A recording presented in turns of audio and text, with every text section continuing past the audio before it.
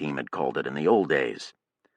The halocarbons in the cocktail were powerful greenhouse gases, and the best thing about them was that they absorbed outgoing planetary radiation at the 8 to 12 micron wavelength, the so-called window where neither water vapor nor CO2 had much absorptive ability.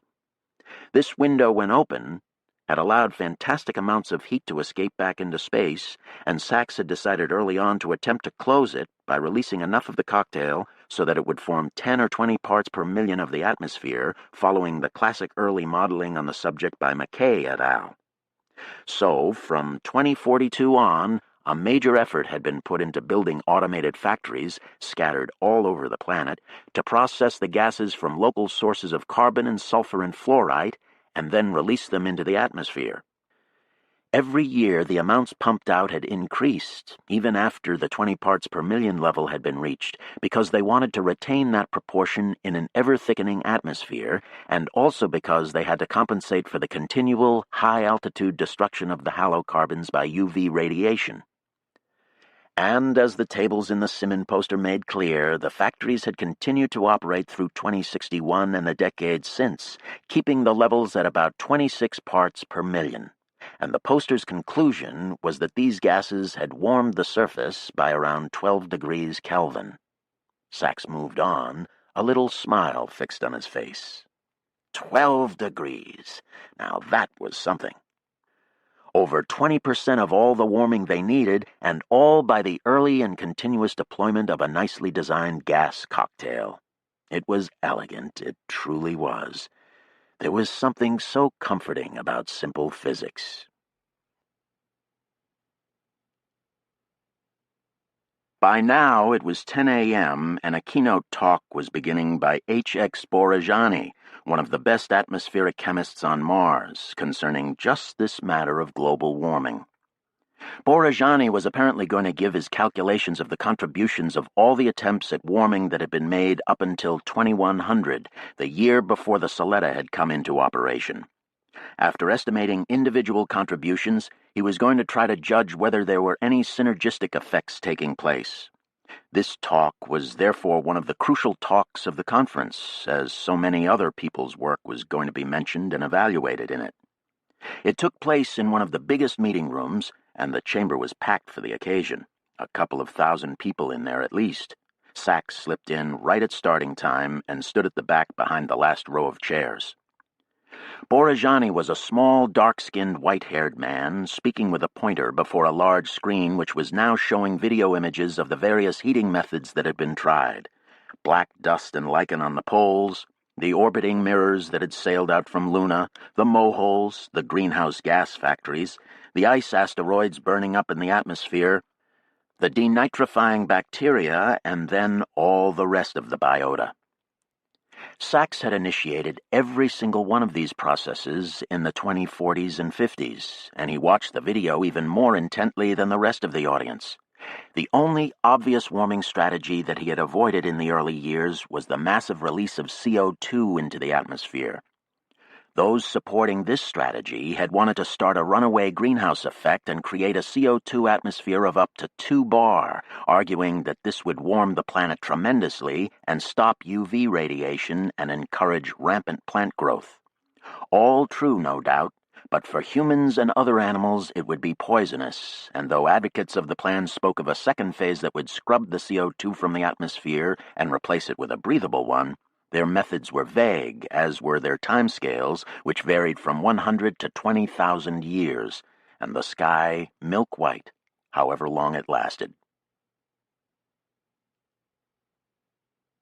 Sachs didn't find this an elegant solution to the problem.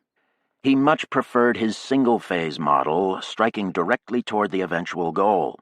It meant they had always been a bit short on heat, but Sachs judged that disadvantage worth it, and he had done his best to find replacements for the heat that CO2 would have added, as, for instance, the moholes. Unfortunately, Borajani's estimate of the heat released by the moholes was fairly low. Altogether, they had added perhaps 5 degrees Kelvin to the mean temperature. Well, there was no getting around it, Sachs thought as he tapped notes into his lectern. The only good source of heat was the sun. Thus his aggressive introduction of the orbiting mirrors, which had been growing yearly as sun sailors came out from Luna, where a very efficient production process made them from lunar aluminum. These fleets, Borajani said, had grown large enough to have added some 5 degrees Kelvin to the mean temperature. The reduced albedo, an effort which had never been very vigorously pursued, had added some 2 degrees. The 200 or so nuclear reactors scattered around the planet had added another 1.5 degrees. Then Borajani came to the cocktail of greenhouse gases, but instead of using the 12-degree Kelvin figure from Simmons' poster, he estimated it was 14 degrees Kelvin and cited a 20-year-old paper by J. Watkins to support his assertion. Sachs had spotted Burkina sitting in the back row near him, and now he sidled over and leaned down until his mouth was by Burkina's ear and whispered, "Why isn't he using Simmons' work?" Burkina grinned and whispered back, "A few years ago, Simmons published a paper in which he had taken a very complex figure of the UV halocarbon interaction from Borajani. He modified it slightly, and that first time he attributed it to Borajani. But after that, when he used it, he only cited his own earlier paper. It's made Borajani furious, and he thinks Simmons' papers on this subject are derivative of Watkins anyway, so whenever he talks about warming, he goes back to the Watkins work and pretends Simmons' stuff doesn't exist." "Ah," Sachs said. He straightened up, smiling despite himself at Borajani's subtle but telling little payback, and in fact Simmons was there across the room, frowning heavily. By now, Borajani had moved on to the warming effects of the water vapor and CO2 that had been released into the atmosphere, which he estimated together as adding another 10 degrees Kelvin. "Some of this might be called a synergistic effect," he said, "as the desorption of CO2 is mainly a result of other warming. But other than that, I don't think we can say that synergy has been much of a factor. The sum of the warming created by all the individual methods matches pretty closely the temperatures reported by weather reports from around the planet." The video screen displayed his final table, and Sachs made a simplified copy of it into his lectern. From Borajani, the 2nd February 14th, 2102. Halocarbons, 14. H2O and CO2, 10. Moholes, 5. Pre-Soletta mirrors, 5. Reduced albedo, 2. Nuclear reactors, 1.5. Borajani had not even included the windmill heaters, so on his lectern, Sachs did. Altogether it came to 37.55 degrees Kelvin, a very respectable step, Sachs thought, toward their goal of 53 degrees plus. They had only been going at it for 60 years, and already most summer days were reaching temperatures above freezing, allowing Arctic and alpine plant life to flourish, as he had seen in the Arena Glacier area. And all this before the introduction of the Soletta, which was raising insulation by 20%. The question period had begun, and someone brought up the Soletta, asking Borajani if he thought it was necessary, given the progress being made with the other methods. Borajani shrugged in just the way Sachs would have. "What does necessary mean?" he replied. "It depends how warm you want it. According to the standard model as initiated by Russell at Eckes Overlook, it is important to keep CO2 levels as low as possible. If we do this, then other warming methods are going to have to be applied to compensate for the loss of the heat that CO2 would have contributed. The Soletta might be thought of as compensating for the eventual reduction of CO2 to breathable levels." Sachs was nodding despite himself. Someone else rose and said, "Don't you think the standard model is inadequate, given the amount of nitrogen we now know we have?" "Not if all the nitrogen is put into the atmosphere." But this was an unlikely achievement, as the questioner was quick to point out. A fair percentage of the total would remain in the ground, and in fact was needed there for plants, so they were short on nitrogen, as Sachs had always known. And if they kept the amount of CO2 in the air to the lowest levels possible, that left the percentage of oxygen in the air at a dangerously high level because of its flammability. Another person rose to state that it was possible that the lack of nitrogen could be compensated for by the release of other inert gases, chiefly argon. Sachs pursed his lips. He had been introducing argon into the atmosphere since 2042, as he had seen this problem coming, and there were significant amounts of argon in the regolith. But they were not easy to free, as his engineers had found, and as other people were now pointing out. No, the balance of gases in the atmosphere was turning out to be a real problem.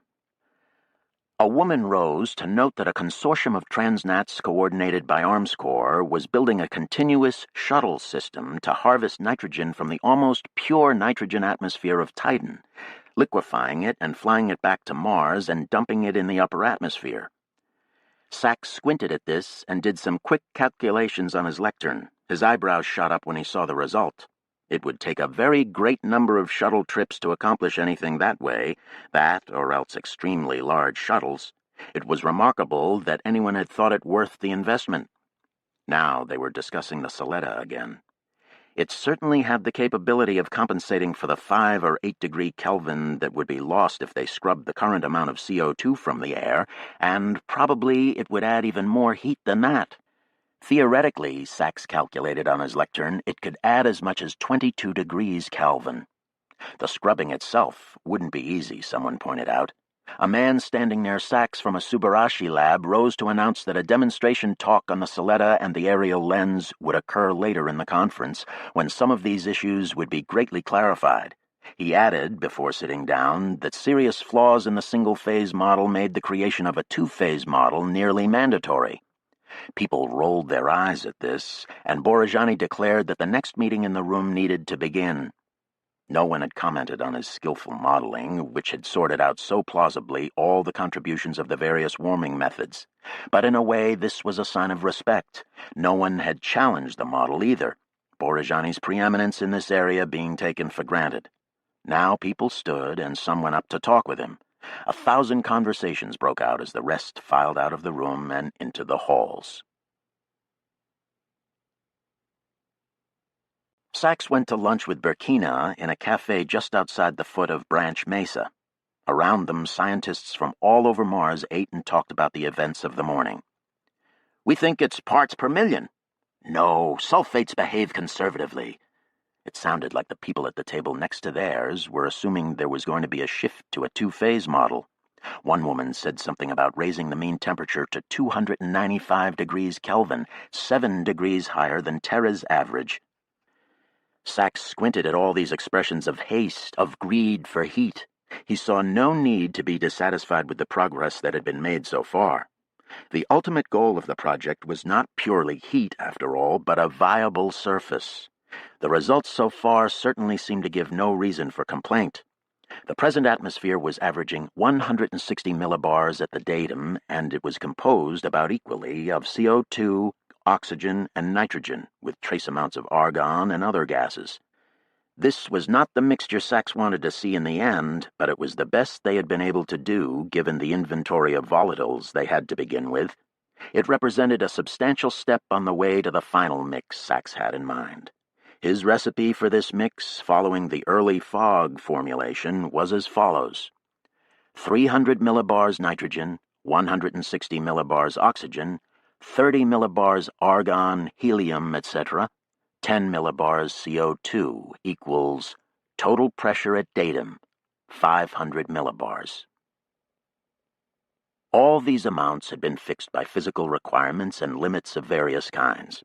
The total pressure had to be high enough to drive oxygen into the blood, and 500 millibars was what was obtained on Earth at about the 4,000-meter elevation, near the upper limit of what people could live at permanently. Given that it was near the upper limit, it would be best if such a thin atmosphere had more than the Terran percentage of oxygen in it, but it couldn't be too much more, or else fires might be hard to extinguish.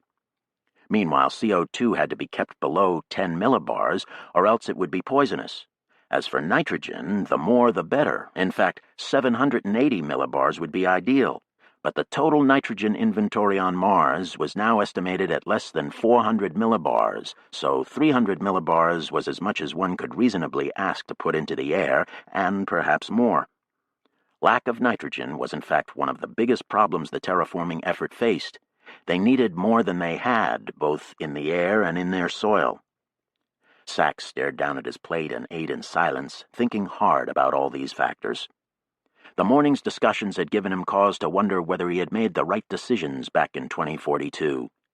Whether the volatile inventory could justify his attempt to go straight for a human-viable surface in a single stage, not that there was much that could be done about it now.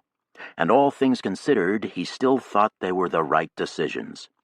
Shikata Ganai, really, if they wanted to walk freely on the surface of Mars in their own lifetimes. Even if their lifetimes were going to be considerably extended. But there were people who seemed more concerned with high temperatures than breathability. Apparently, they were confident that they could balloon the CO2 level, heat things tremendously, and then reduce the CO2 without problems. Sachs was dubious about that.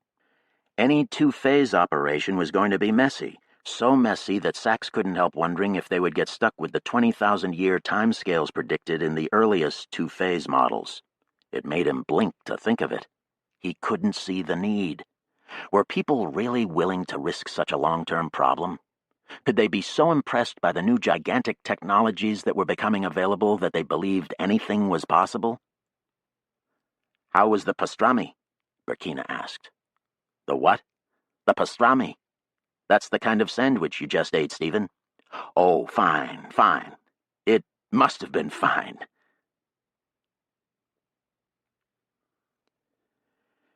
The afternoon sessions were mostly devoted to problems caused by the successes of the global warming campaign. As surface temperatures rose and the underground biota began to penetrate deeper into the regolith, the permafrost down there was melting just as hoped.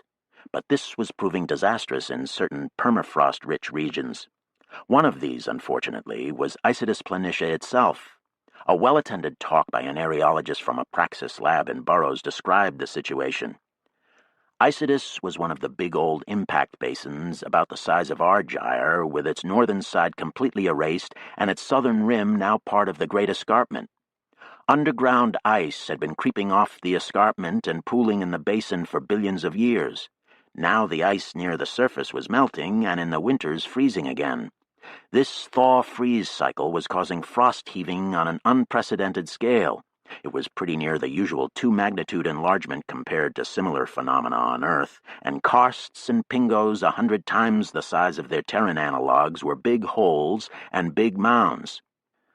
All over Isidis, these giant new holes and hummocks were blistering the landscape, and after her talk and a sequence of mind-boggling slides, the areologist led a large group of interested scientists to the south end of Burroughs, past Moeris Lacus Mesa to the tent wall, where the neighborhood looked like it had been devastated by earthquake, the ground having heaved up to reveal a rising mass of ice like a bald, round hill. "This is a fine specimen of a pingo," the areologist said with a proprietary air. "The ice masses are relatively pure compared to the permafrost matrix, and they act in the matrix the same way rocks do.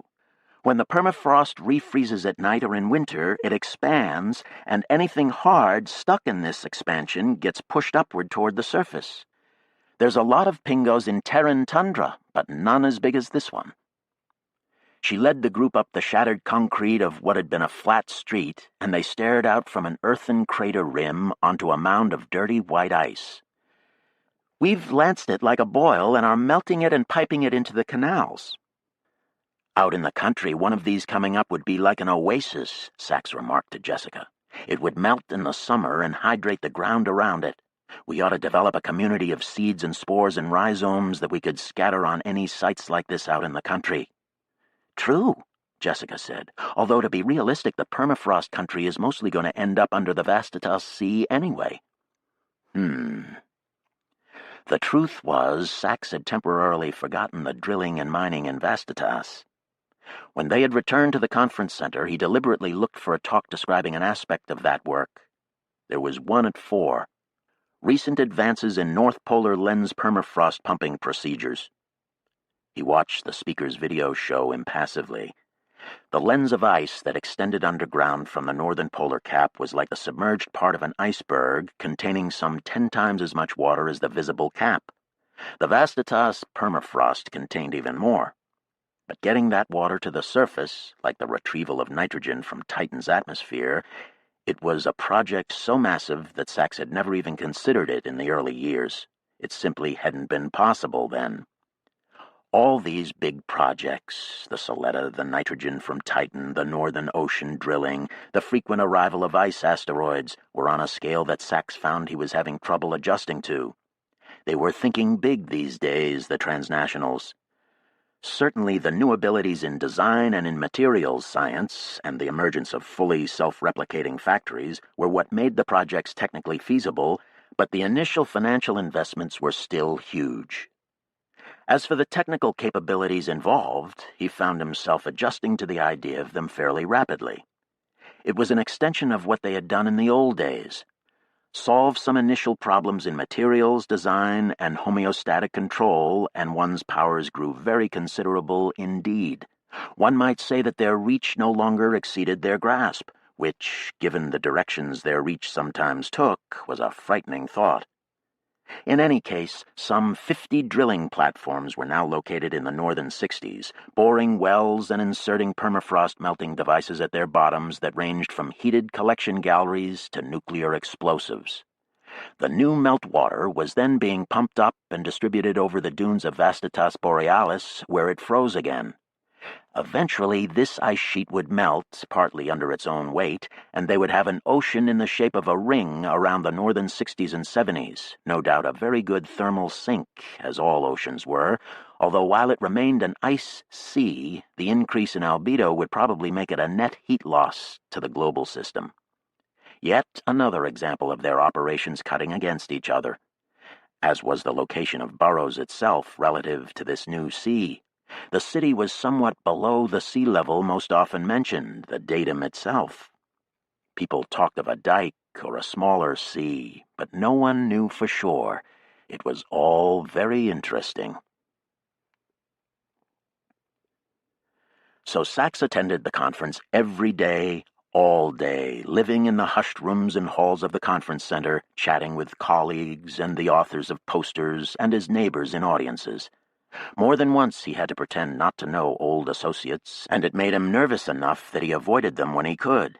But people didn't seem to feel that he reminded them of someone they knew, and for the most part he was able to concentrate on the science. He did that with gusto.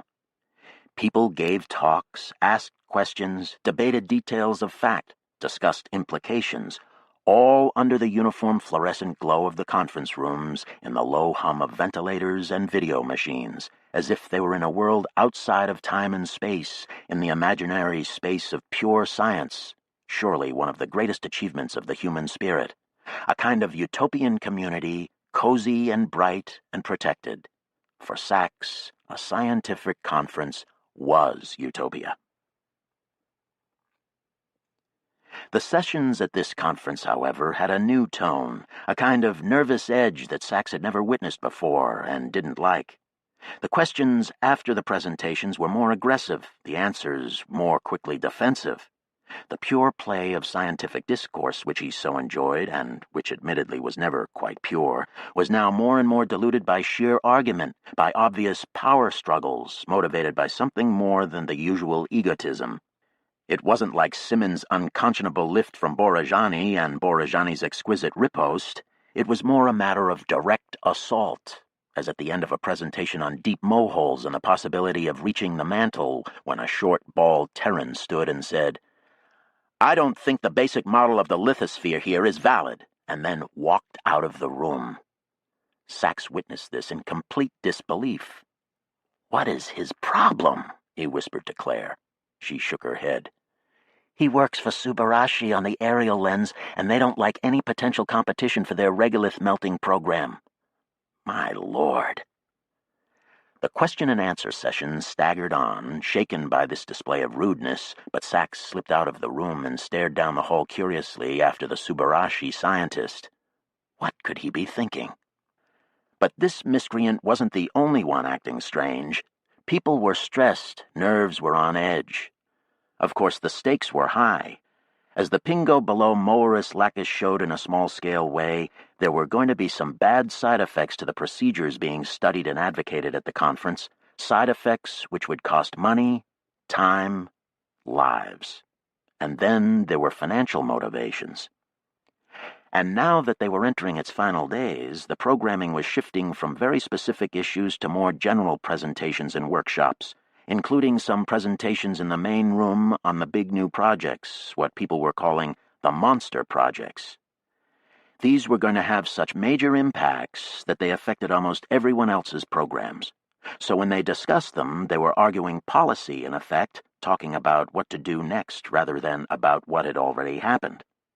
That always made things more of a wrangle, but never more so than now, as people began to try to plug the information from the earlier presentations into advocacy for their own causes, whatever they might be.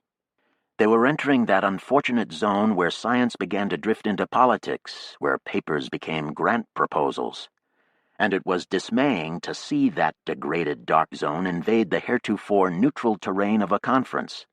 Part of this, Sachs reflected over a solitary lunch, was no doubt caused by the big science nature of the monster projects. They were all so expensive and difficult that they had been contracted out to different transnationals.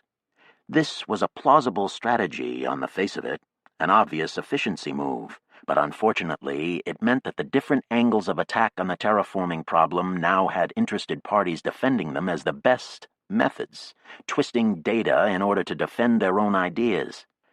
Praxis, for instance, was the leader, along with Switzerland, in the very extensive bioengineering effort, and so its representative theoreticians defended what they called the ecopoiesis model, which claimed that no further influx of heat or volatiles was necessary at this point, and that biological processes alone, aided by a minimum of ecological engineering, would be sufficient to terraform the planet to the levels envisioned in the early Russell model. Sachs thought they were probably correct in this judgment, given the arrival of the Soletta, though he deemed their timescales optimistic. And he worked for Beatique, so possibly his judgment was skewed. The scientists from Armscor, however, were adamant that the low nitrogen inventory would cripple any ecopoietic hopes. They insisted that continued industrial intervention was necessary, and of course it was Armscor that was building the Titan nitrogen transfer shuttles. People from Consolidated, in charge of the drilling in Vastitas, emphasized the vital importance of an active hydrosphere, and people from Subarashi, in charge of the new mirrors, touted the great power of the Soletta and the aerial lens to pump heat and gases into the system, allowing everything else to accelerate. It was always quite obvious why people were advocating one program over another. You could look at people's name tags and see their institutional affiliation and predict what they were going to support or attack. To see science twisted so blatantly pained Sachs a great deal, and it seemed to him that it distressed everyone there, even the ones doing it, which added to the general irritability and defensiveness. Everyone knew what was going on, and no one liked it, and yet no one would admit it. Nowhere was this more apparent than in the last morning's panel discussion of the CO2 question. This quickly became a defense of the Soletta and the aerial lens, made very vehemently by the two Subarashi scientists on the panel. Sachs sat at the back of the room and listened to their enthusiastic description of the big mirrors, feeling more and more tense and unhappy as they went on. He liked the Soletta itself, which was no more than a logical extension of the mirrors he had been putting into orbit from the very beginning. But the low-flying aerial lens was clearly an extremely powerful instrument, and if wielded on the surface to anywhere near its full capacity, it would volatilize hundreds of millibars of gases into the atmosphere, much of it CO2, which according to Sachs's single-phase model they didn't want, and which in any sensible course of action would stay bonded in the regolith. No, there were several hard questions that needed to be asked about the effects of this aerial lens, and the Subarashi people ought to be harshly censured for beginning the melting of the regolith without consulting anyone outside their UNTA rubber-stamped committee about it. But Sachs didn't want to draw attention to himself, and so he could only sit there by Claire and Burkina with his lectern out, squirming in his seat and hoping that someone else would ask the hard questions for him. And as they were obvious questions as well as hard, they did get asked. A scientist from Mitsubishi, which was in a perpetual hometown feud with Subarashi, stood and inquired very politely about the runaway greenhouse effect that might result from too much CO2. Sachs nodded emphatically. But the Subarashi scientists replied that this was exactly what they were hoping for, that there couldn't be too much heat, and that an eventual atmospheric pressure of 700 or 800 millibars would be preferable to 500 anyway. "But not if it's CO2, Sachs muttered to Claire, who nodded. H.X. Borajani stood to say the same. He was followed by others. Many in the room were still using Sachs's original model as their template for action, and they insisted in many different ways on the difficulty of scrubbing any great excess of CO2 from the air. But there were also a good many scientists, from Armscor and Consolidated, as well as Subarashi, who either claimed that scrubbing CO2 would not be difficult, or else that a CO2-heavy atmosphere would not be so bad. An ecosystem of mostly plants, with CO2-tolerant insects and perhaps some genetically engineered animals, would flourish in the warm, thick air, and people could walk around in their shirt sleeves with nothing more cumbersome than a face mask. This set Sachs's teeth on edge, and happily he was not the only one, so he could stay in his seat while others rose to their feet to challenge this fundamental shift in the goal of terraforming.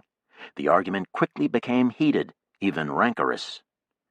"It's not a jungle planet we're after here. You're making a hidden assumption that people can be genetically engineered to tolerate higher CO2 levels, but it's ridiculous." Very soon it became clear that they were accomplishing nothing. No one was really listening, and everyone had their opinions which were tightly aligned to their employer's interests. It was unseemly, really. A mutual distaste for the tone of the debate caused all but the immediate participants to withdraw. Around Sachs, people were folding programs, turning off lecterns, whispering to their companions, all while people were still standing and speaking. Bad form, no doubt about it. But it only took a moment's thought to realize that they were now arguing over policy decisions that were not going to be made at the level of working scientists anyway.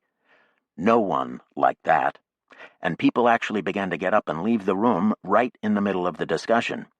The overwhelmed panel moderator, an overpolite Japanese woman who was looking miserable, spoke over the rising voices and suggested that they close the session. People trooped into the halls in little knots, some still talking heatedly to their allies, making their cases decisively, now that they were only complaining to their friends. Sachs followed Claire and Jessica and the other Biotique people across the canal and into Hunt Mesa. They took the elevator up to the Mesa Plateau and had lunch at Antonio's.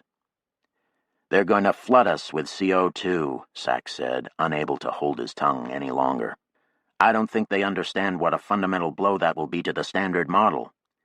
"It's a different model entirely," Jessica said. "A two-phase, heavy industrial model." "But it will keep people and animals in tents more or less indefinitely," Sachs said. "Maybe the Transnat executives don't mind that," Jessica said. "Maybe they like it," Burkina said. Sachs made a face. Claire said, "It could just be that they've got this Soletta and lens and they want to use them, like playing with toys. It's so much like the magnifying glass you used to start fires with when you're 10, but this one is so powerful. They can't stand not to use it. And then calling the burn zones canals, you know." "That is so stupid," Sachs said sharply. And when the others stared at him in some surprise, he tried to lighten his tone. "Well, it's just so silly, you know. It's such a kind of fuzzy romanticism. They won't be canals in the sense of usefully connecting one body of water with another, and even if they tried to use them, the banks would be slag." "Glass, they're claiming," Claire said. "And it's just the idea of canals anyway." "But it's not a game we're playing here," Sachs said. It was extremely hard to keep Stephen's sense of humor about it. For some reason it was really irritating to him, really distressing.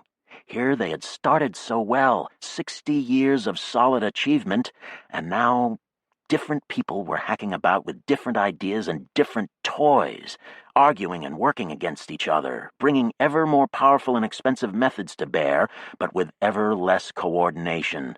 They were going to ruin his plan.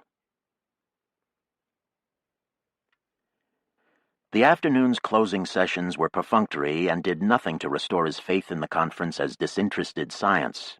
That evening, back in his room, he watched the environmental news on vid more closely than ever, searching for answers to questions he hadn't quite formulated. Cliffs were falling.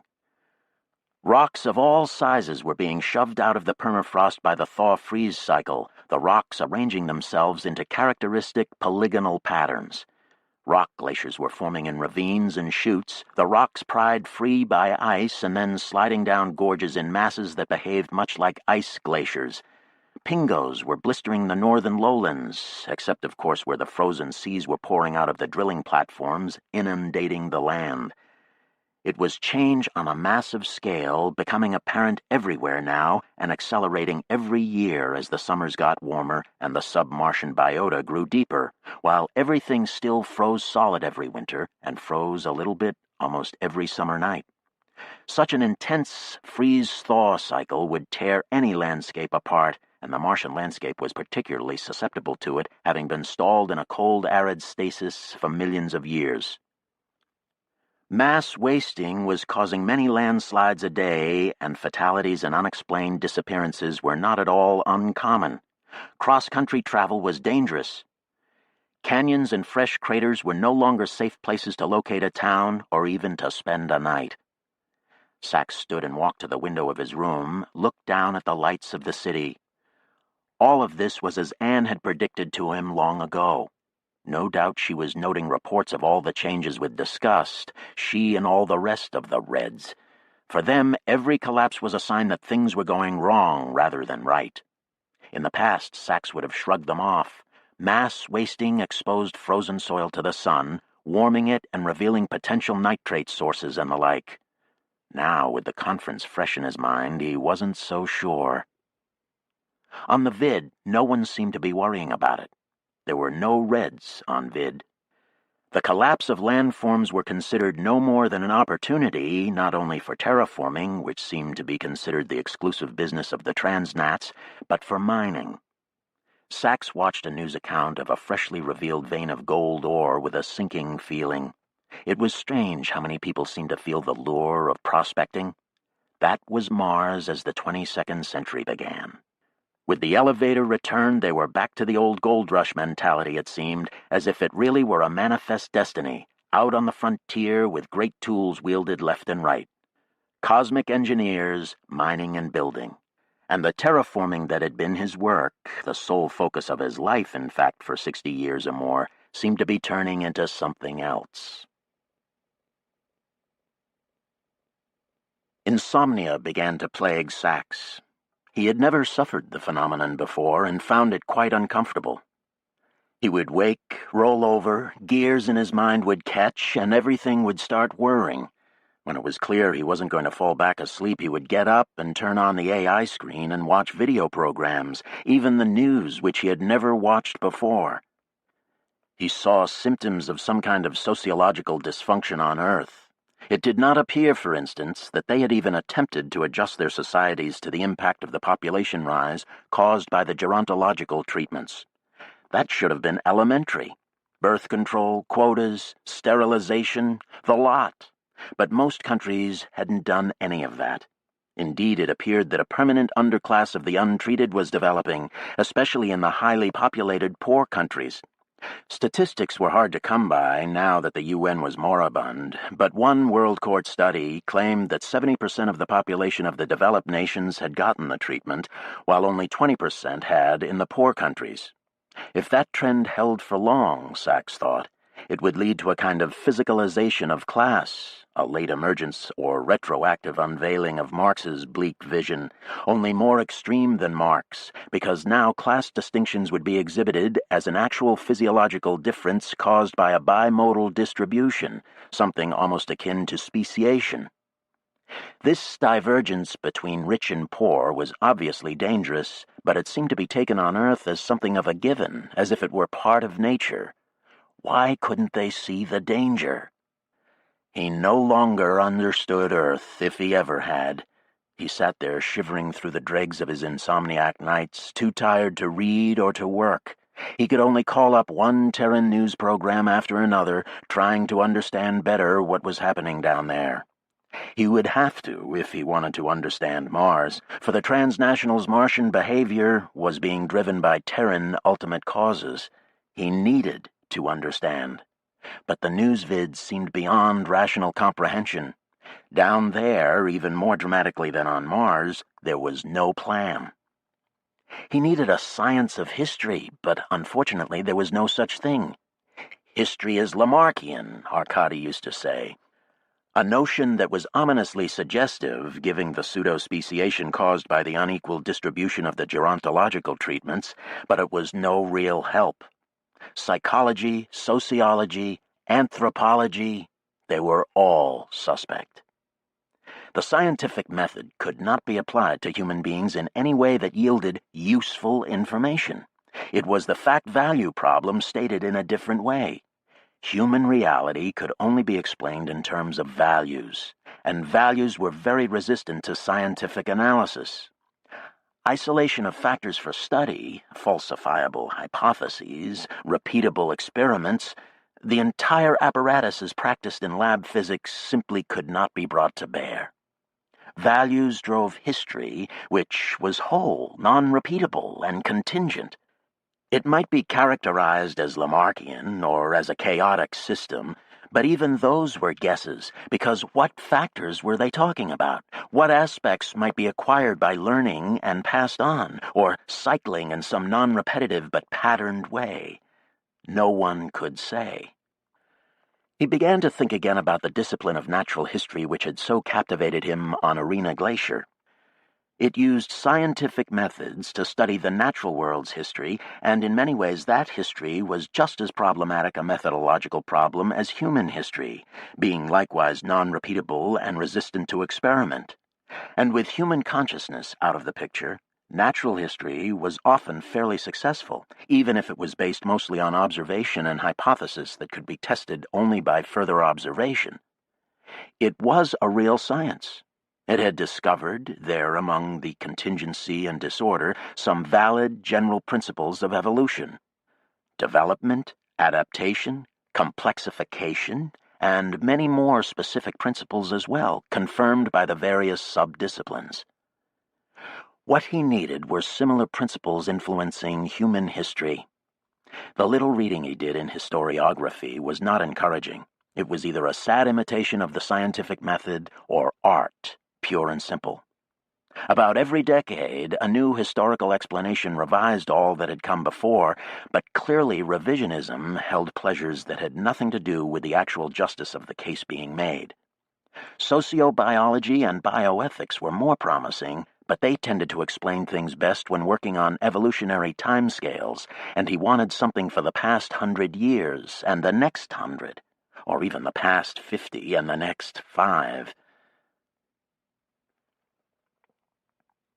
Night after night he woke, failed to fall back asleep, got up, sat at the screen and puzzled over these matters, too tired to think well. And as these night watches kept happening, he found himself returning more and more to shows about 2061. There were any number of video compilations on the events of that year, and some of them weren't shy about naming it. World War III was the title of the longest series, some 60 hours worth of video from that year, poorly edited and sequenced. One only had to watch the series for a while to realize that the title was not entirely sensationalist. Wars had raged all over Terra in that fateful year, and the analysts, reluctant to call it the Third World War, seemed to think that it simply hadn't gone on long enough to qualify, or that it hadn't been the contest of two great global alliances, but was much more confused and complex. Different sources would claim it was North against South, or Young against Old, or UN against nations, or nations against transnationals, or transnationals against flags of convenience, or armies against police, or police against citizens, so that it began to seem every kind of conflict at once. For a matter of 6 or 8 months, the world had descended into chaos. In the course of his wanderings through political science, Sachs had stumbled across a pseudo-scientific chart by Herman Kahn called an escalation ladder, which attempted to categorize conflicts according to their nature and severity. There were 44 steps in Kahn's ladder, going from the first, ostensible crisis, up gradually through categories like political and diplomatic gestures, solemn and formal declarations, and significant mobilization, then more steeply through steps like show of force, harassing acts of violence, dramatic military confrontations, large conventional war, and then off into the unexplored zones of barely nuclear war, exemplary attacks against property, civilian devastation attack, and right on up to number 44, spasm or insensate war. It was certainly an interesting attempt at taxonomy and logical sequence, and although there were obviously elements of fetishization in the excessive detail, Sachs could see that the categories had been abstracted from many wars of the past, and by the definitions of the table, 2061 had shot right up the ladder to number 44. In that maelstrom, Mars had been no more than one spectacular war among 50. Very few general programs about 61 devoted more than a few minutes to it, and these merely collected clips Sachs had seen at the time. The frozen guards at Korolyov, the broken domes, the fall of the elevator, and then that of Phobos. Attempts at analysis of the Martian situation were shallow at best. Mars had been an exotic sideshow with some good vid, but nothing else to distinguish it from the general morass. No, one sleepless dawn it came to him. If he wanted to understand 2061, he was going to have to piece it together himself from the primary sources of the videotapes, from all the bouncing shots of enraged crowds torching cities, and the occasional press conferences with desperate, frustrated leaders. Even getting these in chronological order was no easy task, and indeed this became, in his Eckes style, his only interest for a few weeks, as slotting events into a chronology was the first step in piecing together what had happened, which had to precede figuring out why. Over the weeks he began to get a sense of it. Certainly the common wisdom was correct. The emergence of the transnationals in the 2040s had set the stage and was the ultimate cause of the war. In that decade, while Sachs had been devoting every bit of his attention to terraforming Mars, a new Terran order had come into being, shaped as the thousands of multinational corporations began to coalesce into the scores of colossal transnationals. Something like planetary formation, he thought one night, planetesimals becoming planets. It was not entirely a new order, however. The multinationals had mostly originated in the wealthy industrial nations, and so in certain senses the transnationals were expressions of these nations, extensions of their power into the rest of the world in a way that reminded Sachs of what little he knew of the imperial and colonial systems that had preceded them. Frank had said something like that. Colonialism had never died, he used to declare. It just changed names and hired local cops. We're all colonies of the transnats. This was Frank's cynicism, Sachs decided, wishing that he had that hard, bitter mind on hand to instruct him, because all colonies were not equal. It was true that transnats were so powerful that they had rendered national governments little more than toothless servants, and no transnat had shown any particular loyalty to any given government or the UN. But they were children of the West, children who no longer cared for their parents, yet still supported them. For the record showed that the industrial nations had prospered under the transnats, while the developing nations had had no recourse but to fight each other for flag of convenience status. And thus in 2060, when the transnats had come under fire from desperate poor countries, it had been the Group of Seven and its military might that had come to their defense. But the proximate cause? Night after night he sifted through vid of the 2040s and 50s, looking for traces of patterns. Eventually he decided that it was the longevity treatment which had pushed things over the edge.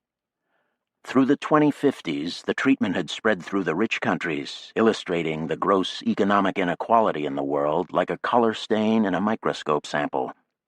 And as the treatment spread, the situation had gotten increasingly tense, rising steadily up the steps of Kahn's ladder of crises.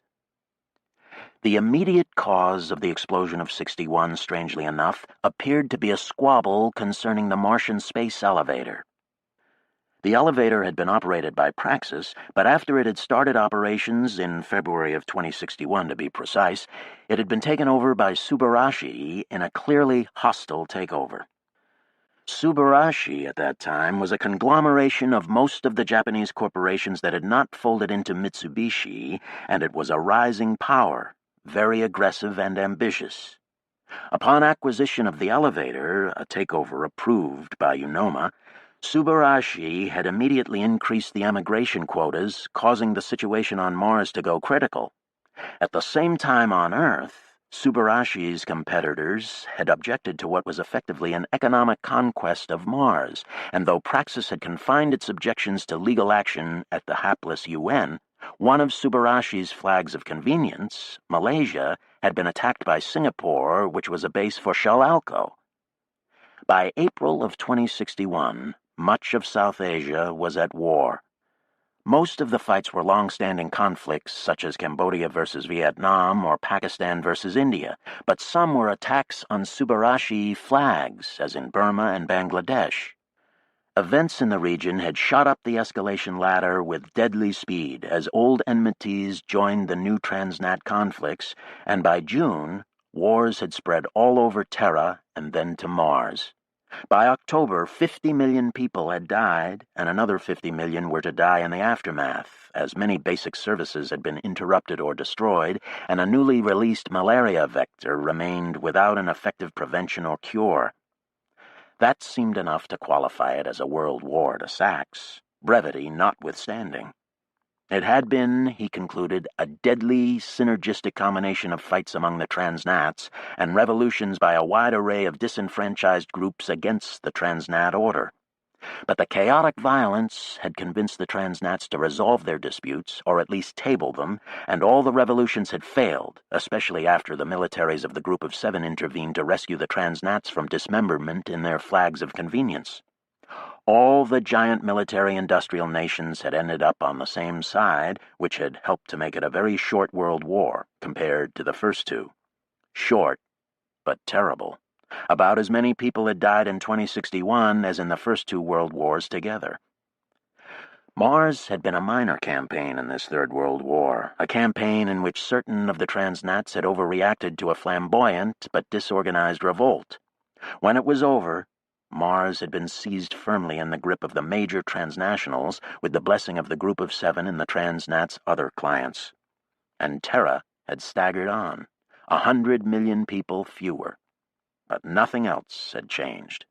None of its problems had been addressed, so it all might happen again. It was perfectly possible. One might even say that it was likely. Sachs continued to sleep poorly. And though he spent his days in the ordinary routines of work and habit, it seemed that he saw things differently than he had before the conference. Another proof, he supposed glumly, of the notion of vision as a paradigm construct. But now it was so obvious the transnationals were everywhere. In terms of authority, there was hardly anything else. Burroughs was a transnat town, and from what Phyllis had said, Sheffield was too. There were none of the national scientific teams that had proliferated in the years before the treaty conference, and with the first 100 dead or in hiding, the whole tradition of Mars as a research station was extinct. What science there was devoted to the terraforming project, and he had seen what kind of science that was becoming. No, the research was applied only these days, and there were very few other signs of the old nation-states now that he looked. The news gave the impression that they were mostly bankrupt, even the Group of Seven, and the transnats were holding the debts, if anybody was. Some reports made Sachs think that in a sense, the transnats were even taking on smaller countries as a kind of capital asset in a new business-government arrangement that went far beyond the old flag of convenience contracts. An example of this new arrangement in a slightly different form was Mars itself, which seemed effectively in the possession of the big transnats. And now that the elevator was back, the export of metals and the import of people and goods had vastly accelerated. Terran stock markets were ballooning hysterically to mark the action, with no end in sight, despite the fact that Mars could only provide Terra with certain metals in certain quantities. So the stock market rise was probably some kind of bubble phenomenon, and if it burst, it might very well be enough to bring everything down again. Or perhaps not. Economics was a bizarre field, and there were senses in which the whole stock market was simply too unreal to have impacts beyond itself. But who knew till it happened? Sachs, wandering the streets of Burroughs, looking at the stock market displays in the office windows, certainly didn't claim to. People were not rational systems. This profound truth was reinforced when Desmond showed up one evening at his door. The famous coyote himself, the stowaway, Big man's little bro, standing there small and slight in a brightly colored construction worker's jumper, diagonal slashes of aquamarine and royal blue leading the eye down to lime green Walker boots. Many construction workers in boroughs, and there were a lot of them, wore the new light and flexible Walker boots all the time as a kind of fashion statement, and all were brightly colored, but very few achieved the stunning quality of Desmond's fluorescent greens. He grinned his cracked grin as Sachs stared at them. "Yes, so beautiful, aren't they? And very distracting." Which was just as well, as his dreadlocks were stuffed into a voluminous red, yellow, and green beret, an unusual sight anywhere on Mars. "Come on, let's go out for a drink." He led Sachs down to a cheap canal-side bar built into the side of a massive emptied Pingo. The construction crowd here was tightly packed around long tables and sounded mostly Australian. At the canal side itself, a particularly rowdy group were throwing ice shot-puts the size of cannonballs out into the canal, and very occasionally thumping one down on the grass of the far bank, which caused cheers and often a round of nitrous oxide for the house. Strollers on the far bank were giving that part of the canal side a wide berth. Desmond got them 4 shots of tequila and 1 nitrous inhaler. "Pretty soon we'll have agave cactus growing on the surface, eh?" "I think you could do it now." They sat at the end of one table with their elbows bumping and Desmond talking into Sachs's ear as they drank. He had a whole wish list of things he wanted Sachs to steal from Biotique. Seed stocks, spores, rhizomes, certain growth media, certain hard-to-synthesize chemicals. "Hiroko says to tell you she really needs all of it, but especially the seeds." "Can't she breed those herself? I don't like taking things." "Life is a dangerous game," Desmond said, toasting the thought with a big whiff of nitrous, followed by a shot of tequila. "Ah," he said. "It's not the danger," Sachs said. "I just don't like doing it. I work with those people." Desmond shrugged and didn't answer. It occurred to Sachs that these scruples might strike Desmond, who had spent most of the 21st century living by theft, as a bit over-fine. "You won't be taking it from those people," Desmond said at last. "You'll be taking it from the Transnat that owns Biotique." "But that's a Swiss collective, and Praxis," Sachs said. "And Praxis doesn't look so bad. It's a very loose egalitarian system. It reminds me of Hiroko's, actually. Except that they're part of a global system that has a fairly small oligarchy running the world. You have to remember the context." "Oh, believe me, I do," Sachs said, remembering his sleepless nights. "But you have to make distinctions as well." Yes. And one distinction is that Hiroko needs these materials and cannot make them, given the necessity to hide from the police hired by your wonderful transnational." Sachs blinked disgruntledly. "Besides, theft of materials is one of the few resistance actions left to us these days. Hiroko has agreed with Maya that obvious sabotage is simply an announcement of the underground's existence and an invitation for reprisal and a shutdown of the demi-monde. Better simply to disappear for a while, she says, and make them think that we never existed in any great numbers." "It's a good idea," Sachs said, "but I'm surprised you're doing what Hiroko says." "Very funny," Desmond said with a grimace. "Anyway, I think it's a good idea, too." "You do?" "No, but she talked me into it. It may be for the best. Anyway, there's still a lot of materials to be obtained." "Won't theft itself tip off the police that we're still out there?" "No way. It's so widespread that what we do can't be noticed against the background levels. There's a whole lot of inside jobs." "Like me?" "Yes, but you're not doing it for money, are you?" "I still don't like it." Desmond laughed, revealing his stone eye tooth and the odd asymmetricality of his jaw and his whole lower face. "It's hostage syndrome. You work with them and you get to know them and have a sympathy for them. You have to remember what they're doing here. Come on, finish that cactus and I'll show you some things you haven't seen right here in Burroughs." There was a commotion as an ice shot had hit the other bank and rolled up the grass and bowled over an old man. People were cheering and lifting the woman who had made the throw onto their shoulders, but the group with the old man was charging down to the nearest bridge. "This place is getting too noisy," Desmond said. "Come on, drink that and let's go." Sachs knocked back the liquor while Desmond popped the last of the inhaler. Then they left quickly to avoid the developing brouhaha walking up the canal-side path. A half-hour's walk took them past the rows of Barice columns and up into Princess Park, where they turned right and walked up the steep, wide, grassy incline of Thoth Boulevard. Beyond Table Mountain, they turned left down a narrower swath of street grass and came to the westernmost part of the tent wall, extending in a big arc around Black Syrtis Mesa. "Look, they're getting back to the old coffin quarters for workers again," Desmond pointed out. "That's Subarashi's standard housing now, but see how these units are set into the mesa? Black Syrtis contained a plutonium processing plant in the early days of Burroughs when it was well out of town. But now Subarashi has built workers' quarters right next to it, and their jobs are to oversee the processing and the removal of waste north to Nili Fosse, where some integral fast reactors will use it.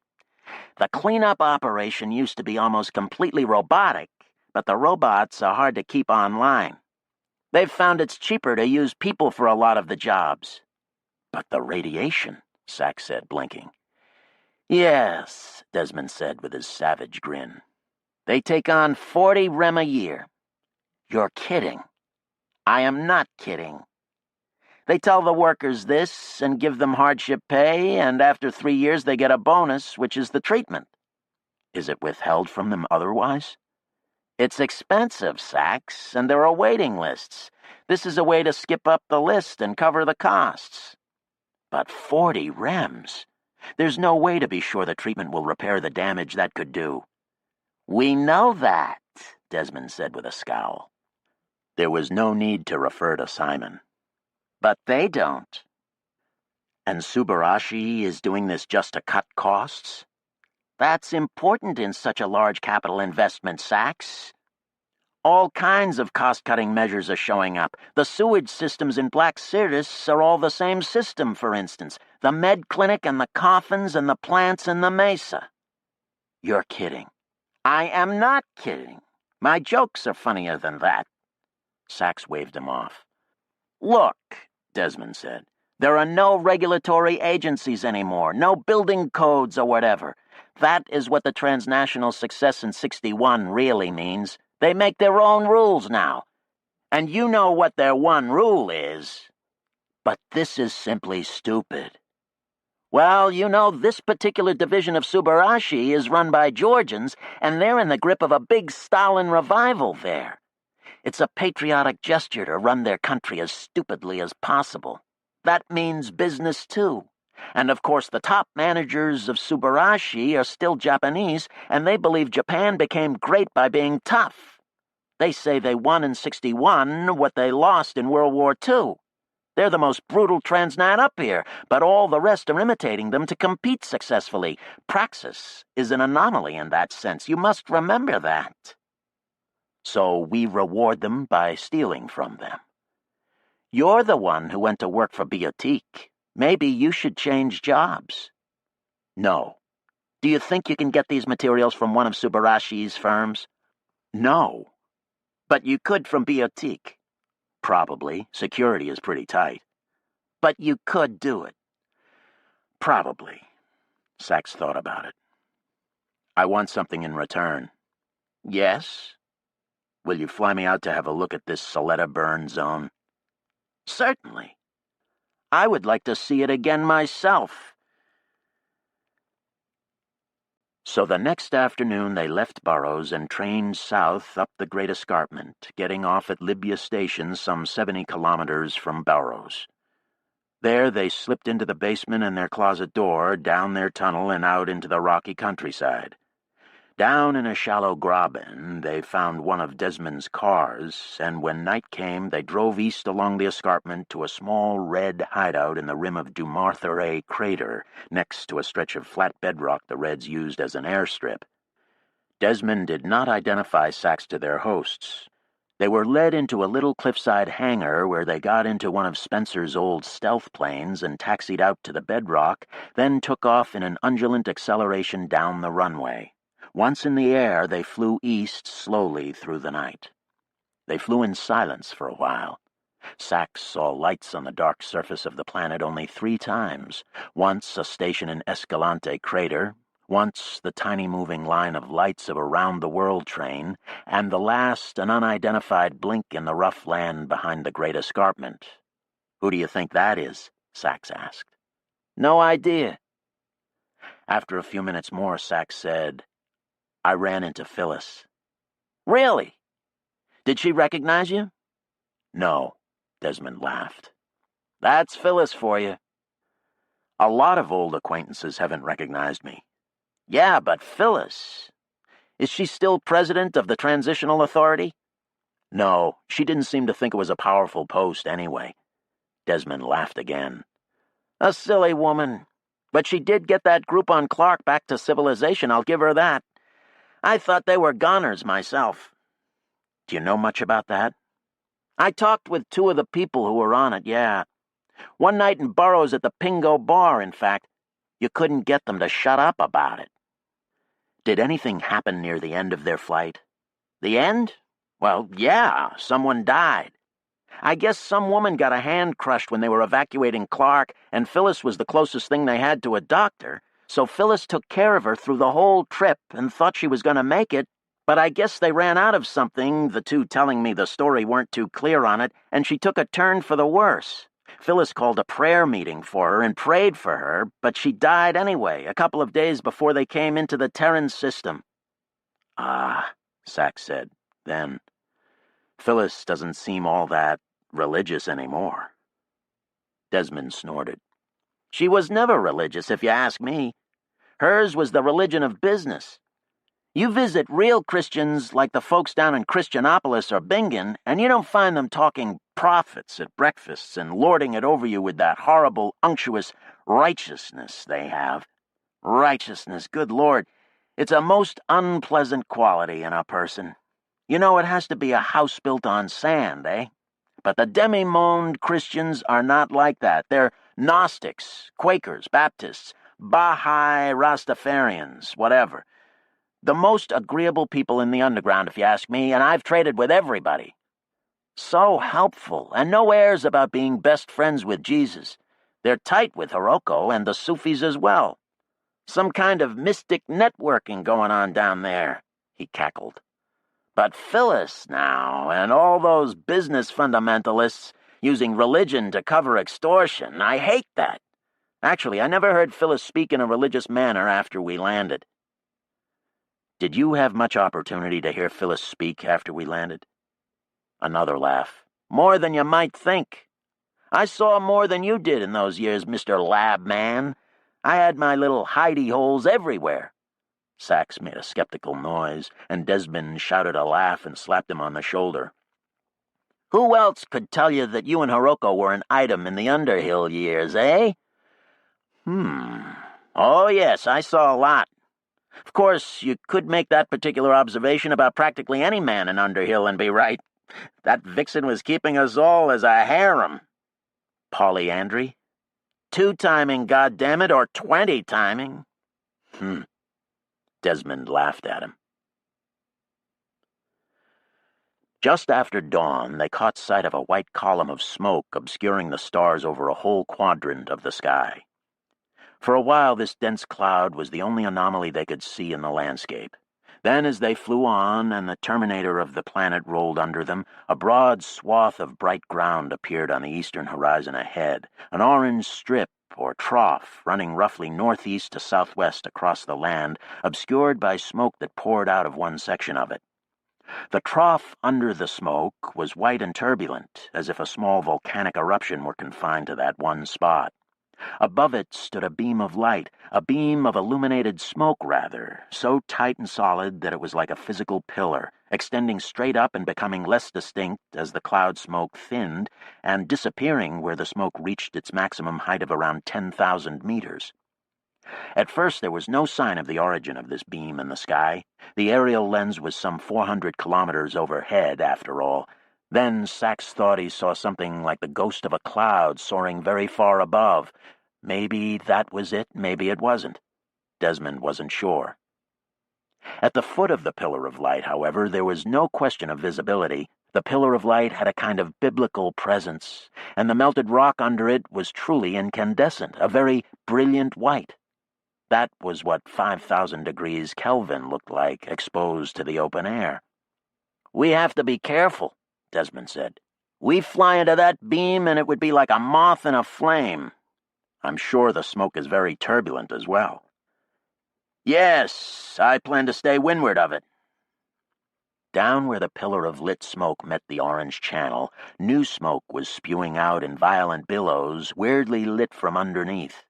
To the north of the white spot, where the rock had a chance to cool, the melted channel reminded Sachs of film of the eruptions of the Hawaiian volcanoes.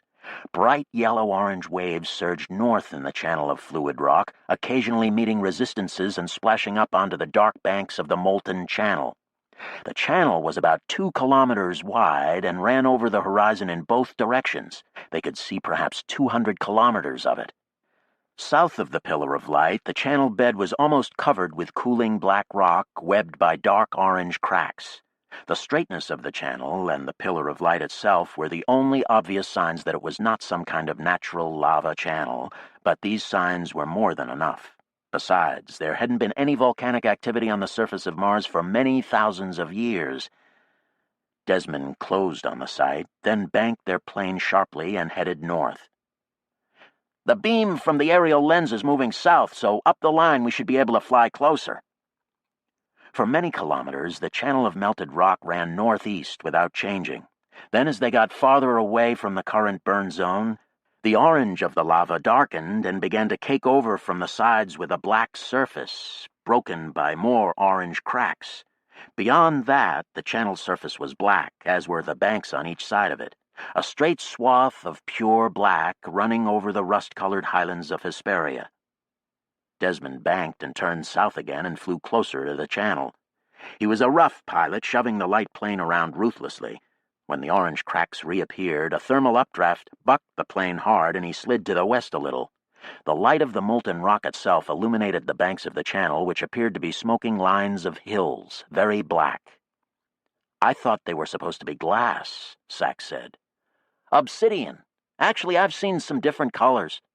Swirls of various minerals in the glass." "How far does this burn extend?" "They're cutting from Cerberus to Hellas, running just west of Terina and Hadriaca volcanoes." Sachs whistled. "They say it will be a canal between the Hellas Sea and the Northern Ocean." Yes, but they're volatilizing carbonates much too fast. Thickens the atmosphere, right?" "Yes, but with CO2. They're wrecking the plan. We won't be able to breathe the atmosphere for years. We'll be stuck in the cities." "Maybe they think they'll be able to scrub the CO2 out when things are warmed up." Desmond glanced at him. "Have you seen enough?"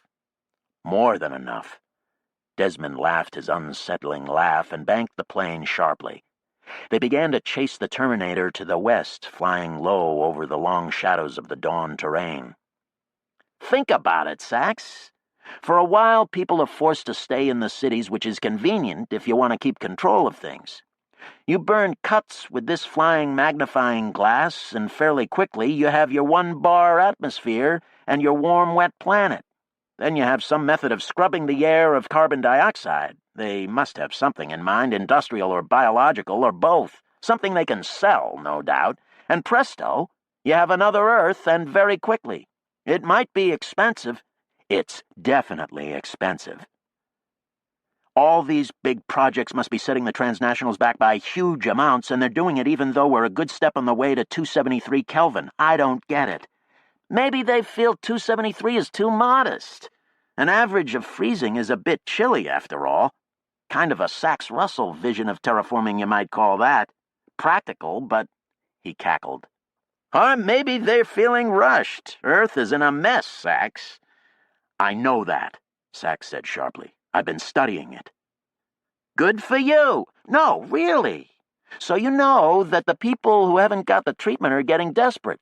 They're getting older, and their chances of ever getting it seem to be getting worse. And the people who have gotten the treatment, especially the ones at the top, are looking around trying to figure out what to do. 61 taught them what can happen if things get out of control.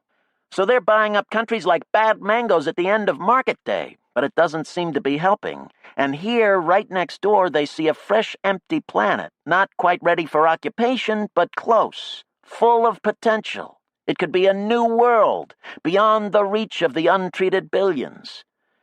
Sachs thought it over. A kind of bolt hole, you mean?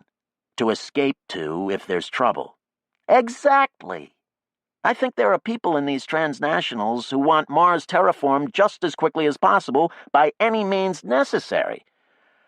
Ah, Sachs said, and was silent all the way back. Desmond accompanied him back into Burroughs, and as they walked from South Station to Hunt Mesa, they could see across the treetops of Canal Park, through the slot between Branch Mesa and Table Mountain, to Black Syrtis. "Are they really doing things as stupid as that all over Mars?" Sachs said. Desmond nodded. "I will bring you a list next time." "Do that." Sachs shook his head as he pondered it. "It doesn't make sense. It doesn't take into account the long run. They are short-run thinkers. But they're going to live a long time. Presumably they'll still be in charge when these policies collapse on them. They may not see it that way. They change jobs a lot up at the top. They try to establish a reputation by building a company very quickly, then get hired upwards somewhere else, then try to do it again. It's musical chairs up there. It won't matter what chair they're in, it's the whole room that's going to come down. They aren't paying attention to the laws of physics." "Of course not. Haven't you noticed that before, Sachs?" "I guess not." Of course he had seen that human affairs were irrational and unexplainable. This no one could miss.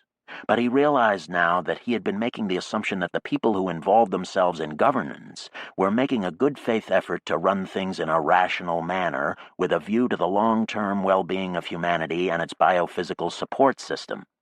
Desmond laughed at him as he tried to express this, and irritably he exclaimed, "But why else take on such compromised work if not to that end?" "Power," Desmond said. "Power and gain."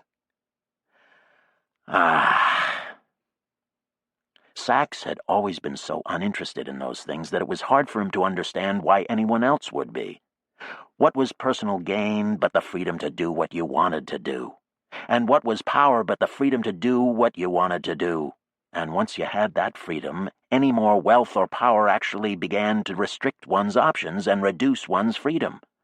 One became a servant of one's wealth or power, constrained to spend all one's time protecting it. So that, properly seen, the freedom of a scientist with a lab at his command was the highest freedom possible. Any more wealth and power only interfered with that. Desmond was shaking his head as Sachs described this philosophy.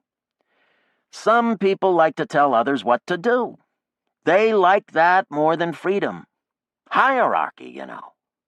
And their place in the hierarchy, as long as it's high enough. Everyone bound into their places. It's safer than freedom. And a lot of people are cowards."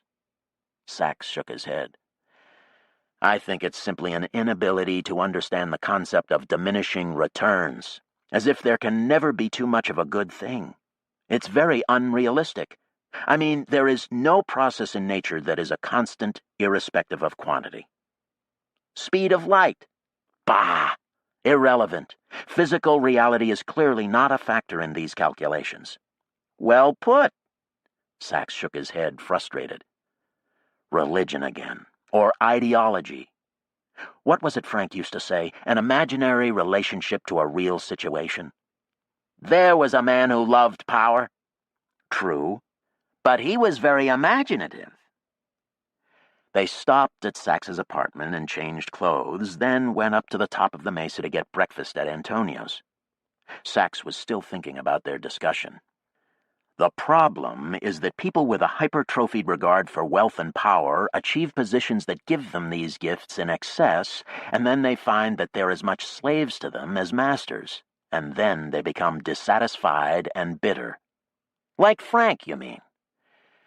Yes. So the powerful almost always seem to have a dysfunctional aspect to them. Everything from cynicism to full-blown destructiveness. They're not happy. But they are powerful. Yes, and thus our problem. Human affairs. Sachs paused to eat one of the rolls just brought to their table. He was famished. You know, they ought to be run according to principles of systems ecology. Desmond laughed out loud, hastily grabbing up a napkin to clean off his chin. He laughed so hard that people at other tables looked over at them, worrying Sachs somewhat. "What a concept!" he cried and started to laugh again. "Ah! Ha! Ha!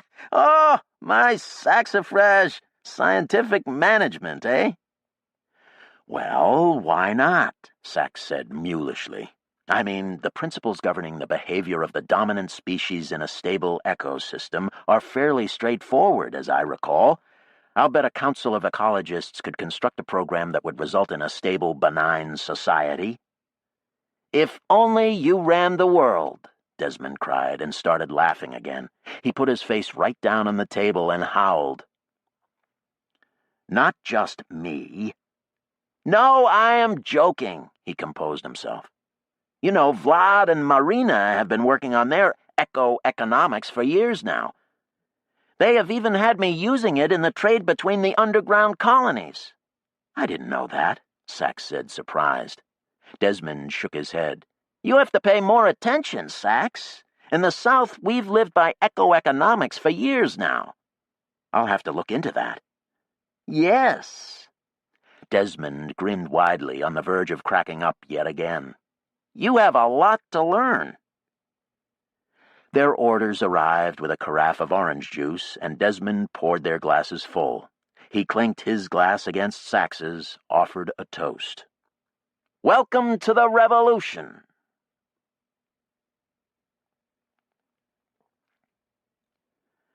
Desmond left for the South, having extracted a promise that Sachs would pilfer what he could from Biotique for Hiroko.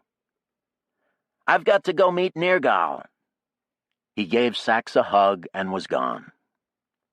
A month or so passed, during which Sachs thought about all he had learned from Desmond and the videos, sifting through it slowly, getting more and more disturbed as he did.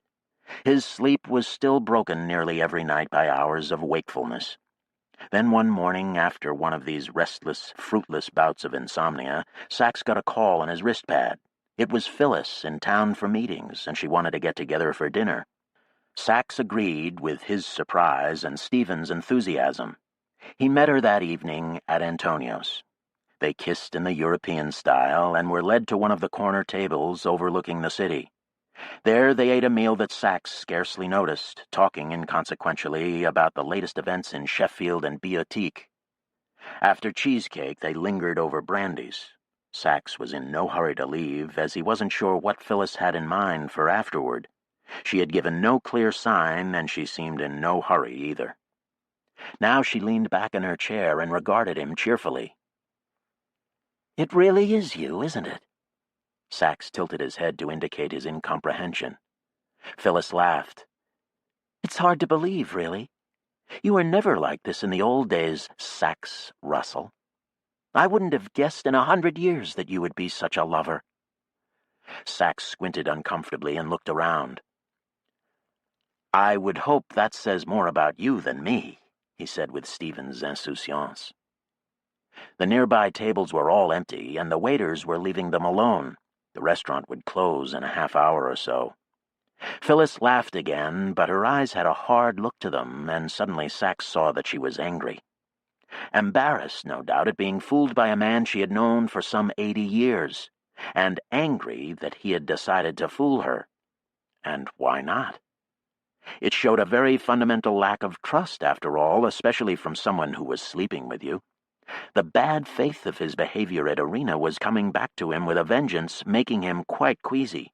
But what to do about it? He recalled that moment in the elevator when she had kissed him, when he had been similarly nonplussed, taken aback first by her non-recognition and now by her recognition. It had a certain symmetry, and both times he had gone along with it. "Don't you have anything more to say?"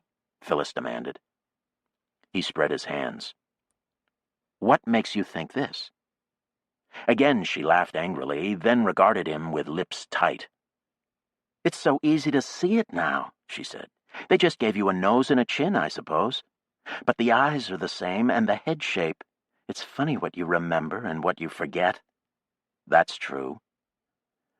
Actually, it was not a matter of forgetting, but of being unable to recollect.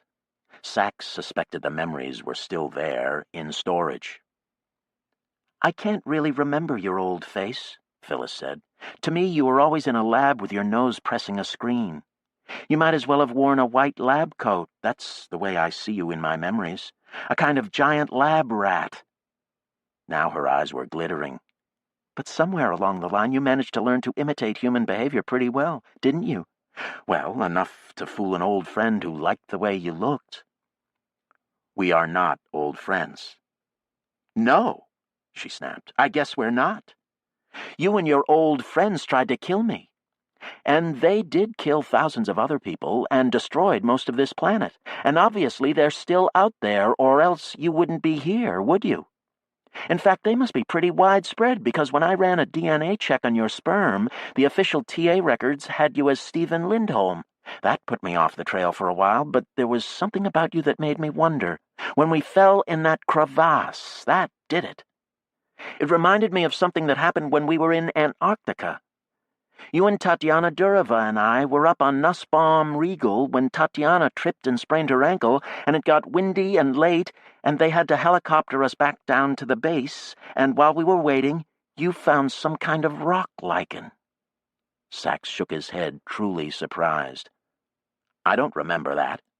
And he didn't. The year of training and evaluation in Antarctica's dry valleys had been intense, but now the entire year was a dim blur to him, and that incident wouldn't come back at all. It was hard to believe it had happened. He couldn't even remember what poor Tatiana Durova had looked like. Absorbed in his thoughts, and in a concerted push for his memories of that year, he missed a bit of what Phyllis was saying, but then he checked again with one of my old copies of my AI's memory, and there you were. Your AI's memory units may be degrading, he said absently. They're finding that the circuitry tends to get scrambled by cosmic radiation if it isn't reinforced from time to time. She ignored that weak sally. The point is, people who can change transitional authority records like that are still worth watching out for. I'm afraid I can't just let this pass, even if I wanted to. What do you mean? I'm not sure. It depends what you do. You could just tell me where you were hiding and who with and what's going on. You just showed up at Beatique a year ago, after all. Where were you before that? On Earth. Her smile had a bad twist to it. If that's the course you take, I'll be forced to ask for help from some of my associates. There are security people in Casse Vallis who will be able to refresh your memory. Come on. I don't mean that metaphorically. They won't beat the information out of you or anything like that. It's more a matter of extraction. They put you under, stimulate the hippocampus and the amygdala, and ask questions. People simply answer. Sachs considered this. The mechanisms of memory were still very poorly understood, but no doubt something crude could be applied to the areas they knew were involved. Fast MRI, point-specific ultrasound, who knew what? It would surely be dangerous, however. Well, Phyllis said. He stared at her smile, so angry and triumphant. A sneer. Random thoughts flickered through his mind, images without words. Desmond, Hiroko, the kids in Zygote shouting, "Why, Sachs, why?" He had to hold his face steady to keep it from revealing his dislike for her, suddenly pouring through him in a wave. Perhaps this sort of distaste was what people called hatred. After a time, he cleared his throat. I suppose I'd rather just tell you. She nodded firmly, as if this was the decision she would have made herself. She looked around. The whole restaurant was empty now, the waiters sitting at one table, nursing glasses of grappa. Come on, she said. Let's go to my offices. Sachs nodded and rose stiffly. His right leg had gone asleep. He limped after her. They said good night to the mobilizing waiters and left. They got into the elevator, and Phyllis punched the button for the subway level. The door closed, and they dropped. In an elevator again. Sachs took a deep breath, then jerked his head down as if to look at something unusual on the control panel. Phyllis followed his gaze, and with a jerky motion, he slugged her on the side of the jaw. She crashed into the side of the elevator and collapsed in a heap, dazed and breathing in gasps. The two biggest knuckles of his right hand hurt horribly. He hit the button for the floor 2 above the subway, which had a long passageway through Hunt Mesa lined with shops that would be closed at this hour. He grabbed Phyllis by the armpits and hauled her up. She was taller than him, loose and heavy, and when the elevator door opened, he prepared himself to shout for help. But no one stood outside the door, and he pulled one of her arms over his neck and dragged her over to one of the little carts that sat by the elevator for the convenience of people who wanted to cross the mesa quickly or with a load. He dumped her onto the back seat, and she groaned, sounding as if she was coming to. He sat down ahead of her in the driver's seat and stomped the accelerator pedal to the floor, and the little vehicle hummed down the hallway. He found he was breathing hard and sweating. He passed a pair of restrooms and stopped the cart. Phyllis rolled helplessly off the seat and onto the floor, moaning louder than ever. Soon she would regain consciousness if she hadn't already. He got out and ran over to see if the men's room was unlocked. It was, so he ran to the cart and pulled Phyllis up by the shoulders, up and over his back. He staggered under her weight until he reached the men's room door, then flopped her down. Her head cracked against the concrete floor and her moaning stopped. He opened the door and pulled her through it, then closed and locked it. He sat on the bathroom floor beside her, gasping. She was still breathing, and her pulse was shallow but steady. She seemed okay, but knocked out even more definitively than when he had hit her. Her skin was pale and damp, and her mouth hung open. He felt sorry for her until he remembered her threat to give him to security technicians, to tear his secrets out of him. Their methods were advanced, but still it was torture. And if they had succeeded, they would know about the refuges in the South and all the rest. Once they had a general idea of what he knew, they could coax the specifics out of him. It wouldn't be possible to resist their combinations of drugs and behavior modification. And even now, Phyllis knew too much. The fact that he had such a good false ID implied a whole infrastructure that up until now had been hidden. Once they knew of its existence, they could probably ferret it out. Hiroko, Desmond, Spencer, who was deep in the system in Casey Vallis, all exposed. Nergal and Jackie, Peter, Anne, all of them. Because he had not been clever enough to avoid a stupid, awful woman like Phyllis. He looked around the men's room. It was the size of 2 toilet stalls, one stall with a toilet, the other with a sink, a mirror, and the usual wall of dispensers, sterility pills, recreational gases. He stared at these, catching his breath and thinking things over. As plans tumbled in his mind, he whispered instructions to the AI in his wristpad. Desmond had given him some very destructive viral programs, and he plugged his wristpad into Phyllis's and waited for the transfers to take place. With luck, he could crash her entire system. Personal security measures were nothing against Desmond's military-based viruses, or so Desmond claimed. But there was still Phyllis. The recreational gases in the wall dispenser were mostly nitrous oxide in individual inhalers containing about 2 or 3 cubic meters of gas. The room was, he judged, about 35 or 40 cubic meters. The ventilation grill was next to the ceiling and could be blocked with a strip of the towel on its roll by the sink. He stuck money cards in the dispenser and bought all the recreational gases in it. 20 little pocket-sized bottles with nose and mouth masks, and nitrous oxide would be slightly heavier than Burroughs air. He took the little scissors out of the key compartment on his wristpad and cut a sheet out of the continuous roll of towel. He climbed onto the toilet tank and covered the ventilation grill, stuffing the sheet into the slits. There were still gaps, but they were small. He climbed back down and went over to the door. There was a gap at the bottom of the door, almost a centimeter tall. He cut some more strips from the towel. Phyllis was snoring. He went to the door, opened it, kicked the gas bottles out, and stepped out after them. He took one last look at Phyllis, prone on the floor, and then closed the door. He stuffed the towel strips under the door, leaving only a small opening at one corner. Then, after glancing up and down the hall, he sat down and took a bottle and shaped the flexible mask to the hole he had left, and shot the contents of the bottle into the men's room. He did that 20 times, stuffing the empty bottles in his pockets until they were full, and then making a little satchel for the remainder out of the last strip of towel. He got up and clanked over to the cart and sat down in the driver's seat. He stepped on the accelerator and the car jerked forward in a movement the opposite of the sudden stop that had thrown Phyllis off the back seat and onto the floor. That would have hurt. He stopped the cart.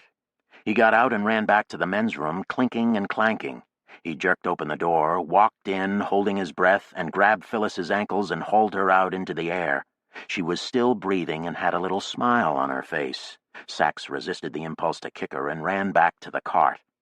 He drove to the other side of Hunt Mesa at full speed and then took the elevator there down to the subway level. He got on the next subway train and waited out the trip across town to South Station. He observed that his hands were trembling and the two big knuckles on his right hand were swollen and turning blue. They hurt a good deal. At the station, he bought a ticket south, but when he gave the ticket and his ID to the ticket taker at the track entrance, the man's eyes went round and he and his associates actually pulled their pistols to make the arrest, calling out nervously for help from people in another room. Apparently, Phyllis had come to faster than his calculations had led him to expect. Part 5. Homeless. Biogenesis is, in the first place, psychogenesis.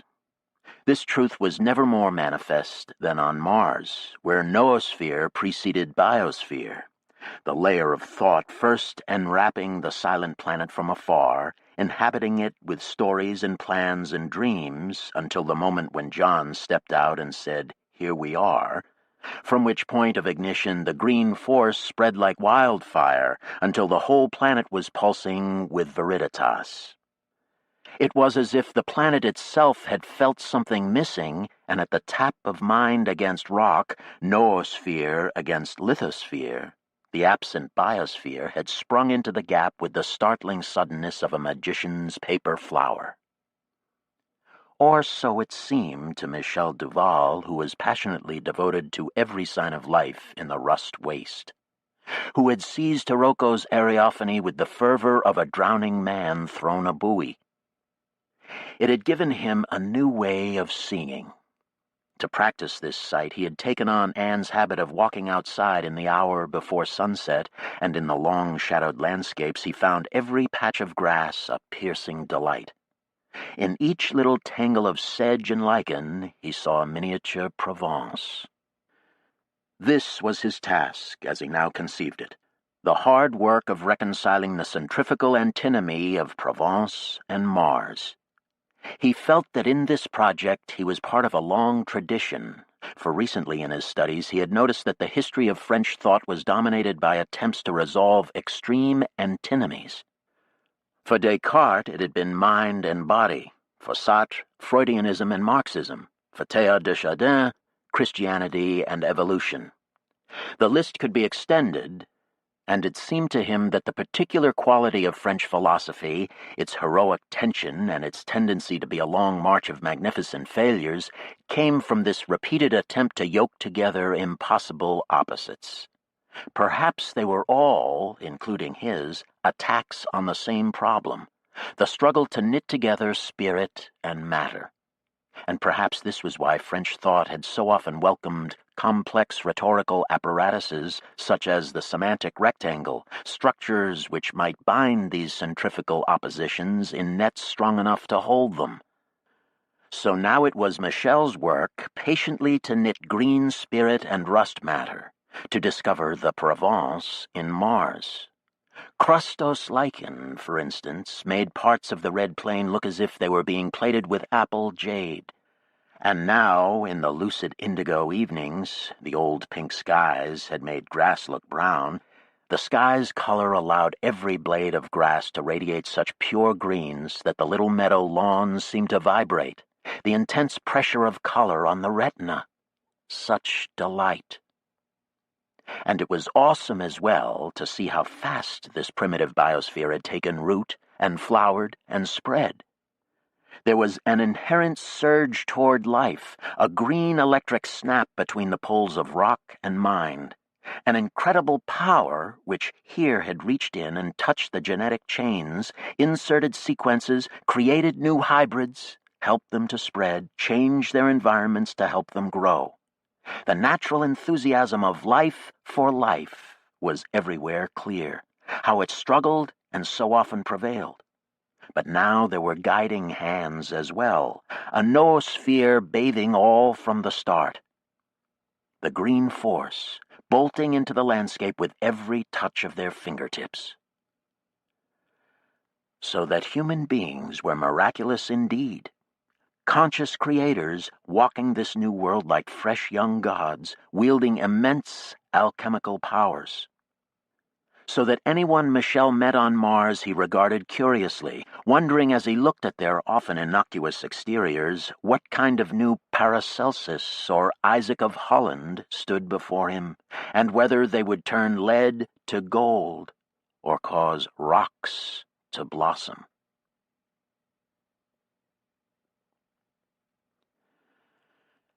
The American rescued by Coyote and Maya was no more or less remarkable on first acquaintance than any other person Michel had met on Mars.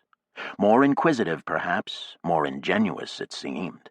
A bulky, shambling man with a swarthy face and a quizzical expression. But Michel was used to looking past that kind of surface to the transformative spirit within, and quickly he concluded that they had a mysterious man on their hands. His name was Art Randolph, he said, and he had been salvaging useful materials from the fallen elevator. Carbon? Maya had asked. But he had missed or ignored her sarcastic tone and replied, yes, but also, and he had rattled off a whole list of exotic brecciated minerals. Maya had only glared at him, but he hadn't appeared to notice. He only had questions. Who were they? What were they doing out there? Where were they taking him? What kind of cars were these? Were they really invisible from space? How did they get rid of their thermal signals? Why did they need to be invisible from space? Could they be part of the legendary Lost Colony? Were they part of the Mars Underground? Who were they, anyway?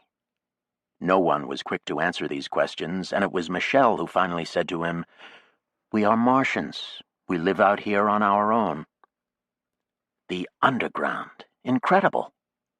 I would have said you guys were a myth, to tell you the truth. This is great. Maya only rolled her eyes, and when their guest asked to be dropped off at Eckes Overlook, she laughed nastily and said, "Get serious." "What do you mean?" Michel explained to him that as they couldn't release him without revealing their presence, they might not be able to release him at all. "Oh, I wouldn't tell anyone." Maya laughed again. Michel said, "It's a matter that is too important for us to trust a stranger, and you might not be able to keep it a secret. You would have to explain how you had gotten so far from your vehicle." "You could take me back to it." "We don't like to spend time around things like that. We wouldn't have come close to it if we hadn't noticed you were in trouble." "Well, I appreciate it, but I must say this isn't much of a rescue." "Better than the alternative," Maya told him sharply. "Very true. And I do appreciate it, really, but I promise I won't tell anyone.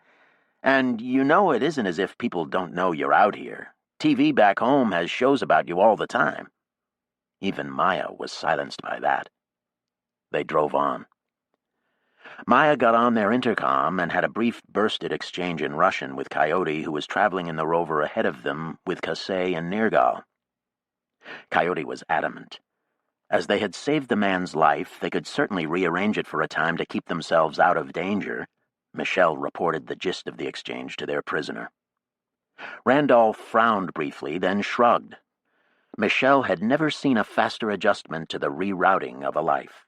The man's sang-froid was impressive. Michel regarded him attentively, while also keeping one eye on the front camera screen. Randolph was already asking questions again about the rover's controls. He only made one more reference to his situation after looking at the radio and intercom controls. "I hope you'll let me send some kind of message to my company so they'll know I'm safe. I work for Dump Mines, a part of Praxis. You and Praxis have a lot in common, really. They can be very secretive, too. You ought to contact them just for your own sake, I swear. You must have some coded bands that you use, right?" No response from Maya or Michelle. And later, when Randolph had gone into the rover's little toilet chamber, Maya hissed, "He's obviously a spy. He was out there deliberately so we would pick him up." That was Maya. Michelle didn't try to argue with her, but only shrugged. "We're certainly treating him like one." And then he was back out among them and asking more questions. Where did they live? What was it like hiding all the time? Michelle began to be amused at what seemed more and more like a performance or even a test. Randolph appeared perfectly open, ingenuous, friendly, his swarthy face almost that of a mooncalf simpleton, and yet his eyes watched them very carefully, and with every unanswered question he looked more interested and more pleased, as if their answers were coming to him by telepathy.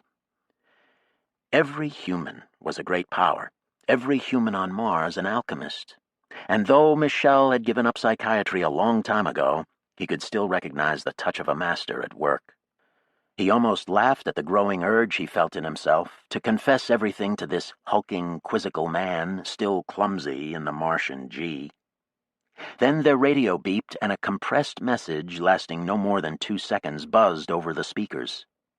"See?" Randolph said helpfully. "You could get a message out to Praxis just like that."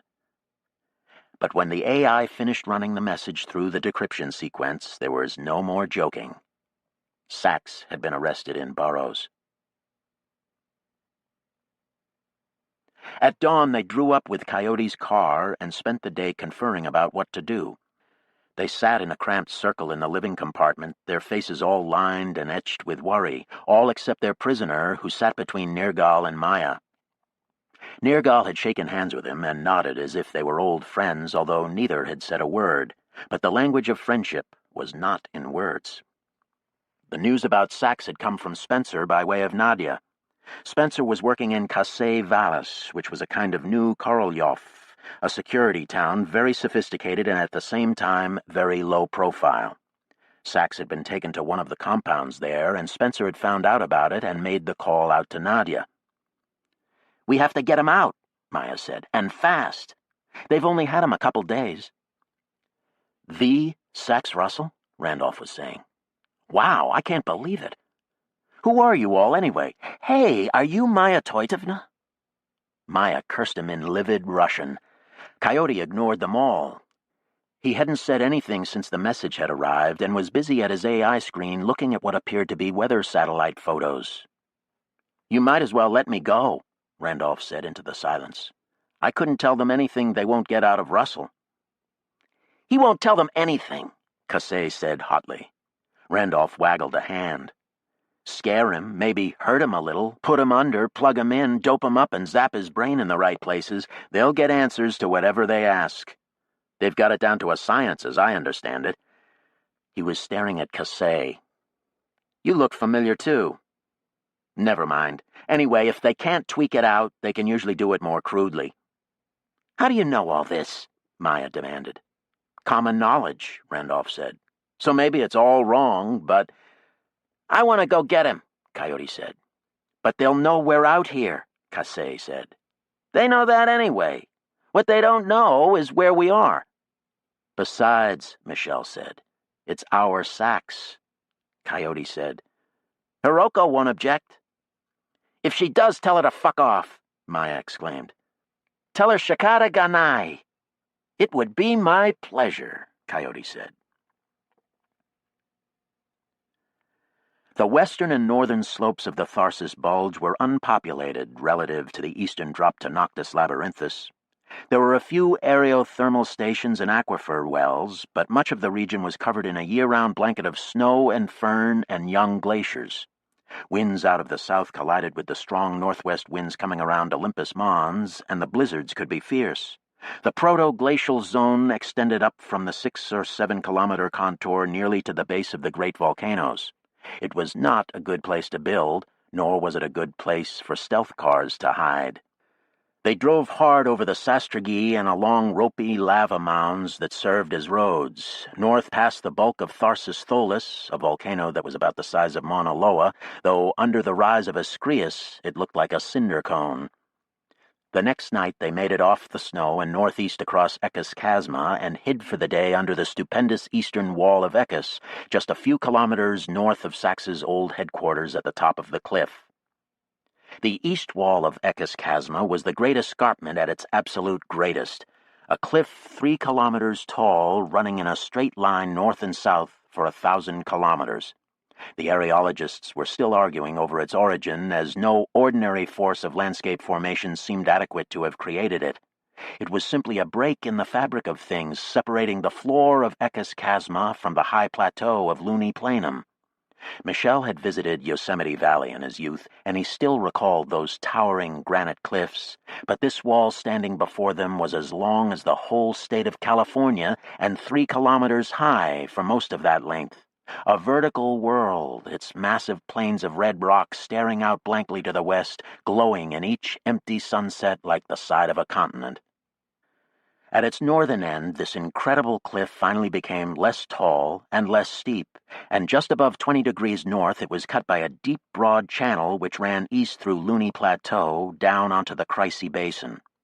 This big canyon was Casey Vallis, one of the clearest manifestations of ancient flooding anywhere on Mars. A single glance at a satellite photo, and it was obvious that a very large flood had run down Eckes Chasma once upon a time until it reached a break in its great eastern wall, perhaps a graben. The water had turned right down this valley and smashed through it with fantastic force, eroding the entrance until it was a smooth curve, slopping over the outside bank of the turn and ripping at joints in the rock until they were a complex gridwork of narrow canyons. A central ridge in the main valley had been shaped into a long lemniscate, or tear-shaped island, the shape as hydrodynamic as a fishback. The inner bank of the fossil water course was incised by 2 canyons that had been mostly untouched by water, ordinary fossae that showed what the main channel had probably looked like before the flood. 2 late meteor strikes on the highest part of the inner bank had completed the shaping of the terrain, leaving fresh, steep craters. From the ground, driving slowly onto the rise of the outer bank, it was a rounded elbow of a valley with the lemniscate ridge and the round ramparts of the craters on the rise of the inner bank the most prominent features. It was an attractive landscape, reminiscent of the Burroughs region in its spatial majesty, the great sweep of the main channel just begging to be filled with running water, which no doubt would be a shallow, braided stream coursing over pebbles and cutting new beds and islands every week. But now it was the site for the transnational security compound. The 2 craters on the inner bank had been tented, as had big sections of the gridwork terrain on the outer bank and part of the main channel on both sides of the lemniscate island. But none of this work was ever shown on the video or mentioned in the news. It was not even on the maps. Spencer had been there since the beginning of construction, however, and his infrequent reports out had told them what the new town was for. These days, almost all the people found guilty of crimes on Mars were sent out to the asteroid belt to work off their sentences in mining ships. But there were people in the Transitional Authority who wanted a jail on Mars itself, and Casey Vallis was it. Outside the valley entrance, they hid their boulder cars in a knot of boulders, and Coyote studied weather reports.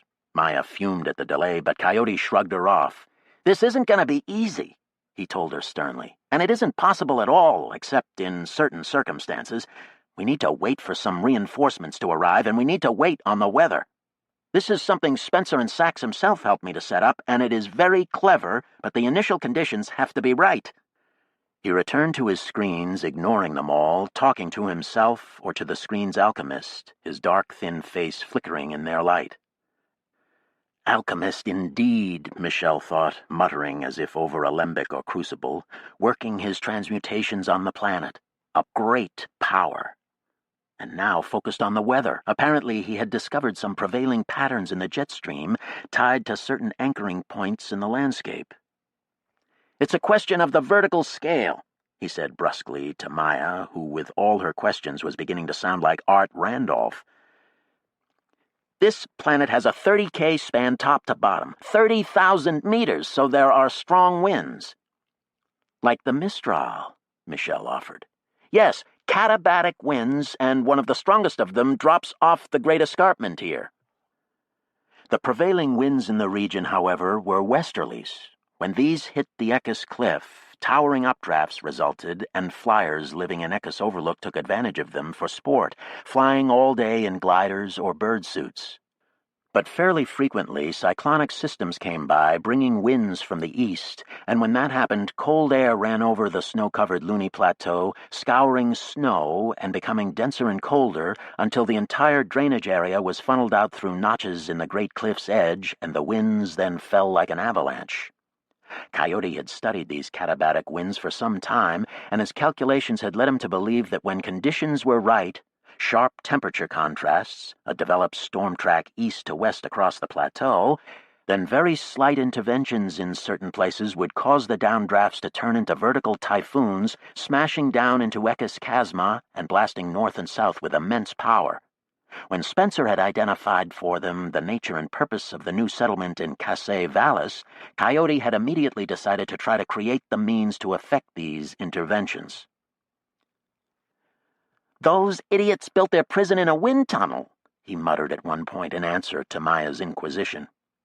"So we built a fan, or rather a switch, to turn the fan on. We dug in some silver nitrate dispensers at the top of the cliff. Big monster jet hoses. Then some lasers to burn the air just over the flow zone. That creates an unfavorable pressure gradient, damming up the normal outflow so that it's stronger when it finally breaks through. And explosives installed all down the cliff face to push dust into the wind and make it heavier. See, wind heats up as it falls, and that would slow it down some if it weren't so full of snow and dust. I climbed down that cliff 5 times to set it all up. You should have seen it. Set some fans as well.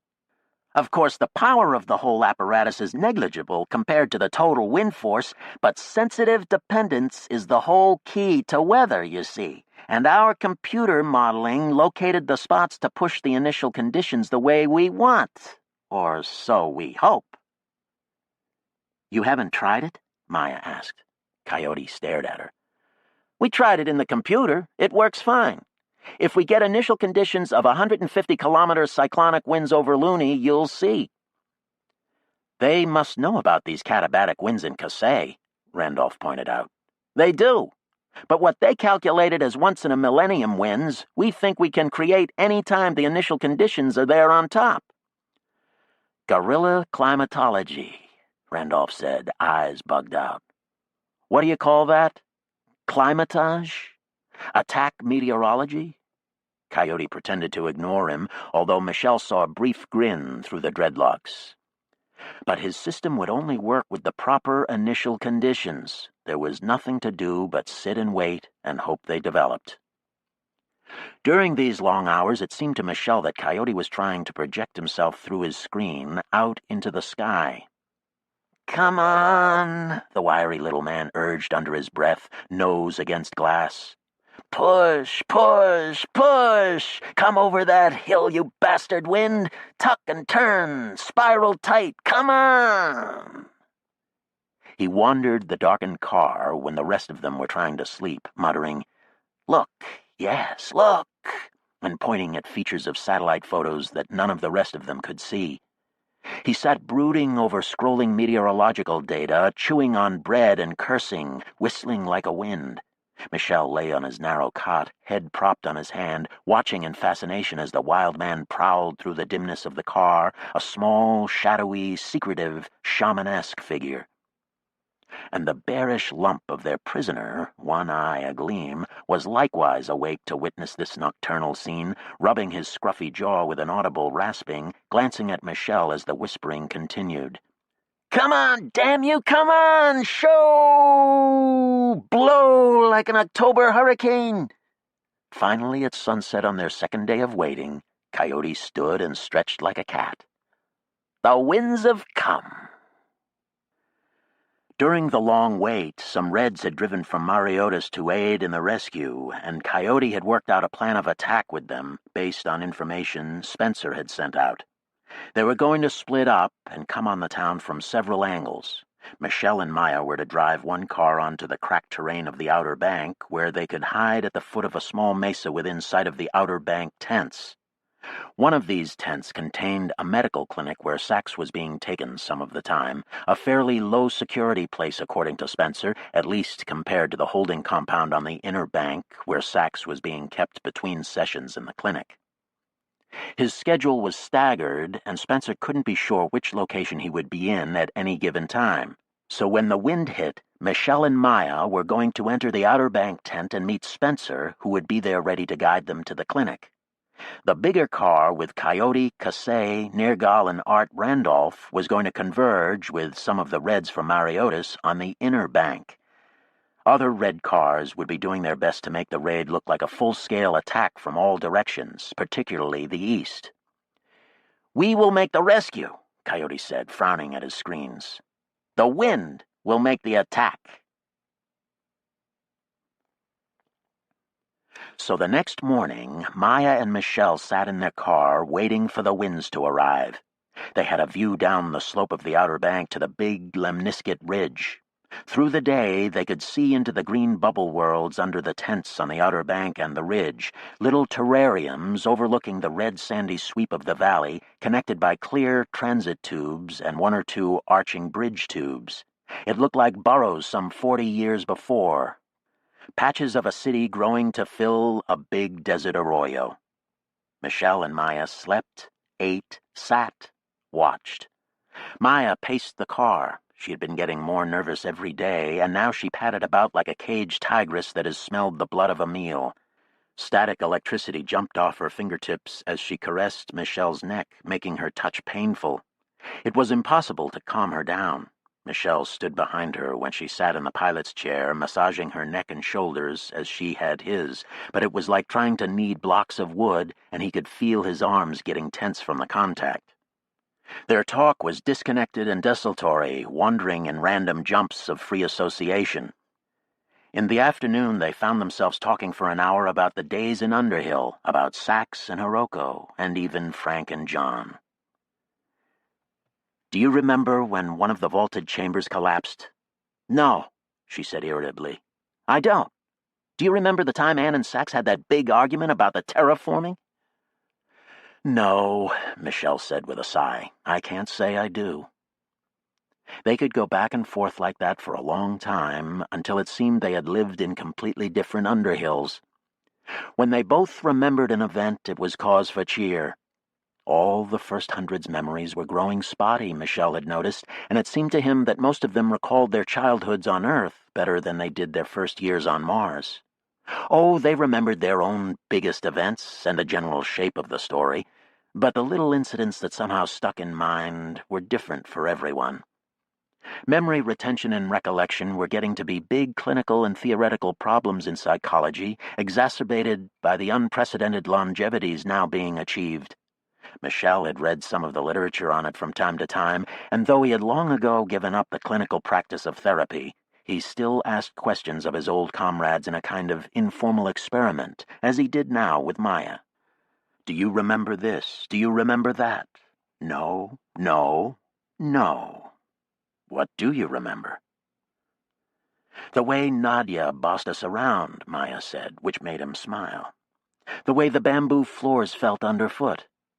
And do you remember the time she screamed at the alchemists?" "Why, no," he said. On and on it went until it seemed that the private Underhills they inhabited were separate universes, Riemannian spaces that intersected each other only at the plane at infinity, each of them meanwhile wandering in the long reach of his or her own idiocosmos. "I hardly remember any of it," Maya said at last, darkly. "I can still barely stand to think of John, and Frank, too. I try not to. And then something will trigger something and I'll be lost to everything else while I remember it. Those kinds of memories are as intense as if what you remember only happened an hour before, or as if it were happening again." She shuddered under his hands. "I hate them. Do you know what I mean?" "Of course, mémoire involontaire. But I remember also that the very same thing happened to me when we were living in Underhill, so it isn't just getting old. No, it's life. What we can't forget. Still, I can hardly look at Casey. I know. Those children are strange. Hiroko is strange. She is. But were you happy then, after you left with her? Yes. Michelle thought back on it, working hard to recall. Recollection was certainly the weak link in the chain. I was, certainly. It was a matter of admitting things I had tried to suppress in Underhill. That we are animals. That we are sexual creatures. He kneaded her shoulders harder than ever, and she rolled them under his hands. I didn't need reminding of that, she said with a short laugh. And did Hiroko give that back to you? Yes, but not just Hiroko. Evgenia, Raya, all of them, really. Not directly, you know, well, sometimes directly, but just in admitting that we had bodies, that we were bodies, working together, seeing and touching each other. I needed that. I was really having trouble, and they managed to connect it to Mars as well. You never seemed to have trouble with that part either, but I did. I really did. I was sick. Hiroko saved me. For her, it was a sensuous matter to make our home and food out of Mars, a kind of making love to it, or impregnating it, or midwifing it. In any case, a sensuous act. It was this that saved me. This and their bodies, Hiroko's and Evgenia's and Raya's. She looked over her shoulder at him with a wicked grin, and he laughed. That you remember well enough, I bet. Well enough. It was midday, but to the south, up the long throat of Ekis Chasma, the sky was darkening. Maybe the wind is coming at last, Michelle said. Clouds topped the great escarpment, a tall mass of highly turbulent cumulonimbus clouds, their black bottoms flickering with lightning, striking the top of the cliff. The air in the chasm was hazy, and the tents of Kasei Vallis were defined sharply under this haze, little blisters of clear air standing over the buildings and curiously still trees, like glass paperweights dropped on the windy desert. It was only just past noon. They would have to wait until dark, even if the winds did come. Maya stood and paced again, radiating energy, muttering to herself in Russian, ducking down to take looks out of their low windows. Gusts were picking up and striking the car, whistling and keening over the broken rock at the foot of the little mesa behind them. Maya's impatience made Michelle nervous. It really was like being trapped with a wild beast. He slumped down in one of the driver's seats, looking up at the clouds rolling off the escarpment. Martian gravity allowed thunderheads to tower tremendous heights into the sky, and these immense white anvil-topped masses, along with a stupendous cliff face under them, made the world seem surrealistically big. They were ants in such a landscape. They were the little red people themselves. Certainly they would make the rescue attempt that night. They had had to wait too long as it was. On one of her restless turns, Maya stopped behind him again and took the muscles between his shoulders and neck and squeezed them. The squeezes sent great shocks of sensation down his back and flanks, and then along the insides of his thighs. He flexed in her clutches and turned in the rotating seat so that he could put his arms around her waist and his ear against her sternum. She continued to work his shoulders, and he felt his pulse pumping in him and his breath grow short. She leaned over and kissed the top of his head. They worked their way against each other until they were tightly wrapped together, Maya kneading his shoulders all the while. For a long time they stayed like that. Then they moved back into the living compartment of the car and made love. Tight with apprehension as they both were, they fell into it with intensity. No doubt the talk of Underhill had started this. Michelle recalled vividly his illicit lusts for Maya in those years, and buried his face in her silvery hair, and tried his best to merge with her, to climb right into her. Such a big feline animal she was, pushing back in an equally wild attempt to take him in, which effort carried him completely away. It was good to be by themselves, to be free to disappear into surprised ravishment, nothing but a series of moans and yelps and electric rushes of sensation. Afterward, he lay on her, still inside her, and she held his face and stared at him. "In Underhill, I loved you," he said. "In Underhill," she said slowly, "I loved you, too. Truly. I never did anything about it because I would have felt foolish, what with John and Frank. But I loved you. That was why I was so angry at you when you left. You were my only friend. You were the only one I could talk with honestly. You were the only one who really listened to me. Michel shook his head, remembering. I didn't do a very good job of that. Maybe not. But you cared about me, didn't you? It wasn't just your job. Oh no, I loved you, yes. It is never just a job with you, Maya. Not for anyone or anything. Flatterer, she said, pushing him. You always did that. You tried to put the best interpretation on all the horrible things I did. She laughed shortly. Yes, but they weren't so horrible. They were, she pursed her mouth. But then you disappeared. She slapped his face lightly. You left me. I left, anyway. I had to.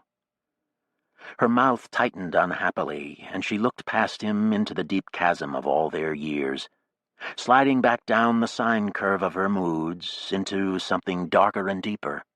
Michel watched it happen with a sweet resignation. He had been happy for a very long time, and just in that expression on her face, he could see that he would, if he stayed with this, be trading his happiness, at least that particular happiness, for her. His optimism by policy was going to become more of an effort, and he would now have another antinomy to reconcile in his life, as centrifugal as Provence and Mars, which was simply Maya and Maya. They lay side by side, each in his or her own thoughts, looking outside and feeling the rover bounce on its shock absorbers. The wind was still rising, the dust now pouring down Eckes Chasma and then Casset Vallis in a ghostly mimicry of the great outflow that had first carved the channel. Michel pushed up to check the screens. Up to 200 kilometers per hour. Maya grunted. Winds had been far faster in the old days, but with the atmosphere so much thicker, these slower speeds were deceptive. Present-day gales were much more forceful than the old, insubstantial screamers. Clearly, they would go in tonight. It was only a matter of getting Coyote's bursted signal. So they lay back down together and waited, tense and relaxed at the same time, giving each other thorough massages to pass the time and relieve the tension, Michel marveling throughout at the cat-like grace of Maya's long, muscular body, ancient by the dates, but in most respects the same as ever, as beautiful as ever. Then finally sunset stained the hazy air and the monumental clouds to the east, clouds which now covered the cliff face. They got up and sponged down and ate a meal and dressed and sat in the driver's seats, getting nervous again as the quartz sun disappeared and the stormy twilight fell away. In the dark, the wind was sheer noise and an irregular trembling of the rover on its stiff shock absorbers. Gusts buffeted the car so hard that it was sometimes held down against the full crush of the shocks for seconds at a time, the car struggling to rise on the springs and failing, like an animal fighting to free itself from the bottom of a stream.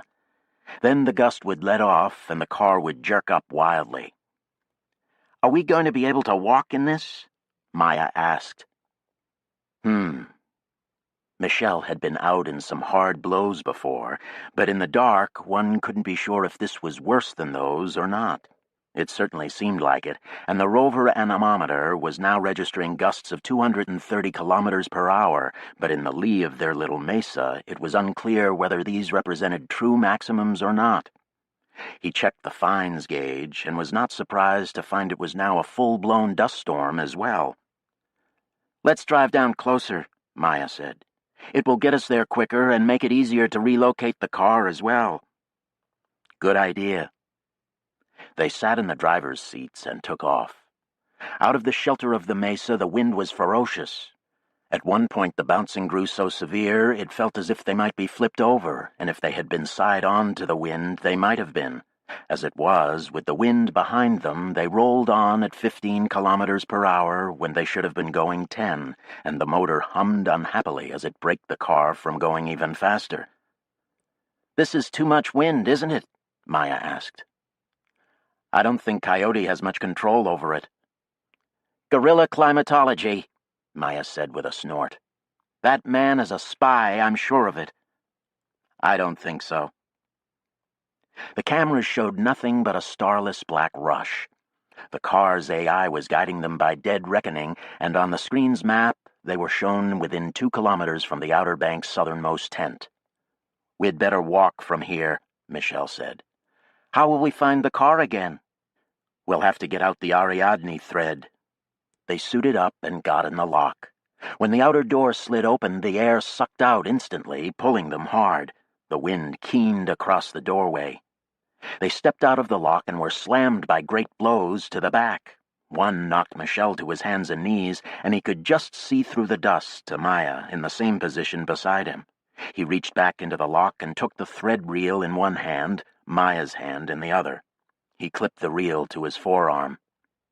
By careful experiment, they found they could stand if they stayed crouched forward, helmets at waist level and hands up and ready to catch themselves if they were knocked down. They stumbled ahead slowly, crashing down when strong gusts made it impossible to stand. The ground under them was just barely visible, and a knee striking a rock was all too possible. Coyote's wind had indeed come down too strong, but there was nothing to be done about it. And clearly the inhabitants of the Kasey tents were not going to be out wandering around. A gust knocked them down again, and Michelle let the wind pour over him. It was hard to keep from being rolled. His wrist pad was connected to Maya's by a phone cord, and he said, "Maya, are you all right?" "Yes, and you?" "I'm okay." Though there seemed to be a small tear in his glove over the ball of his thumb.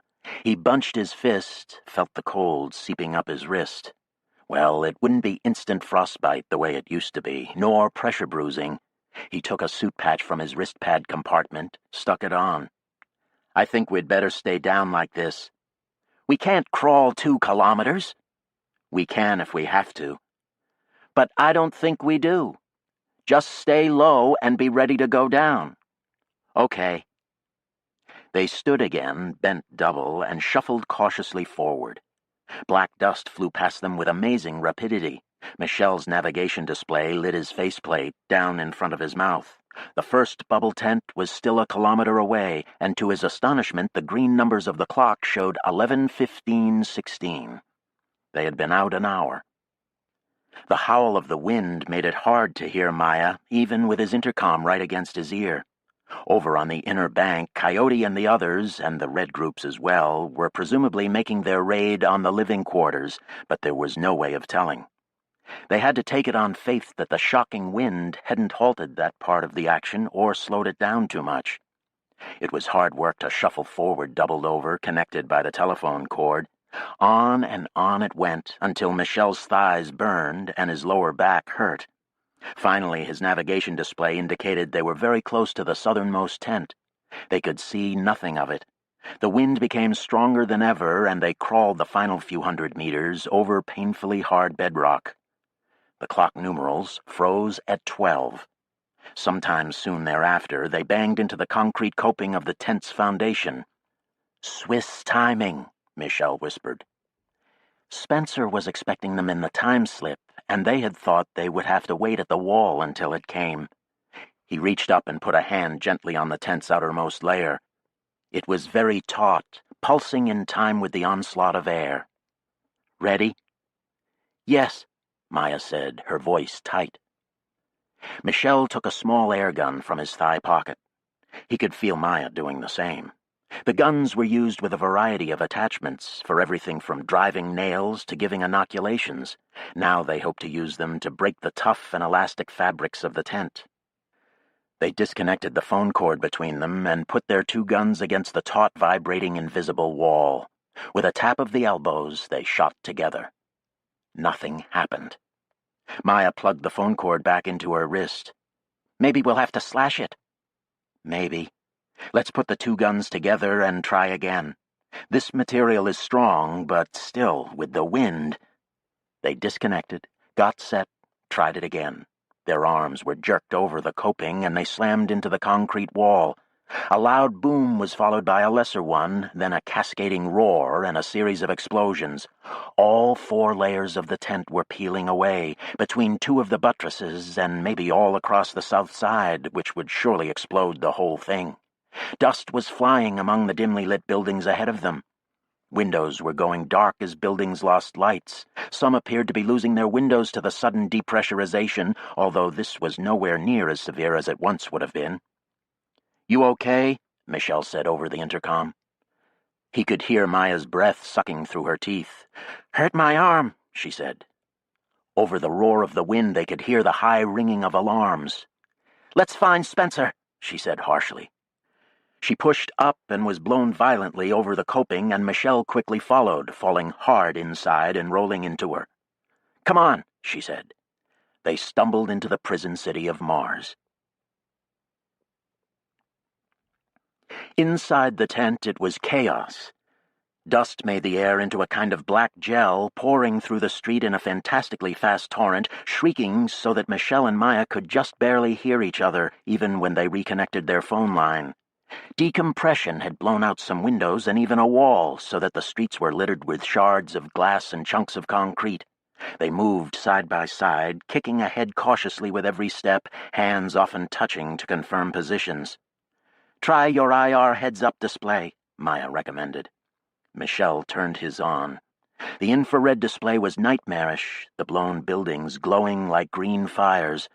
They came to the large central building that Spencer had said would contain Sachs, and found it too was bright green all along one wall.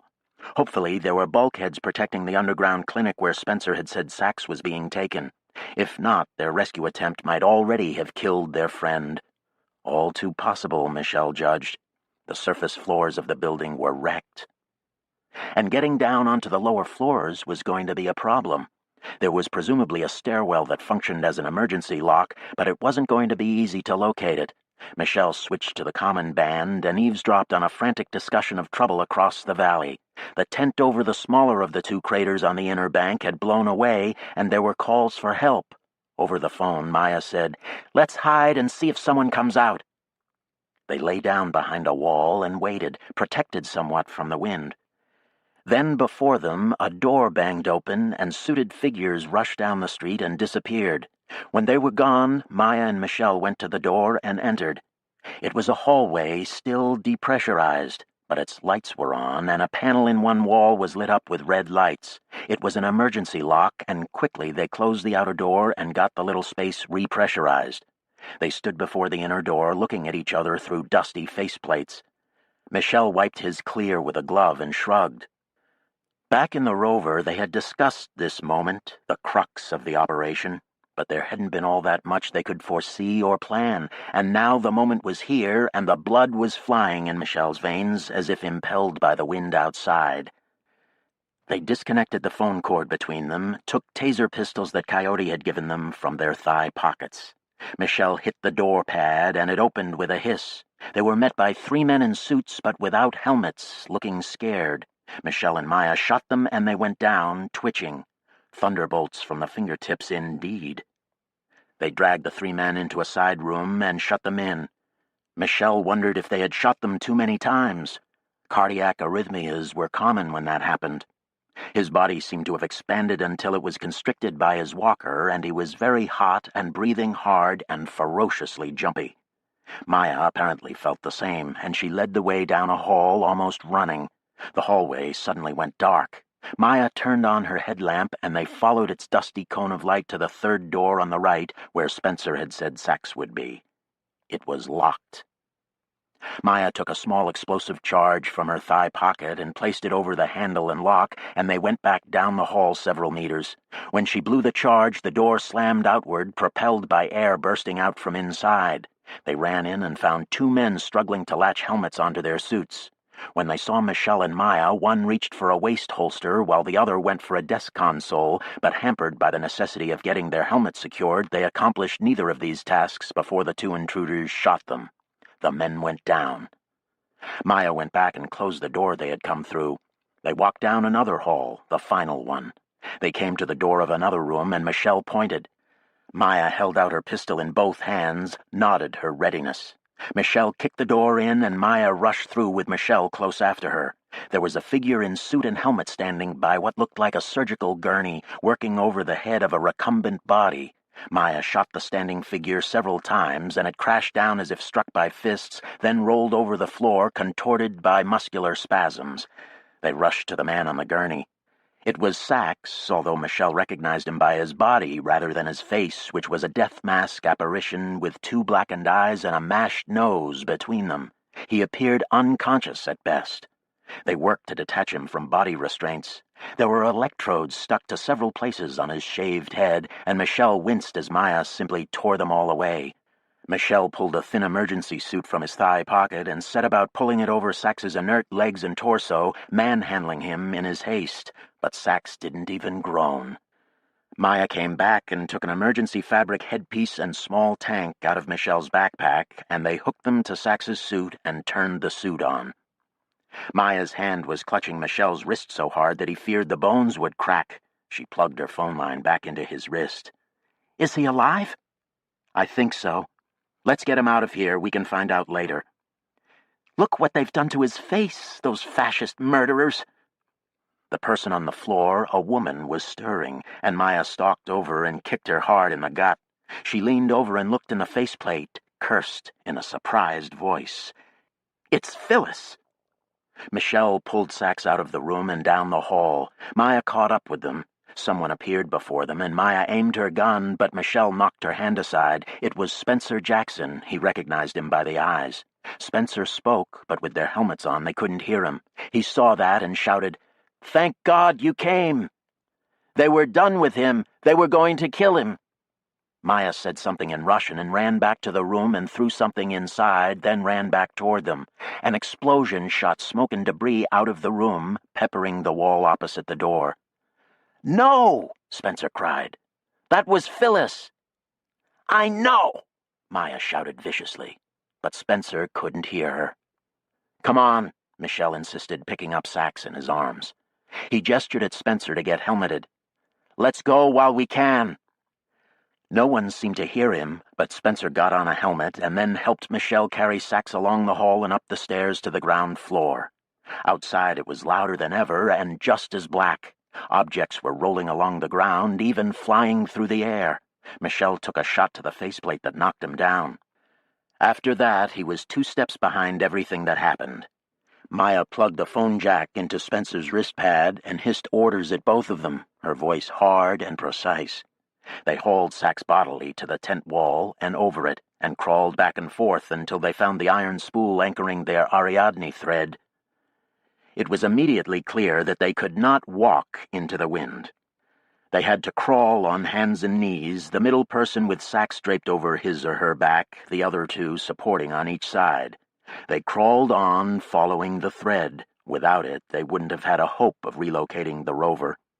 With it, they could crawl on, straight toward their goal, their hands and knees going numb with the cold. Michelle stared down at a black flow of dust and sand under his faceplate. At some point he realized that the faceplate was badly scarred. They stopped to rest when shifting Sachs to the next carrier. When his turn was done, Michelle knelt, panting and resting his faceplate right on the ground so that the dust flew over him. He could taste red grit on his tongue, bitter and salty and sulfuric, the taste of Martian fear, of Martian death, or just of his own blood. He couldn't say. It was too loud to think. His neck hurt. There was a ringing in his ears and red worms in his eyes, the little red people finally coming out of his peripheral vision to dance right in front of him. He felt he was on the verge of blacking out. Once he thought he was going to vomit, which was dangerous in a helmet, and his whole body clenched in the effort to hold it down, a sweaty, gross pain in every muscle, every cell of him. After a long struggle, the urge passed. They crawled on. An hour of violent and wordless exertion passed, and then another. Michelle's knees were losing their numbness to sharp, stabbing pains, going raw. Sometimes they just lay on the ground, waiting for a particularly maniacal gust to pass. It was striking how even at hurricane speeds the wind came in individual buffets. The wind was not a steady pressure, but a series of shocking blows. They had to lie prone for so long waiting out these hammer strokes that there was time to get bored, to have one's mind wander, to doze. It seemed they might be caught out by dawn. But then he saw the shattered numerals of his faceplate clock. It was actually only 3:30 a.m. They crawled on. And then the thread lifted, and they nosed right into the locked door of the rover where the Ariadne thread was tied. They cut it free and blindly hauled Sax into the lock, then climbed in wearily after him. They got the outer door closed and pumped the chamber. The floor of the lock was deep in sand, and fines swirled away from the pump ventilator, staining the overbright air. Blinking, Michelle stared into the small faceplate of Sax's emergency headpiece. It was like looking into a diving mask, and he saw no sign of life. When the inner door opened, they stripped off helmets and boots and suits and limped into the rover and closed the door quickly on the dust. Michelle's face was wet, and when he wiped it, he discovered it was blood, bright red in the overlit compartment. He had had a bloody nose. Though the lights were bright, it was dim in his peripheral vision, and the room was strangely still and silent. Maya had a bad cut across one thigh, and the skin around it was white with frostnip. Spencer seemed exhausted, unhurt but obviously very shaken. He pulled off Sax's headpiece, gabbling at them as he did. "You can't just yank people out of those probes. You're very likely to damage them. You should have waited until I got there. You didn't know what you were doing." "We didn't know whether you would come," Maya said. "You were late." "Not by much. You didn't have to panic like that." "We didn't panic." "Then why did you just tear him out of there? And why did you kill Phyllis?" "She was a torturer, a murderer." Spencer shook his head violently. "She was just as much a prisoner as Sax." "She was not." "You don't know.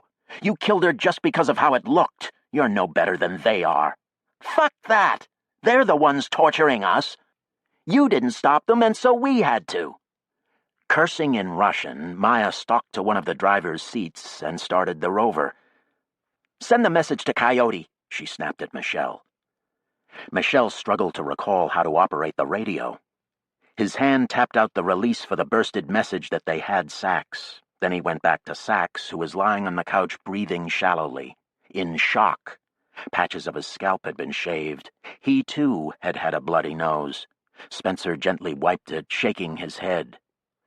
"They use MRI and focused ultrasound," he said dully.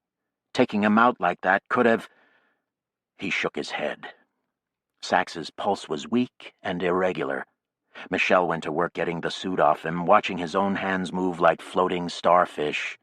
They were disconnected from his own volition. It was as if he were trying to work a damaged teleoperator. "I've been stunned," he thought. "I'm concussed." He felt nauseated. Spencer and Maya were shouting at each other angrily, really getting furious, and he couldn't follow why. "She was a bitch. If people were killed for being bitches, you never would have made it off the Aries." "Stop it," he said to them weakly. "Both of you." He didn't quite comprehend what they were saying, but it was clearly a fight, and he knew he had to mediate. Maya was incandescent with rage and pain, crying and shouting. Spencer was shouting back, his whole body trembling. Sax was still comatose. "I'm going to have to start doing psychotherapy again," Michelle thought, and giggled. He navigated his way to a driver's seat and tried to comprehend the driver's controls, which pulsed blurrily under the flying black dust outside the windshield. "Drive," he said desperately to Maya. She was in the seat next to him, weeping furiously, both hands clenching the steering wheel. Michelle put a hand to her shoulder, and she knocked it aside. It flew away as if on a string rather than the end of his arm, and he almost fell out of his chair. "Talk later," he said. "What's done is done. Now we have to get home." "We have no home," Maya snarled. Part 6. Tariqat. Big Man came from a big planet. He was just as much a visitor to Mars as Paul Bunyan, only passing by when he spotted it and stopped to look around, and he was still there when Paul Bunyan dropped in, and that's why they had the fight. Big Man won that fight, as you know. But after Paul Bunyan and his big blue ox babe were dead, there was no one else around to talk to, and Mars for Big Man was like trying to live on a basketball. So he wandered around for a while, tearing things apart, trying to make them fit, and then he gave up and left. After that, all the bacteria inside Paul Bunyan and his ox Babe left their bodies and circulated in the warm water lying on the bedrock deep underground. They ate methane and hydrogen sulfide and withstood the weight of billions of tons of rock as if they were living on some neutron planet. Their chromosomes began to break, mutation after mutation, and at the reproduction rate of 10 generations per day, it didn't take long for good old survival of the fittest to make its natural selections. And billions of years passed, and before long there was an entire submartian evolutionary history moving up through the cracks in the regolith and the spaces between sand grains right up into the cold desert sunshine. All kinds of creatures. The whole spread, but everything was tiny. That's all there was room for underground, see? And by the time they hit the surface, certain patterns were set, and there wasn't much to encourage growth up there anyway. So a whole chasmoendolithic biosphere developed in which everything was small. Their whales were the size of first-day tadpoles, their sequoias were like antler lichen, and so on down the line. It was as if the 2-magnitude ratio, which always has things on Mars 100 times bigger than their counterparts on Earth, had finally gone the other way and piled it on. And so their evolution produced the little red people. They're like us, or they look kind of like us when we see them, but that's because we only ever see them out of the corner of our eyes. If you get a clear look at one, you'll see that it looks like a very tiny standing salamander, dark red, although the skin apparently does have some chameleon abilities, and they are usually the same color as the rocks they're standing among. If you see one really clearly, you'll notice that its skin resembles plate lichen mixed with sand grains, and its eyes are rubies. It's fascinating, but don't get too excited because the truth is you're not ever going to see one of them that clearly. It's just too hard. When they hold still, we flat can't see them. We would never see them at all, except that some of them, when they get in a mood, are so confident that they can freeze and disappear that they will jump around when they're in your peripheral vision just to blow your mind. So you see that, but then they stop moving when you turn your eye to look, and you never can spot them again. They live everywhere, including all our rooms. Usually there's a few in every pile of dust in the corners. And how many can say their rooms don't have some dust in their corners? I thought not. It makes a good abrasive when you get around to swiping down, doesn't it? Yes, on those days the little red people all have to run like hell. Disasters for them. They figure we're crazy, huge idiots that every once in a while have fits and go on a rampage. Yes, it is true that the first human to see the little red people was John Boone. What else would you expect? He saw them within hours of his landing. Later he learned to see them even when they were still, and then he began talking to the ones he spotted in his rooms until they finally cracked and talked back. John and them taught each other their languages, and you can still hear the little red people use all kinds of John Booneisms in their English. Eventually a whole crowd of them traveled with Boone wherever he went. They liked it, and John wasn't a very neat person, so they had their spots. Yes, there were several hundred of them in Nicosia the night he was killed. That's what actually got those Arabs who died later that night. A whole gang of the little ones went after them. Gruesome. Anyway, they were John Boone's friends, and they were just as sad as the rest of us when he was killed. There's no human since who has learned their language or gotten to know them anywhere near as close. Yes, John was also the first to tell stories about them. A lot of what we know about them comes from him because of that special relationship. Yes, it is said that excessive use of Omegendorf causes faint red crawling dots in the abuser's peripheral vision. But why do you ask? Anyway, since John's death, the little red people have been living with us and laying low, watching us with their ruby eyes and trying to find out what we're like and why we do what we do, and how they can deal with us and get what they want. Which is people they can talk to and be friends with who won't sweep them out every few months or wreck the planet either. So they're watching us. Whole caravan cities are carrying the little red people around with us, and they're getting ready to talk to us again. They're figuring out who they should talk to. They're asking themselves, which of these giant idiots knows about Ka? That's their name for Mars, yes. They call it Ka. The Arabs love that fact because the Arabic for Mars is Kahira, and the Japanese like it too because their name for it is Kasei. But actually a whole lot of Earth names for Mars have the sound Ka in them somewhere. And some little red dialects have it as Maka, which adds a sound that's in a lot of other Terran names for it too. It's possible that the little red people had a space program in earlier times and came to Earth and were our fairies, elves, and little people generally, and at that time told some humans where they came from and gave us the name. On the other hand, it may be that the planet itself suggests the sound in some hypnotic way that affects all conscious observers, whether standing right on it or seeing it as a red star in the sky. I don't know, maybe it's the color that does it. Ka. And so the Ka watch us and they ask, who knows Ka?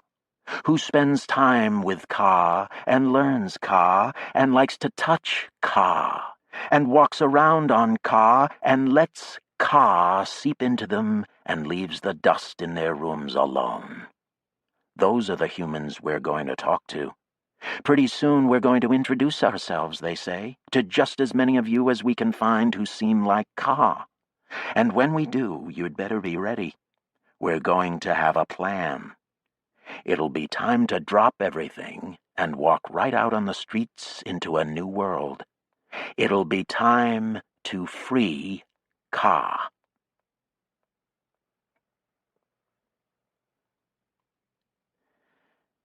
They drove south in silence, the car bobbling under the wind's onslaughts. Hour followed hour, and there was no word from Michelle and Maya. They had arranged for bursted radio signals that sounded very similar to the static caused by lightning, one for success and one for failure.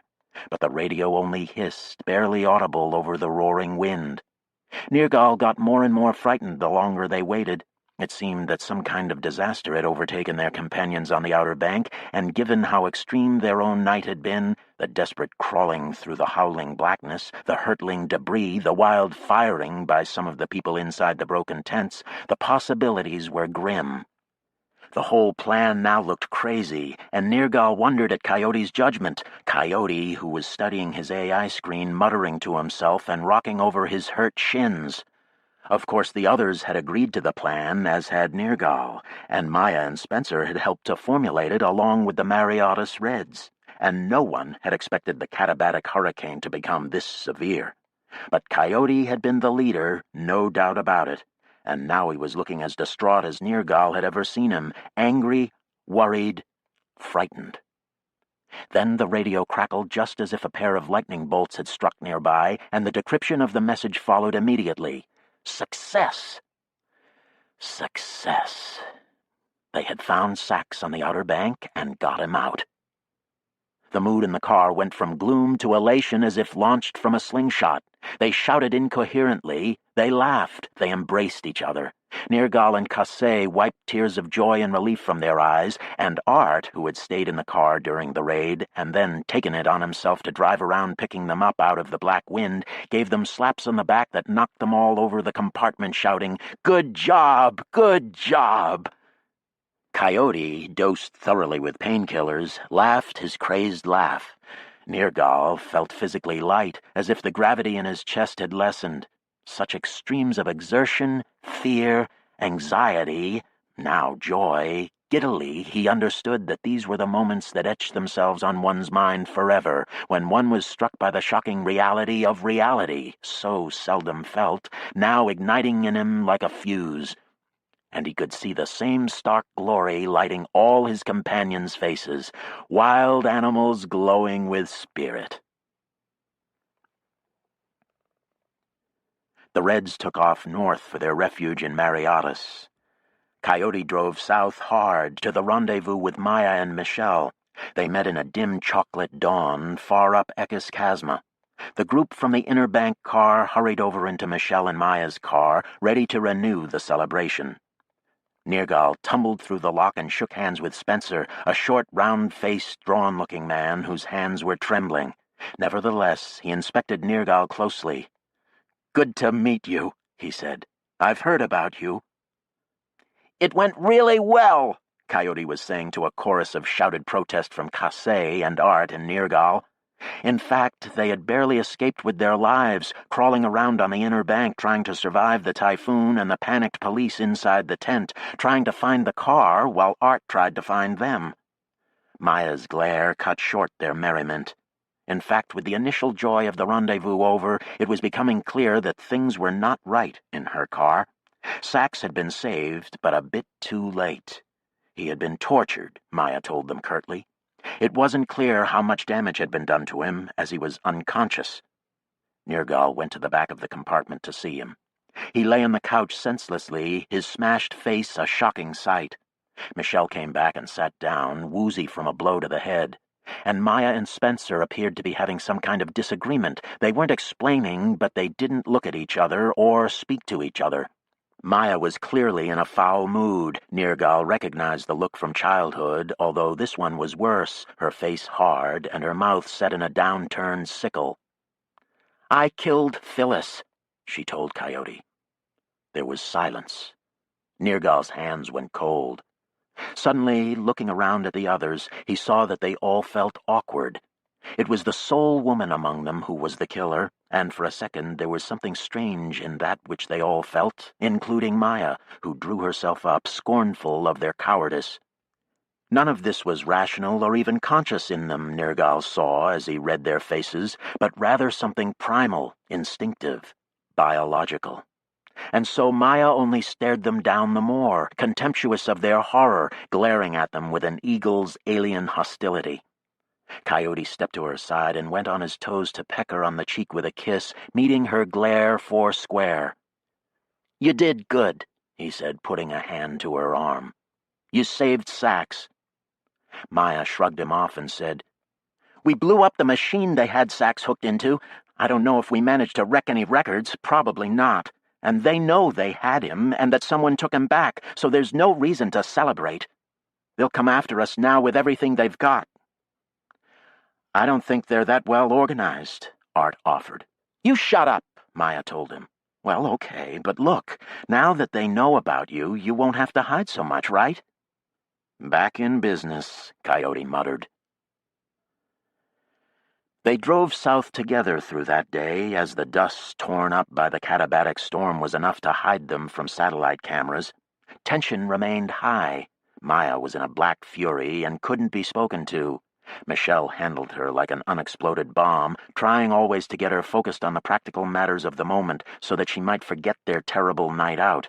But with Sax lying on a couch in the living compartment of their car, unconscious and looking like a raccoon with all his bruises, this was no easy thing to forget. Nergal sat beside Sax for hours on end, a hand placed flat on his ribs or the top of his head.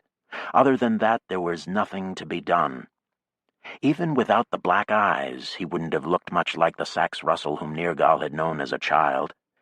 It was a visceral shock to see the signs of physical abuse on him, proof positive that they had deadly enemies in the world. This was something Nergal had been wondering about in recent years, so that the sight of Sax was an ugly, sickening thing.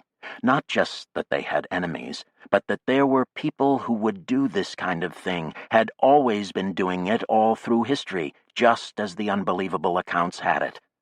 They were real after all, and Sax only one of millions of victims. As Sax slept, his head rolled from side to side. "I'm going to give him a shot of Pandorf," Michelle said. "Him, and then me." "There's something wrong with his lungs," Nergal said. "Is there?" Michelle put his ear to Sax's chest, listened for a time, hissed. "Some fluid in there, you're right." "What were they doing to him?" Nergal asked Spencer. "They were talking to him while they had him under. You know, they've located several memory centers in the hippocampus very precisely, and with drugs and a very minute ultrasound stimulation and fast MRI to track what they're doing, well, people just answer whatever questions they're asked, often at great length. They were doing that to Sax when the wind hit and they lost power. The emergency generator kicked in right away, but he gestured at Sax. Then, or when we took him out of the apparatus, this was why Maya had killed Phyllis Boyle then. The end of the collaborator. Murder among the first 100. Well, Casey muttered under his breath in the other car, it wouldn't be the first time. There were people who suspected Maya of arranging the assassination of John Boone, and Nergal had heard of people who suspected that Frank Chalmers's disappearance might also have been her doing. The Black Widow, they called her. Nergal had discounted these stories as malicious gossip spread by people who obviously hated Maya, like Jackie. But certainly Maya now looked poisonously dangerous, sitting in her car, glaring at the radio as if considering breaking their silence to send word to the south.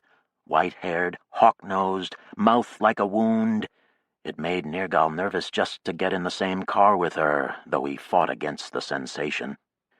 She was one of his most important teachers, after all. He had spent hours and hours absorbing her impatient instruction in math and history and Russian, learning her more than any of the subject material.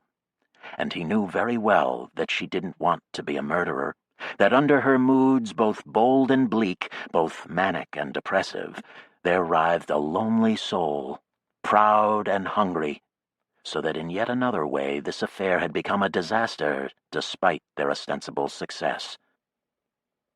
Maya was adamant that they should all get down immediately into the southern polar region to tell the underground what had happened. "It's not so easy," Coyote said. "They know we were in Casey Vallis, and since they had time to get Sax to talk, they probably know we'll be trying to get back south. They can look at a map as well as we can and see that the equator is basically blocked from West Tharsis all the way to the east of the Chaoses." "There's the gap between Pavonis and Noctis," Maya said. "Yes, but there's several pistes and pipelines crossing that, and 2 wraps of the elevator. I've got tunnels built under all those, but if they're looking, they might find some of them or see our cars." "So what are you saying?" "I think we have to go around, north of Tharsis and Olympus Mons, and then down Amazonas and cross the equator there." Maya shook her head. "We need to get south fast to let them know they've been found out." Coyote thought about it. "We can split up," he said. "I've got a little ultralight plane stashed in a hideout near the foot of Eckes Overlook. Casey can lead you and Michelle to it and fly you back south. We'll follow by way of Amazonas." "What about Sax?" "We'll take him straight to Tharsis Tholis. There's a Bogdanovist med clinic there. That's only 2 nights away." Maya talked it over with Michelle and Casey, never even glancing at Spencer. Michelle and Casey were agreeable, and finally she nodded. "All right, we're off south. Come down as quickly as you can." They drove by night and slept by day in their old pattern, and in 2 nights made their way across Eckes Chasma to Tharsis Tholis, a volcanic cone on the northern edge of the Tharsis Bulge. There, a Nicosia-class tent town called Tharsis Tholis was located on the black flank of its namesake. The town was part of the demimonde. Most of its citizens were living ordinary lives in the surface net, but many of them were Bogdanovists who helped support Bogdanovist refuges in the area, as well as red sanctuaries in Mariatis and on the Great Escarpment. And they helped other people in the town who had left the net or been off it since birth.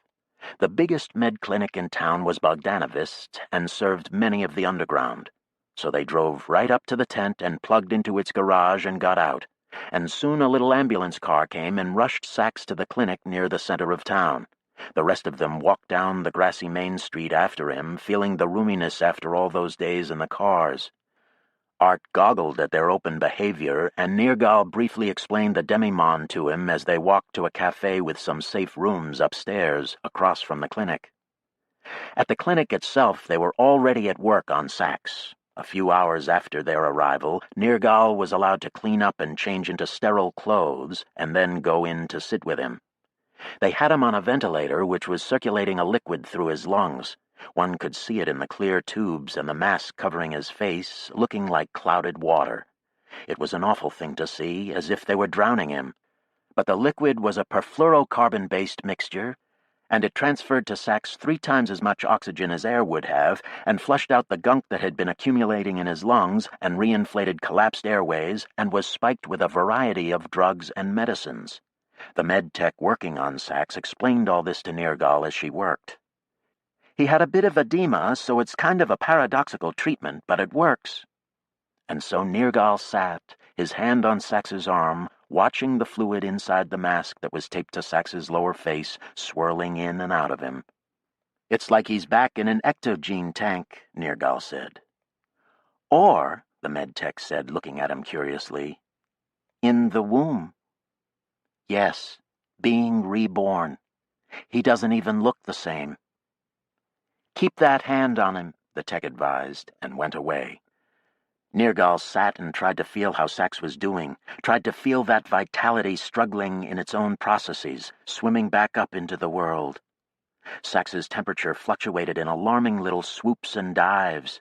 Other medical people came in and held instruments against Sax's head and face, talking among themselves in low voices. "Some damage. Anterior left side, we'll see." The same tech came in a few nights later when Nergal was there and said, "Hold his head, Nergal. Left side around the ear. Just above it, yeah. Hold it there and... yeah, like that. Now do what you do." "What?" "You know. Send heat into him." And she left hastily, as if embarrassed to have made such a suggestion, or frightened. Nergal sat and collected himself. He located the fire within and tried running some of it into his hand and across into Sax. Heat. Heat. A tentative jolt of whiteness sent into the injured green. Then feeling again, trying to read the heat of Sax's head. Days passed, and Nergal spent most of them at the clinic. One night he was coming back from the kitchens when the young tech came running down the hall to him, grabbing him by the arm and saying, "Come on, come on!" And the next thing he knew, he was down in the room, holding Sax's head, his breath short and all his muscles like wires. There were 3 doctors in there and some more techs. One doctor put out an arm toward Nergal, and the young tech stepped in between them. He felt something inside Sax stir, as if going away or coming back. Some passage. He poured into Sax every bit of viriditas he could muster, suddenly terrified, stricken with memories of the clinic in Zygote, of sitting with Simon, that look on Simon's face the night he died. The perfluorocarbon liquid swirled in and out of Sax, a quick, shallow tide. Nergal watched it, thinking about Simon. His hand lost its heat, and he couldn't bring it back. Sax would know who it was with hands so warm, if it mattered.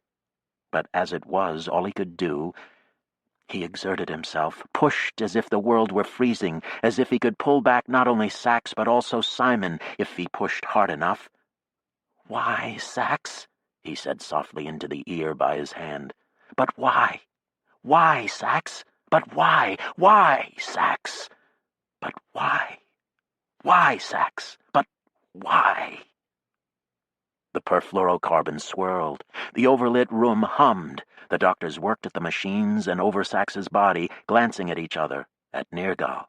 The word "why" became nothing but a sound, a kind of prayer.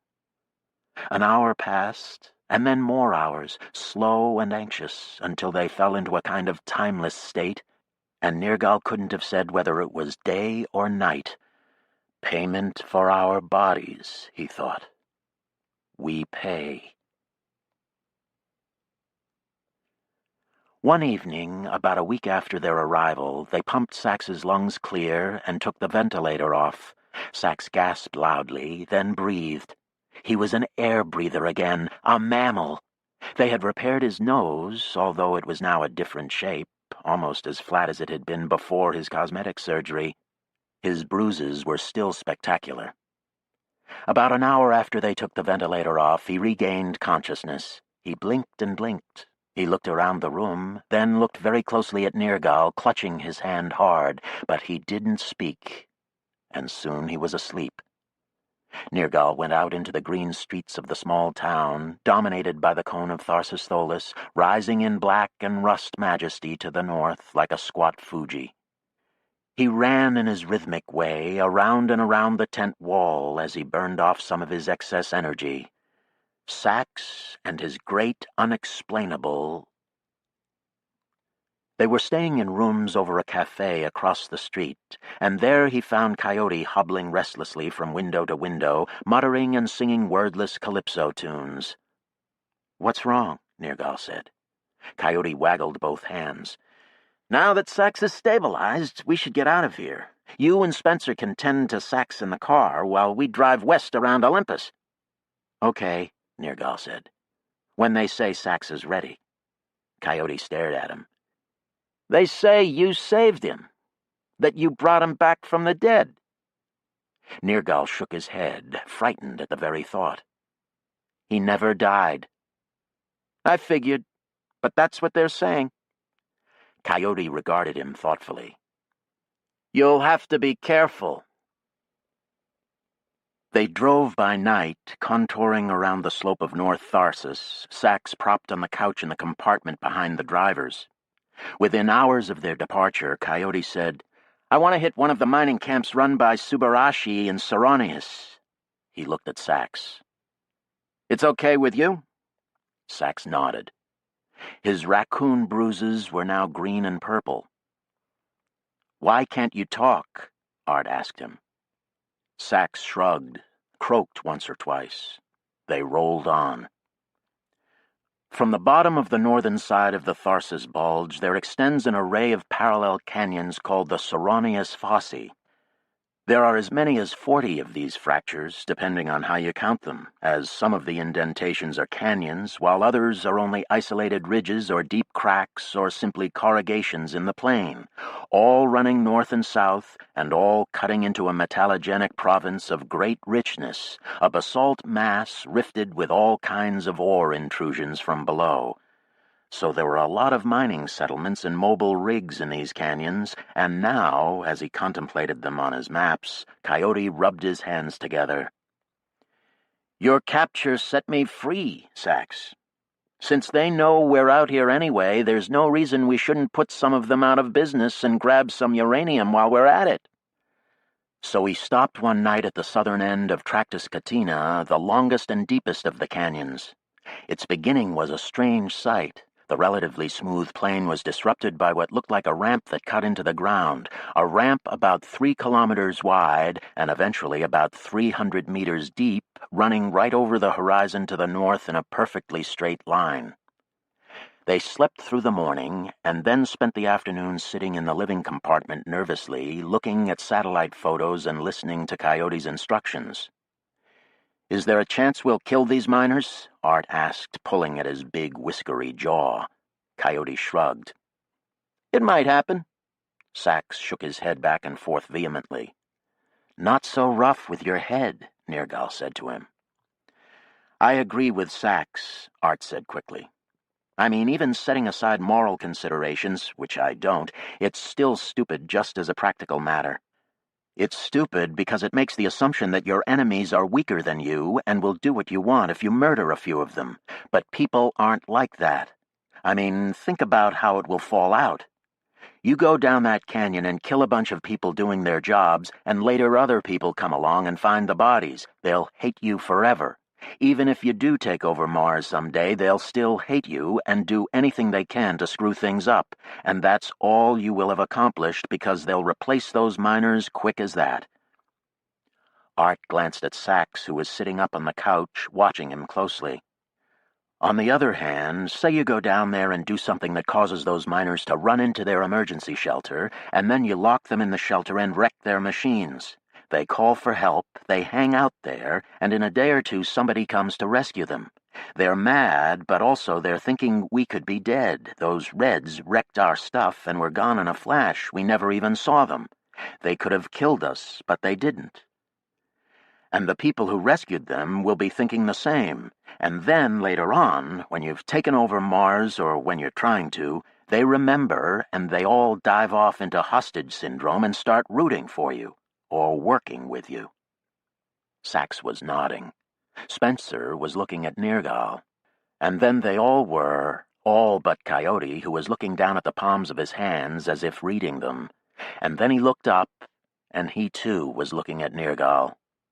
For Nergal it was simple, and he regarded Coyote with some concern. Art's right. Hiroko will never forgive us if we start killing people for no reason. Coyote's face twisted as if in disgust for their softness.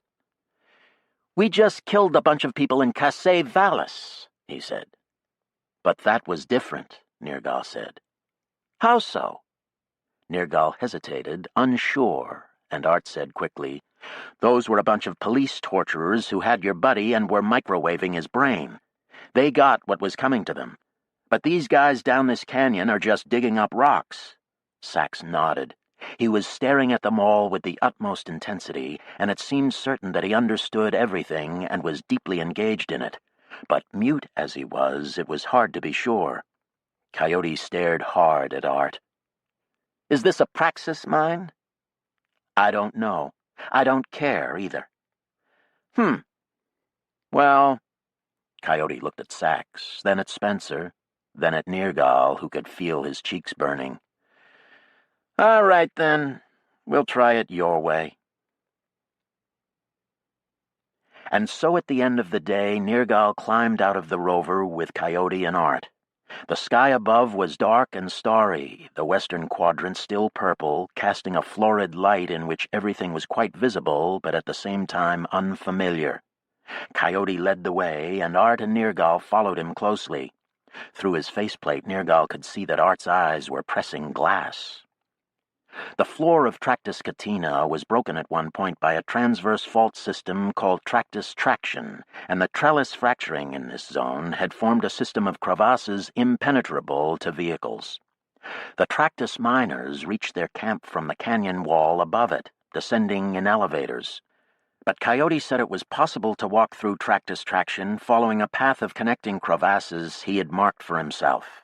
Many of his resistance actions involved crossing impassable terrain like this, making possible some of his more legendary impossible visitations, and sending him through badlands no one else had ever even approached. And with Nergal to run some of the raids, they had performed some truly miraculous-seeming ventures, just by getting out and traveling by foot. So they jogged down the canyon floor in the steady Martian lope that Nergal had perfected and had tried with partial success to teach to Coyote. Art was not graceful. His stride was too short, and he stumbled frequently, but he kept up. Nergal began to feel the loose joy of running, the bolder ballet of it, the rapid crossing of long stretches of land under his own power. Also the rhythmic breathing, the bounce of his air tank on his back, the trance-like state that he had learned over the years with help from the Issei Nanao, who had been taught Lungam on Earth by a Tibetan adept. Nanao claimed that some of the old Lungampas had had to carry weights to keep from flying away, and on Mars it seemed entirely possible. The way he could fly over rocks was exhilarating, a kind of rapture. He had to restrain himself. Neither Coyote nor Art knew Lungam, and they couldn't keep up, though they were both pretty good. Coyote for his age, Art for his recent arrival on Mars. Coyote knew the land and ran in short, mincing dance steps, efficient and clean. Art bombed over the landscape like a badly programmed robot, staggering often as he hit wrong in the starlight, but keeping up a pretty good head of steam nevertheless. Nergal ranged in front of them like a dog. Twice, Art went down in a cloud of dust, and Nergal ran over to check on him, but both times Art got up jogging, and in their intercom silence he only waved to Nergal and ran on.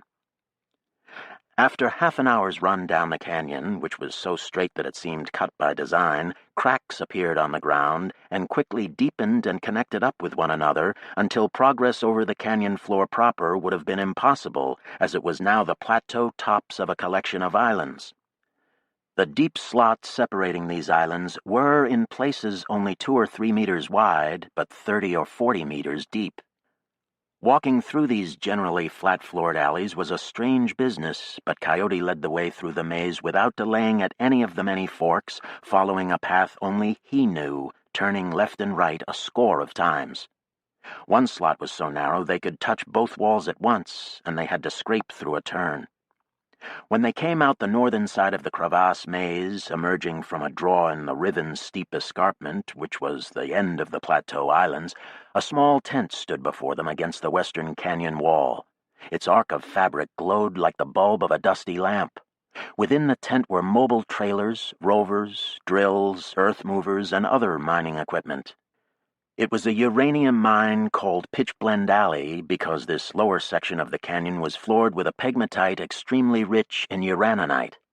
It was a very productive mine, and Coyote had heard that the processed uranium stockpiled at it during the years between elevators had not yet been shipped out. Now Coyote ran over the canyon floor toward the tent, and Nergal and Art followed. There was no one visible inside the tent. The only illumination was provided by a few night lights and the lit windows of a big trailer set near the center of things. Coyote walked right up to the tent's nearest lock gate, and the other two followed him. He plugged his wrist pad jack into the keyhole by the lock gate and began to tap on his wrist pad. The outer lock door opened. No alarms seemed to go off. No figures appeared out of the door of the trailer. They got in the lock, closed the outer door, waited for the lock to suck and pump, then opened the inner door. Coyote ran toward the settlement's little physical plant beside the trailer. Nergal went for the living quarters, hopping up the steps to the trailer's door.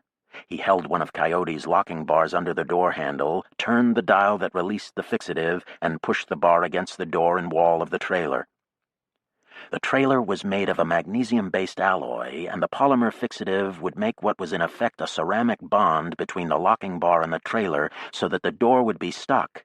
He ran around the trailer and did the same to the other door, then dashed back toward the gate, feeling his blood fly through him as if it were pure adrenaline. It was so much like a prank that he had to consciously remember the explosive charges that Coyote and Art were distributing through the settlement, in warehouses, against the tent fabric, and in the parking lot for the mining behemoths. Nergal joined them in running from vehicle to vehicle, climbing the stairs on their sides, opening doors manually or electronically, tossing small boxes Coyote had provided into the cabs or cabins. But there were also hundreds of tons of processed uranium that Coyote wanted to haul away. This was impossible, unfortunately. They did run over to a warehouse, however, where they filled a number of the mine's own robot trucks with loads and programmed them with instructions to head off into the canyonlands to the north, burying loads in regions where the apatite concentrations might be high enough to disguise the boxed uranium's radioactivity and make the loads hard to relocate. Spencer had doubted this strategy would work, but Coyote said it beat leaving the uranium at the mine, and all of them were happy to help in any plan that would keep him from putting tons of uranium in the storage hold of their boulder car, rad-proof containers or not. When that was done, they ran back to the gate and got back outside and ran hard. Halfway to the escarpment, they heard a series of pops and booms from the tent, and Nergal glanced over his shoulder but saw nothing different. The tent was still mostly dark, the trailer windows lit. He turned and ran on, feeling as if he were flying, and was astonished to see Art racing over the canyon floor ahead of him, every stride a huge wild leap, bounding like some cheetah bear all the way to the escarpment, where he had to wait for Coyote to catch up and lead them back through the crevasse maze. Once out of it, he took off again, so fast that Nergal decided to try to catch him just to feel how fast it was. He got into the rhythm of the sprint, pressing harder and harder, and as he passed Art, he saw that his own spring-box strides were almost twice as long as Art's, even in sprint mode, where both their legs were pumping as fast as possible.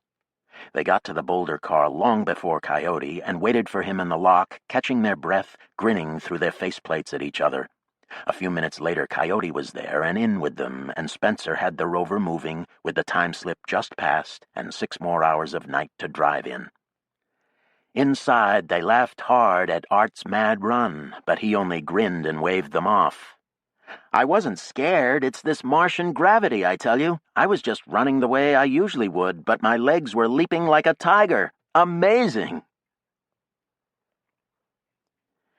To avoid the aureoles of shattered terrain clustered north of Olympus Mons, they had to circle far to the north. They drove by night and slept by day.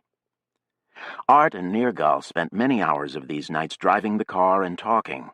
Art asked questions by the hundred, and Nergal asked just as many back, as fascinated by Earth as Art was by Mars. They were a matched pair, each very interested in the other, which, as always, made a fertile ground for friendship. Nergal had been frightened by the idea of contacting Terrans on his own when it first occurred to him in his student years. It was clearly a dangerous notion which had come to him one night in Sabishi and never let go. He had spent many hours over many months thinking about the idea and doing research to figure out who he should contact if he decided to act on the thought. The more he learned, the stronger grew his sense that it was a good idea, that having an alliance with a Terran power was critical to their hopes. And yet he was sure that all the members of the First Hundred he knew would not want to risk contact. If he did it, he would have to do it on his own. The risk, the stakes. He tried Praxis because of what he had read about it. It was a shot in the dark, as most critical acts are. An instinctive act, the trip to Burroughs, the walk into the Praxis offices in Hunt Mesa, the repeated requests for a line to William Fort. He got the line, although that in itself meant nothing. But later, in the first moment he had approached Art on the street in Sheffield, he knew that he had done well. That Praxis had done well. There had been, just in the look of the big man, some quality that Nergal had found instantly reassuring, some openness, an easy, friendly ability. To use his childhood vocabulary, a balance of the two worlds, a man he trusted. One sign of a good action is that in retrospect it appears inevitable. Now, as the long rolling nights of their journey passed in the light of the IR imagers, the two men spoke to each other as if they too saw each other in the infrared. Their dialogue went on and on and on, and they got to know each other, to become friends. Nergal's impulsive reach to Earth was going to work out. He could see it right there in front of him, hour after hour, just in the look on Art's face, the curiosity, the interest. They talked about everything in the way people will. Their pasts, their opinions, their hopes. Nergal spent most of his time trying to explain Zygote and Sabishi. I spent some years in Sabishi. The Issei there run an open university. There's no records kept. You just attend the classes you want and deal with your teacher and no one else. A lot of Sabishi operates off the record. It's the capital of the Demimonde, like Tharsis Tholis, only much bigger. A great city. I met a lot of people there from all over Mars. The romance of Sabishi poured through his mind, memories flooding speech in all their profusion of incident, of feeling. All the individual emotions of that time, contradictory and incompatible though they were, experienced again simultaneously in a dense polyphonic chord. That must have been quite an experience, Art remarked, after growing up in a place like Zygote. Oh, it was. It was wonderful. Tell me about it. Nergal crouched forward in his chair, shivering a bit, and tried to convey some of what it had been like. At first, it had been so strange. The Issei had done incredible things. While the First Hundred had squabbled, fought, fissioned all over the planet, started a war, and were now dead or in hiding, the first group of Japanese settlers, the 240 who had founded Sabishi just 7 years after the First Hundred had arrived, had stayed right next to their landing site and built a city. They had absorbed all the changes that had followed, including the location of a mohole right next to their town. They had simply taken over the dig and used the tailings for construction materials. When the thickening atmosphere made it possible, they had gardened the surrounding terrain, which was rocky and high, not at all easy land, until they lived in the midst of a diffuse, dwarfish forest, a bonsai Krumholtz with alpine bases in the highlands above it. In the catastrophes of 2061, they had never moved and, considered neutral, had been left alone by the transnats. In that solitude, they had taken the excavated rock from their mohole and built it into long, snaking mounds, all shot through with tunnels and rooms, ready to hide people from the south. Thus they had invented the demi-monde, the most sophisticated and complex society on Mars, full of people who passed each other on the street like strangers, but met at night in rooms to talk and make music and make love. And even the people not part of the underworld were interesting, because the Issei had started a university, the University of Mars, where many of the students, perhaps a third of the total, were young and Martian-born. And whether these young natives were surface world or underground in origin, they recognized each other without the slightest difficulty as people at home in a million subtle ways, in ways no Terran-born ever could be. And so they talked and made music and made love, and naturally quite a few of the surface natives were thus initiated into knowledge of the underground until it began to seem as if all the natives knew all and were natural allies. The professors included many of the Sabishiin, Issei, and Nisei, as well as distinguished visitors from all over Mars and even from Terra. The students came from everywhere as well. There in the large, handsome town they lived and studied and played, in streets and gardens and open pavilions, by ponds and in cafes, and on broad street-grass boulevards in a kind of Martian Kyoto. Nergal had first seen the city on a brief visit with Coyote. He had found it too big, too crowded, too many strangers. But months later, tired of wandering the south with Coyote, so solitary for so much of the time, he had recalled the place as if it were the only destination possible. Sabishi. He had gone there and moved into a room under a roof, smaller than his bamboo room in Zygote, barely bigger than his bed. He joined classes, runs, calypso bands, cafe groups. He learned just how much his lectern held. He found out just how incredibly provincial and ignorant he was. Coyote gave him blocks of hydrogen peroxide which he sold to the Issei for what money he needed. Every day was an adventure, almost entirely unscheduled, just a tumble of encounters from hour to hour, on and on until he dropped, often wherever he was. During the days he studied areology and ecological engineering, giving these disciplines he had begun to learn in Zygote a mathematical underpinning, and finding in the tutorials with Etsu, and in the work itself, that he had inherited some of his mother's gift for seeing clearly the interplay of all the components of a system. The days were devoted to this extraordinarily fascinating work. So many human lives given over to the gaining of this body of knowledge, so varied, the powers this knowledge gave them in the world. Then at night he might crash on the floor of a friend's after talking to a 140-year-old Bedouin about the Trans-Caucasus War, and the next night be playing bass steel drum or marimbas till dawn with 20 other Kava-Javid Latin Americans and Polynesians. The next, after that, be in bed with one of the dusky beauties from the band, women as cheerful as Jackie at her best, and much less complicated.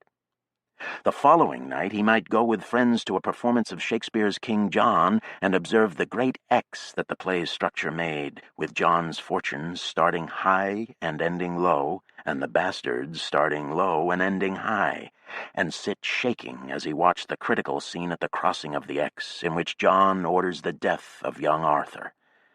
And afterward walk with his friends all through the night city, talking about the play and what it said about the fortunes of certain of the Issei, or about the various forces on Mars, or the Mars-Earth situation itself.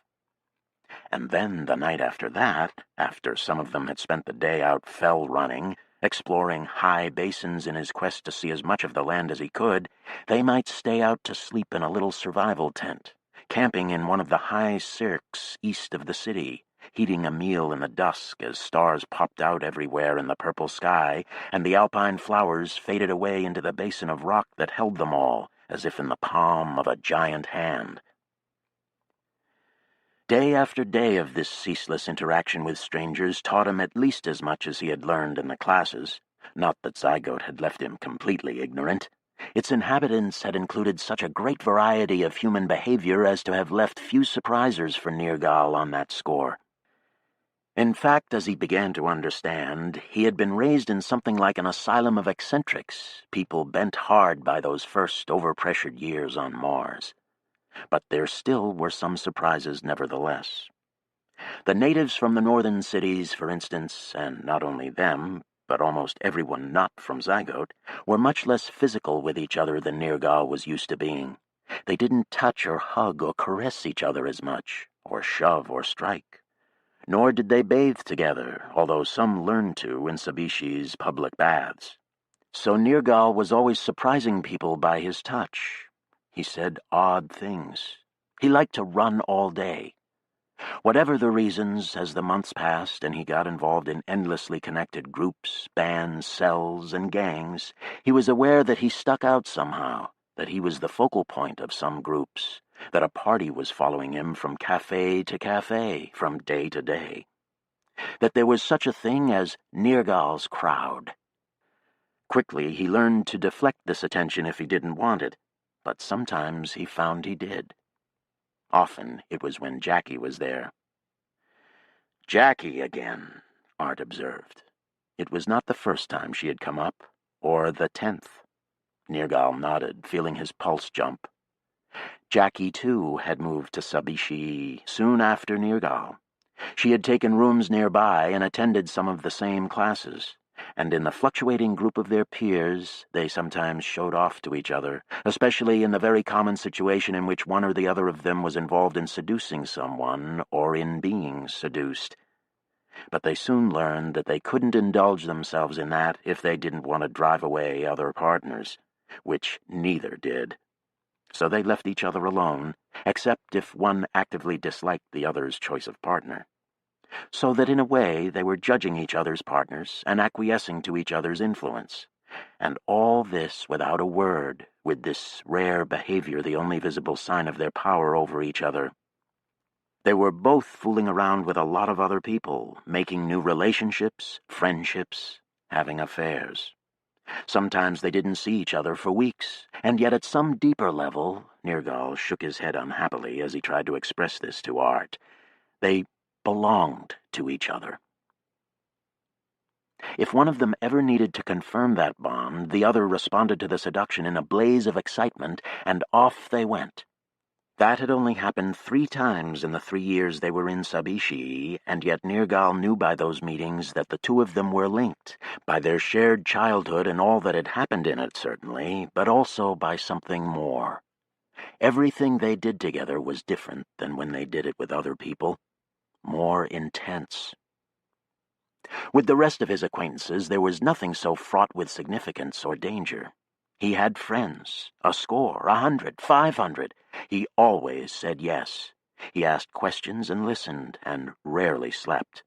He went to the meetings of 50 different political organizations and agreed with them all, and spent many a night talking, deciding the fate of Mars and then of the human race. Some people he hit it off with better than others. He might talk to a native from the north and feel an immediate empathy, starting a friendship that would endure forever. Much of the time, it happened that way. But then once in a while he would be utterly surprised by some action totally foreign to his understanding, and be reminded yet again what a cloistered, even claustrophobic upbringing he had had in Zygote, leaving him as innocent in some ways as a fairy brought up under an abalone shell. "No, it's not Zygote that made me," he said to Art, looking behind them to make sure that Coyote was really sleeping. "You can't choose your childhood, it's just what happens to you. But after that, you choose. I chose Sabishi, and that's really what made me." "Maybe," Art said, rubbing his jaw. "But childhood isn't just those years. It's also the opinions you form about them afterward. That's why our childhoods are so long." One dawn, the deep plum color of the sky illuminated the spectacular thin ridge of Acheron to the north, looming like a Manhattan of solid rock, as yet uncut into individual skyscrapers. The canyon land underneath the fin was party-colored, giving the fractured land a painted look. "That's a lot of lichen," Coyote said. Sachs climbed into the seat beside him and leaned almost nose to windshield, showing as much animation as he had since the rescue. Under the very top of the Acheron fin there was a line of mirror windows like a diamond necklace, and on top of the ridge itself, a long tuft of green under the ephemeral glint of tenting. Coyote exclaimed, "It looks like it's been reoccupied." Sachs nodded. Spencer, looking over their shoulders, said, "I wonder who's in there." "No one is," Art said. They stared at him, and he went on. "I heard about it in my orientation in Sheffield. It's a praxis project. They rebuilt it and got everything ready, and now they're just waiting." "Waiting for what?" "For Sachs-Russell, basically. For Taneyev, Cole, Tokarova, Russell." He looked at Sachs, shrugging almost apologetically. Sachs croaked something word-like. "Hey," Coyote said. Sachs cleared his throat hard, tried again. His mouth pursed to a little O, and a horrible noise started deep in his throat. "What?" He looked over at Nergal, gestured as if Nergal would know. "Why?" Nergal said. Sachs nodded. Nergal felt his cheeks burn as an electric flush of acute relief ran through his skin, and he leaped up and gave the little man a hard hug. "You do understand." "Well," Art was saying, "they did it as a kind of gesture." "It was Fort's idea, the guy who founded Praxis. Maybe they'll come back," he supposedly said to the Praxis people in Sheffield. "I don't know if he thought out the practicalities or not." "This Fort is strange," Coyote said, and Sachs nodded again. "True," Art said, "but I wish you could meet him. He reminds me of the stories you tell about Hiroko." "Does he know we're out here?" Spencer asked. Nergal's pulse leapt, but Art showed no sign of discomfort. "I don't know. He suspects. He wants you to be out here." "Where does he live?" Nergal asked. "I don't know." Art described his visit to Fort. "So I don't know exactly where he is. Somewhere on the Pacific. But if I could get word to him—" No one responded. "Well, maybe later," Art said. Sachs was looking out the rover's low windshield at the distant rock fin at the tiny line of lit windows marking the labs behind them, empty and silent. Coyote reached out and squeezed his neck. "You want it back, don't you?" Sachs croaked something. On the empty plain of Amazonas, there were few settlements of any kind. This was the back country, and they rolled rapidly south through it, night after night, and slept in the darkened cabin of the car through the days. Their biggest problem was finding adequate hiding places. On flat open plains, the boulder car stood out like a glacial erratic, and Amazonas was almost nothing but flat open plain. They usually tucked into the apron of ejecta around one of the few craters they passed. After the dawn meals, Sachs sometimes exercised his voice, croaking incomprehensible words, trying to communicate with them, and failing. This upset Nergal even more than it seemed to bother Sachs himself, who, though clearly frustrated, did not seem pained. But then he hadn't tried to talk to Simon in those last weeks. Coyote and Spencer were pleased with even this much progress, and they spent hours asking Sachs questions and running him through tests they got out of the AI lectern, trying to figure out just what the problem was. "Aphasia, obviously," Spencer said. "I'm afraid his interrogation caused a stroke, and some strokes cause what they call non-fluent aphasia." "There's such a thing as fluent aphasia?" Coyote said. "Apparently. Non-fluent is where the subject can't read or write and has difficulty speaking or finding the right words and is very aware of the problem." Sachs nodded as if to confirm the description. "In fluent aphasia, the subjects talk at great length but are unaware that what they're saying makes no sense." Art said, "I know a lot of people with that problem." Spencer ignored him. "We've got to get Sachs down to Vlad and Ursula and Michelle." "That's what we're doing." Coyote gave Sachs a squeeze on the arm before retiring to his mat. On the 5th night after leaving the Bogdanovists, they approached the equator and the double barrier of the fallen elevator cable. Coyote had passed the barrier in this region before, using a glacier formed by one of the aquifer outbursts of 2061 in Mangala Vallis. During the unrest, water and ice had poured down the old arroyo for 150 kilometers, and the glacier left behind when the flood froze had buried both passes of the fallen cable at 152 degrees longitude. Coyote had located a route over an unusually smooth stretch of this glacier which had taken him across the two passes of the cable. Unfortunately, when they approached Mangala Glacier, a long, tumbled mass of gravel-covered brown ice filling the bottom of a narrow valley, they found that it had changed since Coyote had last been there. "Where's that rampway?" he kept demanding. "It was right here." Sachs croaked, then made kneading motions with his hands, staring all the while through the windshield at the glacier. Nergal had a difficult time comprehending the glacier's surface. It was a kind of visual static. All patches of dirty white and gray and black and tan tumbled together until it was hard to distinguish size, shape, or distance. "Maybe it isn't the same place," he suggested. "I can tell," Coyote said. "Are you sure?" "I left markers. See, there's one there. That trail duck on the lateral moraine. But beyond it should be a rampway up onto smooth ice, and it's nothing but a wall of icebergs. Shit! I've been using this trail for 10 years. "You're lucky you had it that long," Spencer said. "They're slower than Terran glaciers, but they still flow downhill." Coyote only grunted. Sachs croaked, then tapped at the inner lock door. He wanted to go outside. "Might as well," Coyote muttered, looking at a map on the screen. "We'll have to spend the day here anyway." So in the pre-dawn light, Sachs wandered the rubble plowed up by the glacier's passage. A little upright creature with a light shining out of his helmet, like some deep-sea fish poking about for food. Something in the sight made Nergal's throat tighten, and he suited up and went outside to keep the old man company. He wandered through the lovely chill gray morning, stepping from rock to rock, following Sachs in his winding course through the moraine. Illuminated one by one in the cone of Sax's headlamp were eldritch little worlds, the dunes and boulders interspersed with spiky low plants, filling cracks and hollows under rocks. Everything was gray, but the grays of the plants were shaded olive or khaki or brown, with occasional light spots, which were flowers, no doubt colorful in the sun, but now light, luminous grays glowing among thick, furry leaves. Over his intercom, Nergal could hear Sachs clearing his throat, and the little figure pointed at a rock. Nergal crouched to inspect it. In cracks on the rock were growths like dried mushrooms, with black dots all over their shriveled cups and sprinkled with what looked like a layer of salt. Sachs croaked as Nergal touched one, but he couldn't say what he wanted. They stared at each other. "It's okay," Nergal said, stricken again by the memory of Simon. They moved to another patch of foliage.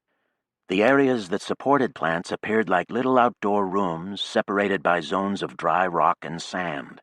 Sachs spent about 15 minutes in each frosty fell field, stumbling around awkwardly. There were a lot of different kinds of plants, and only after they had visited several glens did Nergal begin to see some that appeared again and again. None of them resembled the plants he had grown up with in Zygote, nor were they like anything in the arboretums of Sabishii. Only the first-generation plants, the lichens, mosses, and grasses looked at all familiar, like the ground cover in the high basins above Sabishii. Sachs didn't try to speak again, but his headlamp was like a pointed finger, and Nergal often trained his headlamp on the same area, doubling the illumination. The sky turned rosy, and it began to feel like they were in the planet's shadow, with sunlight just overhead. Then Sachs said, "Grrr!" and aimed his headlamp at a steep slope of gravel over which a network of woody branches grew like a mesh put there to hold the rubble in place. "Grrr!" "Dryad," Nergal said, recognizing it. Sachs nodded emphatically. The rocks under their feet were covered with light green patches of lichen, and he pointed at a patch and said, "Apple, red, map, moss." "Hey," Nergal said, "you said that really well." The sun rose, throwing their shadows over the gravel slope. Suddenly the dryad's little flowers were picked out by the light, the ivory petals cupping gold stamens. "Dryad," Sachs croaked.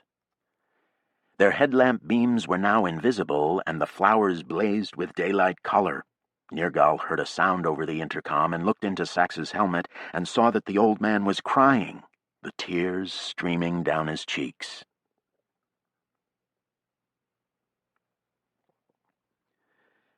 Nergal pored over maps and photos of the region. "I have an idea," he said to Coyote. And that night they drove to Nicholson Crater, 400 kilometers to the west. The falling cable had to have landed across this large crater, at least on its first pass, and it seemed to Nergal that there might be some kind of break or gap near the rim. Sure enough, when they rolled up the low, flat-topped hill that was the crater's north apron, they came to the eroded rim and saw the weird vision of a black line crossing the middle of the crater some 40 kilometers away, looking like an artifact of some long-forgotten race of giants. "Big mans," Coyote began. "Hair strand," Spencer suggested. "Or black dental floss," Art said. The inner wall of the crater was much steeper than the outer apron, but there were a number of rim passes to choose from, and they drove without trouble down the stabilized slope of an ancient landslide, then crossed the crater floor, following the curve of the western inner wall. As they approached the cable, they saw that it emerged from a depression it had crushed in the rim and drooped gracefully to the crater floor like the suspension cable of a buried bridge. They drove slowly under it. Where it left the rim, it was nearly 70 meters off the crater floor, and it didn't touch down until it was over a kilometer out. They pointed the boulder car's cameras up and watched the view on the screen curiously, but the black cylinder was featureless against the stars, and they could only speculate about what the burn of the descent had done to the carbon. "That's nifty," Coyote remarked as they drove up a smooth slope of aeolian deposit, over another rim pass and out of the crater. "Now let's hope there's a way over the next pass." From the southern flank of Nicholson, they could see south for many kilometers, and midway to the horizon was the black line of the cable's second time around. This section had impacted many times harder than the first pass, and two swaths of ejecta paralleled the cable like henge mounds. It appeared that the cable just barely stuck out of the trench it had smashed into the plain. As they got closer to it, weaving between ejecta boulders, they could see that the cable was a shattered mass of black rubble, a mound of carbon 3 to 5 meters higher than the plain, and steep on its sides so that it didn't look like it would be possible to drive over it in the boulder car. Off to the east, however, was a dip in the mound of wreckage, and when they drove down the line to investigate, they found that a meteor impact subsequent to the cable's fall had landed on the wreckage itself, smashing the cable and the ejecta swaths on both sides, and creating a new low crater that was all flecked and studded with black cable fragments and occasional chunks of the diamond matrix that had spiraled inside the cable. It was a disordered mess of a crater, with no well-defined rim to block their way, and it looked like it would be possible to find a route through. "Incredible," said Coyote. Sax shook his head vigorously. "Die! Die!" "Phobos," Nergal said, and Sax nodded. "Do you think so?" Spencer exclaimed. Sax shrugged, but Spencer and Coyote discussed the possibility enthusiastically. The crater appeared oval, a so-called bathtub crater which would support the idea of a low-angle impact, and while a random meteor hitting the cable in the 40 years since its fall would be quite a coincidence, the fragments of Phobos had fallen entirely in the equatorial zone, and so a piece of it hitting the cable was much less surprising. "Although still very useful," Coyote noted after he had negotiated their way over the little crater and gotten the car south of the ejecta zone. They parked next to one of the last big chunks of ejecta and suited up and went back to have a look at the site. There were brecciated chunks of rock everywhere, so that it was not obvious which were pieces of the meteor and which ejecta excavated by the cable's fall. But Spencer was pretty good at rock ID, and he collected several samples that he said were exotic carbonaceous chondrite, very likely to be pieces of the impact rock.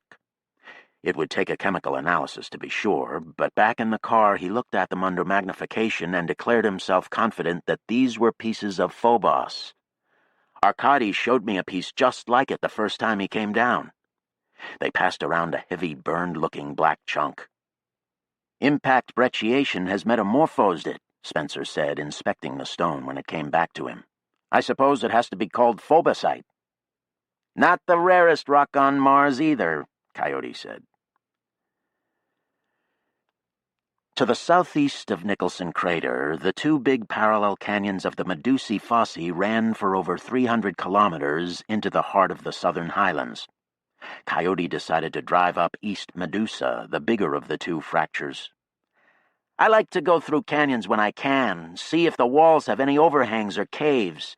That's how I've found most of my cache sites." "What if you run into a transverse scarp that crosses the whole canyon?" Nergal asked. "I backtrack. I've done an inhuman lot of backtracking, no doubt about that." So they drove up the canyon, which proved mostly flat-floored for the rest of the night. The following night, as they continued south, the floor of the canyon began to rise in steps that they were always able to negotiate. Then they reached a new and higher level of flat floor, and Nergal, who was driving, braked the car. "There's buildings up there." They all crowded around to look through the windshield. On the horizon, under the eastern wall of the canyon, a cluster of small white stone buildings stood silently. After a half-hour's examination with the car's various imagers and scopes, Coyote shrugged. "No obvious electricity or warmth. Doesn't look like anyone's home. Let's go have a look." So they drove toward the structures and stopped beside a massive chunk of the cliff wall which had rolled well out on the floor. From this distance they could see that the buildings were freestanding, with no tent around them. They appeared to be solid blocks of whitish rock, like the Caliche Blanco in the Badlands north of Olympus. Small white figures stood motionlessly between these buildings on white plazas ringed by white trees. It was all made of stone. "A statue," Spencer said. "A town of stone." "Mud," Sachs croaked, then pounded the dashboard angrily, giving it 4 sharp slams that startled them all. "Ma-do-sa." Spencer and Art and Coyote laughed. They clapped Sachs on the shoulders as if they were trying to pile-drive him into the floor. Then they all suited up again and went out to have a closer look. The white walls of the buildings glowed eerily in the starlight like giant soap carvings. There were some 20 buildings and many trees and a couple of 100 people, and also a few score lions mixed freely among the people. All carved from white stone, which Spencer identified as alabaster. The central plaza seemed to have been petrified during an active morning. There was a crowded farmer's market and a group clustered around 2 men playing chess with waist-high pieces on a large board. The black chess pieces and the black squares of the chessboard stood out dramatically in their surroundings, onyx in an alabaster world. Another group of statues watched a juggler who looked up at invisible balls. Several of the lions were watching this exhibition closely, as if ready to bat something out of the air if the juggler came too close. All the faces of the statues, human or feline, were rounded and almost featureless, but every one of them somehow expressed an attitude. "Look at the circular arrangement of the buildings," Spencer said over the intercom. "It's Bogdanovist architecture, or something like." "No Bogdanovist ever mentioned this to me," Coyote said. "I don't think any of them have ever been in this region. I don't know anyone who has. This is pretty remote." He looked around, a grin showing through his faceplate. "Someone spent a bit of time at this." "It's strange what people will do," Spencer said. Nergal wandered around the edges of the construct, ignoring the talk on the intercom, looking into one blurred face after another, looking into white stone doorways and white stone windows, his blood stirring. It was as if the sculptor had made the place in order to speak to him, to strike him with his own vision. The white world of his childhood thrusting right out into the green, or out here into the red. And there was something in the peace of the place, not just the stillness, but the marvelous relaxation in all the figures, the flowing calm of their stances. Mars could be this way. No more hiding, no more strife, the children racing around the market, the lions walking among them like cats. After an extended tour of the alabaster town, they returned to the car and drove on. About 15 minutes later, Nergal spotted another statue, a white bas-relief face only, emerging from the cliff face opposite the town. "The Medusa herself," Spencer said, pausing in his nightly drink. The basilisk glare of the Gorgon was directed back at the town, and the stone snakes of her hair twisted away from her head and back into the cliffside as if the rock had only just seized her by a serpentine ponytail, preventing her from emerging completely from the planet. "Beautiful," Coyote said. "Remember that face. If that's not a self-portrait of the sculptor, I'm much mistaken." He drove on without stopping, and Nergal stared at the stone face curiously. It seemed to be Asian, although perhaps that was only the effect of having the snake hair pulled back. He tried to memorize the features, feeling it was someone he already knew. They came out of the Medusa's canyon before dawn and stopped to hide through the day and chart their next move. Beyond Burton Crater, which lay before them, the Memnonia Fosse cut the land east to west for hundreds of kilometers, blocking their way south.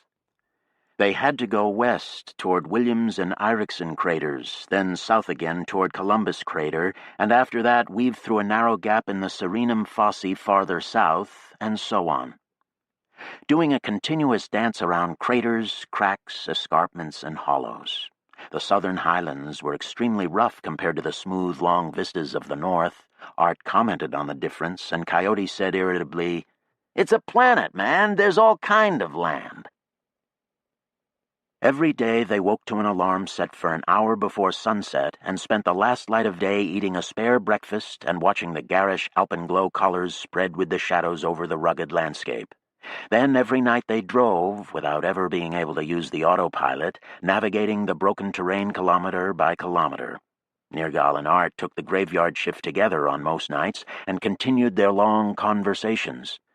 Then, as the stars faded and dawn's pure violet light stained the eastern sky, they found places where the boulder car would be inconspicuous. In this latitude, the work of a moment, almost just a matter of stopping, as Art said, and ate a leisurely supper, watching the sharp blast of sunrise and its sudden creation of great fields of shadow. A couple of hours later, after a planning session and occasional trips out, they would darken the windshield and sleep through the day.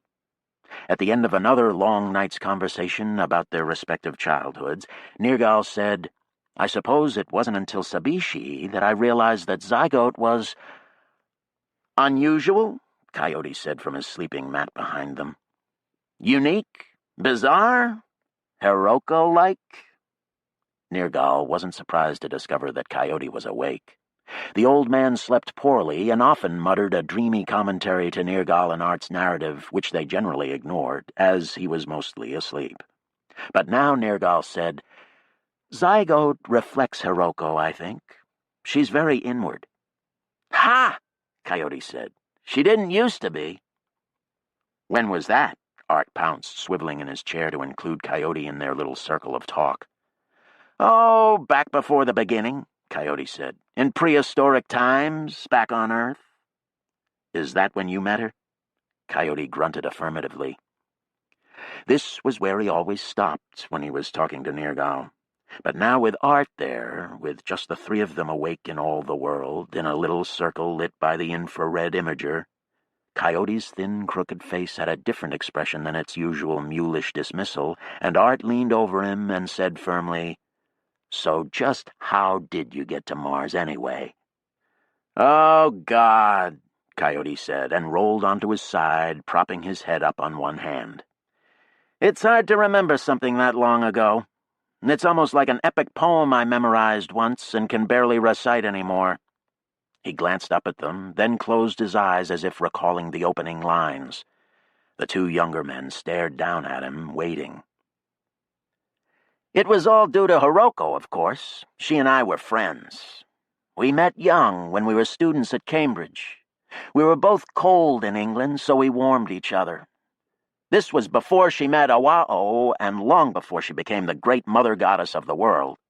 And back then we shared a lot of things. We were outsiders at Cambridge, and we were good at the work. And so we lived together for a couple of years there. Very much like what Nergal has been saying about Sabishi, even what he said about Jackie. Although Hiroko..." He closed his eyes as if trying to see it in his mind. "You stayed together?" Art asked. "No. She went back to Japan, and I went with her for a while, but I had to go back to Tobago when my father died. So things changed. But she and I stayed in touch and met at scientific conferences, and when we met, we fought or promised to love each other forever, or both. We didn't know what we wanted, or how we could get it if we admitted what we wanted. And then the selection of the first 100 began. But I was in jail in Trinidad for objecting to the flag of convenience laws, and even if I had been free, I wouldn't have had a chance of being selected anyway. I'm not even sure I wanted to go. But Hiroko either remembered our promises or thought I'd be useful to her. I have never decided which. So she contacted me and told me that if I wanted, she would hide me in the farm on the Ares, and then in the colony on Mars. She has always been a bold thinker, I give her that." "Didn't it strike you as a crazy plan?" Art asked, his eyes round. "Yes, it did," Coyote laughed. "But all the good plans are crazy, aren't they? And at that time, my prospects were dim. And if I hadn't gone for it, I would never have seen Hiroko again." He looked at Nergal, smiled crookedly. "So I agreed to try it. I was still in prison, but Hiroko had some unusual friends in Japan, and one night I found myself being led out of my cell by a trio of masked men and every guard in the jail sedated. We took a helicopter to a tanker ship, and I sailed on that to Japan.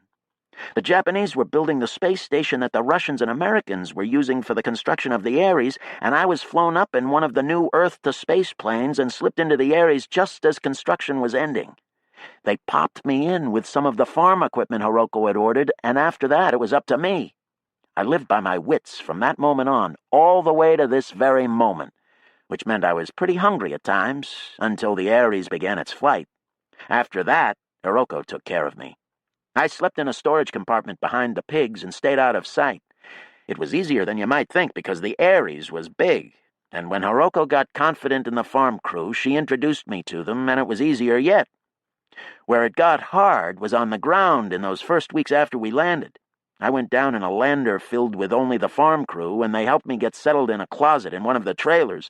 Hiroko got the greenhouses built fast, mostly to get me out of that closet, or so she would tell me." "You lived in a closet?" "For a couple of months. It was worse than jail. But after that I lived in the greenhouse and started work on stockpiling the materials we needed to take off on our own. Iwao had hidden the contents of a couple of freight boxes right from the start, and after we built a rover out of spare parts, I spent most of my time away from Underhill, exploring the chaotic terrain and finding a good place for our hidden shelter and moving stuff out there. I was out on the surface more than anyone, even Anne. By the time the farm team moved out there to it, I was used to spending a lot of time on my own. Just me and Big Man out wandering the planet. I tell you, it was like heaven. No, not heaven. It was Mars. Pure Mars. I guess I lost my mind in a way, but I loved it so I can't really talk about it." "You must have taken a lot of radiation." Coyote laughed. "Oh, yes. Between those journeys and the solar storm on the Ares, I took on more REMs than anyone in the first 100, except maybe for John. Maybe that's what did it. Anyway," he shrugged, looked up at Art and Nergal. "Here I am, the stowaway." "Amazing," Art said. Nergal nodded. He had never gotten his father to reveal even a tenth as much information about his past, and now he looked from Art to Coyote and back again, wondering how Art had done it. And done it to him as well, for Nergal had tried to tell not only what had happened to him, but what it had meant, which was much more difficult. Apparently, this was a talent Art had, though it was very hard to pin down what it consisted of. Just the look on his face, somehow, that cross-eyed intensity of interest.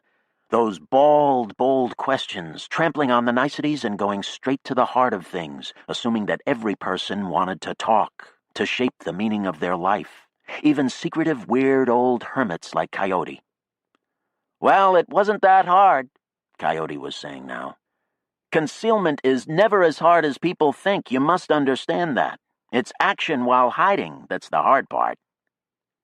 At that thought he frowned, then pointed a finger at Nergal.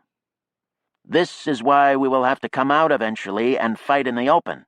This is why I got you to go to Sabishi." What? You told me I shouldn't go. You said it would ruin me. That's how I got you to go. They kept up this nocturnal conversational life for the better part of a week, and at the end of it they approached a small settled region surrounding the mole-hole that had been dug in the midst of craters Hipparchus, Eudoxus, Ptolemaeus, and Lifan. There were some uranium mines on the aprons of these craters, but Coyote didn't suggest any sabotage attempts, and they drove hard past the Ptolemaic mole-hole, getting away from the region as quickly as possible. Soon they came to the Thaumasia Fosse, the fifth or sixth big fracture system they had encountered on their trip. Art found this curious, but Spencer explained to him that the Tharsis Bulge was surrounded by fracture systems caused by its uplift, and as they were in effect circumnavigating the bulge, they kept running into them. Thaumasia was one of the biggest of these systems, and the location of the large town of Senzeni Na, which had been founded next to another of the 40-degree latitude moleholes, one of the first moleholes to be dug, and still one of the deepest. At this point, they had been traveling for over 2 weeks, and they needed to restock at one of Coyote's caches. They drove south of Senzeni Na, and near dawn were weaving between rocky ancient hillocks. But when they came to the bottom end of a landslide coming off a low broken scarp, Coyote started cursing.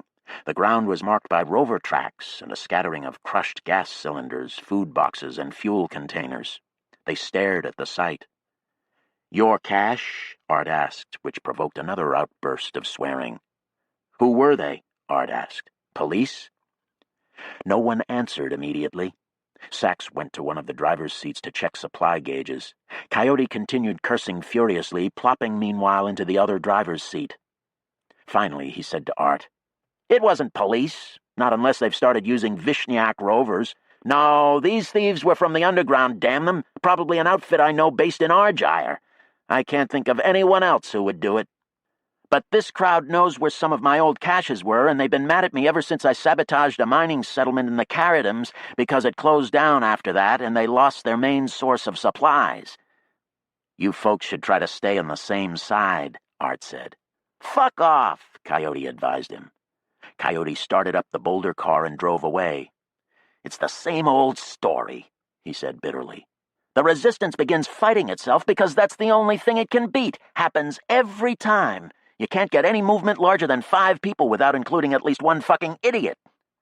He went on in that vein for quite some time. Finally, Sachs tapped at one of the gauges, and Coyote said roughly, "I know!" It was full daylight, and he stopped the car in a cleft between 2 of the ancient hillocks, and they blacked the windows and lay in the dark on their narrow mattresses. "So how many underground groups are there?" Art asked. "No one knows," Coyote said. "You're kidding." Nergal answered before Coyote started in again. "There's about 40 in the southern hemisphere, and some long-standing disagreements among them are getting nasty. There are some tough groups out there. Radical Reds, Schnelling, splinter groups, different kinds of fundamentalists. It's causing trouble. But aren't you all working for the same thing?" "I don't know." Nergal recalled all-night arguments in Sabishi, sometimes quite violent, among students who were basically friends. "Maybe not. But haven't you talked it over?" "Not in any formal way, no." Art looked surprised. "You should do that," he said. "Do what?" Nergal asked. "You should convene some kind of meeting of all the underground groups and see if you can't agree about what you're all trying to do, how to settle disputes and like that." Aside from a skeptical snort from Coyote, there was no response to this. After a long time, Nergal said, "My impression is that some of these groups are wary of Gamete because of the first 100 in it. No one wants to give up any autonomy to what's already perceived as the most powerful sanctuary." "But they could work on that at a meeting," Art said. "That's part of what it would be for, among other things. You all need to work together, especially if the Transnat police get more active after what they found out from Sachs." Sachs nodded at this. The rest of them considered it in silence. Somewhere in the consideration, Art started to snore, but Nergal was awake for hours, thinking about it. They approached Senzeni Na in some need. Their food supplies were adequate if they rationed them, and the car's water and gases were recycling so efficiently that there was little loss there. but they were simply short of fuel to run the car. "We need around 50 kilos of hydrogen peroxide," Coyote said. He drove up to the rim of Thalmasia's biggest canyon, and there in the far wall was Senzeni Na behind great sheets of glass, the arcades all full of tall trees. The canyon floor in front of it was covered with walk tubes, small tents, the great factory apparatus of the mohole itself, which was a giant black hole at the south end of the complex, and the tailings mound which ran up the canyon far to the north. This was reputed to be the deepest mohole on Mars, so deep that the rock was getting a bit plastic at the bottom, squishing in, as Coyote put it, 18 kilometers deep, with the lithosphere in the area about 25. The mohole operation was almost completely automated, and the majority of the town's population never went near it. And many of the robot trucks hauling rock out of the hole used hydrogen peroxide for fuel, so the warehouses down on the canyon floor next to the mohole would have what they needed. And security down there dated from before the unrest and had been designed in part by John Boone himself, so it was woefully inadequate to withstand Coyote's methods, particularly since he had all of John's old programs in his AI. The canyon was exceptionally long, however, and Coyote's best way down to the canyon floor from the rim was a climbing trail some 10 kilometers down canyon from the mohole. "That's fine," Nergal said. "I'll get it on foot." 50 kilos? Coyote said. "I'll go with him," said Art. "I may not be able to do mystic levitation, but I can run." Coyote thought it over, nodded. "I'll lead you down the cliff." So he did that, and in the time slip, Nergal and Art took off with empty backpacks draped over their air tanks, running along easily over the smooth canyon floor north to Senzeni Na. It seemed to Nergal that it was going to be a simple operation. They came up on the mohole complex without a problem, the starlight now augmented by the diffuse light of the town shining out of the glass and reflecting off the far wall. Coyote's program got them through a garage lock and into the warehouse area as quickly as if they had every right to be there, with no sign that they had tripped any alarms. But then when they were in the warehouse itself, stuffing small hydrogen peroxide containers in their backpacks, all the lights in the place went on at once and emergency doors slid shut. Art ran immediately to the wall away from the door and set a charge and moved aside. The charge exploded with a loud bang, blowing a sizable hole in the thin warehouse wall, and then the two of them were outside and skulking between gigantic drag lines to the perimeter wall. Suited figures came racing out of the walk tube locked from the town, and the two intruders had to dive behind one of the drag lines, a structure so big that they could stand in the crack between individual tractor treads. Nergal felt his heart pounding against the metal. The suited figures went into the warehouse, and Art ran out and set another charge. The flash of light from this one blinded Nergal, and he ducked through the gap in the fence and ran for it without seeing a thing, without feeling the 30 kilograms of fuel packets bouncing on his back and crushing the air tanks into his spine. Art was ahead of him again, badly out of control in the Martian G, but nonetheless bounding along with those great surging strides.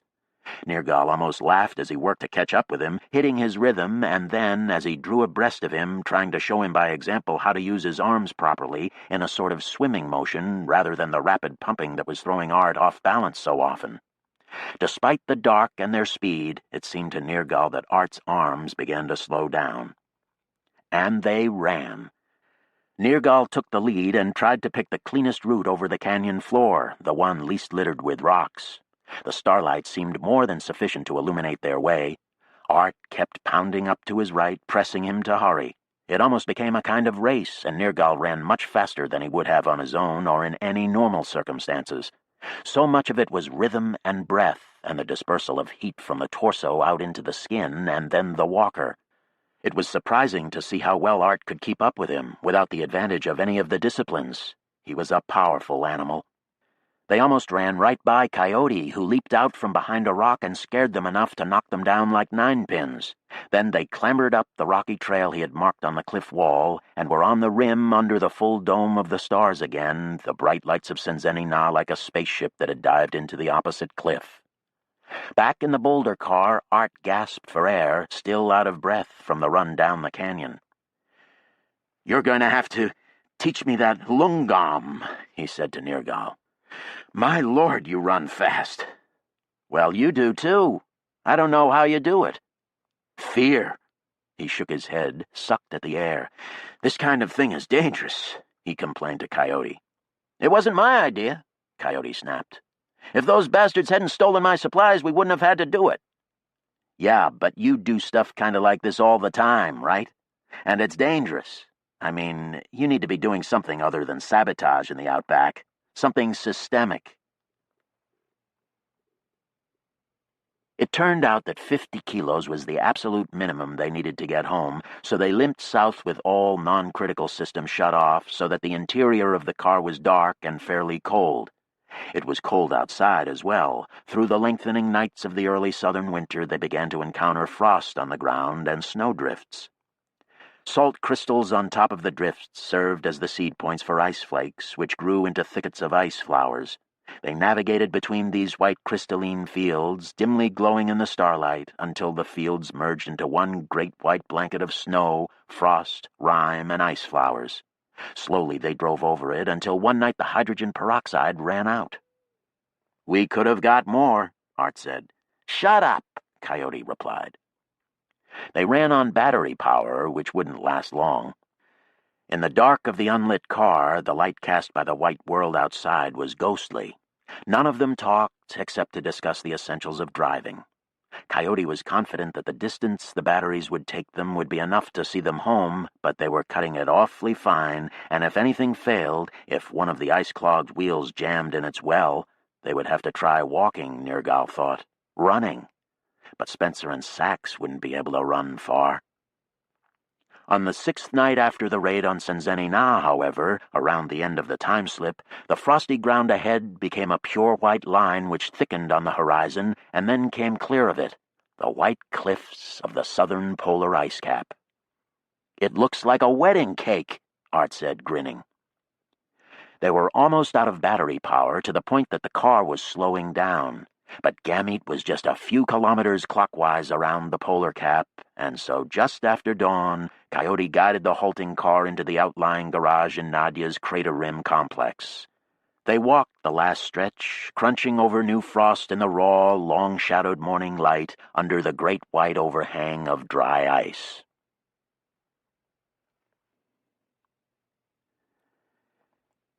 Gamete gave Nergal the same feeling it always did, that he was trying to fit into old clothes that were much too small. But this time Art was there with him, and so the visit had the interest of showing a new friend an old home. Every day Nergal took him around, explaining features of the place and introducing him to people. As he watched the range of expressions plainly exposed on Art's face, from surprise to amazement to disbelief, the whole enterprise of Gamete began to strike Nergal as truly odd. The white ice dome, its winds, mists, birds, the lake, the village, always freezing, weirdly shadowless, its white and blue buildings dominated by the crescent of bamboo tree houses. It was a strange place. And Art found all of the Issei equally amazing. He shook their hands, saying, "I've seen you on the vids. Very pleased to meet you."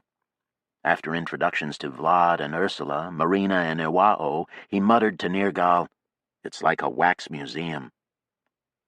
Nergal took him down to meet Hiroko, and she was her usual benign, distant self, treating Art with about the same reserved friendliness she gave to Nergal. Mother goddess of the world. They were in her labs, and feeling obscurely annoyed by her, Nergal took Art by the ectogene tanks and explained what they were. Art's eyes went perfectly round when he was surprised, and now they were like big white and blue marbles. "They look like refrigerators," he said, and stared closely at Nergal. "Was it lonesome?" Nergal shrugged, looked down at the small clear windows like portholes. Once he had floated in there, dreaming and kicking. It was hard to imagine the past, hard to believe in it. For billions of years he hadn't existed, and then one day, inside this little black box, a sudden appearance, green in the white, white in the green. "It's so cold here," Art remarked when they went back outside. He was wearing a big borrowed fiber-fill coat with the hood over his head. "We have to keep a water ice layer coating the dry ice so the air stays good. So it's always a little under freezing, but not much. I like it myself. It strikes me as the best temperature of all. Childhood. Yeah. They visited Sachs every day, and he would croak, "Hello," or "Goodbye," in greeting, and try his best to talk. Michelle was spending several hours a day working with him. "It's definitely aphasia," he told them. "Vlad and Ursula did a scan, and the damage is in the left anterior speech center. Non-fluent aphasia, sometimes called Broca's aphasia. He has trouble finding the word, and sometimes he thinks he's got it, but what comes out will be synonyms or antonyms or taboo words. You should hear the way he can say, 'bad results.' It's frustrating for him, but improvement from this particular injury is often good, slow, however. Essentially, other parts of the brain have to learn to take over the functions of the damaged part, so we work on it. It's nice when it goes well, and it could be worse, obviously." Sachs, who had been staring at them through this, nodded quizzically. He said, "I want to teach. To speech." Of all the people in Gamete to whom Nergal introduced Art, the one Art hit it off with best was Nadia. They were drawn to each other instantly, to Nergal's surprise. But it pleased him to see it, and he watched his old teacher fondly as she made her own kind of confession in response to Art's question barrage, her face looking very ancient except for her startling light brown eyes with the green flecks around the pupil, eyes that radiated friendly interest and intelligence and amusement at Art's interrogation. The three of them ended up spending hours together in Nergal's room talking, looking down at the village or out the other window to the lake. Art walked around the little cylinder from window to window, fingering the cuts in the glossy green wood. "Do you call it wood?" he asked, looking at the bamboo. Nadia laughed. "I call it wood," she said. "It's Hiroko's idea to live in these things, and a good one. Good insulation, incredible strength, and no carpentry but door and window installation." "I guess you wish you had these bamboo in Underhill, eh?" "The spaces we had were too small, maybe in the arcades. Anyway, this species wasn't developed until recently." She turned the interrogation on him and asked him scores of questions about Earth. What did they use for housing materials now? Were they going to use fusion power commercially? Was the UN irrevocably damaged by the War of '61? Were they trying to build a space elevator for Earth? How much of the population had gotten the aging treatments? Which of the big transnationals were the most powerful? Were they fighting among themselves for preeminence?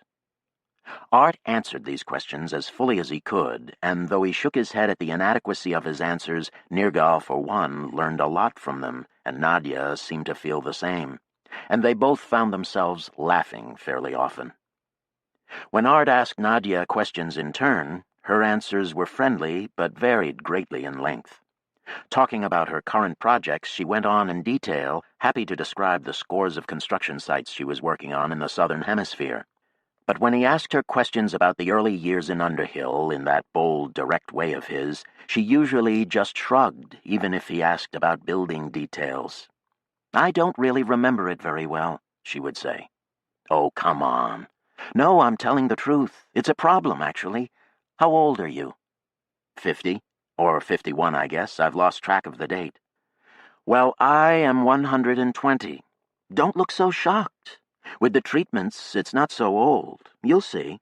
I just had the treatment again 2 years ago, and I'm not exactly like a teenager, but I feel pretty good. Very good, in fact. But I think memory may be the weak link. It may be the brain just won't hold that much, or maybe I just don't try. But I'm not the only one having the problem. Maya is even worse than me, and everyone my age complains about it. Vlad and Ursula are getting concerned. I'm surprised they didn't think of this back when they developed the treatments. Maybe they did and then forgot." Her laugh seemed to take her by surprise. Later at dinner, after talking about her construction projects again, Art said to her, "You really ought to try to convene a meeting of all these underground groups." Maya was at their table, and she looked at Art as suspiciously as she had in Ekascasma. "It isn't possible," she declared. She looked much better than she had when they had parted, Nergal thought. Rested, tall, rangy, graceful, glamorous. She seemed to have shrugged off the guilt of murder as if it were a coat she didn't like. Why not? Art asked her. You'd be a lot better off if you could live on the surface. This is obvious. And we could move into the demi-monde if it were just that simple.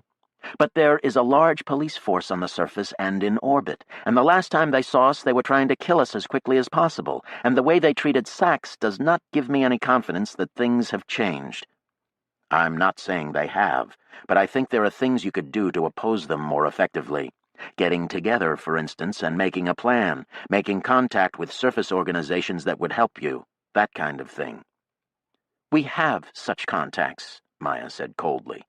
But Nadia was nodding, and Nergal's mind was racing with images of his years in Sabishi, a meeting of the underground. The Sabishians would come for sure, he said. They're already doing stuff like this all the time. That's what the demi-monde is, in effect. Art said, You should think about contacting Praxis as well. My ex-boss, William Fort, would be very interested in such a meeting, and the whole membership of Praxis is involved in innovations you would like. Your ex-boss? Maya said. Sure, Art said with an easy smile. I'm my own boss now. You could say you are our prisoner, Maya pointed out sharply. When you're the prisoner of anarchists, it's the same thing, right? Nadia and Nergal laughed, but Maya scowled and turned away. Nadia said, I think a meeting would be a good idea. We've let Coyote run the network for too long. I heard that, Coyote called from the next table. Don't you like the idea? Nadia asked him. Coyote shrugged. We have to do something, no doubt of that. They know we're down here now. This caused a thoughtful silence. I'm going north next week, Nadia said to Art. You can come with me if you like. Nergal, you too if you want.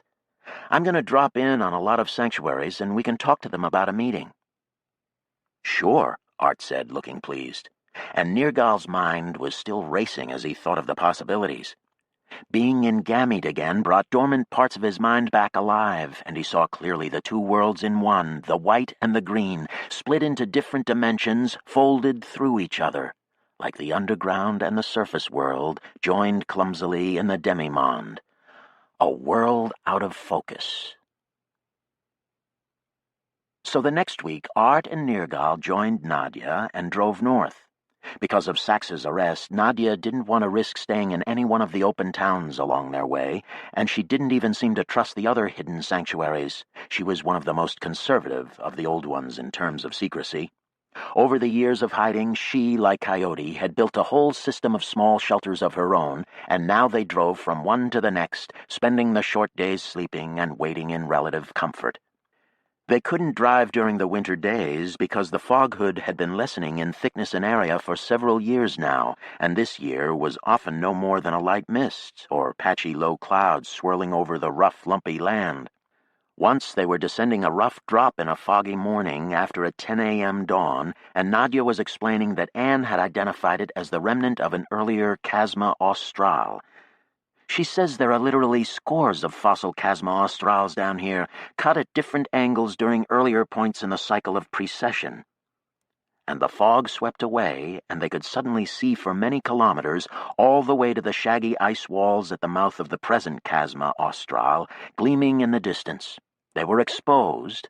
Then the clouds closed over them again, very swiftly, enveloping them in murky, flowing white, as if they were traveling in a snowstorm in which the snowflakes were so fine that they defied gravity and blew about in suspension forever. Nadia hated that kind of exposure, no matter how brief, and so she continued to hide through the days. They looked out the little windows of her shelters onto swirling clouds which sometimes caught the light in sparkling arrays, so bright it hurt to look at them.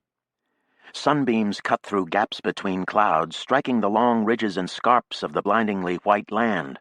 Once they even experienced a full whiteout when all shadows disappeared and everything else. A pure white world in which it was impossible to make out even the horizon. On other days, ice bows through curves of pale pastel color against the intense whites, and once, when the sun broke through, low over the land, it was surrounded by a ring of light as bright as it was. The landscape blazed white under this display, not uniformly, but in patches, all shifting rapidly in the ceaseless winds. Art laughed to see it, and he never stopped exclaiming over the ice flowers, now as large as shrubs, and studded with spikes and lacy fans, and growing into each other at their edges, so that in many areas the ground itself completely disappeared, and they drove across a crackling surface of shard blooms, crushing hundreds of them under their wheels. The long, dark nights were almost a comfort after days like that. Days passed, one like the next.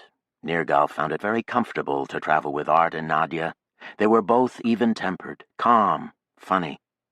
Art was 51 and Nadia 120, and Nergal only 12, which was around 25 Terran years. But despite the discrepancies in age, they interacted as equals. Nergal could test his ideas on them freely, and they never laughed or scoffed, even when they saw problems and pointed them out. And in fact their ideas meshed fairly well, for the most part. They were, in Martian political terms, moderate green assimilationists, Boonians, Nadia called it, and they had similar temperaments, which was something that Nergal had never felt before about anyone, not for the rest of his family in Gamete or his friends in Sabishi. As they talked, night after night, they dropped in briefly on some of the big sanctuaries of the South, introducing Art to the people there and broaching the idea of a meeting or congress. They took him to Bogdanov Vishniak and amazed him with the giant complex built deep into the mow-hole, so much bigger than any other sanctuary. Art's pop-eyed face was as eloquent as a speech, and brought back to Nergal most acutely the feeling he had had as a child when he first visited it with Coyote. The Bogdanovists were clearly interested in a meeting, but Mikhail Yangel, one of Arkady's associates to survive 61, asked Art what the long-range purpose of such a meeting would be. To retake the surface. I see. Mikhail's eyes were wide. Well, I'm sure you would have our support for that. People have been afraid to even bring that subject up. Very good, Nadia told Art as they drove on north. If the Bogdanovists support a meeting, then it will probably happen. Most of the hidden sanctuaries are either Bogdanovist or else heavily influenced by them. From Vishniak, they visited the sanctuaries around Holmes Crater, known as the industrial heartland of the underground. These colonies were also mostly Bogdanovist, with any number of small social variations among them, influenced by early Martian social philosophers such as the prisoner Schelling, or Hiroko, or Marina, or John Boone. The Francophone utopians in Prometheus, on the other hand, had structured their settlement on ideas taken from sources ranging from Rousseau and Fourier to Foucault and Nemi, subtleties Nergal hadn't been aware of when he had first visited. Currently, they were being strongly influenced by the Polynesians who had recently arrived on Mars, and their big warm chambers sported palm trees and shallow pools, so that Art said it seemed more like Tahiti than Paris. In Prometheus, they were joined by Jackie Boone herself, who had been left there by friends traveling through. She wanted to go directly on to Gamete, but she was willing to travel with Nadia rather than wait longer, and Nadia was willing to take her. So when they took off again, they had Jackie with them. The easy camaraderie of the first part of their journey disappeared. Jackie and Nergal had parted in Sabishi with their relationship in its usual unsettled, undefined state, and Nergal was displeased to have the growth of his new friendships interrupted. Art was obviously agog at her physical presence. She was actually taller than he was and heavier than Nergal, and Art watched her in a way he thought surreptitious, but which the others were all aware of, including Jackie, of course. It made Nadia roll her eyes, and she and Jackie quarreled over little things like sisters. Once, after they did, and Jackie and Nadia were elsewhere in one of Nadia's shelters, Art whispered to Nergal, "She's just like Maya. Doesn't she remind you? The voice, the mannerisms." Nergal laughed. "Tell her that, and she'll kill you." "Ah," Art said. He regarded Nergal with a sidelong glance. "So you two are still—" Nergal shrugged. In a way, it was interesting. He had told Art enough about his relationship with Jackie that the older man knew there was something fundamental between the two. Now Jackie was almost certain to come on to Art, to add him to her minions, as she routinely did with men she liked or thought important. At this point, she hadn't figured out how important Art was, but when she did, she would act in her usual way, and then what would Art do? So their voyage was no longer the same, Jackie imparting her usual spin to things. She argued with Nergal and Nadia. She casually rubbed up to Art, charming him at the same time she judged him, just as an automatic part of acquaintanceship. She would pull off her shirt to sponge down in Nadia's shelters, or put a hand to his arm when asking questions about Terra, then at other times ignore him completely, veering off into worlds of her own.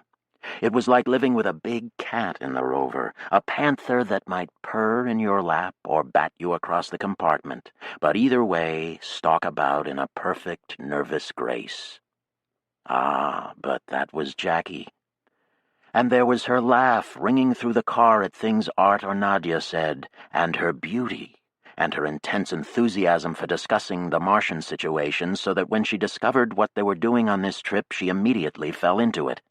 Life was heightened with her around, no doubt about it, and Art, though he goggled at her when she bathed, had what Nergal suspected was a sly edge to his smile as he enjoyed her mesmerizing attentions, and once Nergal caught him giving a look to Nadia that was positively amused. So, though he liked her well enough, and liked looking at her, he didn't seem hopelessly smitten. This was possibly a matter of his friendship with Nergal. Nergal couldn't be sure, but he liked the idea, which hadn't been a common one in either Zygote or Sub-Ishii. For her part, Jackie seemed inclined to dismiss Art as a factor in the organizing of a general meeting, as if she would take it over herself. But then they visited a small neo-Marxist sanctuary in the mountains of Mitchell, which were no more mountainous than the rest of the southern highlands, the name being an artifact of the telescope era, and these neo-Marxists proved to be in communication with the city of Bologna in Italy, and with the Indian province of Kerala, and with praxis offices in both these places. So they had a lot to talk about with Art, and they obviously enjoyed it, and at the end of the visit one of them said to him, "It's wonderful what you're doing. You're just like John Boone." Jackie jerked her head around to stare at Art, who was sheepishly shaking his head. "No, he's not," she said automatically. But after that she treated him more seriously.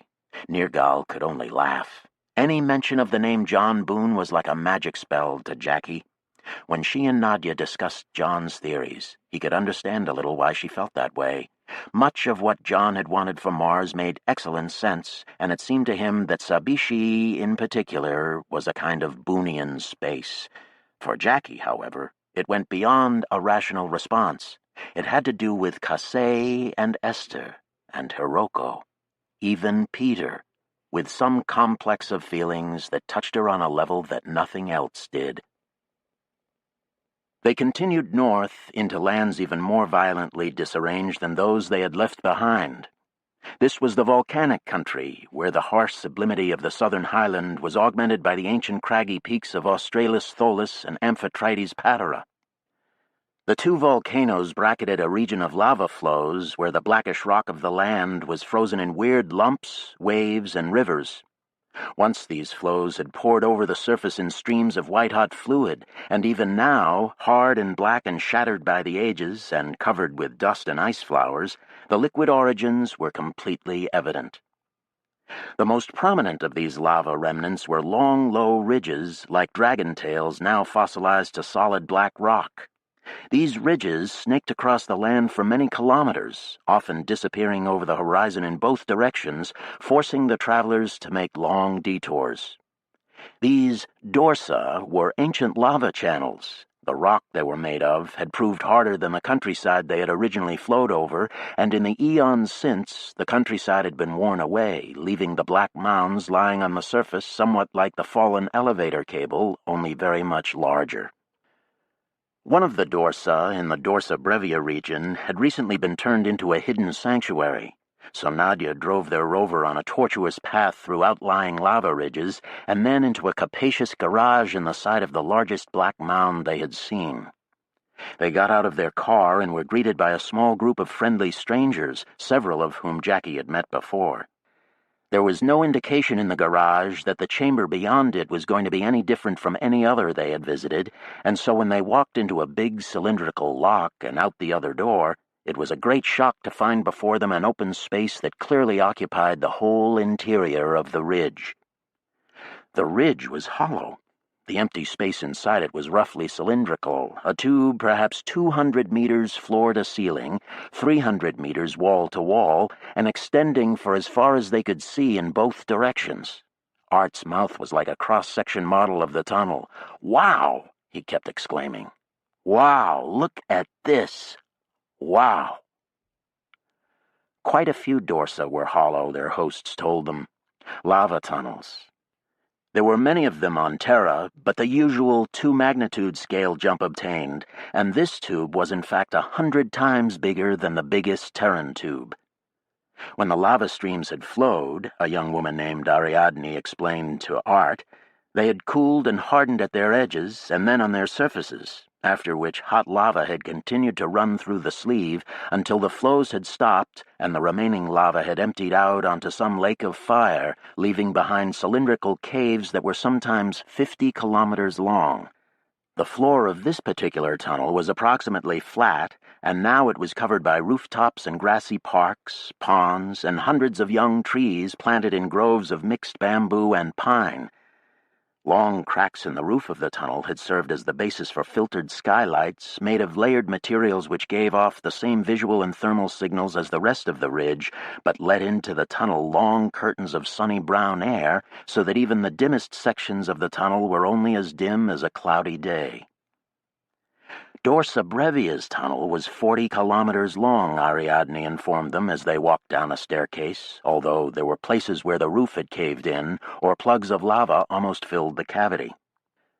"We haven't closed off the whole thing, of course. It's more than we need, and more than we could keep warm and pumped anyway. But we've closed off about 12 kilometers now in kilometer-long segments with tent fabric bulkheads between them." "Wow," Art said again. Nergal felt just as impressed, and Nadia was clearly delighted. Even Vishniak was nothing compared to this. Jackie was already near the bottom of the long staircase that led from the garage lock to a park below them. As they followed her, Art said, "Every colony you've taken me to I've figured has to be the biggest one, and I'm always wrong. Why don't you just tell me now if the next one is going to be like all of Hellas Basin or something?" Nadia laughed. "This is the biggest one I know of. Bigger." "So why do you all stay in Gamete when it's so cold and small and dim? Couldn't the people from all the sanctuaries fit into this space?" "We don't want to all be in one place," she replied. "As for this one, it wasn't even here a few years ago." Down on the floor of the tunnel they appeared to be in a forest under a black stone sky rent by long, jagged, bright cracks. The 4 travelers followed a group of their hosts to a complex of buildings with thin wooden walls and steep roofs upturned at the corners. In one of these they were introduced to a group of elderly women and men in colorful baggy clothing and invited to share a meal. As they ate, they learned more about the sanctuary, mostly from Ariadne, who sat beside them. It had been built and occupied by the descendants of people who had come to Mars and joined the disappeared in the 2050s, leaving the cities and occupying small refuges in this region, aided in their efforts by the Sabishians. They had been heavily influenced by Hiroko's Ariophany, and their society was described by some as a matriarchy. They had studied some ancient matriarchal cultures and based some of their customs on the ancient Minoan civilization and the Hopi of North America. Thus, they worshipped a goddess who represented life on Mars, something like a personification of Hiroko's Viriditas, or a deification of Hiroko herself. And in daily life, the women owned the households and would pass them on to their youngest daughters. Ultimogeniture, Ariadne called it, a custom of the Hopi. And as with the Hopi, men moved into their wives' houses on marriage. "Do the men like it?" Art asked curiously. Ariadne laughed at his expression. "There's nothing like happy women for making happy men, that's what we say." And she gave Art a look that seemed to pull him right over the bench toward her. "Makes sense to me," Art said. "We all share the work, extending the tunnel segments, farming, raising the children, whatever needs doing. Everybody tries to get good at more than just their specialty, which is a custom that comes from the first 100, I think, and the Sabishians." Art nodded. "And how many of you are there?" About 4,000 now. Art whistled his surprise. That afternoon, they were taken down the tunnel through several kilometers of transformed segments, many of them forested, and all containing a large stream that ran down the floor of the tunnel, widening in some segments to form big ponds. When Ariadne brought them back up to the first chamber, called Zakros, almost 1,000 people showed up for an open-air meal in the largest park. Nergal and Art wandered around talking to people, enjoying a plain meal of bread and salad and broiled fish. The people there appeared receptive to the idea of a Congress of the Underground. They had tried something like it years before, but had not gotten many takers at the time, had lists of the sanctuaries in their region, and one of the older women said, with authority, that they would be happy to host it, as they had a space large enough to handle a great number of guests. "Oh, that would be marvelous," Art said, glancing at Ariadne. Later, Nadia agreed. "It will help a lot," she said. "A lot of people will be resistant to the idea of a meeting because they suspect the first 100 of trying to take charge of the underground. But if it's held here and the Bogdanovists are behind it—" When Jackie came over and heard of the offer, she gave Art a hug. "Oh, it's going to happen. And it's just what John Boone would have done. It's like the meeting he called on Olympus Mons." They left Dorsa Brevia and headed north again on the east side of the Hellas Basin. During the nights of this drive, Jackie often brought out John Boone's AI, Pauline, which she had studied and catalogued.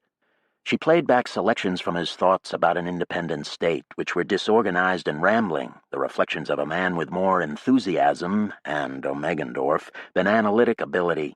But sometimes he would get on a roll and ad-lib in the manner of the famous speeches, and that could be fascinating. He had had a knack for free association which made his ideas sound like logical progression even when they weren't. "See how often he talks about the Swiss," Jackie said. She sounded like John, Nergal noticed suddenly. She had been working with Pauline extensively for a long time, and her manner had been affected by it. John's voice, Maya's manner. In such ways, they carried the past with them. "We have to make sure some Swiss are at the Congress. We've got Jürgen and the group at Overhangs," Nadia said. "But they're not really so Swiss, are they?" "You'll have to ask them," Nadia said. "But if you mean Swiss officials, there are a lot of them in Burroughs, and they've been helping us there without ever even talking to us about it. About 50 of us have Swiss passports now. They're a big part of the demi-monde." "As is Praxis," Art put in. Yes. Anyway, we'll talk to the group at Overhangs. They'll have contacts with the surface Swiss, I'm sure." Northeast of the volcano Hadraica Patera, they visited a town that had been founded by Sufis. The original structure was built into the side of a canyon cliff in a kind of high-tech Mesa Verde.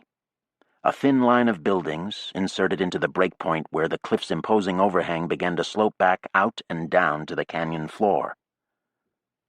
Steep staircases in walk tubes ran down the lower slope to a small concrete garage, and around the garage had sprung up a number of blister tents and greenhouses. These tents were occupied by people who wished to study with the Sufis. Some came from the sanctuaries, some from the cities of the north. Many were natives, but quite a few were newcomers from Earth. Together they hoped to roof the entire canyon, using materials developed for the new cable to support an immense spread of tent fabric. Nadia was immediately drawn into discussions of the construction problems such a project would encounter, which she happily told them would be various and severe. Ironically, the thickening atmosphere made all dome projects more difficult because the domes couldn't be floated by the air pressures underneath them to the extent they once had been. And though the tensile and load-bearing strengths of the new carbon configurations were more than they would need, anchoring points that would hold such weights as they had in mind would be almost impossible to find. But the local engineers were confident that lighter tent fabrics and new anchoring techniques might serve, and the walls of the canyon, they said, were solid. They were in the very upper reach of rural valleys, and ancient sapping had cut back into very hard material. Good anchoring points should be everywhere. No attempt was being made to hide any of this activity from satellite observation. The Sufis' circular mesa dwelling in Margaritifer and their main settlement in the south, Rumi, were similarly unconcealed. Yet they had never been harassed in any way by anybody, or even contacted by the transitional authority. This made one of their leaders, a small black man named Duel Noon, think the fears of the underground were exaggerated. Nadia politely disagreed, and when Nirgal pressed her on the point, curious about it, she looked at him steadily. "They hunt the first 100. He thought it over, watching the Sufis lead the way up the walk-tube staircases to their cliff dwelling. They had arrived well before dawn, and Du had invited everyone up to the cliff for a brunch to welcome the visitors.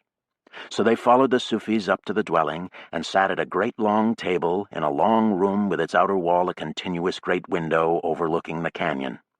The Sufis dressed in white, while the people from the tents in the canyon wore ordinary jumpers, most of them rust-colored. People poured each other's water and talked as they ate.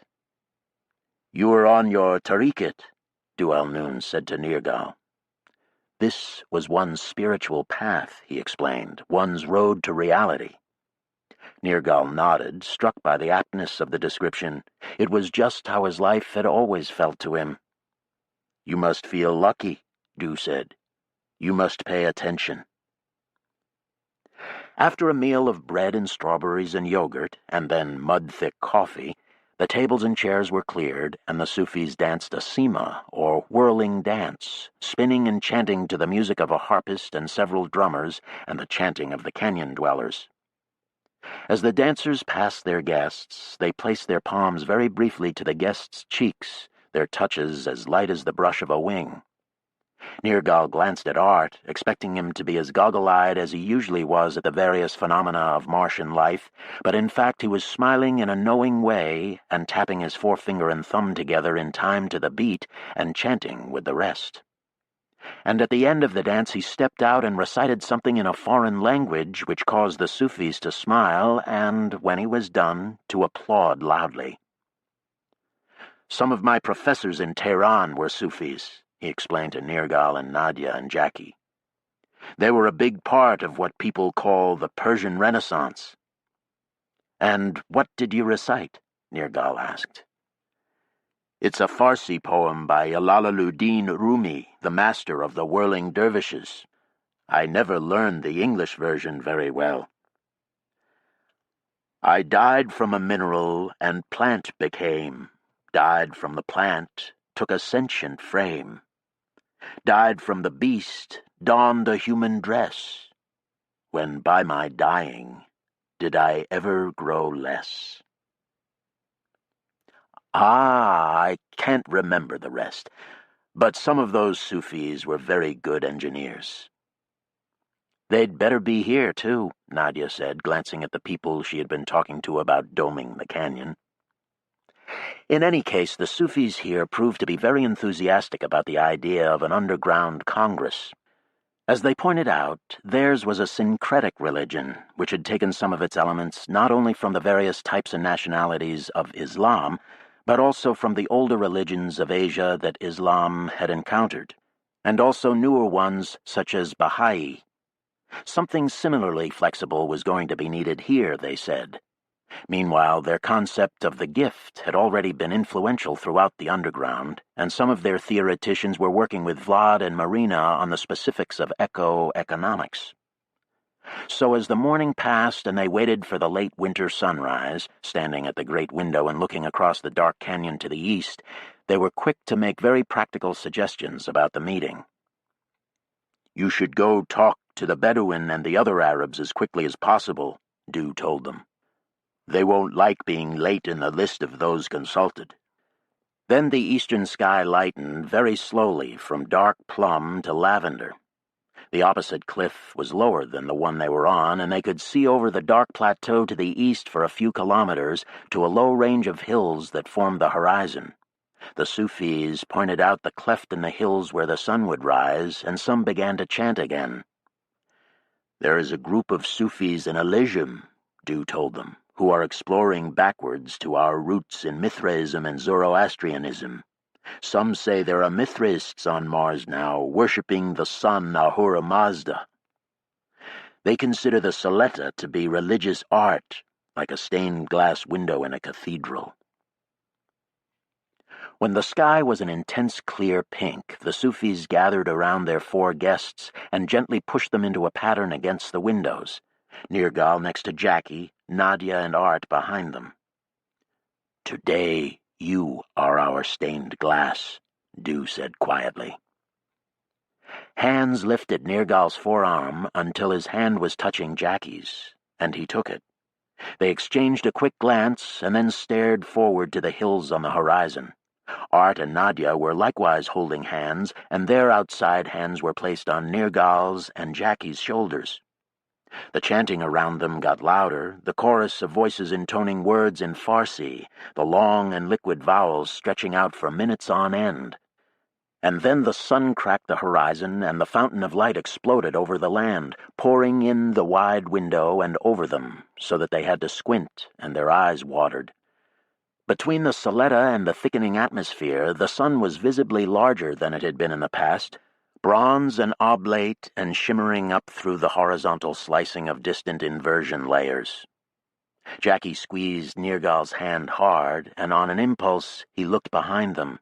There on the white wall all their shadows made a kind of linked tapestry, black on white, and in the intensity of the light, the white nearest their shadows was the brightest white of all, tinged just barely by the colors of the rainbow glory, embracing them all. They took the Sufis' advice when they left and headed for the Lyle Mohole, one of the 4 70-degree south latitude moholes. In this region, the Bedouin from western Egypt had located a number of caravanserai, and Nadia was acquainted with one of their leaders, so they decided to try and find him. As they drove, Nirgal thought hard about the Sufis and what their influential presence said about the underground and the demimonde. People had left the surface world for many different reasons, and that was important to remember. All of them had thrown everything away and risked their lives, but they had done so intent on very different goals. Some hoped to establish radically new cultures, as in Zygote or Dorsa Brevia, or in the Bogdanovist sanctuaries. Others, like the Sufis, wanted to hold on to ancient cultures they felt were under assault in the Terran global order.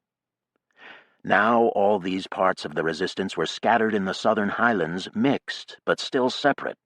There was no obvious reason why they should all want to become one single thing.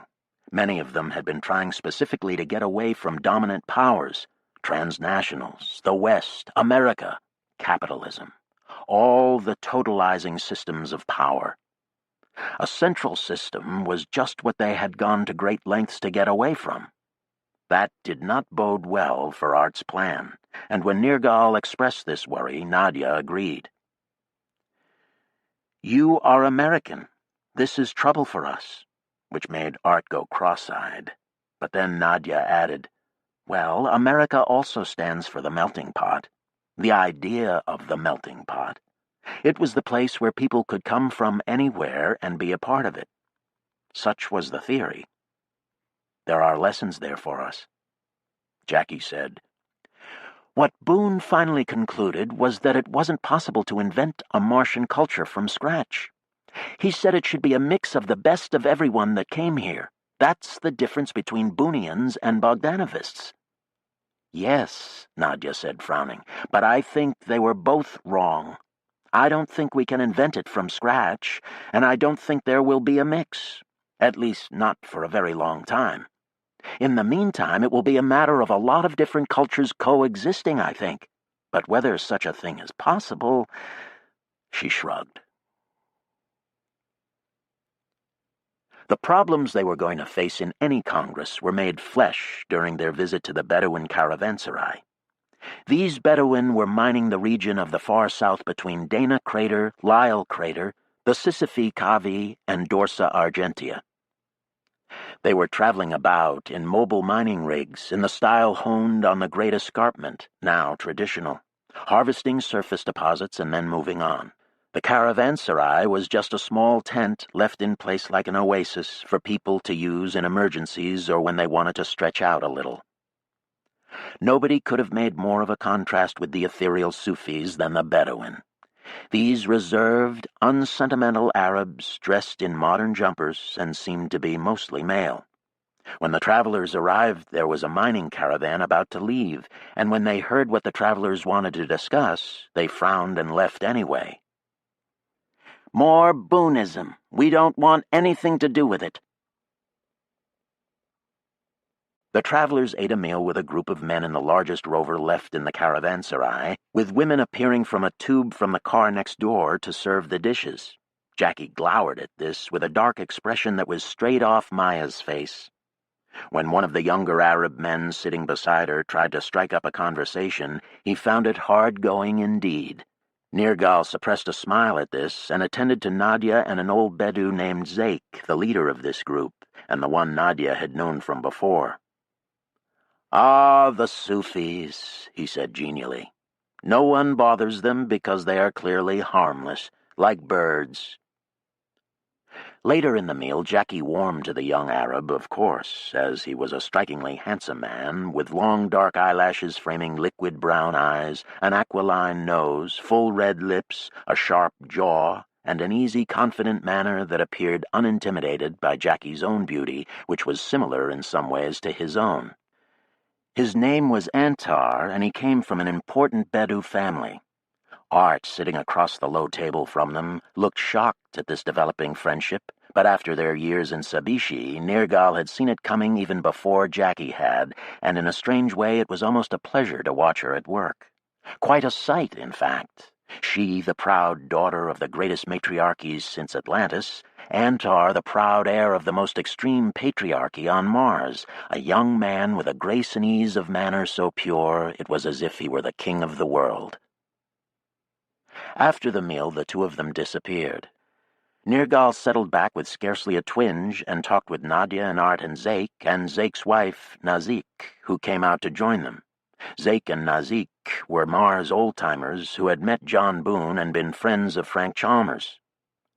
Contrary to the Sufis' prediction, they were very friendly to the idea of a Congress, and they agreed that Dorsa Brevia would be a good place to hold it.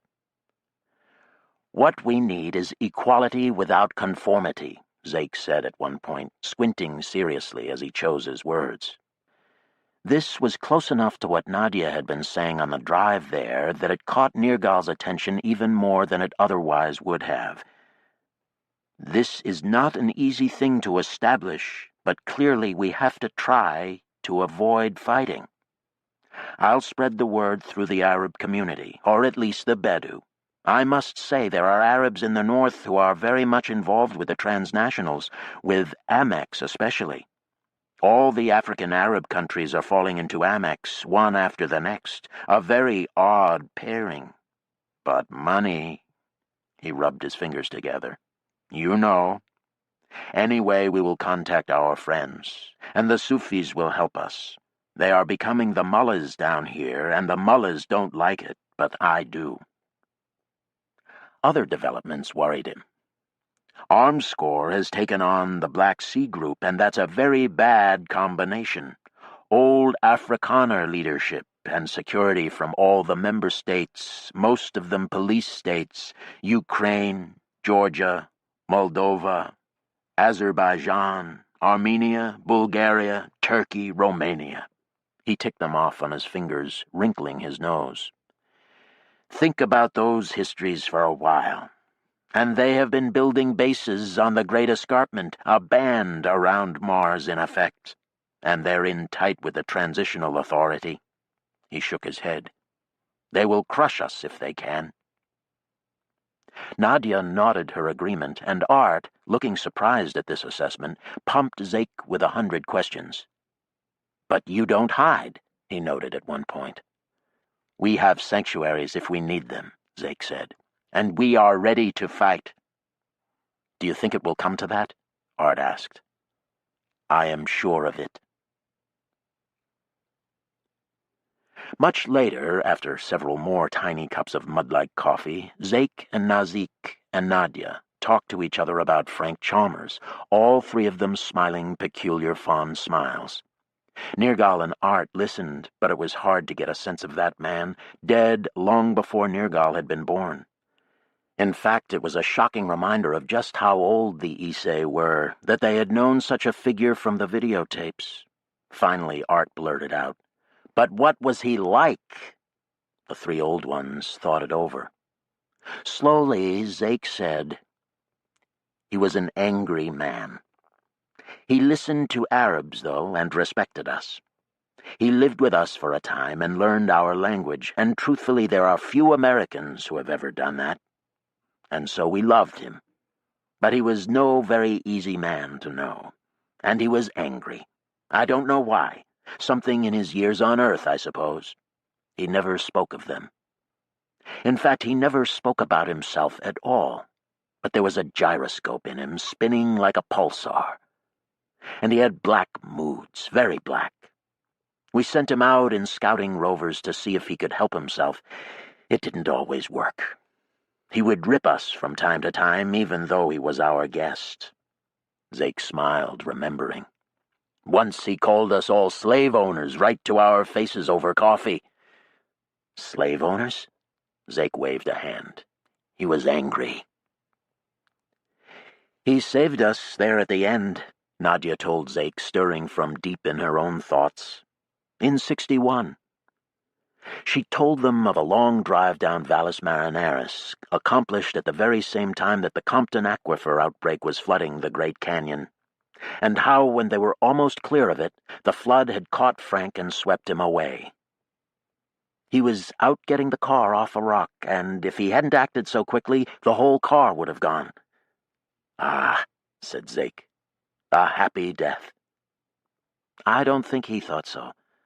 The Issei all laughed briefly, then reached together for their empty cups and made a small toast to their late friend.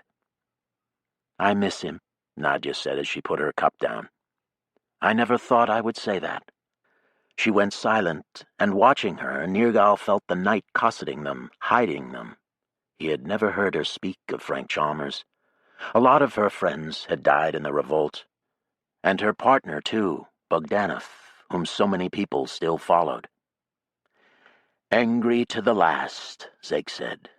"For Frank, a happy death." From Lyle, they continued counterclockwise around the South Pole, stopping at sanctuaries or tent towns and exchanging news and goods. Christianopolis was the largest tent town in the region, center of trade for all the smaller settlements south of Argyre. The sanctuaries in the area were mostly occupied by Reds. Nadia asked all the Reds they met to convey news of the Congress to Anne Claiborne. "We're supposed to have a phone link, but she's not answering me." A lot of the Reds clearly thought a meeting was a bad idea, or at least a waste of time. South of Schmidt Crater, they stopped at a settlement of Bologna communists who lived in a hollowed-out hill, lost in one of the wildest zones of the southern highlands, a region very hard to travel in because of the many wandering scarps and dikes which rovers couldn't negotiate. The Bolognese gave them a map marking some tunnels and elevators they had installed in the area to allow passage through dikes and up or down scarps. If we didn't have them, our trips would be nothing but detours. Located next to one of their hidden dike tunnels was a small colony of Polynesians living in a short lava tunnel which they had floored with water and 3 islands. The dike was piled high with ice and snow on its southern flank, but the Polynesians, most of whom were from the island of Vanuatu, kept the interior of their refuge at homey temperatures, and Nergal found the air so hot and humid that it was hard to breathe, even when just sitting on a sand beach between a black lake and a line of tilting palm trees. Clearly, he thought as he looked around, the Polynesians could be counted among those trying to build a culture incorporating some aspects of their archaic ancestors. They also proved to be scholars of primitive government everywhere in Earth's history, and they were excited at the idea of sharing what they had learned in these studies at the Congress, so it was no problem getting them to agree to come. To celebrate the idea of the Congress, they had gathered for a feast on the beach. Art, seated between Jackie and a Polynesian beauty named Tana, beamed blissfully as he sipped from a half-coconut shell filled with kava. Nergal lay stretched out on the sand before them, listening as Jackie and Tana talked animatedly about the indigenous movement, as Tana called it.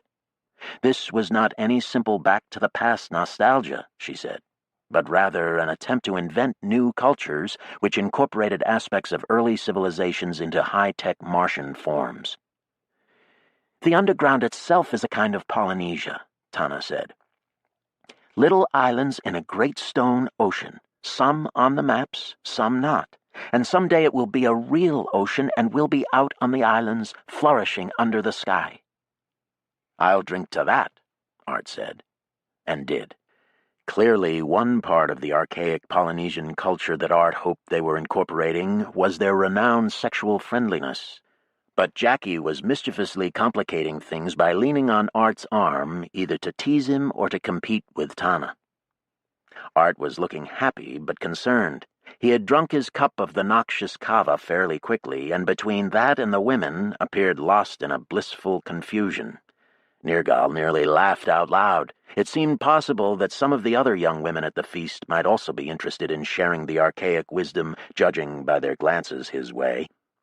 On the other hand, Jackie might leave off teasing Art. It didn't matter. It was going to be a long night, and New Vanuatu's little tunnel ocean was kept as warm as the old zygote baths. Nadia was already out there swimming in the shallows with some men a quarter her age. Nergal stood and pulled off his clothes, walked out into the water.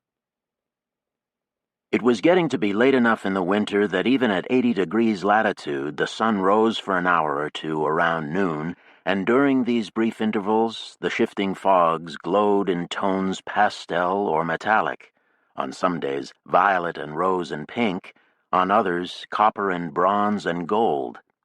And in all cases the delicate shades of color were captured and reflected by the frost on the ground, so that it looked sometimes as if they traversed a world made entirely of jewels, of amethysts, rubies, sapphires. On other days the wind would roar, throwing a weight of frost that coated the rover and gave the world a flowing, underwater look. In the brief hours of sunlight they worked at clearing the rover's wheels, the sun in the fog like a patch of yellow lichen. Once, after one of these windstorms had cleared, the fog hood was gone as well, and the land to every horizon was a spectacular complexity of ice flowers.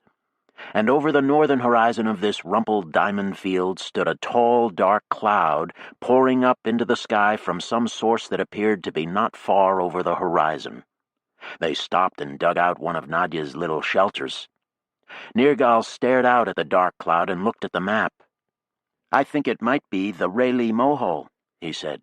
"Coyote started up the robot excavators in that one during that first trip I took with him. I wonder if something's come of it." "I've got a little scout rover stashed in the garage here," Nadia said. "You can take that over and have a look if you want. I'd go too, but I need to get back to Gamete.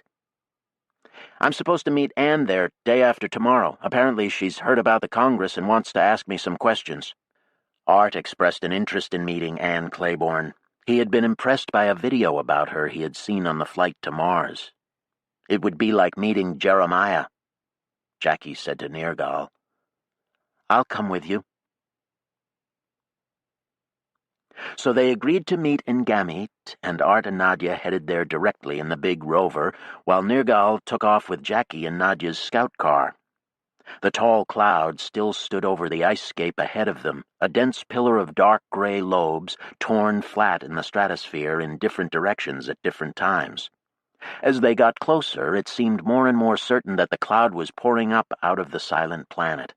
And then as they rolled to the edge of one low scarp, they saw that the land in the distance was clear of ice, the ground as rocky as it would be in high summer, but blacker, a nearly pure black rock that was smoking from long orange fissures in its bulbous, pillowy surface.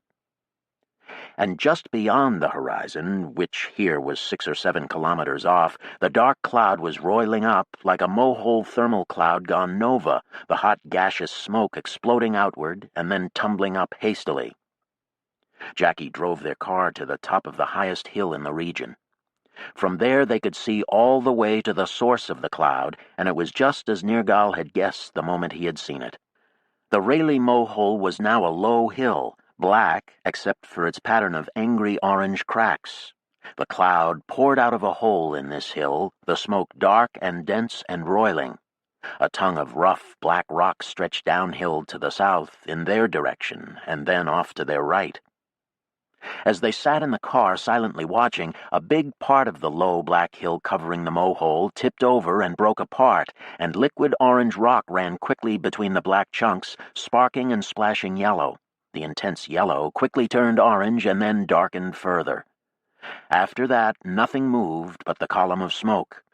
Over the ventilator and engine hums, they could hear a rumbling basso continuo, punctuated by booms that were timed to sudden explosions of smoke from the vent. The car trembled slightly on its shock absorbers.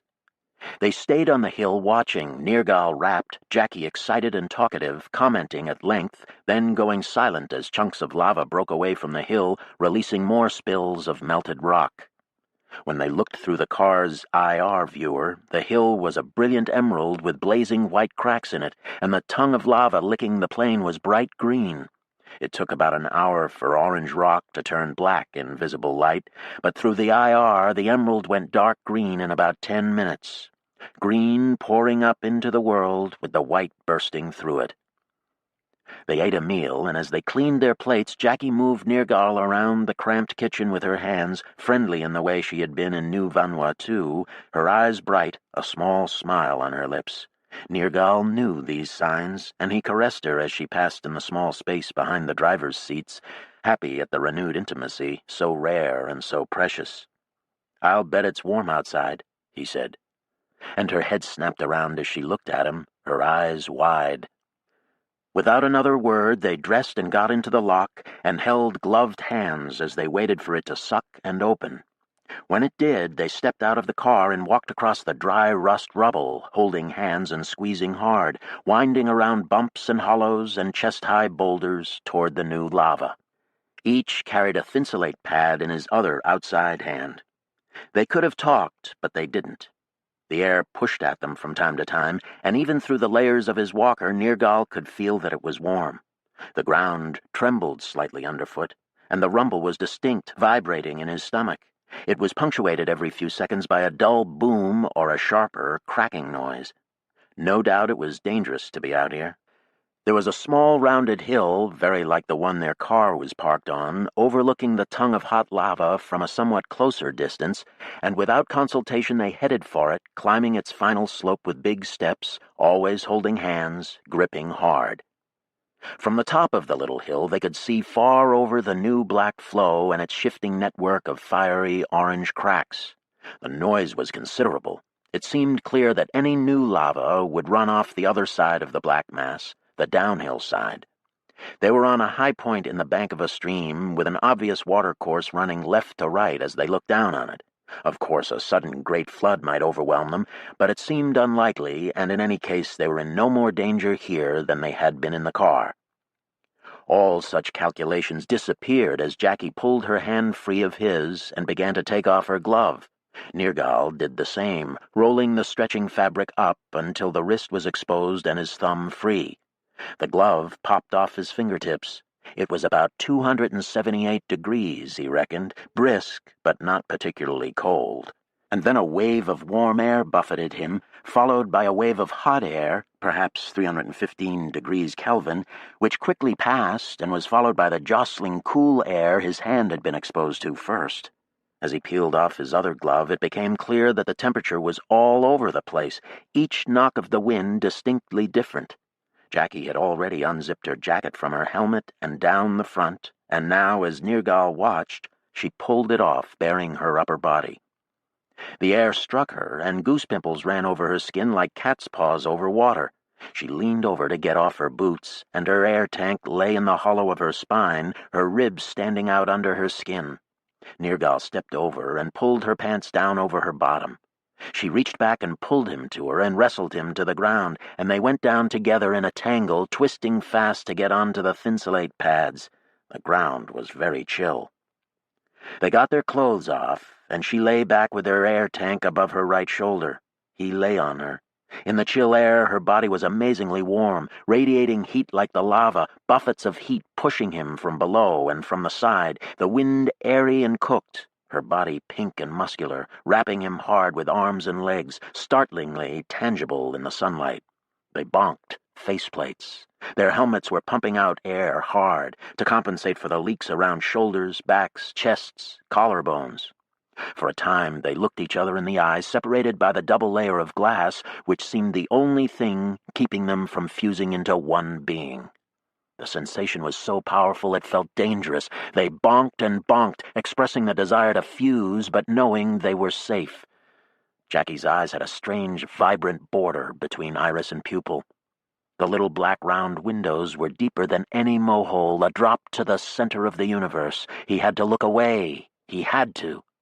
He lifted off her to look at her long body, which, stunning as it was still less stunning than the depths of her eyes. Wide, rangy shoulders, oval navel, the so feminine length of her thighs. He closed his eyes. He had to. The ground trembled under them, moving with Jackie so that it felt as if he were plunging into the planet itself, a wild, muscular female body. He could lie perfectly still. They both lay perfectly still, and still the world vibrated them in a gentle but intense seismic ravishment. This living rock. As his nerves and skin began to thrum and sing, he turned his head to look out at the flowing magma, and then everything was coming together. They left the Rayleigh volcano and rolled back down into the Foghood's darkness. On the second night after leaving Rayleigh, they approached Gamete. In the dark gray of an especially thick noon twilight, they came up and under the great overhang of ice, and suddenly Jackie leaned forward with a cry and slapped off the autopilot, then kicked down the brake. Nergal had been dozing, and he caught himself on his steering wheel, staring out to see what the trouble was. The cliff where the garage had been was shattered. A great ice fall spilled away from the cliff, covering where the garage had been. The ice at the top of the break was heavily starred as by explosion. "Oh!" Jackie cried. "They've blown it up! They've killed them all!" Nergal felt as if he had been punched in the stomach. He was amazed to find what a physical blow fear could wield. In his mind he was numb and seemed to feel nothing, no anguish, no despair, nothing. He reached out and squeezed Jackie's shoulder. She was shaking and peered anxiously through the thick blowing mist. "There's the bolt hole," he said. "They wouldn't have been caught unawares." The tunnel led through an arm of the polar cap to Chasma Austral, where there was a shelter in the ice wall. "But," Jackie said and swallowed, "but if they didn't get any warning—" "Let's get around to the shelter in Austral," Nergal said, taking over the controls. He bounced them over the ice flowers at the car's top speed, concentrating on the terrain and trying not to think. He didn't want to get to the other shelter, get there and find it empty, taking away his last hope, the only way he had of staving off disaster. He wanted never to arrive, to keep driving clockwise around the polar cap forever, no matter the torque of apprehension that was causing Jackie to hiss as she breathed and to moan from time to time. In Nergal, it was only a numbness, an inability to think.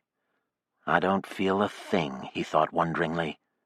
But unbidden images of Hiroko kept flashing before him as if projected on the windshield or standing ghost-like out in the driving mists.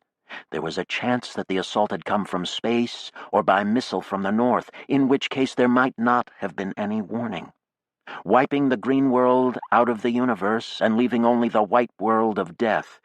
The colors drained from everything, as in this gray fog winter world.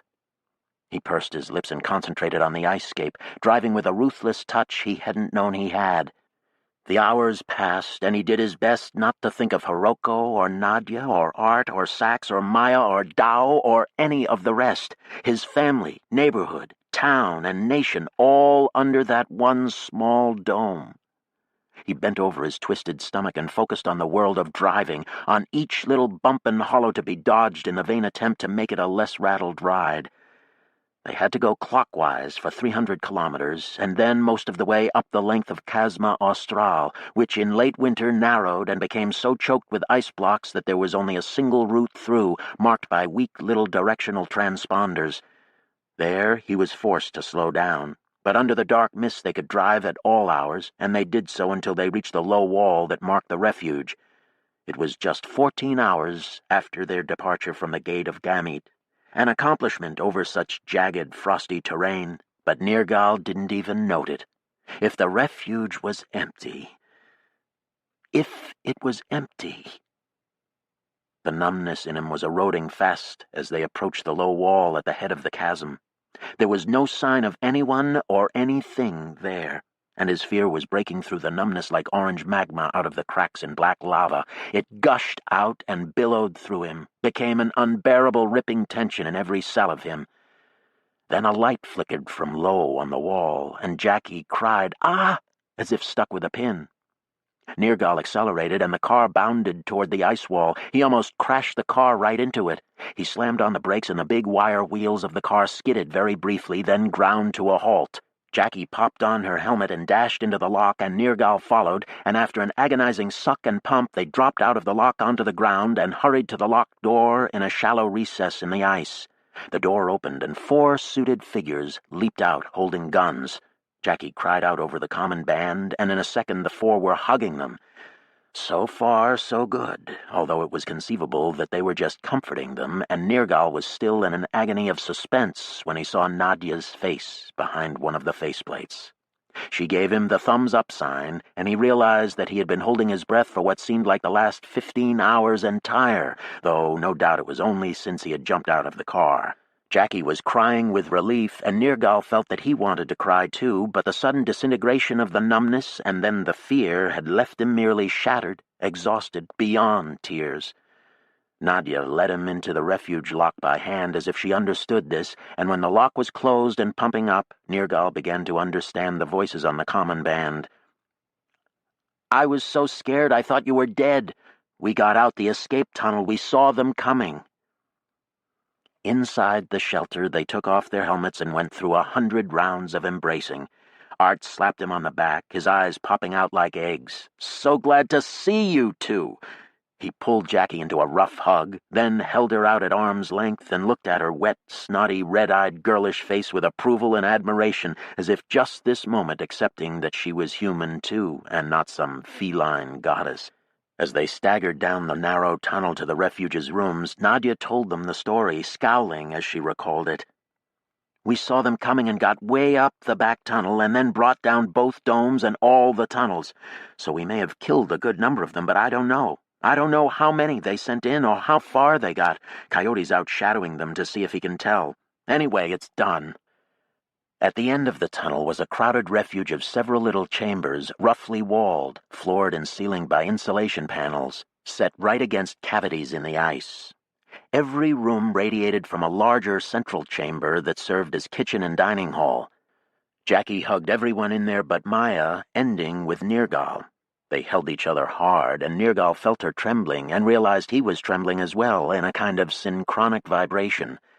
The silent, desperate, fearful drive would strengthen the bond as much as their lovemaking by the volcano, or more. It was hard to tell. He was too tired to be able to read the powerful, vague emotions sloshing through him. He disengaged from Jackie and sat, feeling suddenly exhausted to tears. Hiroko sat beside him, and he listened to her as she told him what had happened in more detail. The attack had started with the sudden appearance of several space planes dropping onto the flat outside the hangar in a group. So they had had very little warning inside, and the people at the hangar had reacted in confusion, telephoning in to warn the others, but failing to activate Coyote's defense system, which apparently they had simply forgotten. Coyote was disgusted about this, Hiroko said, and Nergal could well believe it. "You have to stop paratrooper attacks at the very moment of landing," he said. Instead, the people at the hangar had retreated into the dome. After some confusion, they had gotten everyone up into the escape tunnel, and once they were past the blast point, Hiroko had ordered them to use the Swiss defense and bring down the dome, and Kasei and Dao had obeyed her. And so the whole dome had been blown down, killing whatever part of the attack force was inside, burying them in millions of tons of dry ice. Radiation readings seemed to indicate that the Rickover hadn't suffered a meltdown, although it certainly had been crushed along with everything else. Coyote had disappeared down a side tunnel with Peter, out a bolt hole of his own, and Hiroko didn't know exactly where they had gone. But I think those space planes may be in trouble. So Gamete was gone, and the shell of Zygote, too. In some future age the polar cap would sublime away and reveal their flattened remnants, Nergal thought absently. But for now it was buried, utterly unreachable. And here they were. They had gotten out with only some AIs and the walkers on their backs, and now they were at war with the Transitional Authority, presumably, with some part of the force that had assaulted them still out there. "Who were they?" Nergal asked. Hiroko shook her head. "We don't know." "Transitional Authority," Coyote said. "But there are a lot of different units in Anta Security, and we need to find out if this is the full Transitional Authority's new policy or if some unit has gone on a rampage." "What will we do?" Art asked. At first, no one answered. Finally, Hiroko said, "We'll have to ask for shelter. I think Dorsa Brevia has the most room." "What about the Congress?" Art asked, reminded of it by the mention of Dorsa Brevia. "I think we need it now more than ever," Hiroko said. Maya was frowning. "It could be dangerous to congregate," she pointed out. "You've told a lot of people about this." "We had to," Hiroko said. "That's the point of it." She looked around at them all, and even Maya didn't dare contradict her. "Now we have to take the risk." Part 7. What is to be done? The few big buildings in Sabishi were faced with polished stone, picked for colors that were unusual on Mars: alabaster, jade, malachite, yellow jasper, turquoise, onyx, lapis lazuli. The smaller buildings were wooden. After traveling by night and hiding by day, the visitors found it a pleasure to walk in the sunlight between low wooden buildings, under plane trees and fire maples, through stone gardens and across wide boulevards of street grass, past canals lined by cypress, which occasionally widened into lily-covered ponds, crossed by high, arching bridges. They were almost on the equator here, and winter meant nothing.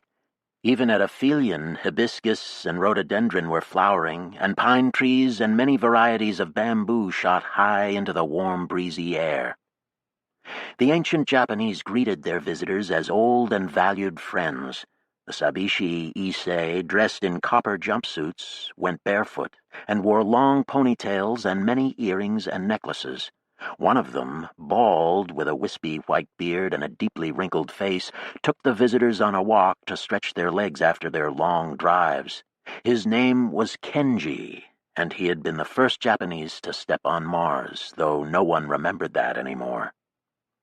At the city wall they looked out at enormous boulders balancing on nearby hilltops, carved into one fantastic shape after another.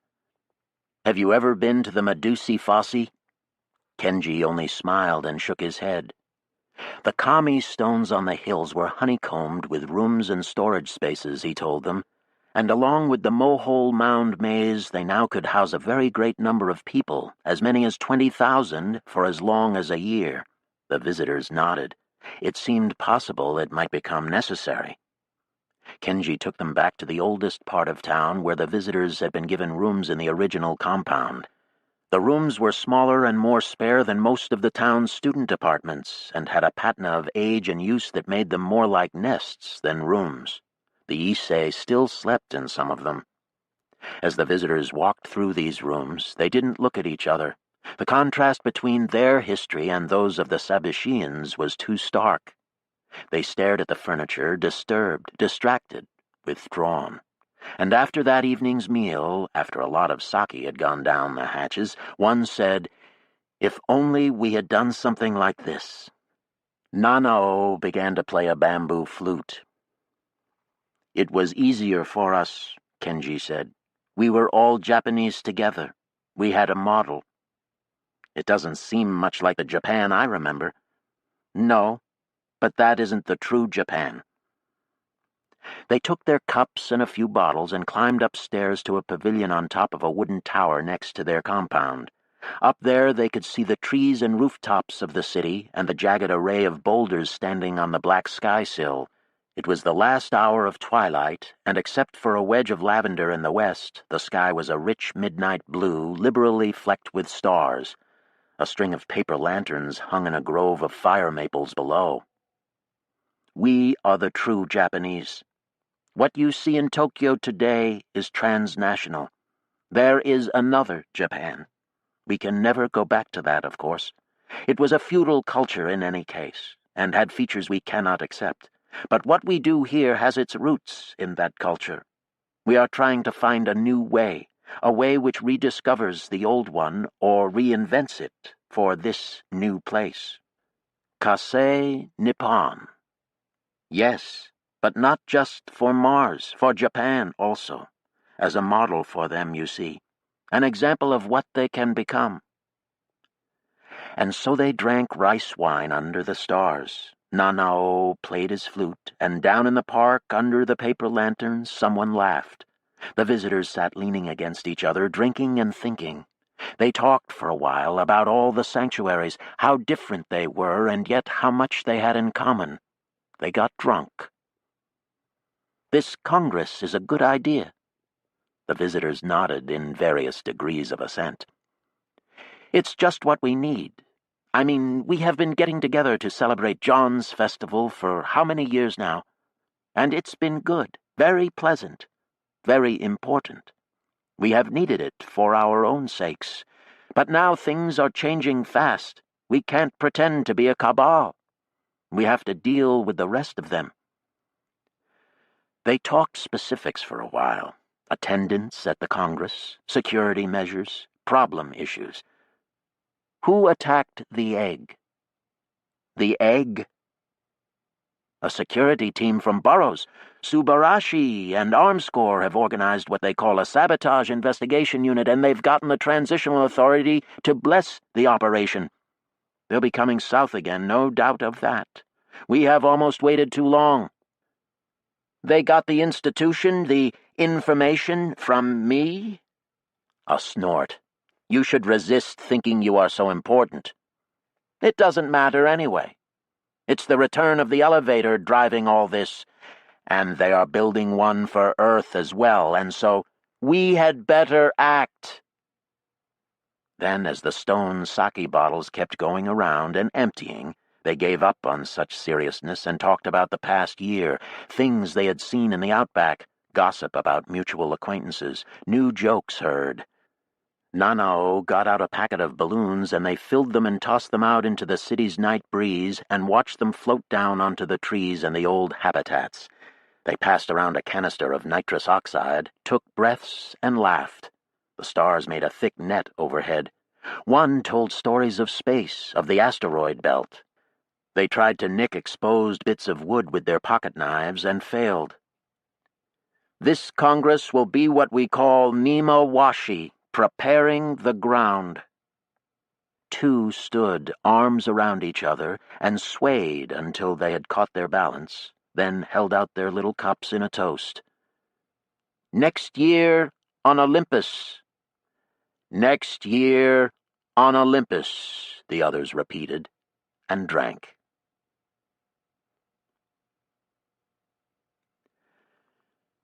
It was LS 180, M year 40, when they began to arrive at Dorsa Brevia in small cars and planes from all over the south.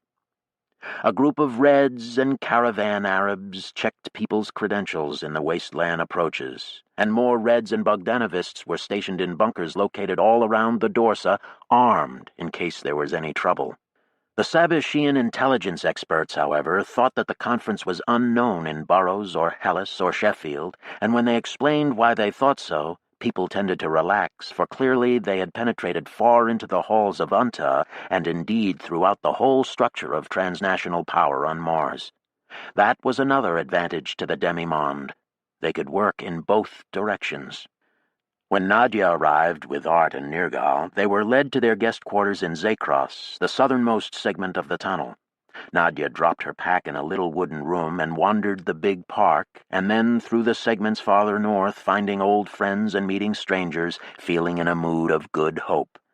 It was encouraging to see all these people milling about the green parks and pavilions, representing so many different groups. She looked around at the crowd thronging the canal-side park, perhaps 300 people in view at that moment, and laughed. The Swiss from Overhangs arrived on the day before the conference was supposed to begin. People said they had been camped outside in their rovers, waiting for the date specified. They brought with them a whole set of procedures and protocols for the meeting, and as Nadia and Art listened to a Swiss woman describing their plans, Art elbowed Nadia and whispered, "We've created a monster." "No, no," Nadia whispered back, happy as she looked over the big central park in the third from the south segment of the tunnel, called Leto. The skylight overhead was a long bronze crack in the dark roof, and morning light filled the giant cylindrical chamber with the kind of photon rain she had been craving all winter, brown light everywhere, the bamboo and pine and cypress rising over the tile rooftops and blazing like green water. "We need a structure, or it would be a free-for-all. The Swiss are form without content, if you see what I mean." Art nodded. He was very quick, sometimes even hard to understand, because he jumped 5 or 6 steps at a time and assumed she had followed him. "Just get them to drink kava with the anarchists," he muttered, and got up to walk around the edges of the meeting. And in fact that night, on her way with Maya through Gornia to a canal-side row of open-air kitchens, Nadia passed by Art and saw that he was doing just that, dragging Mikhail and some of the other Bogdanovist hardliners over to a table of Swiss, where Jürgen and Max and Sibylla and Prishka were chatting happily with a group standing around them, switching languages as if they were translation AIs, but in every language exhibiting the same buoyant, guttural Swiss accent. "Art is an optimist," Nadia said to Maya as they walked on. "Art is an idiot," Maya replied. By now there were about 500 visitors in the long sanctuary, representing about 50 groups. The Congress was about to begin the following morning, so on this night the partying was loud, from Zakros to Phalisarna, the time-slip filled with wild shouting and singing, Arab ululations harmonizing with yodels, the strains of waltzing Matilda forming a descant to the Marseillaise. Nadia got up early the next morning. She found Art already out at the pavilion in Zakros Park, rearranging chairs into a circular formation in classic Bogdanovist style. Nadia felt a prick of pain and regret, as if Arkady's ghost had walked through her. He would have loved this meeting. It was just what he had often called for. She went to help Art. "You're up early." "I woke up and couldn't fall back asleep." He needed a shave. "I'm nervous." She laughed. "This is going to take weeks, Art. You know that." "Yes, but starts are important." By 10, all the seats were filled, and behind the chairs the pavilion was crowded with standing observers. Nadia stood at the back of the zygote wedge of the circle, watching curiously. There appeared to be slightly more men than women in attendance, and slightly more natives than emigrants. Most people wore standard one-piece jumpers. The reds were rust-colored, but a significant number were dressed in a colorful array of ceremonial styles: robes, dresses, pantaloons, suits, embroidered shirts, bare chests, a lot of necklaces and earrings, and other jewelry. All the Bogdanovists wore jewelry containing pieces of phobosite, the black chunks shining where they had been cut flat and polished. The Swiss stood in the center, somber in gray bankers' suits, Sibylla and Prishka in dark green dresses. Sibylla called the meeting to order, and she and the rest of the Swiss alternated as they explained in excruciating detail the program they had worked out, pausing to answer questions and asking for comments at every change of speaker. As they did this, a group of Sufis in pure white shirts and pantaloons worked their way around the outer perimeter of the circle, passing out jugs of water and bamboo cups, moving with their customary dance-like grace. When everyone had cups, the delegates at the front of each group poured water for the party on their left, and then they all drank. Out in the crowd of spectators, the Vanuatuans were at a table filling tiny cups of kava or coffee or tea, and Art was passing these out to those who wanted them. Nadia smiled at the sight of him shambling through the crowds like a Sufi in slow motion, sipping from the cups of kava he was distributing. The Swiss's program was to begin with a series of workshops on specific topics and problems, working in open rooms scattered through Zakros, Gornia, Leto, and Malia. All of the workshops were to be recorded. Conclusions, recommendations, and questions from the workshops were to serve as the basis for a subsequent day's discussion at one of the two general ongoing meetings. One of these would focus roughly on the problems of achieving independence, the other on what came after, the means and ends meetings, as Art noted when he stopped briefly at Nadia's side.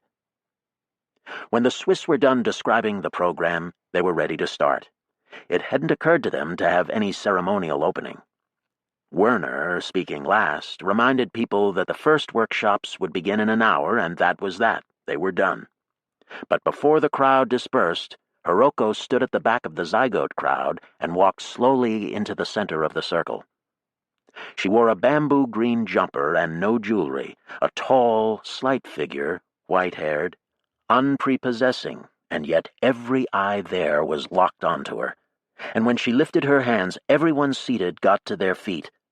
In the silence that followed, Nadia's breath caught in her throat. We should stop now, she thought. No meetings. This is it right here. Our presence together, our shared reverence for this single person. We are children of Earth, Hiroko said, loud enough for all to hear. And yet here we stand, in a lava tunnel on the planet Mars. We should not forget how strange a fate that is. Life, anywhere, is an enigma and a precious miracle. But here we see, even better, its sacred power. Let's remember that now, and make our work our worship. She spread her hands wide, and her closest associates walked humming into the center of the circle. Others followed suit until the space around the Swiss was full of a milling horde of friends, acquaintances, strangers. The workshops were held in gazebos scattered through the parks or in three-walled rooms in the public buildings that edged these parks. The Swiss had assigned small groups to run the workshops, and the rest of the conferees attended whichever meetings interested them the most, so that some involved 5 people, others 50. Nadia spent the first day wandering from workshop to workshop, up and down the 4 southernmost segments of the tunnel. She found that quite a few people were doing the same, none more so than Art, who appeared to be trying to observe all the workshops so that he caught only a sentence or two at each site. She dropped in on a workshop discussing the events of 2061. She was interested, although not surprised, to find in attendance Maya, Anne, Sachs, Spencer, and even Coyote, as well as Jackie Boone and Nergal, and many others. The room was packed. First things first, she supposed, and there were so many nagging questions about 61, what had happened, what had gone wrong, and why. 10 minutes listening, however, and her heart sank. People were upset, their recriminations heartfelt and bitter. Nadia's stomach knotted in a way it hadn't in years as memories of the failed revolt flooded into her. She looked around the room, trying to concentrate on the faces to distract herself from the ghosts within. Sachs was watching bird-like as he sat next to Spencer. He nodded as Spencer asserted that 2061 taught them that they needed a complete assessment of all the military forces in the Martian system. This is a necessary precondition for any successful action, Spencer said. But this bit of common sense was shouted down by someone who seemed to consider it an excuse to avoid action, a Mars firster, apparently, who advocated immediate mass écoutage and armed assault on the cities. Quite vividly, Nadia recalled an argument with Arkady about this very matter, and suddenly she couldn't stand it. She walked down to the center of the room. After a while, everyone went silent, stilled by the sight of her. I'm tired of this matter being discussed in purely military terms, she said. The whole model of revolution has to be rethought. This is what Arkady failed to do in 61, and this is why 61 was such a bloody mess. Listen to me now. There can be no such thing as a successful, armed revolution on Mars. The life support systems are too vulnerable. Sachs croaked. But if the surface is viable, then the support system's not so... Nadia shook her head. The surface is not viable and won't be for many years, and even when it is, revolution has to be rethought. Look, Even when revolutions have been successful, they have caused so much destruction and hatred that there is always some kind of horrible backlash. It's inherent in the method. If you choose violence, then you create enemies who will resist you forever, and ruthless men become your revolutionary leaders, so when the war is over, they're in power and likely to be as bad as what they replaced. Not in American, Sachs said, cross-eyed with the effort to force the right words out in a timely manner. I don't know about that, but mostly it's been true. Violence breeds hatred, and eventually there is a backlash. It's unavoidable. Yes, said Nergal with his usual intent look, not all that different from Sax's grimace. But if people are attacking the sanctuaries and destroying them, then we don't have much choice. Nadia said, the question is, who's sending those forces out? And who are the people actually in these forces? I doubt that those individuals bear us any ill will. At this point, they might just as easily be on our side as against us. It's their commanders and owners we should focus on. Decapitation, Sachs said. I don't like the sound of that. You need a different term. Mandatory retirement? Maya suggested acidly. People laughed, and Nadia glared at her old friend. Forced disemployment, Art said loudly from the back, where he had just appeared. You mean a coup? Maya said. Not to fight the entire population on the surface, but just the leadership and their bodyguards. And maybe their armies, Nergal insisted. We have no sign that they are disaffected or even apathetic. No, but would they fight without orders from their leaders? Some might. It's their job, after all. Yes, but they have no great stake beyond that, Nadia said, thinking it out as she spoke. Without nationalism or ethnicity or some other kind of home feeling involved, I don't think these people will fight to the death. They know they're being ordered around to protect the powerful. Some more egalitarian system makes an appearance, and they might feel a conflict of loyalties. Retirement benefits, Maya mocked, and people laughed again. But from the back, Art said, why not put it in those terms? If you don't want revolution conceptualized as war, you need something else to replace it, so why not economics? Call it a change in practice. This is what the people in praxis are doing when they talk about human capital or bio-infrastructure, modeling everything in economic terms. It's ludicrous in a way, but it speaks to those for whom economics is the most important paradigm. That certainly includes the transnationals. So, Nergal said with a grin, we disemploy the local leadership and give their police a raise while job retraining them. Yeah, like that. Sachs was shaking his head. Can't reach them, he said. Need force. Something has to be changed to avoid another 61, Nadia insisted. It has to be rethought. Maybe there are historical models, but not the ones you've been mentioning. Something more like the Velvet Revolutions that ended the Soviet era, for instance. But those involved unhappy populations, Coyote said from the back, and took place in a system that was falling apart. The same conditions don't obtain here. People are pretty well off. They feel lucky to be here. But Earth, in trouble, Sachs pointed out.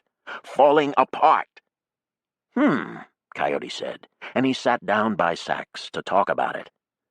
Talking with Sachs was still frustrating, but as a result of all his work with Michelle, it could be done. It made Nadia happy to see Coyote conferring with him. The discussion went on around them. People argued theories of revolution, and when they tried to talk about 61 itself, they were hampered by old grievances and a basic lack of understanding of what had happened in those nightmare months. At one point this became especially clear, as Mikhail and some ex-Korolyov inmates began arguing about who had murdered the guards. Sachs stood and waved his AI over his head. Need facts first, he croaked. Then the dialysis, the analysis. Good idea, Art said instantly. If this group can put together a brief history of the war to give to the Congress at large, that would be really useful. We can save the discussion of revolutionary methodology for the general meetings, okay?" Sachs nodded and sat down. Quite a few people left the meeting, and the rest calmed down and gathered around Sachs and Spencer. Now they were mostly veterans of the war, Nadia noticed, but there also were Jackie and Nergal and some other natives. Nadia had seen some of the work Sachs had done in Burroughs on the question of 61, and she was hopeful that with eyewitness accounts from other veterans, they could come to some basic understanding of the war and its ultimate causes, nearly half a century after it was over. But as Art said when she mentioned this to him, that was not atypical. He walked with a hand on her shoulder, looking unconcerned by what he had seen that morning in his first full exposure to the fractious nature of the underground. "They don't agree about much," he admitted, "but it always starts that way." Late on the second afternoon, Nadia dropped in on the workshop devoted to the terraforming question. This was probably the most divisive issue facing them, Nadia judged, and attendance at the workshop reflected it. The room on the border of Leto's park was packed, and before the meeting began, the moderator moved it out into the park on the grass overlooking the canal. The Reds in attendance insisted that terraforming itself was an obstruction to their hopes. If the Martian surface became human viable, they argued, then it would represent an entire Earth's worth of land, and given the acute population and environmental problems on Earth, and the space elevator currently being constructed there to match the one already on Mars, the gravity wells could be surmounted, and mass emigration would certainly follow, and with it the disappearance of any possibility of Martian independence. People in favor of terraforming, called Greens, or just Green, as they were not a party as such, argued that with a human-viable surface it would be possible to live anywhere, and at that point the underground would be on the surface and infinitely less vulnerable to control or attack, and thus in a much better position to take over. These two views were argued in every possible combination and variation, and Anne Claiborne and Sax Russell were both there in the center of the meeting, making points more and more frequently, until the others in attendance stopped speaking, silenced by the authority of those two ancient antagonists, watching them go at it yet again. Nadia observed this slow-developing collision unhappily, anxious for her two friends, and she wasn't the only one who found the sight unsettling. Most of the people there had seen the famous videotape of Anne and Sax's argument in Underhill, and certainly their story was well known, one of the great myths of the first 100, a myth from a time when things had been simpler and distinct personalities could stand for clear-cut issues. Now, nothing was simple anymore, and as the old enemies faced off again in the middle of this new hodgepodge group, there was an odd electricity in the air, a mix of nostalgia and tension and collective déjà vu, and a wish, perhaps just in herself, Nadia thought bitterly, that the two of them could somehow effect a reconciliation, for their own sakes and for all of them. But there they were, standing in the center of the crowd. Anne had already lost this argument in the world itself, and her manner seemed to reflect this. She was subdued, disinterested, almost uninterested. The fiery Anne of the famous tapes was nowhere to be seen. "When the surface is viable," she said. "When," Nadia noted, not if. "They'll be here by the billions. As long as we have to live in shelters, logistics will keep the population in the millions, and that's the size it needs to be if you want a successful revolution." She shrugged. "You could do it today if you wanted. Our shelters are hidden, and theirs aren't. Break theirs open, they have no one to shoot back at. They die, you take over. Terraforming just takes away that leverage." "I won't be a part of that," Nadia said promptly, unable to help herself. "You know what it was like in the cities in 61. Hiroko was there, sitting at the back observing, and now she spoke out for the first time. "A nation founded in genocide is not what we want." Anne shrugged. "You want a bloodless revolution, but it's not possible." "It is," Hiroko said. "A silk revolution, an aerogel revolution, an integral part of the areophany. That is what I want." "Okay," Anne said. No one could argue with Hiroko. It was impossible. "But even so, it would be easier if you didn't have a viable surface. This coup you're talking about, I mean, think about it. If you take over the power plants in the major cities and say, we're in control now, then the population is likely to agree out of necessity. If there are billions of people here, however, on a viable surface, and you disemploy some people and declare yourself in control, then they're likely to say in control of what, and ignore you.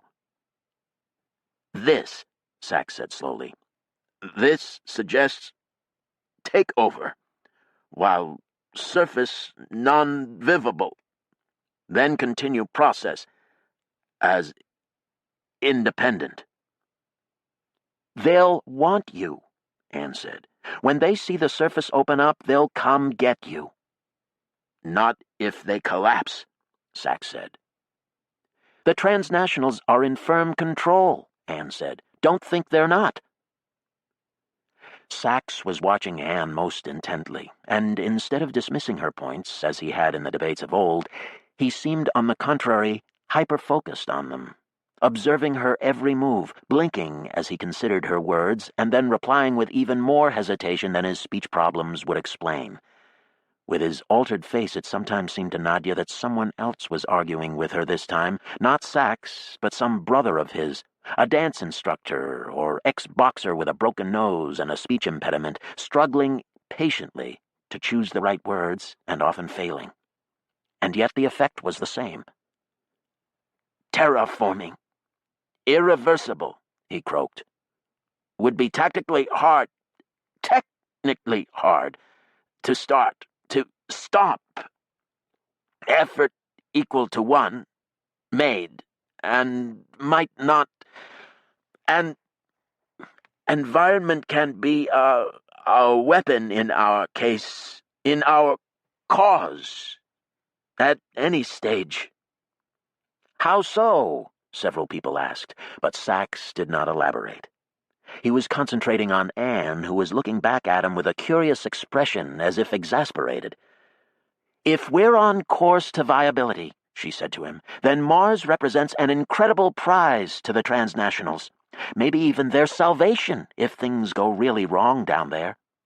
They can come here and take over and have their own new world and let Earth go to hell. That being the case, we're out of luck. You saw what happened in 61. They have giant militaries at their disposal, and that's how they'll keep their power here. She shrugged. Sachs blinked as he considered this. He even nodded. Looking at them, Nadia felt her heart wrench. They were so dispassionate, it was almost as if they didn't care, or as if the parts of them that cared just barely outweighed the parts that didn't, and tipped the balance to speech. Anne, like a weather-beaten sodbuster from the early daguerreotypes, Sachs incongruously charming.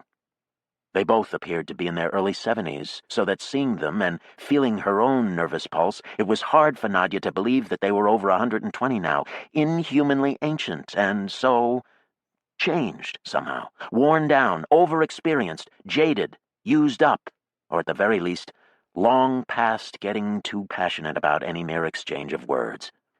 They knew now how little importance words had in the world, and so they fell silent, still looking into each other's eyes, locked in a dialectic nearly drained of anger. But others more than compensated for their thoughtfulness, and the younger hotheads went at it hammer and tongs. The younger Reds regarded terraforming as nothing more than part of the imperial process. Anne was a moderate compared to them. They raged even at Hiroko in their fury. "Don't call it aeroforming," one of them shouted at her. And Hiroko stared, nonplussed, at this tall young woman, a blonde Valkyrie, made nearly rabid by the use of the word. "It's terraforming, you mean, and terraforming you're doing. Calling it aeroforming is a sickening lie." "We terraform the planet," Jackie said to the woman, "but the planet aeroforms us." "And that's a lie, too." Anne stared grimly at Jackie. "Your grandfather said that to me," she said, "a long time ago, as you may know. But I'm still waiting to see what aeroforming is supposed to mean." "It's happened to everyone born here," Jackie said confidently. "How so? You were born on Mars. How are you any different?" Jackie glowered. "Like the rest of the natives, Mars is all I know and all I care about. I was brought up in a culture made of strands from many different Terran predecessors mixed to a new Martian thing." Anne shrugged. I don't see how you're so different. You remind me of Maya. To hell with you! As Maya would say, and that's your areoforming. We're human, and human we remain, no matter what John Boone said. He said a lot of things, but none of them ever came true. Not yet, Jackie said. But the process is slowed when it's in the hands of people who haven't had a new thought for 50 years. A lot of the younger ones laughed at this, and who are in the habit of introducing gratuitous personal insults into a political argument. And she stood there watching Anne, looking calm and relaxed, except for the flash in her eye, which reminded Nadia again of what a power Jackie was. Almost all the natives there were behind her, no doubt about it. If we have not changed here, Hiroko said to Anne, how do you explain your reds? How do you explain the areophany? Anne shrugged. They are the exceptions. Hiroko shook her head. There is a spirit of place in us. Landscape has profound effects on the human psyche. You are a student of landscapes, and a red.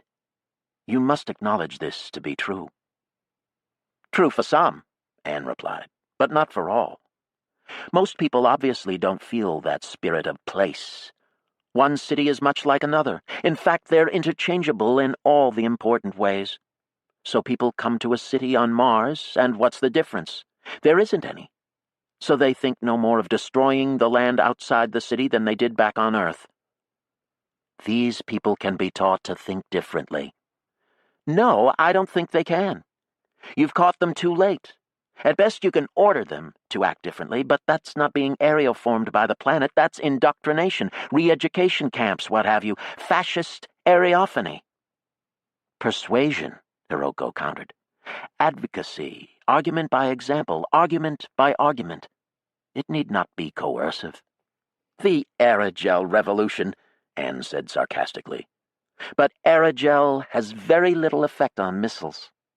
Several people spoke at once, and for a moment the thread of discourse was lost. The discussion immediately fissioned into 100 smaller debates, as many there had something to say which they had been holding back. It was obvious they could go on like this for hour after hour, day after day. Anne and Sachs sat back down. Nadia made her way out of the crowd, shaking her head. On the edge of the meeting she ran into Art, who shook his head soberly. Unbelievable, he said. Believe it. The days of the Congress unfolded much as the first few had, with workshops, good or bad, leading to dinner, and then long evenings of talk or partying. Nadia noticed that while the old emigrants were likely to go back to work after dinner, the young natives tended to regard the conferences as daytime work only, with the nights given over to celebration, often around the big warm pond in Phaestus. Once again, this was only a matter of tendencies, with many exceptions either way, but she found it interesting. She herself spent most of her evenings on the Zakros dining patios, making notes on the day's meetings, talking to people, thinking things over. Nirgal often worked with her, and Art too, when he wasn't getting people who had been arguing during the day to drink kava together and then go up to party in Phaestus. In the second week, she got in the habit of taking an evening walk up the tube, often all the way to Thalasarna, after which she would walk back and join Nirgal and Art for their final post-mortem on the day, which they convened on a patio set on a little lava knob in Leto. The two men had become good friends during their long trek home from Kasey Vallis, and under the pressure of the Congress they were becoming like brothers, talking over everything, comparing impressions, testing theories, laying out plans for Nadia's judgment, and deciding to take on the task of writing some kind of Congress document. She was part of it, the elder sister perhaps, or maybe just the babushka. And once when they shut down and staggered off to bed, Art spoke of the triumvirate. With her as Pompey, no doubt, but she did her best to sway them with her analyses of the larger picture. There were many different kinds of disagreements among the groups there, she told them, but some were basic. There were those for and against terraforming.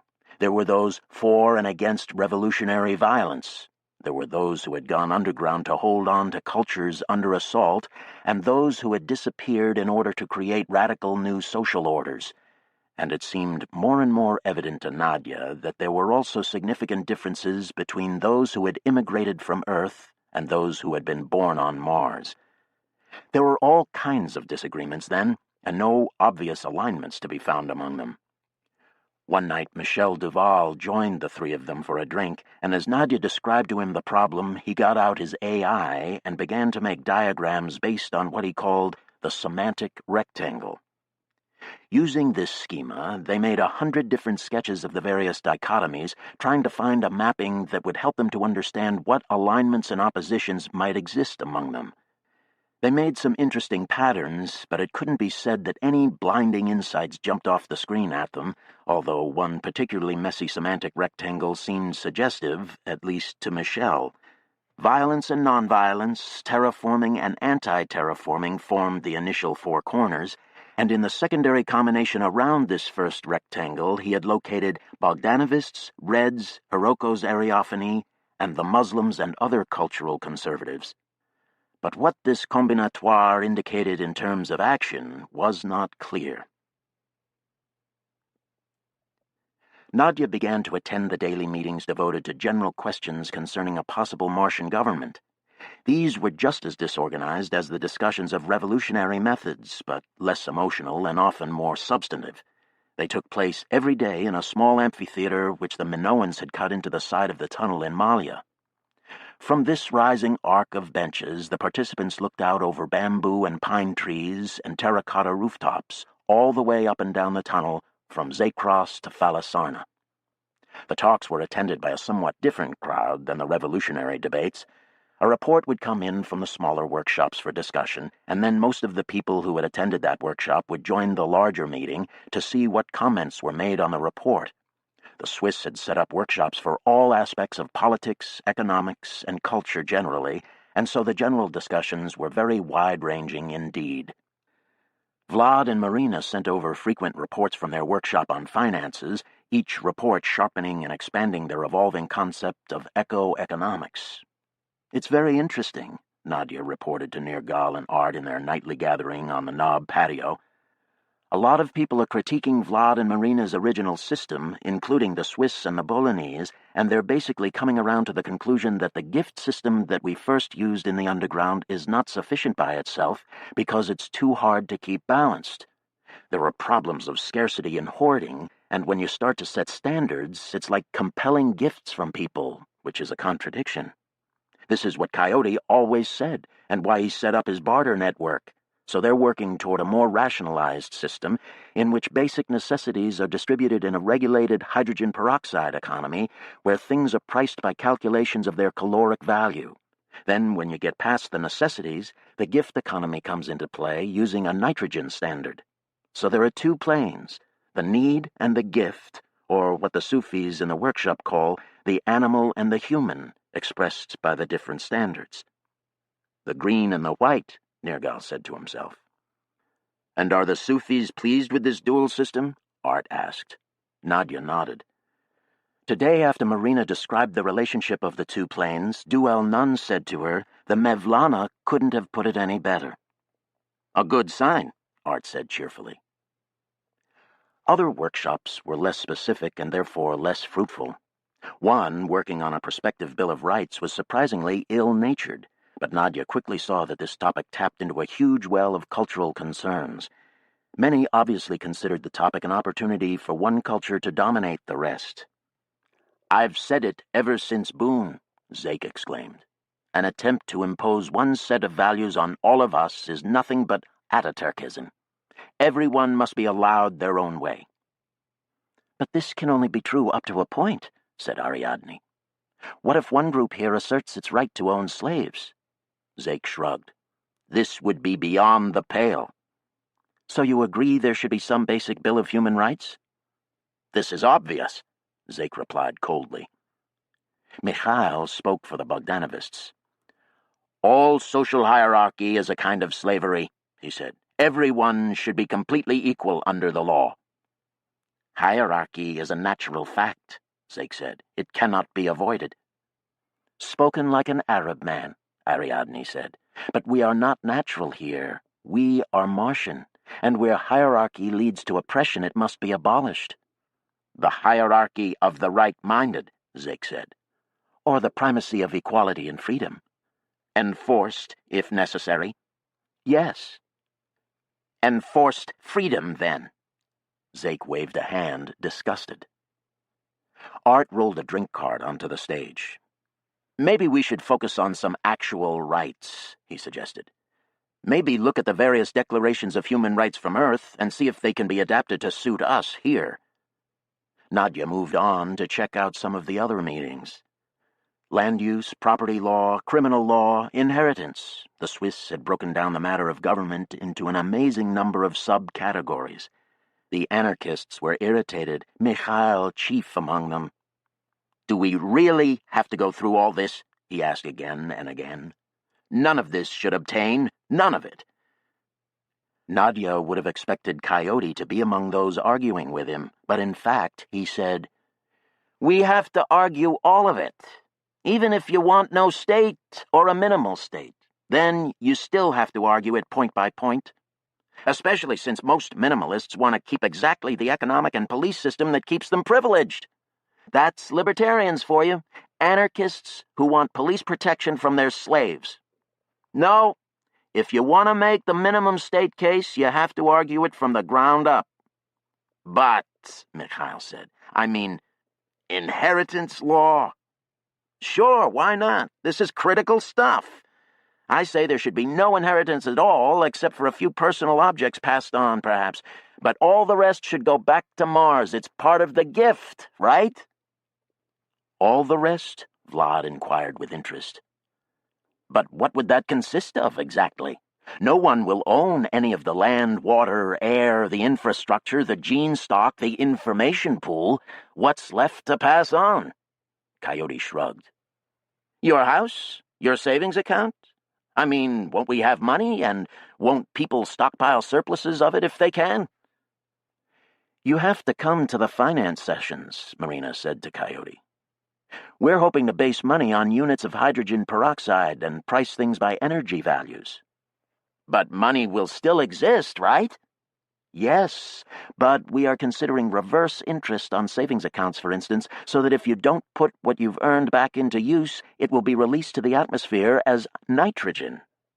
You'd be surprised how hard it is to keep a positive personal balance in this system. But if you did it... Well, then I agree with you. On death, it should pass back to Mars, be used for some public purpose. Sachs haltingly objected that this contradicted the bioethical theory that human beings, like all animals, were powerfully motivated to provide for their own offspring. This urge could be observed throughout nature and in all human cultures, explaining much behavior, both self-interested and altruistic. Try to change the biological basis of culture by decree, asking for trouble. Maybe there should be a minimal inheritance allowed, Coyote said. Enough to satisfy that animal instinct, but not enough to perpetuate a wealthy elite. Marina and Vlad clearly found this intriguing, and they began to tap new formulas into their AIs. But Mikhail, sitting by Nadia and flipping through his program for the day, was still frustrated. Is this really part of a constitutional process? He said, looking at the list. Zoning codes, energy production, waste disposal, transport systems, pest management, property law, grievance systems, criminal law, arbitration, health codes. Nadia sighed. I guess so. Remember how Arkady worked so hard on architecture? School schedules? I mean, I've heard of micropolitics, but this is ridiculous. Nanopolitics, Art said. No, picopolitics, femtopolitics. Nadia got up to help Art push the drink cart to the workshops in the village below the amphitheater. Art was still running from one meeting to the next, wheeling in food and drink, then catching a few minutes of the talk before moving on. There were 8 to 10 meetings per day, and Art was still dropping in on all of them. In the evenings, while more and more of the delegates spent their time partying or going for walks up and down the tunnel, Art continued to meet with Nergal, and they watched tapes at a moderate fast-forward so that everyone spoke like a bird, only slowing them down to take notes or talk over some point or other. Getting up in the middle of the night to go to the bathroom, Nadia would pass the dim lounge where the two of them worked on their write-ups and see the two of them asleep in their chairs, their slack, open-mouthed faces flickering under the light of the Keystone Cops debate on the screen. But in the mornings, Art was up with the Swiss getting things started. Nadia tried to keep pace with him for a few days, but found that the breakfast workshops were chancy. Sometimes people sat around tables sipping coffee and eating fruit and muffins, staring at each other like zombies. "Who are you?" their bleary gazes said. "What am I doing here? Where are we? Why aren't I asleep in my bed?" But it could be just the opposite. Some mornings people came in showered and refreshed, alert with coffee or kava java, full of new ideas and ready to work hard to make progress. If the others were of like mind, things could really fly. One of the sessions on property went like that, and for an hour it seemed as though they had solved all the problems of reconciling self and society, private opportunity and the common good, selfishness and altruism. At the end of the session, however, their notes looked just about as vague and contradictory as those taken at any of the more fractious meetings. "It's the tape of the whole session that will have to represent it," Art said after trying to write down a summary. The majority of the meetings, however, weren't as successful. In fact, most of them were merely protracted arguments. One morning, Nadia came in on Antar, the young Arab whom Jackie had spent time with during their tour, saying to Vlad, "You will only repeat the socialist catastrophe." Vlad shrugged. "Don't be too hasty to judge that period. The socialist countries were under assault from capitalism without and corruption within, and no system could survive that. We must not throw the baby socialism out with the Stalinist bathwater, or we lose many concepts of obvious fairness that we need. Earth is in the grip of the system that defeated socialism, and it's clearly an irrational and destructive hierarchy. So how can we deal with it without being crushed? We have to look everywhere for answers to this, including the systems that the current order defeated." Art was pulling a food cart to the next room, and Nadia left with him. "Man, I wish Fort was here," Art muttered. "He should be. I really think he should." In the next meeting, they were arguing about the limits to tolerance, the things that simply wouldn't be allowed, no matter what religious meaning anyone gave them, and someone shouted, "Tell that to the Muslims!" Jurgen came out of the room looking disgusted. He took a roll from the cart and walked with them, talking through his food. "Liberal democracy says that cultural tolerance is essential, but you don't have to get very far away from liberal democracy for liberal Democrats to get very intolerant." "How do the Swiss solve that?" Art asked. Jurgen shrugged. "I don't think we do." "Man, I wish Fort were here," Art said. "I tried to reach him a while back and tell him about this. I even used the Swiss government lines, but I never got any reply." The Congress went on for almost a month. Sleep deprivation and perhaps an over-reliance on kava made Art and Nergal increasingly haggard and groggy until Nadia started coming by at night and putting them to bed, pushing them onto couches, and promising to write summaries of the tapes they hadn't reviewed. They would sleep right there in the room, muttering as they rolled over on the narrow foam and bamboo couches. One night, Art sat up suddenly from his couch.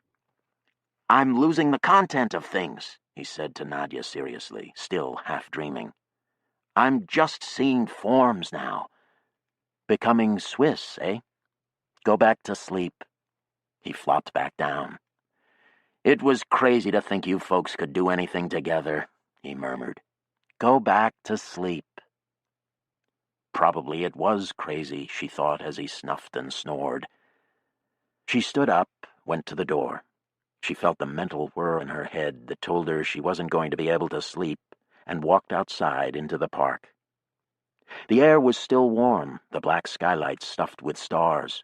The length of the tunnel suddenly reminded her of one of the full rooms on the Aries, here vastly enlarged, but with the same aesthetics employed. Dimly lit pavilions, the dark furry clumps of little forests. A world-building game. But now there was a real world at stake. At first, the attendants of the Congress had been almost giddy with the enormous potential of it, and some, like Jackie and other natives, were young and irrepressible enough to feel that way still. But for a lot of the older representatives, the intractable problems were beginning to reveal themselves like knobby bones under shrinking flesh.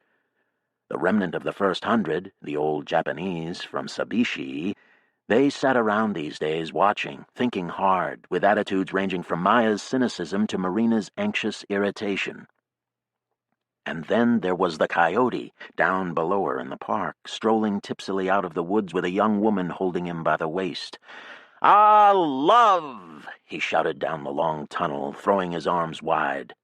"Could thou and I with fate conspire to grasp this sorry scheme of things entire?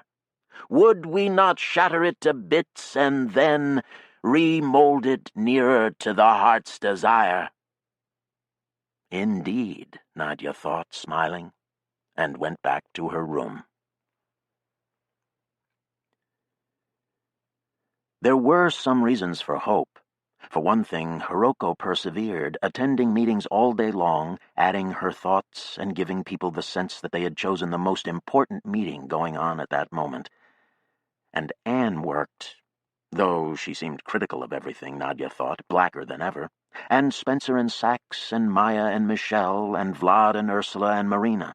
Indeed, the first 100 seemed to Nadia more united in this effort than in anything they had done since setting up Underhill, as if this were their last chance to get things right, to recover from the damage done, to make something for their dead friends' sake. And they weren't the only ones to work.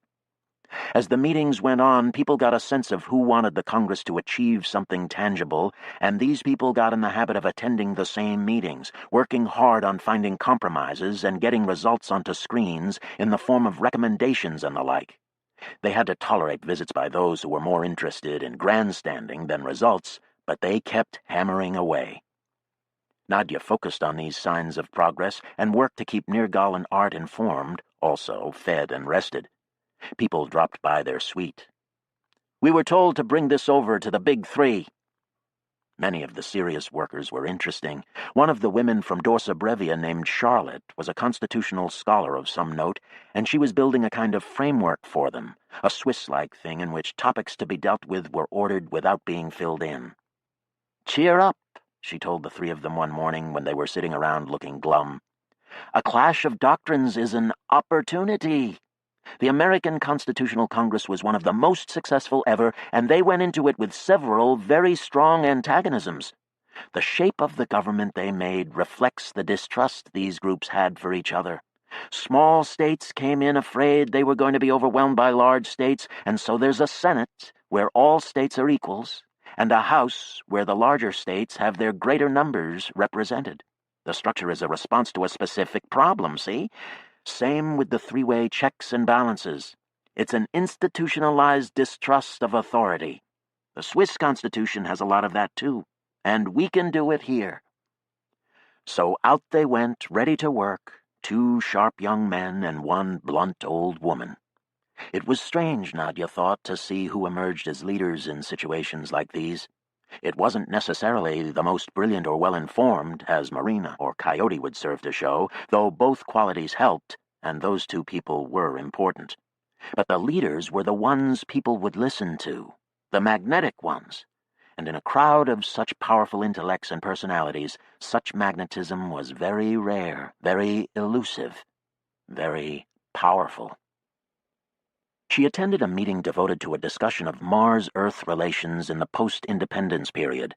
Coyote was in there exclaiming, "Let them go to hell! It's their own doing! Let them pull together if they can, and if they do, we can visit and be neighbors. But without that, if we try to help them, it will only destroy us." Many of the Reds and Mars firsters in there nodded emphatically, Casey prominent among them. Casey had been coming into his own recently as a leader of the Mars First Group, a separatist wing of the Reds whose members wanted nothing to do with Earth, who were willing to back sabotage, ecotage, terrorism, armed revolt, any means necessary to get what they wanted. one of the least tractable groups there, in fact, and Nadia found it sad to see Casey seizing their cause and even leading it. Now Maya stood to reply to Coyote. "Nice theory," she said, "but it's impossible. It's like Anne's redness. We're going to have to deal with Earth, so we might as well figure out how and not just hide from it." "As long as they're in chaos, we're in danger," Nadia said. "We have to do what we can to help, to exert influence in the direction we want them to go." Someone else said, "The two planets are one system." "What do you mean by that?" Coyote demanded. "They're different worlds. They could certainly be two systems." "Information exchange," Maya said. "We exist for Earth as a model or experiment. A thought experiment for humanity to learn from." "A real experiment," Nadia said. "This is no longer a game. We can't afford to take attractively pure theoretical positions."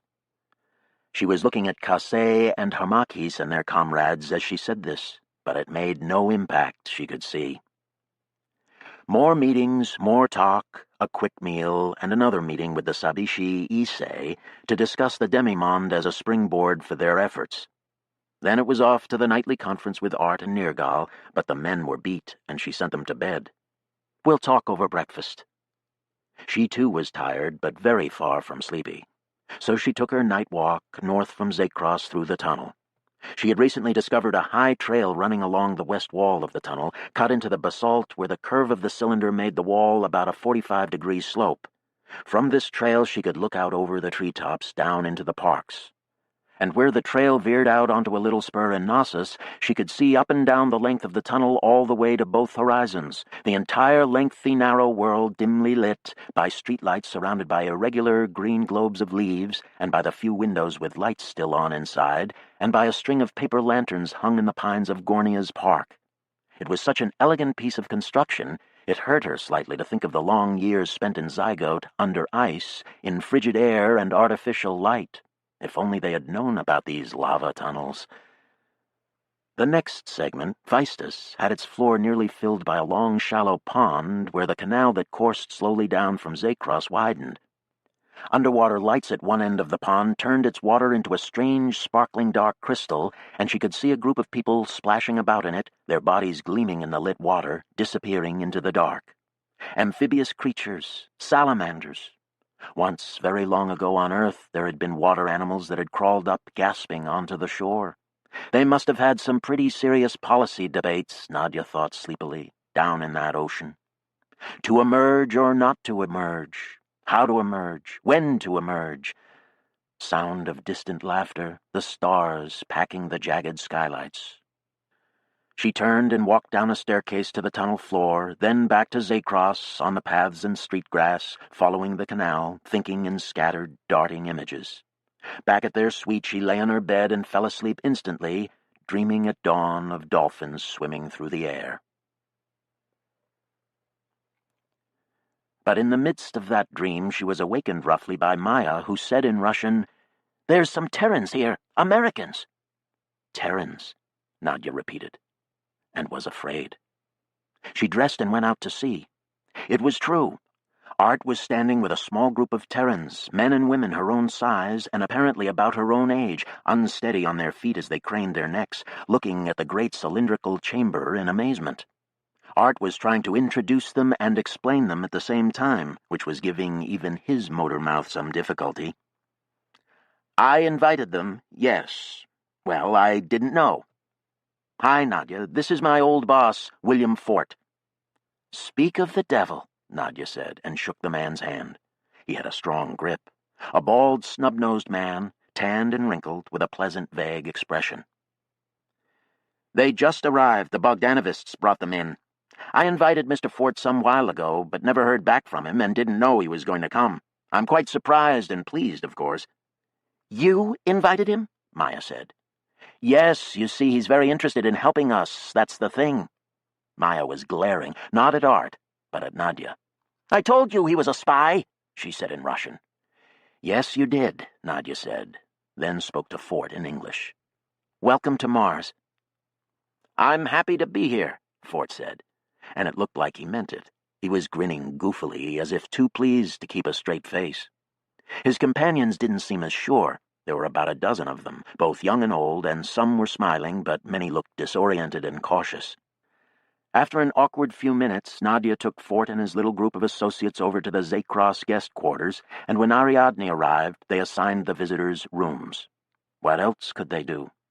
The news had already gone the length of Dorsabrevia and back, and as people came down to Zakros, their faces expressed displeasure as much as curiosity.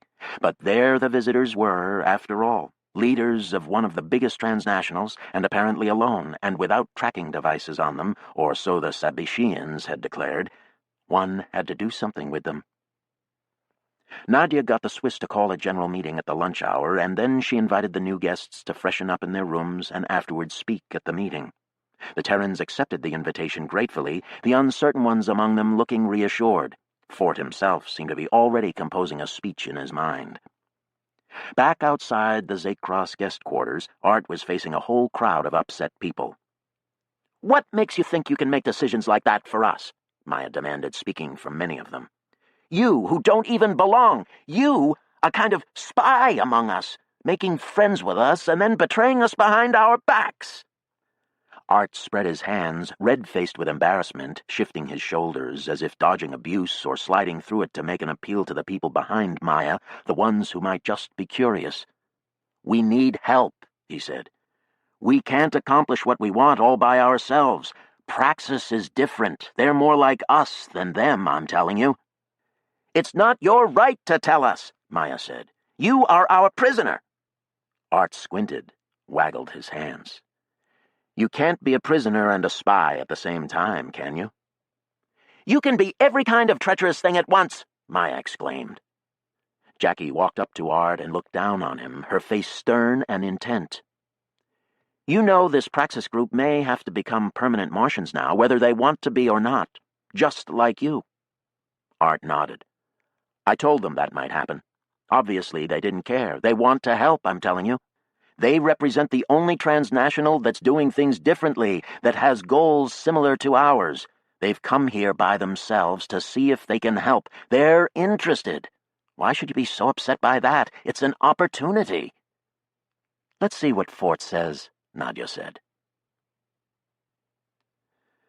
The Swiss had convened the special meeting in the Malia amphitheater, and as the crowd of delegates gathered, Nadia helped guide the newcomers through the segment gates to the site. They were still obviously awestruck at the size of Dorsabrevia's tunnel. Art was scurrying around them with his eyes bugged out, wiping sweat from his brow with his sleeve, intensely nervous. It made Nadia laugh. Somehow Fort's arrival had put her in a good mood. She didn't see how they could lose from it. So she sat down in the front row with the Praxis group and watched as Art led Fort onto the stage and introduced him. Fort nodded and spoke a sentence, then tilted his head and looked up at the back row of the amphitheater, realizing that he was unamplified. He took a breath and started again, and his usually quiet voice floated out with the assurance of a veteran actor, carrying nicely to everyone there. "I'd like to thank the people of Subarashi for bringing me south to this conference." Art cringed as he returned to his seat and turned and cupped a hand by his mouth. "That's Sabishi," he said in an undertone to Fort. "What's that?" "Sabishi. You said Subarashi, which is the transnational. The settlement you went through to get here is called Sabishi.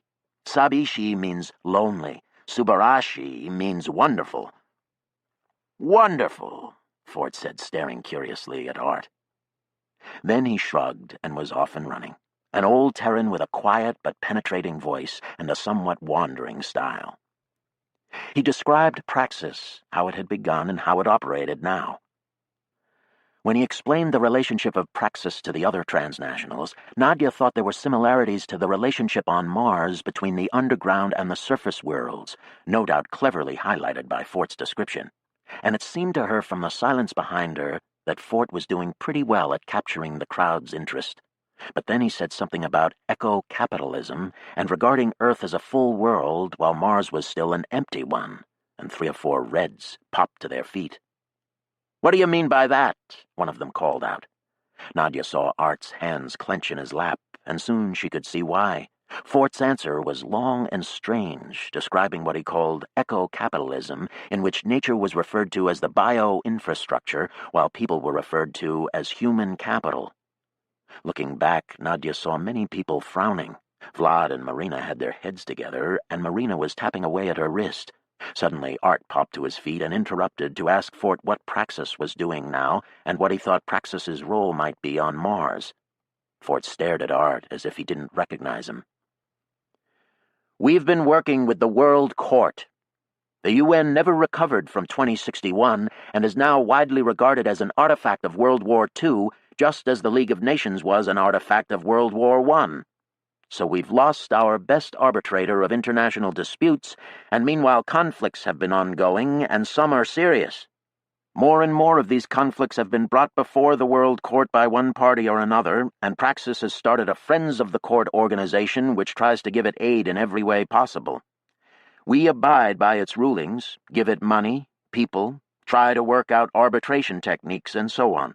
We've been part of a new technique where if two international bodies of any kind have a disagreement and decide to submit to arbitration, they enter into a year-long program with the World Court, and its arbitrators try to find a course of action that satisfies both sides. At the end of the year, the World Court rules on any outstanding problems, and if it works, a treaty is signed, and we try to support the treaties any way we can. India has been interested and went through the program with Sikhs in the Punjab, and it's working so far. Other cases have proved more difficult, but it's been instructive. The concept of semi-autonomy is receiving a lot of attention. At Praxis, we believe nations were never truly sovereign, but were always semi-autonomous in relation to the rest of the world. Metanationals are semi-autonomous. Individuals are semi-autonomous. Culture is semi-autonomous in relation to the economy. Values are semi-autonomous in relation to prices. There's a new branch of math that is trying to describe semi-autonomy in formal, logical terms. Vlad and Marina and Coyote were trying to listen to Fort and confer among themselves and write down notes all at once. Nadia stood and waved at Fort. "Do the other transnationals support the World Court as well?" she asked. "No. The metanationals avoid the World Court and use the UN as a rubber stamp. I'm afraid they still believe in the myth of sovereignty." "But this sounds like a system that only works when both sides agree to it." "Yes. All I can tell you is that Praxis is very interested, and we're trying to build bridges between the World Court and all powers on Earth." "Why?" Nadia asked. Fort raised his hands in a gesture just like one of Art's. "Capitalism only works if there is growth, but growth is no longer growth, you see. We need to grow inward, to recomplicate." Jackie stood. "But you could grow on Mars in classic capitalist style, right?" "I suppose, yes." "So maybe that's all you want from us, right? A new market? This empty world you spoke of earlier." "Well, in Praxis we've been coming to think that the market is only a very small part of a community, and we're interested in all of it." "So what do you want from us?" someone yelled from the back. Fort smiled. "I want to watch." The meeting ended soon after that, and the afternoon's regular sessions took place. Of course, in all of them, the arrival of the Praxis group dominated at least part of the discussion. Unfortunately for Art, it became evident as they sat around that night reviewing the tapes that Fort and his team affected the Congress as a separator rather than a bonding agent. Many couldn't accept a Terran transnational as a valid member of the Congress, and that was that. Coyote came by and said to Art, "Don't tell me about how different Praxis is. That's the oldest dodge in the book. If only the rich would behave decently, then the system would be okay. That's crap. The system overdetermines everything, and it's the system that has to change." "Fort's talking about changing it," Art objected. But here Fort was his own worst enemy, with his habit of using classic economic terms to describe his new ideas. The only ones interested in that approach were Vlad and Marina. For the Bogdanovists and Reds and Mars Firsters, for most of the natives and many of the immigrants, it represented Terran business as usual, and they wanted no part of it. "No dealing with a transnat," Casey exclaimed on one tape to applause. "No dealing with Terra, however they phrased it." Fort was beyond the pale. The only question for this crowd was whether he and his group were going to be allowed to leave or not. Some felt that they, like Art, were now prisoners of the underground. Jackie, however, stood up in that same meeting to take the Boonian position that everything ought to be put to use in the cause. She was contemptuous of those rejecting Fort on principle. "Since you're going to take visitors hostage," she said sharply to her father, "why not put them to use? Why not talk to them?" So in effect, they had a new split to add to all their others: isolationists and two-worlders. In the next few days, Fort handled the controversy surrounding him by ignoring it, to the extent that it seemed to Nadia that he might not even be aware of it. The Swiss asked him to run a workshop on the current Terran situation, and this was packed, with Fort and his companions answering questions at length in every session. In these sessions, Fort seemed content to accept whatever they told him about Mars, and regarding it, he advocated nothing. He stuck to Terra, and he only described. "The transnationals have collapsed down into the couple dozen largest of them," he said in response to one question, "all of which have entered into development contracts with more than one national government. We call those the metanationals. The biggest are Subarashi, Mitsubishi, Consolidated, Amex, Armscor, Majari, and Praxis. The next 10 or 15 are also quite big, and after that you're back down to transnat size, but these are being quickly incorporated into the metanats. The big metanats are now the major world powers, insofar as they control the IMF, the World Bank, the Group of 11, and all their client countries." Sachs asked him to define a metanational in more detail. "About a decade ago, we at Praxis were asked by Sri Lanka to come into their country and take over the economy and work on arbitration between the Tamils and the Sinhalese. We did that, and the results were good, but during the time of the arrangement it was clear that our relationship with the national government was a new kind of thing. It got noticed in certain circles. Then, some years ago, Amex got into a disagreement with the Group of 11 and pulled all of its assets out of the 11 and relocated them in the Philippines.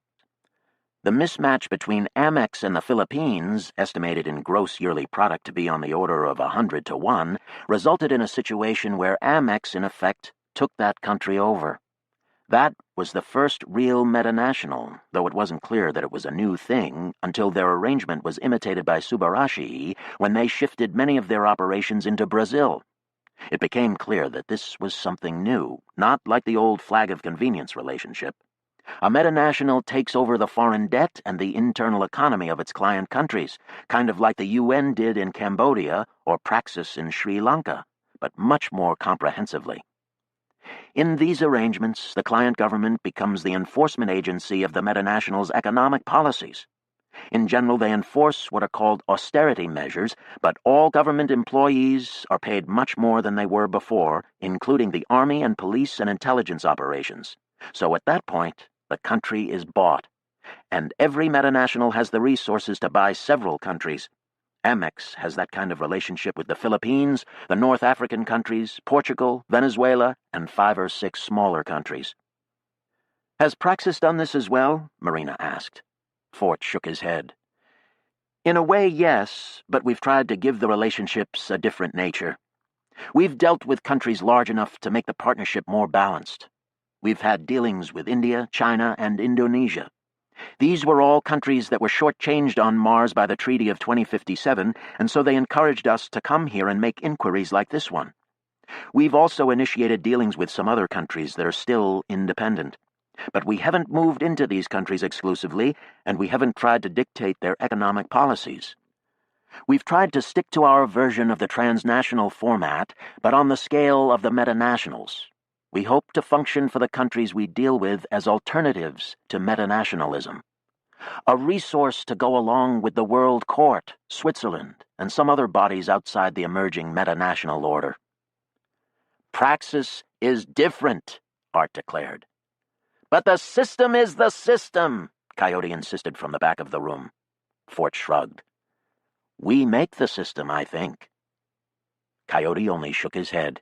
Sachs said, "We have to steal it, to deal with it."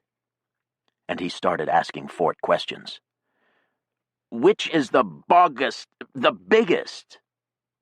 They were halting, ragged, croaking questions, but Fort ignored his difficulties and answered in great detail so that most of 3 consecutive praxis workshops consisted of an interrogation of Fort by Sachs in which everyone learned a great deal about the other metanationals, their leaders, their internal structures, their client countries, their attitudes toward each other, and their history, particularly the roles taken by their predecessor organizations in the chaos surrounding 2061. Why respond? Why crack the eggs? No, I mean the domes. Fort was weak on historical detail and sighed unhappily at the failures of his personal memory of that period, but his account of the current Terran situation was fuller than any they had gotten before, and it helped clarify questions about metanational activity on Mars that all of them had wondered about. The metanats used the Transitional Authority as a way to mediate their own disagreements. They disagreed over territories. They left the demimonde alone because they felt its underground aspects were negligible and easily monitored, and so on. Nadia could have kissed Sachs. She did kiss him, and she kissed Spencer and Michelle, too, for their support of Sachs during these sessions, because although Sachs doggedly pushed through his speech difficulties, he was often red-faced with frustration and often hit tables with his fist. Near the end, he said to Fort, "What does Praxis want from men?" Bam! "From Mars, then." Fort said, "We feel that what happens here will have effects back home. At this point, we've identified an emerging coalition of progressive elements on Earth, the biggest of which are China, Praxis, and Switzerland. After that, there are scores of smaller elements, but they are less powerful. Which way India goes in this situation could be critical. Most of the metanats seem to regard it as a development sink, meaning that no matter how much they pour into it, nothing there will change. We don't agree with that. And we think Mars is critical as well, in a different way, as an emergent power. So we wanted to find the progressive elements here too, you see, and show you what we're doing, and see what you think of it." "Interesting," Sachs said. And so it was. But many people remained adamantly opposed to dealing with a Terran metanational, and meanwhile all the other arguments about all the other issues continued unabated, often becoming more polarized the longer they talked about them. That night at their patio meeting, Nadia shook her head, marveling at the capacity people had for ignoring what they had in common and fighting bitterly over whatever small differences existed between them. She said to Art and Nirgal, "Maybe the world is simply too complex for any one plan to work. Maybe we shouldn't be trying for a global plan, but just something to suit us. And then hope Mars can get along using several different systems." Art said, "I don't think that will work either." "But what will?" He shrugged. "Don't know yet." And he and Nirgal went off to review tapes, pursuing what suddenly seemed to Nadia an ever-receding mirage.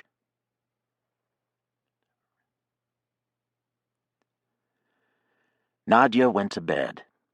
If it were a construction project, she thought as she lay falling asleep, she would tear it down and start over again.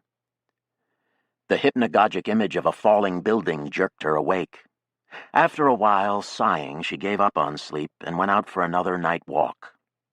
Art and Nirgal were asleep in the tape room, their faces squashed on the tabletop, flickering under the fast-forward light from the screen. Outside, the air whooshed north through the gates into Gornia, and she followed it, taking the high trail. Clicking bamboo leaves, stars in the skylights overhead, then the faint sounds of laughter pealing down the tunnel from Feistus Pond. The pond's underwater lights were on, and a crowd was bathing again, but now on the far side of the tunnel, about as high on the curved wall as she was on her side, there was a lit platform with perhaps 8 people jammed onto it. One of them was getting onto a board of some kind, crouching down. Then he dropped away from the platform, crouching down and holding the front of the board, which clearly had very little friction. A naked man with wet hair whipping behind him, flying down the curving black side of the tunnel, accelerating until he shot up a lip of rock and flew out over the pond, cartwheeling, crashing into the water with a great splash, shooting back up with a whoop, to cheers all around.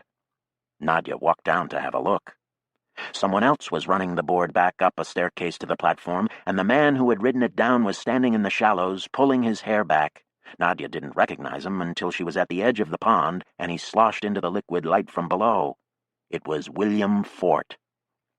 Nadia shed her clothes and walked out into the water, which was very warm, body temperature or a bit higher. With a shout, another figure came shooting down the incline like a surfer on an immense rock wave. "The drop looks severe," Fort was saying to one of his companions, "but with the gravity so light, you can just handle it." The woman riding the board was projected out over the water. She arched back in a perfect swan dive until making a final tuck and splash into the pond, and was cheered loudly on emergence. Another woman had retrieved the board and was climbing out of the pond near the foot of the stairs cut into the slope. Fort greeted Nadia with a nod, standing waist-deep in the water, his body wiry under ancient, wrinkled skin. On his face was the same look of vague pleasure it had worn in the workshops. "Want to try it?" he asked her. "Maybe later," she said, looking around at the people in the water, trying to sort out who was there and what parties at the Congress they represented. When she realized what she was doing, she snorted in disgust at herself and at the pervasiveness of politics, how it could infect everything if you let it. But still, she noted that the people in the water were mostly young natives from Zygote, Sabishi, New Vanuatu, Dorsa Brevia, Vishniac Mohole, Christianopolis. Hardly any of them were active, speaking delegates, and their power was something Nadia couldn't gauge. Probably it didn't signify all that much that they were gathering together here at night, naked in warm water, partying. Most of them came from places where public baths were the norm, so they were used to splashing with someone they might fight elsewhere. Another rider came screaming down the slope, then flying out into the depths of the pond. People swam to her like sharks to blood. Nadia ducked under the water, which tasted slightly salty. Opening her eyes, she saw crystal bubbles exploding everywhere, then swimming bodies twisting like dolphins over the smooth, dark surface of the pond bottom. An unearthly sight. She came back up, squeezed her hair dry. Fort stood among the youngsters like a decrepit Neptune, surveying them with his curious, impassive relaxation. Perhaps, Nadia thought, these natives were in fact the new Martian culture that John Boone had talked about, springing up among them without their actually noticing. Generational transmission of information always contained a lot of error. That was how evolution happened. And even though people had gone underground on Mars for very different reasons, still, they all seemed to be converging here in a kind of life that had certain Paleolithic aspects to it, harking back perhaps to some culture behind all their differences, or forward to some new synthesis. It didn't matter which. It could be both at once. So that there was a possible bond there. Or so Fort's mild expression of pleasure seemed to say to Nadia somehow, as Jackie Boone in all her Valkyrie glory came shooting down the tunnel wall and flew out over them as if shot from a circus cannon. The program devised by the Swiss came to its end. The organizers quickly called for a 3-day rest, to be followed by a general meeting. Art and Nergal spent these days in their little conference room going over videotapes 20 hours a day, talking endlessly and typing at their AIs in a kind of hammering desperation. Nadia kept them going and broke ties when they disagreed and wrote the sections they deemed too hard. Often when she walked in, one of them would be asleep in his chair, the other staring transfixed by his screen. "Look," he would croak. "What do you think of this?" Nadia would read the screen and make comments while putting food under their noses, which often woke the sleeping one. "Looks promising. Let's get back to work." And so on the morning of the general meeting, Art and Nergal and Nadia walked out onto the stage of the amphitheater together, and Art took his AI with him to the proscenium. He stood looking out at the assembled crowd as if stunned by the sight of it, and after a long pause said, "We actually agree on many things." This got a laugh. But Art held his AI overhead like the stone tablets, then read aloud from the screen. "Work points for a Martian government." He peered over the screen at the crowd, and they subsided into an attentive silence. 1. Martian society will be composed of many different cultures. It's better to think of it as a world rather than a nation. Freedom of religion and cultural practice must be guaranteed. No one culture or group of cultures should be able to dominate the rest. 2. Within this framework of diversity, it still must be guaranteed that all individuals on Mars have certain inalienable rights, including the material basics of existence, healthcare, education, and legal equality. 3. The land, air, and water of Mars are in the common stewardship of the human family and cannot be owned by any individual or group. 4. The fruits of an individual's labor belong to the individual and cannot be appropriated by another individual or group. At the same time, human labor on Mars is part of a communal enterprise given to the common good. The Martian economic system must reflect both these facts, balancing self-interest with the interests of society at large. 5. The metanational order ruling Earth is currently incapable of incorporating the previous two principles and cannot be applied here. In its place, we must enact an economics based on ecologic science.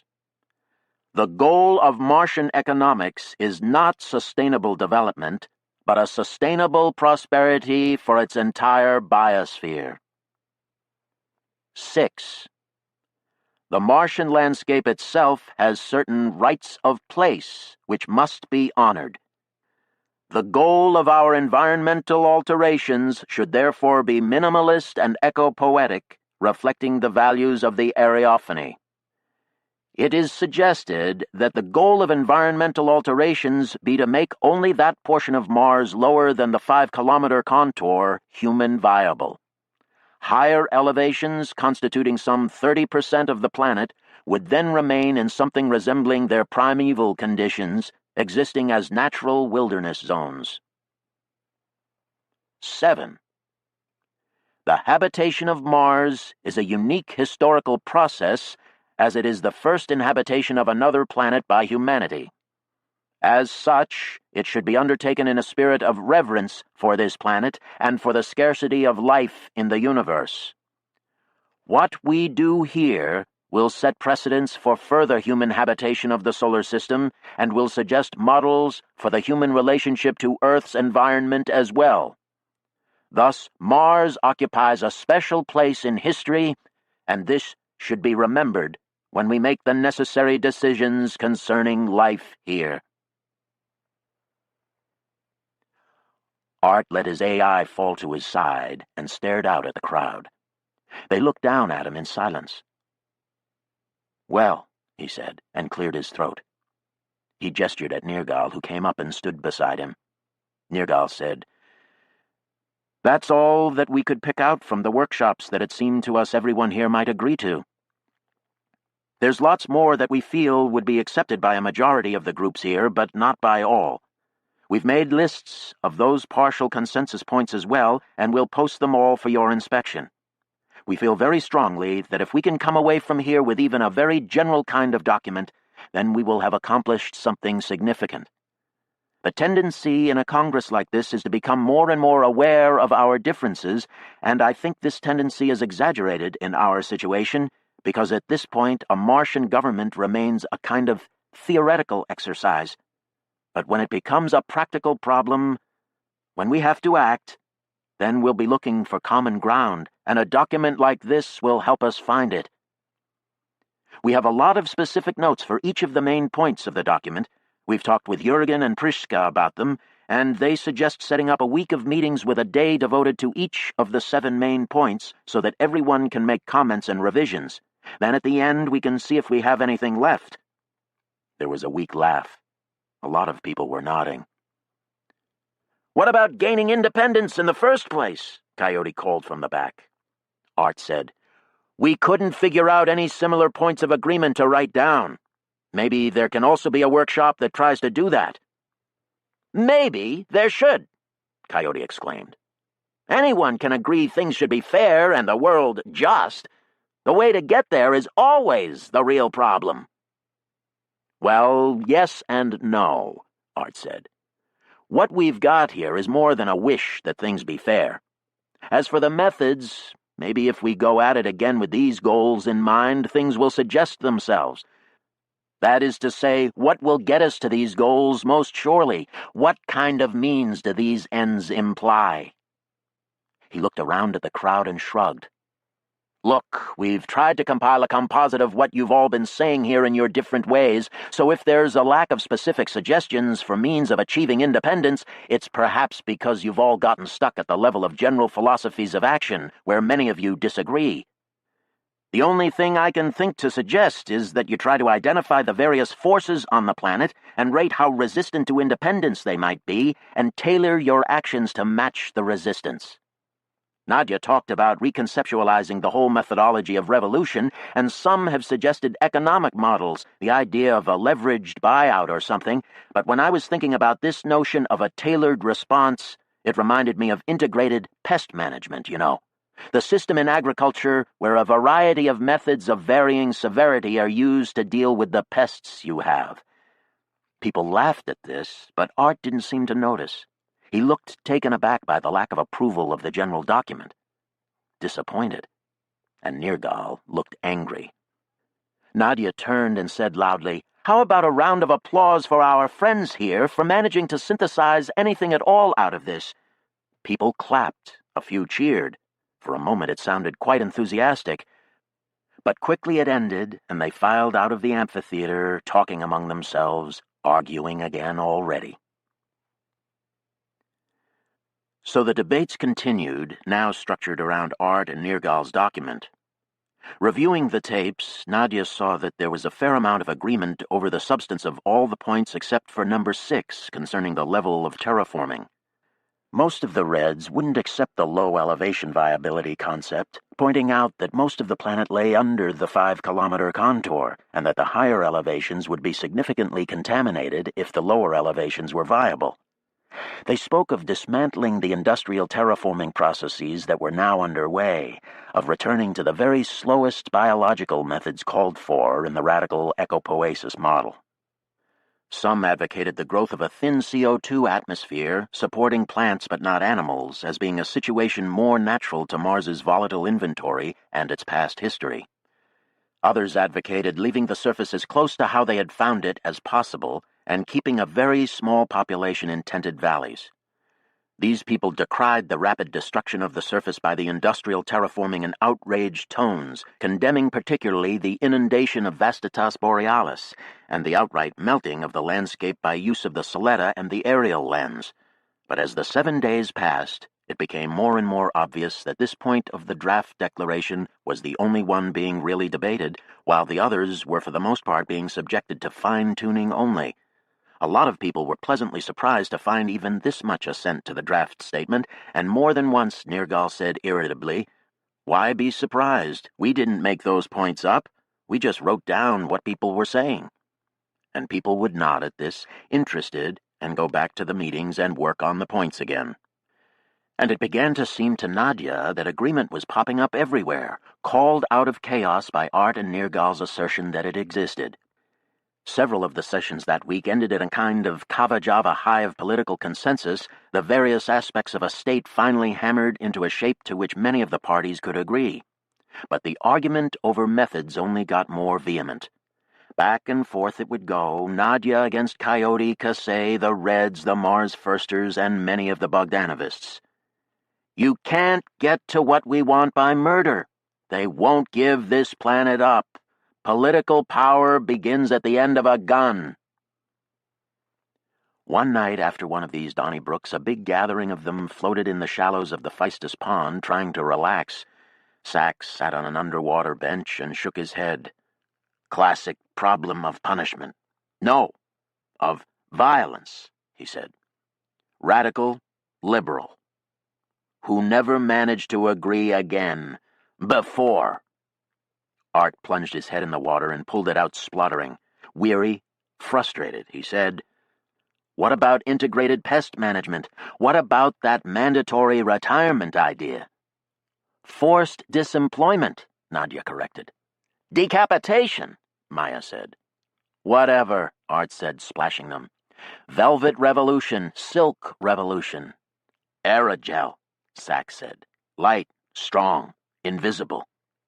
It's worth a try, Art said. Anne shook her head. It will never work. It's better than another 61, Nadia said. Sachs said, better if we agree on a plan. But we can't, Maya said. The front is broad, Art insisted. Let's go out there and do what we're comfortable with. Sachs and Nadia and Maya all shook their heads at once. Seeing it, Anne unexpectedly laughed out loud, and then they were all sitting in the pond together, giggling at they knew not what. The final general meeting took place in the late afternoon in the Zaycross Park where it had all begun. It had a strangely confused air, Nadia felt, with most people only grudgingly satisfied with the Dorsia Brevia Declaration, now several times longer than Art and Nergal's original draft. Each point was read aloud by Prishka, and each was cheered in a consensual vote of approval, but different groups cheered more loudly for some points than for others, and when the reading was done, the general applause was brief and perfunctory. No one could be happy with that, and Art and Nergal looked exhausted. The applause ended, and for a moment everyone just sat there. No one knew what to do next. The lack of agreement on the matter of methods seemed to extend right into that very moment. What next? What now? Did they just go home? Did they have a home? The moments stretched out, uncomfortable, even vaguely painful. How they needed John. So that Nadia was relieved when someone shouted something, an exclamation that seemed to break a malign spell. She looked around as people pointed. There on a staircase, high on the black tunnel wall, stood a green woman. She was unclothed, green-skinned, glowing in a shaft of afternoon sun that shot down from a skylight, gray-haired, barefoot, without jewelry, completely naked except for a coat of green paint. And what was common at night in the pond was, in this vivid daylight, dangerous and provocative, a shock to the senses, a challenge to their notion of what a political congress was or could be. It was Hiroko. She began to step down the staircase in a steady, measured pace. Ariadne and Charlotte and several other Minoan women stood at the bottom of the stairs waiting for her, along with Hiroko's closest followers from the hidden colony, Iwao, Raya, Evgenia, Michelle, all the rest of that little band. As Hiroko descended, they started to sing. When she reached them, they draped her with strings of bright red flowers. A fertility rite, Nadia thought, reaching directly into some Paleolithic part of their minds and intermingling there with Hiroko's Ariophany. When Hiroko left the foot of the stairs, she had a little train of followers singing the names of Mars. Al-Kahira, Ares, Okaka, Bahram, and so on. A great mélange of archaic syllables into which some of them were interjecting ka, ka, ka. She led them down the path, through trees, out again onto the grass, into the meeting in the park. She walked right through the middle of the crowd with a solemn, distant expression on her green face. Many stood as she passed. Jackie Boone came out of the crowd and joined the group of followers, and her green grandmother took her by the hand. The two of them led the way through the crowd, the old matriarch, tall, proud, thoroughly ancient, gnarled like a tree, and as green as a tree's leaves. Jackie, taller still, young and graceful as a dancer, her black hair flowing halfway down her back. A rustle went through the crowd, a sigh, and as the two and the group following them walked down to the central path by the canal, people stood and followed, the Sufis among them dancing a braid around their circumference. Ana el-Haq, Ana al-Kahira, Ana el-Haq, Ana al-Kahira.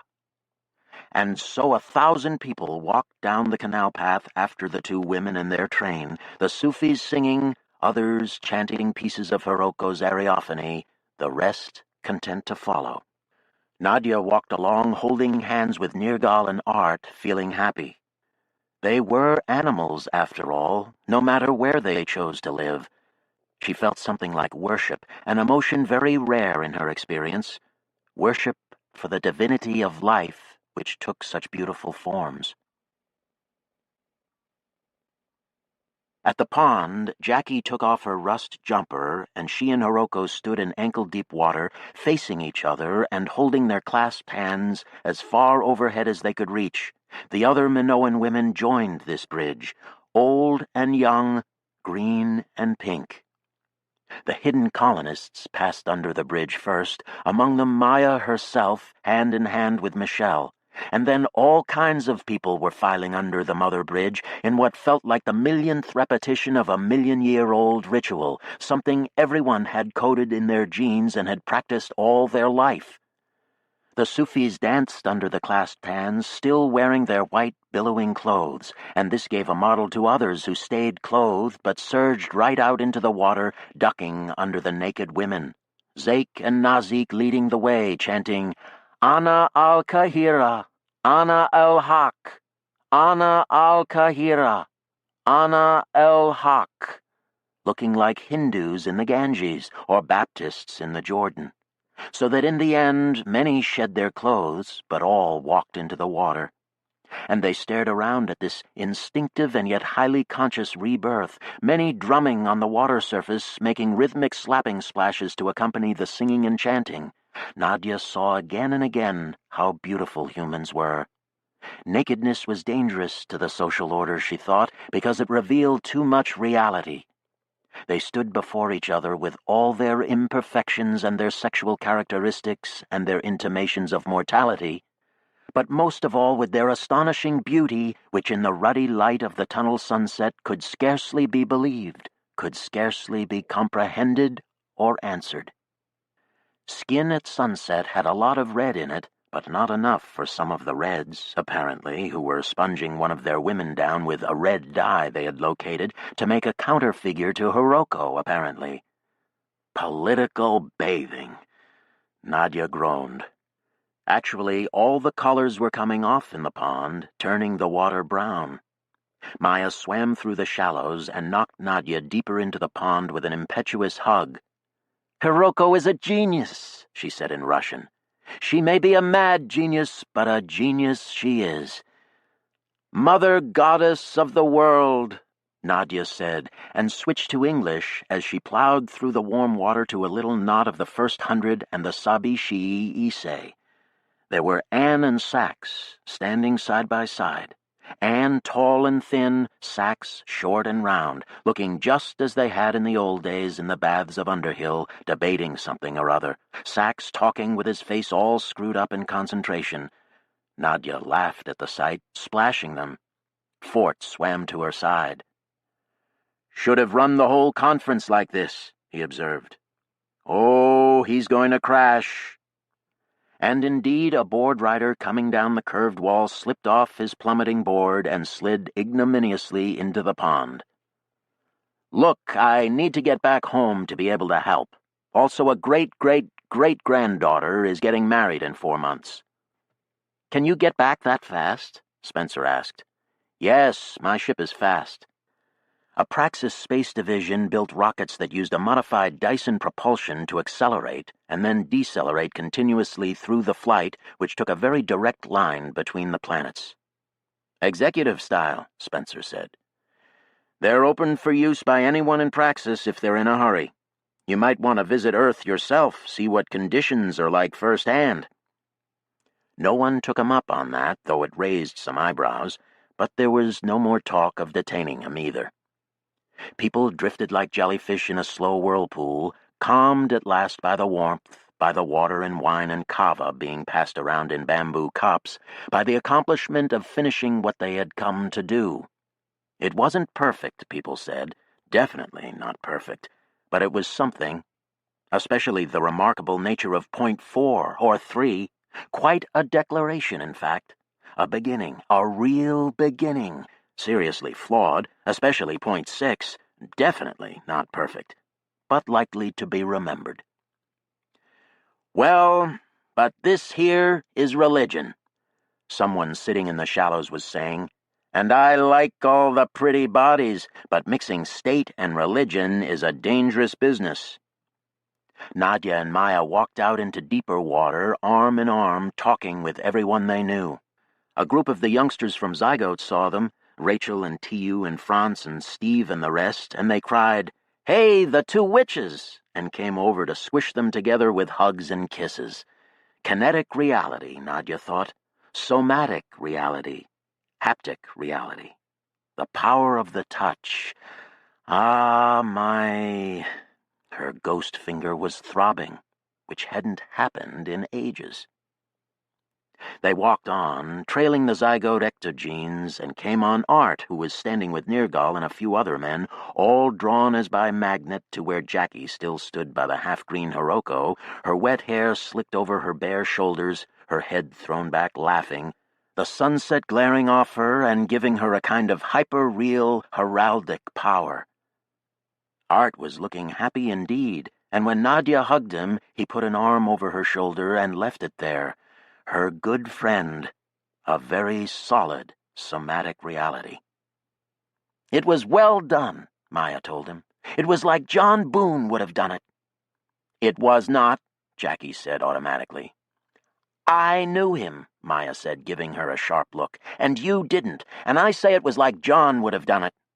They stood staring at each other, the ancient white-haired beauty and the young black-haired beauty, and it seemed to Nadia there was something primal in the sight, primal, primeval, primate.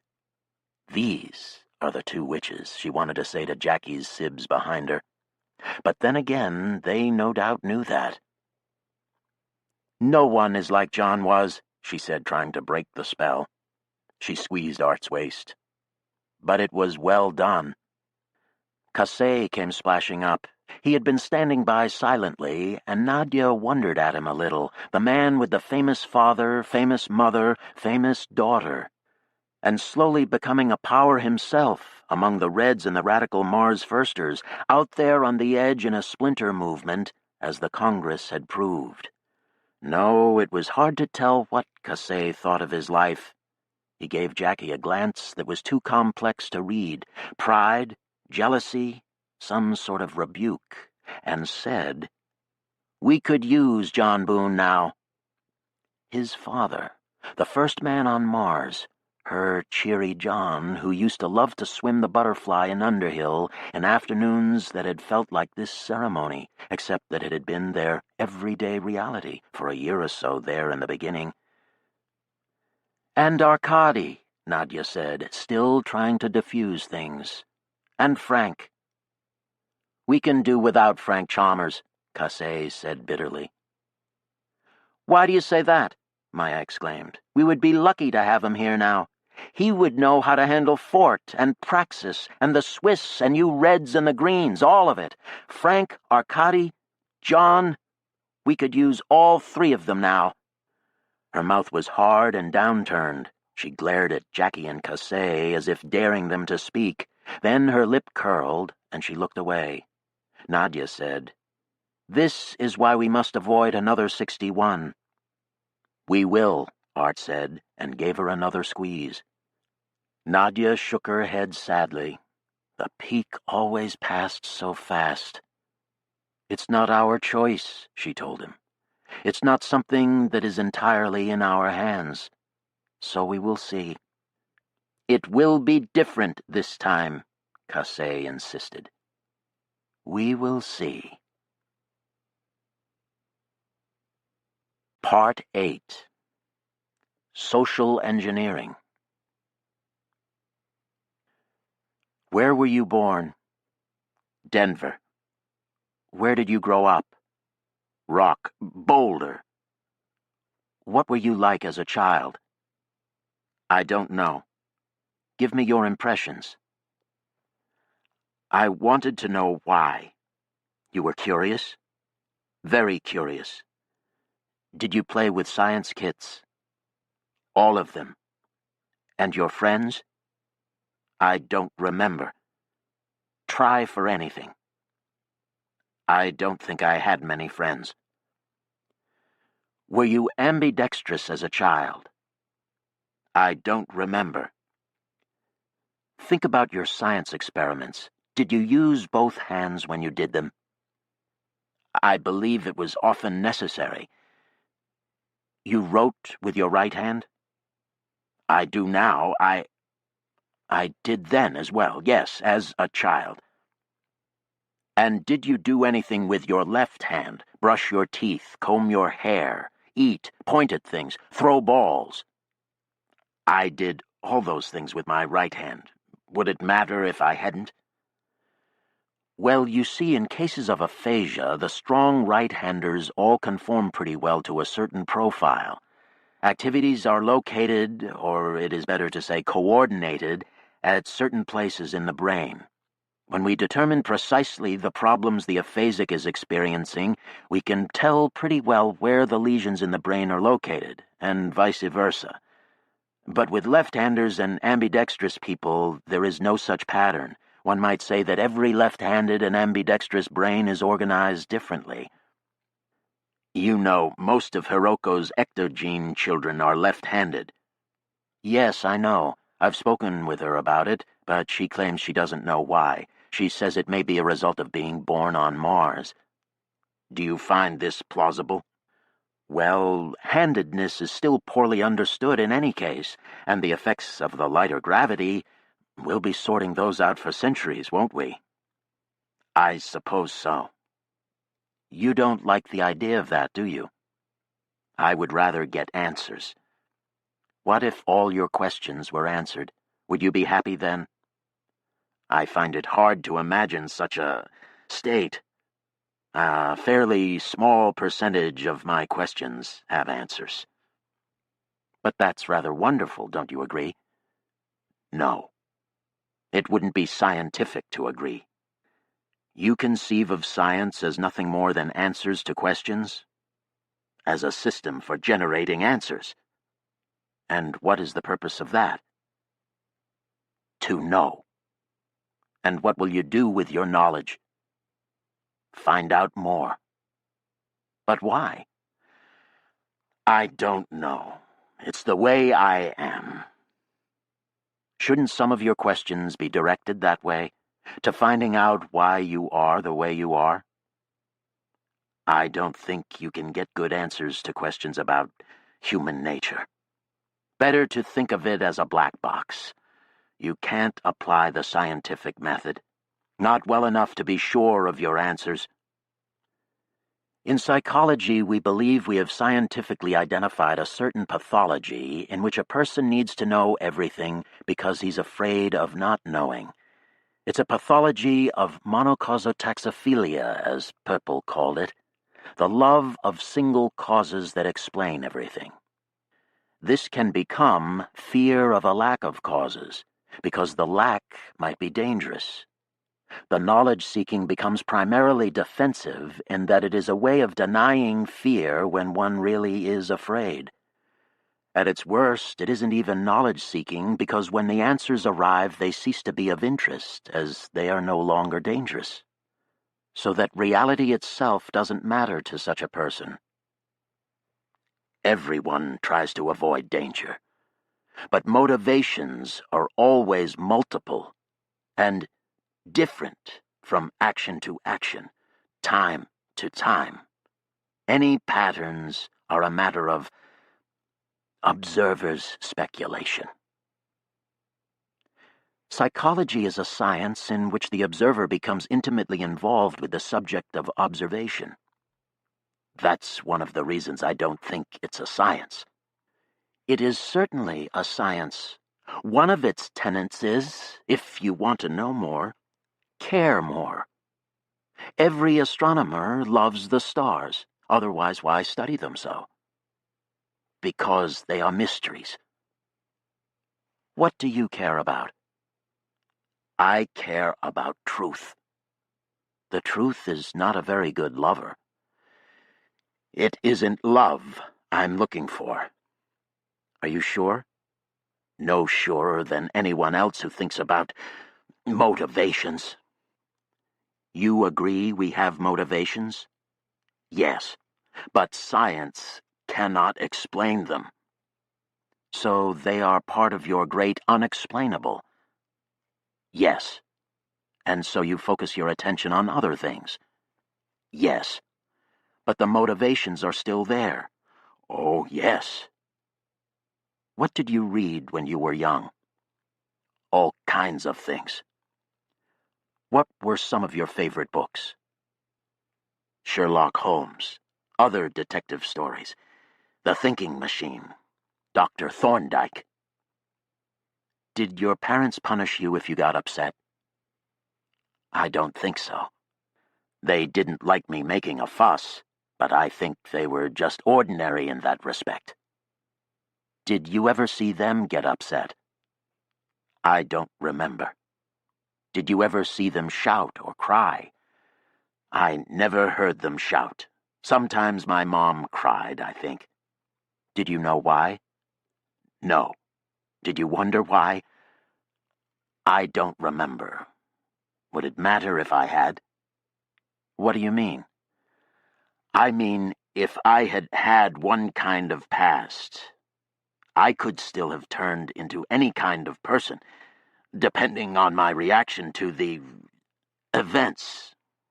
And if I had had another kind of past, the same variations would have followed, so that your line of questioning is useless, in that it has no explanatory rigor. It's an imitation of the scientific method. I consider your conception of science to be as parsimonious and reductive as your scientific activities. Essentially, you're saying we shouldn't study the human mind in a scientific manner because it's too complex to make the study easy. That's not very bold of you. The universe outside us is complex too, but you don't advise avoiding that. Why so with the universe inside? You can't isolate factors. You can't repeat conditions. You can't set up experiments with controls. You can't make falsifiable hypotheses. The whole apparatus of science is unavailable to you. Think about the first scientists for a while. The Greeks? Before that. Prehistory wasn't just a formless, timeless round of the seasons, you know. We tend to think of those people as if they resembled our own unconscious minds, but they weren't like that. For 100,000 years at least, we've been as intellectual as we are now. Probably more like 500,000 years. And every age has its great scientists, and they all had to work in the context of their times like we do. For the early ones, there were hardly explanations for anything. Nature was as whole and complex and mysterious as our own minds are to us now, but what could they do? They had to begin somewhere, eh? This is what you must remember. And it took thousands of years to learn the plants, the animals, the use of fire, rocks, axes, bows and arrows, shelter, clothing, then pottery, crops, metallurgy, all so slowly with such effort, and all passed along by word of mouth from one scientist to the next, and all the while there were no doubt people saying it's too complex to be sure of anything. Why should we try at all? Galileo said the ancients had good reason to think the first scientists among the gods, seeing that common minds have so little curiosity. The small hints that began the great inventions were part of not a trivial but a superhuman spirit. Superhuman. Or merely the best parts of ourselves, the bold minds of each generation, the scientists. And over the millennia, we have pieced together a model of the world, a paradigm that is quite precise and powerful, yes? But haven't we tried just as hard all these years, with little success, to understand ourselves? Say we have. Maybe it takes longer. But look, we've made quite a bit of progress there, too, and not just recently. By observation alone, the Greeks discovered the 4 temperaments, and only recently have we learned enough about the brain to say what the neurological basis of this phenomenon is. You believe in the 4 temperaments? Oh, yes. They are confirmable by experiment, if you will, as are so many, many things about the human mind. Perhaps it is not physics, perhaps it will never be physics. It could be that we are simply more complex and unpredictable than the universe. That hardly seems likely. We are made of atoms, after all. But animated, driven by the green force, alive with spirit, the great unexplainable. Chemical reactions. But why life? It's more than reactions. There's a drive toward complexification that is directly opposed to the physical law of entropy. Why should that be? I don't know. Why do you dislike it so when you can't say why? I don't know. This mystery of life is a holy thing. It is our freedom. We have shot out of physical reality. We exist now in a kind of godlike freedom, and the mystery is integral to it. No. We are still physical reality. Atoms in their rounds. Determined on most scales.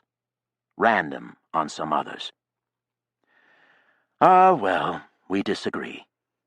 But either way, the scientist's job is to explore everything, no matter the difficulties, to stay open, to accept ambiguity, to attempt to fuse with the object of knowledge, to admit that there are values shot through the whole enterprise, to love it, to work toward discovering the values by which we should live, to work to enact those values in the world, to explore, and, more than that, to create. I'll have to think about that.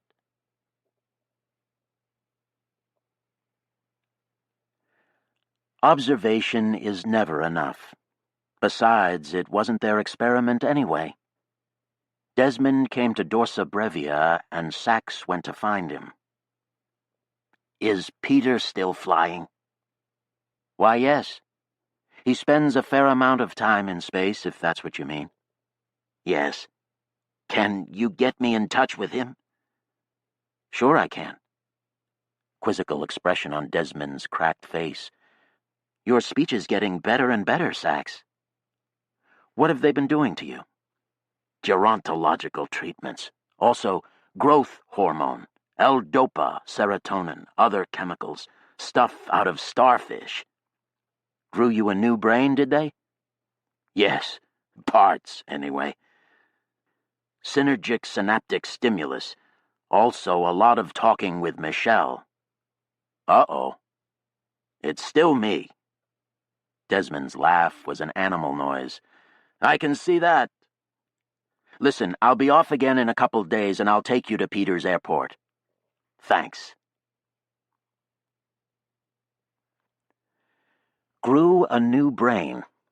Not an accurate way of putting it. The lesion had been sustained in the posterior third of the inferior frontal convolution. Tissues dead as a result of interruption of focused ultrasound memory speech stimulation during interrogation.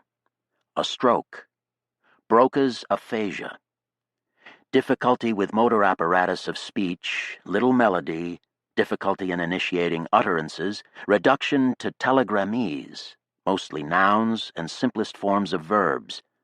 A battery of tests determined that most other cognitive functions were unimpaired. He wasn't so sure. He had understood people speaking to him. His thinking had been much the same as far as he could tell, and he had had no trouble with the spatial and other non-linguistic tests. But when he tried to talk, sudden betrayal. In the mouth and in the mind, things lost their names. Strangely enough, without names, they were still things. He could see them and think about them in terms of shapes or numbers. Formula of description, various combinations of conic sections and the 6 surfaces of revolution symmetrical around an axis, the plane, the sphere, the cylinder, the catenoid, the unduloid, and the nodoid. Shapes without the names, but the shapes alone were like names. Spatializing language. But it turned out that remembering without words was hard. A method had to be borrowed, the Palace of Memory method, spatial to begin with. A space in the mind was established to resemble the inside of the Eckes Overlook labs, which he recalled well enough to walk around in his mind, names or no, and in each place an object, or another place. On one counter, all the Acheron labs. On top of the refrigerator, Boulder, Colorado. And so he remembered all the shapes he thought by their location in the mental lab. And then sometimes the name would come. But when he knew the name and tried to say it, it was very possible that the wrong one would come out of his mouth. He had always had a tendency this way. After sessions of his best thinking, when everything had been quite clear to him, it had sometimes been difficult to translate his thoughts onto the plane of language, which didn't match well the kind of thinking he had been doing, so that talking had been work, but nothing like this halting, erratic, treacherous groping, which usually either failed or betrayed. Frustrating in the extreme, painful. Although preferable to Wernicke's aphasia, certainly, in which one babbled volubly, unaware that one was making no sense at all. Just as he had had a premorbid tendency to lose the words for things, there were people who tended towards Wernicke's without the excuse of brain damage. As Art had noted, Sachs preferred his own problem. Ursula and Vlad had come to him. Aphasia is different for every person, Ursula said. There are patterns and clusters of symptoms that usually go with certain lesion patterns in right-handed adults. But in extraordinary minds there are a lot of exceptions. Already we see that your cognitive functions have remained very high for someone with your degree of language difficulties. Probably a lot of your thought in math and physics didn't take place using language. That's right. And if it was geometrical thinking rather than analytical, it probably took place in the right hemisphere of the brain rather than the left, and your right hemisphere was spared. Sachs nodded, not trusting himself to speak. So, prospects for recovery vary widely. There is almost always improvement. Children in particular are very adaptable. When they have had head injuries, even a circumscribed lesion may cause serious problems, but there's almost always recovery. A whole hemisphere of the brain can be removed from a child if a problem makes it necessary, and all the functions be relearned by the remaining half. This is because of the incredible growth in the child's brain. For adults, it's different. Specialization has occurred so that circumscribed lesions cause a specific limited damage. But once a skill has been destroyed in a mature brain, you don't often see significant improvement. The treatment. Exactly. But you see, the brain is precisely one of the places where the gerontological treatment has the most trouble penetrating. We've been working on that, however. We've designed a stimulus package to be used in concert with the treatment when faced with cases of brain damage. It may become a regular part of the treatment if the trials continue to have good results.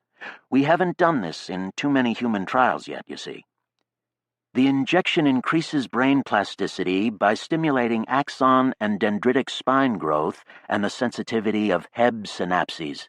The corpus callosum is particularly affected and the hemisphere opposite to the lesion side. Learning can build whole new neural networks there. Do it, Sachs said.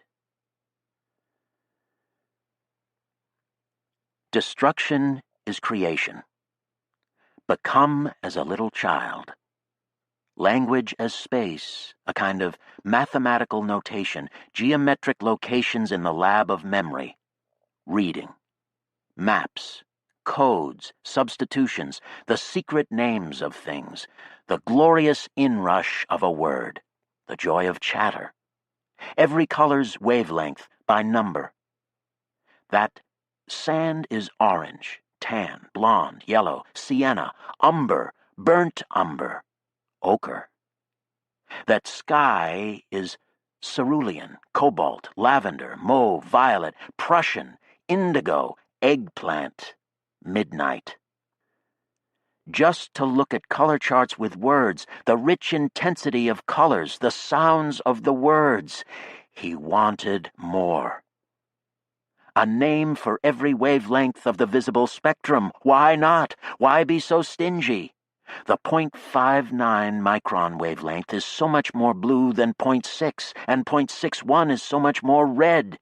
They needed more words for purples, the way Eskimos needed more words for snow. People always used that example, and Eskimos did have about 20 words for snow, but scientists had over 300 words for snow, and whoever gave scientists credit for paying attention to their world? No two snowflakes alike. Thisness. Bean, bear, bun, burr, bent, bomb. Ba. That place where my arm bends is my elbow. Mars looks like a pumpkin. The air is cold and poisoned by carbon dioxide.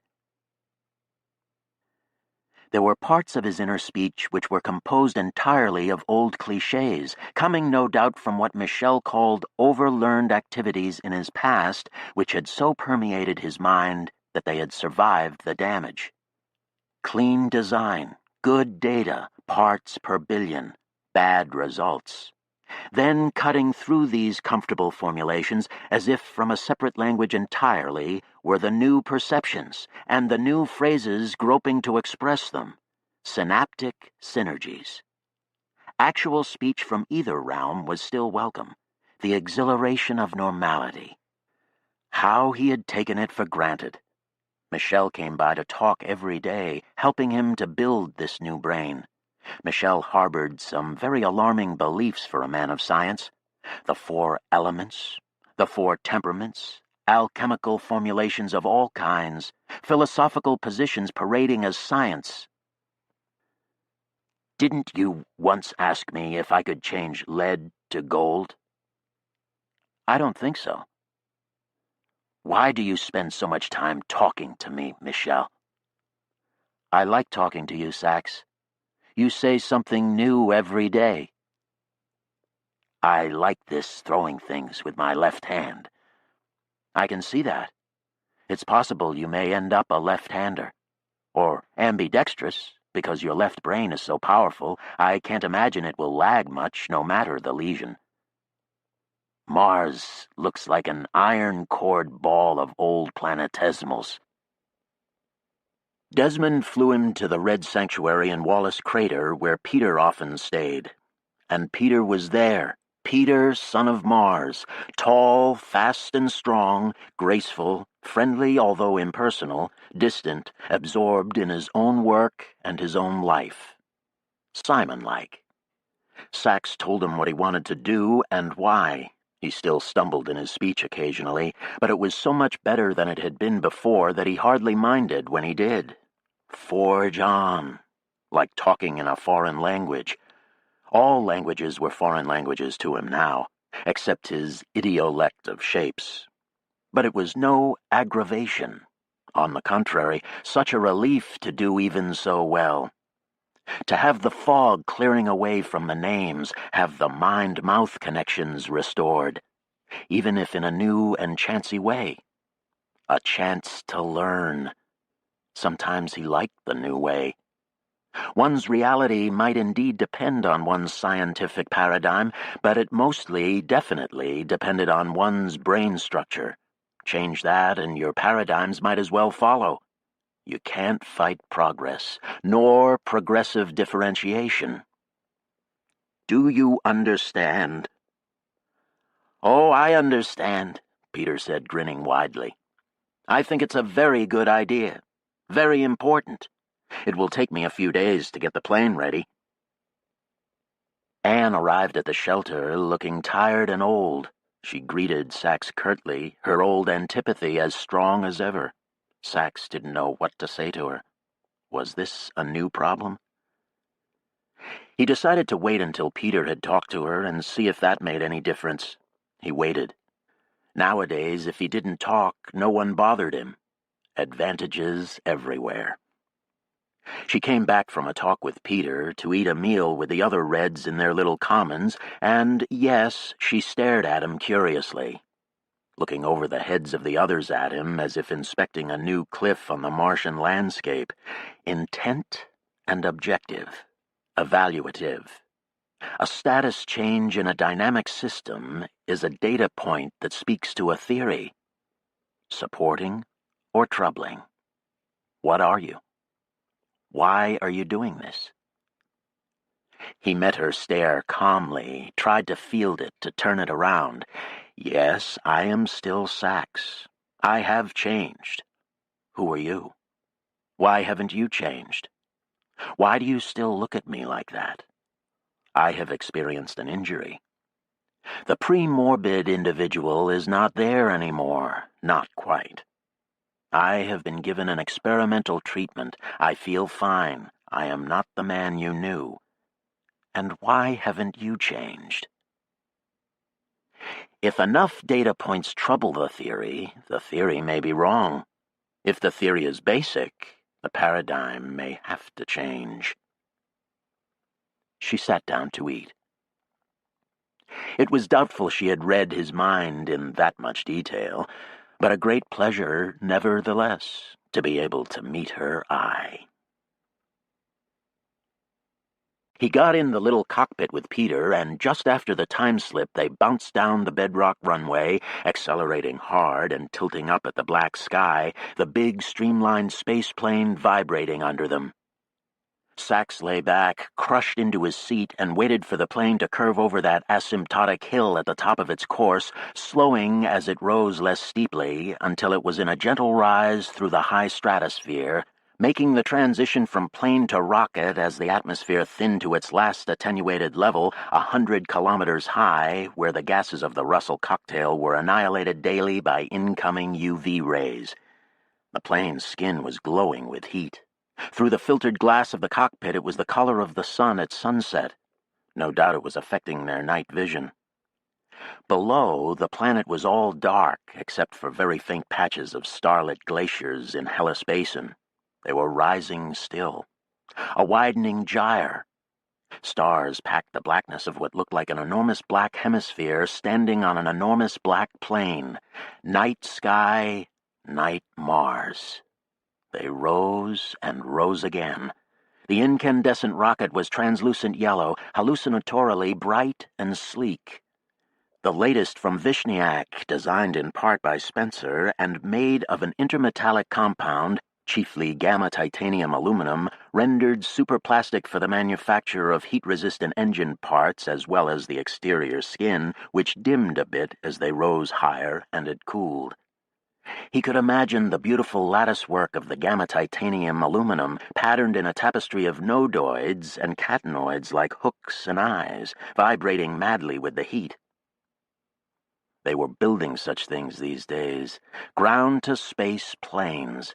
Walk out into your backyard and fly to Mars in an aluminum can. Sax described what he wanted to do after this.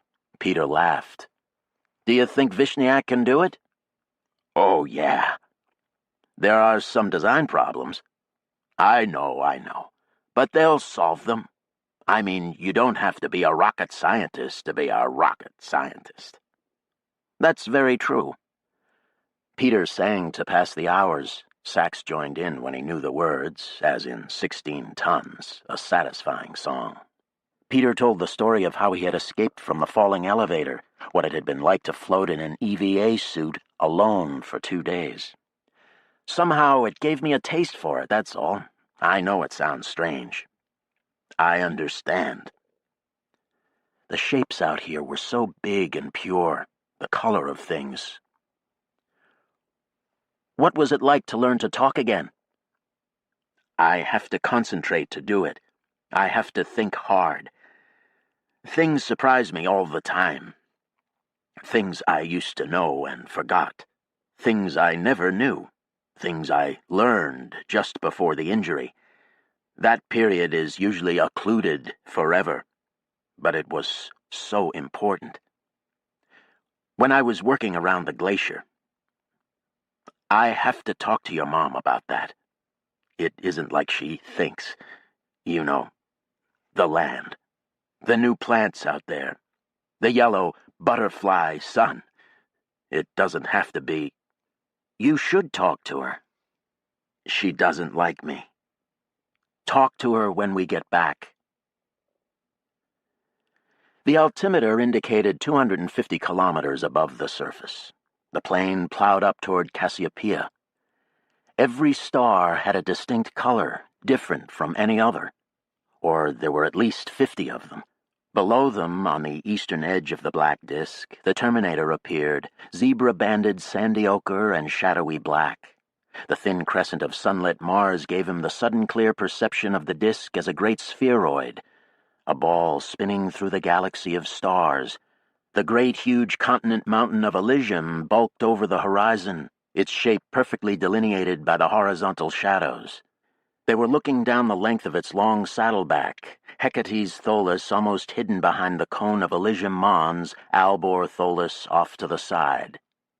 "There it is," Peter said, and pointed up through the clear cockpit. Above them, to the east, the eastern edge of the aerial lens was silver in the morning light, the rest of it still in the planet's shadow. "Are we close enough yet?" Sachs asked. "Almost."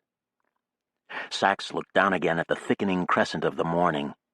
There, on the dark rough highlands of Hesperia, a cloud of smoke was billowing up from the dark surface just beyond the Terminator into the morning light. Even at their height, they were in that cloud still, in the part that was no longer visible. The lens itself was surfing on that invisible thermal, using its lift and the pressure of sunlight to hold its position over the burn zone. Now the entire lens was in the sunlight, looking like an enormous silver parachute with nothing underneath it. Its silver was also violet, sky-colored. The cup was a section of a sphere, 1,000 kilometers across, its center some 50 kilometers above its rim, spinning like a frisbee. There was a hole at the peak where the sunlight poured straight through. Everywhere else, the circular mirror strips that made up the cup were reflecting the light from the sun and the Soletta, inward and down onto a moving point on the surface below, bringing to bear so much light that it was igniting basalt. The lens mirrors heated up to almost 900 degrees Kelvin, and the liquefied rock down there was reaching 5,000 degrees Kelvin, degassing volatiles. Into Sachs's mind, as he considered the great object flying over them, came the image of a magnifying glass, held over dry weeds and an aspen branch. Smoke, flame, fire. The concentrated rays of the sun, photon assault. "Aren't we close enough yet? It looks like it's right over us." "No, we're well out from under the edge. It wouldn't do to get under that thing, although I suppose the focus wouldn't be right to fry us. Anyway, it's moving over the burn zone at almost 1,000 kilometers an hour. Like jets when I was young." "Huh." Green lights blinked on one of his consoles. "Okay, here we go." He pulled back on the stick and the plane stood in its tail, rising straight at the lens, which was still another 100 kilometers higher than they were, and well to the west of them. Peter pushed a button on the console. The whole plane jerked as a bank of fletched missiles appeared from under the plane's stubby wings, lofting with them and then igniting like magnesium flares and shooting up and away toward the lens. Pinpricks of yellow fire against that huge silvery UFO, eventually disappearing from sight. Sachs waited, lips pursed, and tried to stop his blinking. The front edge of the lens began to unravel. It was a flimsy thing, nothing but a great spinning cup of solar sail bands, and it came apart with startling rapidity, its front edge rolling under it until it was tumbling forward and down, trailing long looping streamers which looked like the tangled tails of several broken kites, all falling together. 1.5 billion kilograms of solar sail material, in fact, all unraveling as it fluttered down in its long trajectory, looking slow because it was so big, though probably the great mass of material was still moving at well above terminal velocity. A good portion of it would burn up before it hit the surface. Silica rain. Peter turned and followed it in its descent, keeping well to the east of it, and so they could see it below them, there in the violet morning sky, as the main mass of it heated to an incandescent glare and caught fire, like a great yellow comet with a hairy tangled silver tail dropping down to the tawny planet. All fall down. "Good shot," Sack said. Back in Wallace Crater, they were welcomed as heroes. Peter deflected all congratulations. It was Sax's idea. The flight itself was no big deal. Just another reconnaissance except for the firing. I don't know why we didn't think of it before. "They'll just drop another one into position," Anne said from the edge of the crowd, staring at Sax with a very curious expression. "But they're so vulnerable," Peter said. "Surface-to-space missiles," Sax said, feeling nervous. Can you inventory all orbiting objects?" "We already have," Peter said. "Some of them we don't have ID'd, but most are obvious. I'd like to see the list." "I'd like to talk to you," Anne told him darkly. And the rest quickly left the room, wagging their eyebrows at each other like a bunch of Art Randolphs. Sax sat down in a bamboo chair. It was a little room without a window. It could have been one of the barrel vaults in Underhill back in the beginning. The shape was right, the textures. Brick was such a stable staple. Anne pulled a chair over and sat across from him, leaning forward to stare in his face. She looked older. The vaunted Red Leader, vaunted, gaunted, haunted. He smiled. "Are you about due for a gerontological treatment?" his mouth said, surprising them both. Anne brushed the question off as an impertinence. "Why did you want to bring down the lens?" she said, her gaze boring into him. "I didn't like it." "I know that," she said, "but why?" "It wasn't necessary. Things are warming up fast enough. There's no reason to go faster. We don't even need much more heat, and it was releasing very large amounts of carbon dioxide. That will be hard to scrub. And it was very nicely stuck. It's hard to get CO2 out of carbonates. As long as one doesn't melt the rock, it stays." He shook his head. "It was stupid. They were just doing it because they could. Canals. I don't believe in canals." "So it just wasn't the right kind of terraforming for you?" "That's right." He met her stare calmly. "I believe in the terraforming outlined in Dorsa Brevia. You signed off too, as I recall." She shook her head. "No, but the Reds signed." She nodded. "Well, it makes sense to me. I said this to you before. Human viable to a certain elevation. Above that, air too thin and cold. Go slow. Ecopoiesis.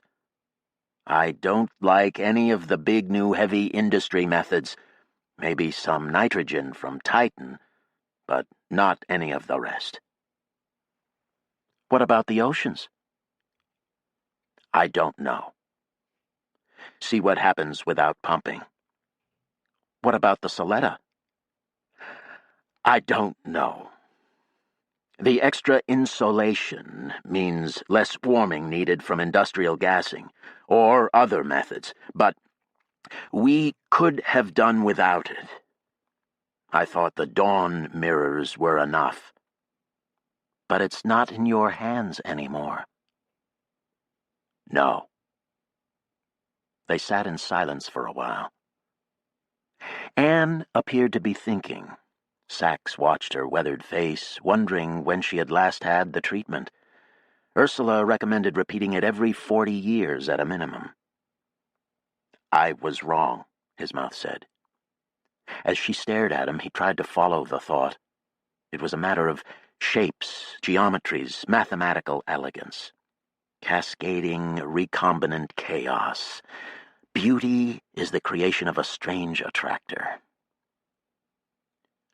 We should have waited before we started. A few decades of study of the primal state, it would have told us how to proceed. I didn't think things would change so fast. My original idea was something more like ecopoiesis. She pursed her lips. But now it's too late. Yes, I'm sorry. He turned a palm up, inspected it. All the lines there were the same as always. You ought to get the treatment. I'm not taking the treatment anymore. Oh, Anne, don't say that. Does Peter know? We need you. I mean, we need you. She got up and left the room.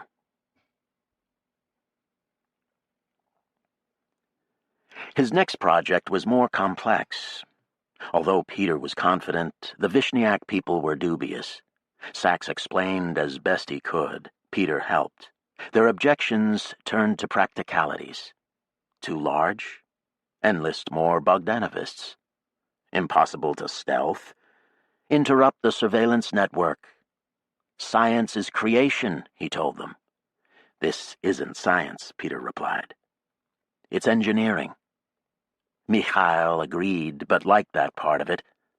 Ecotage, a branch of ecological engineering, but very difficult to arrange. Enlist the Swiss, Sachs told them. Or at least let them know. They don't like surveillance anyway. Tell Praxis. Things began to shape up. But it was a long time before he and Peter took off in a spaceplane again. This time, they rocketed out of the stratosphere entirely, and then far above it, 20,000 kilometers above it, until they were closing on Deimos, and then making a rendezvous with it. The gravity of the little moon was so slight that it was more a docking than a touchdown. Jackie Boone, who had helped on the project, mostly to be close to Peter, the shape was clear, guided the plane in. As they approached, Sachs had an excellent view through the cockpit window. Deimos's black surface looked to be covered by a thick coat of dusty regolith. All the craters were nearly buried in it, their rims soft round dimples in the blanket of dust. The little oblong moon was not regular, but was rather composed of several rounded facets. A triaxial ellipsoid, almost.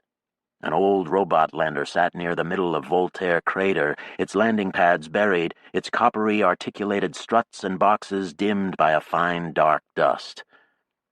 They had chosen their own landing site on one of the ridges between facets, where lighter bare rock protruded from the blanket of dust. The ridges were old spallation scars marking where early impacts had napped pieces of the moonlet away. Jackie brought them down gently toward a ridge to the west of Swift and Voltaire craters.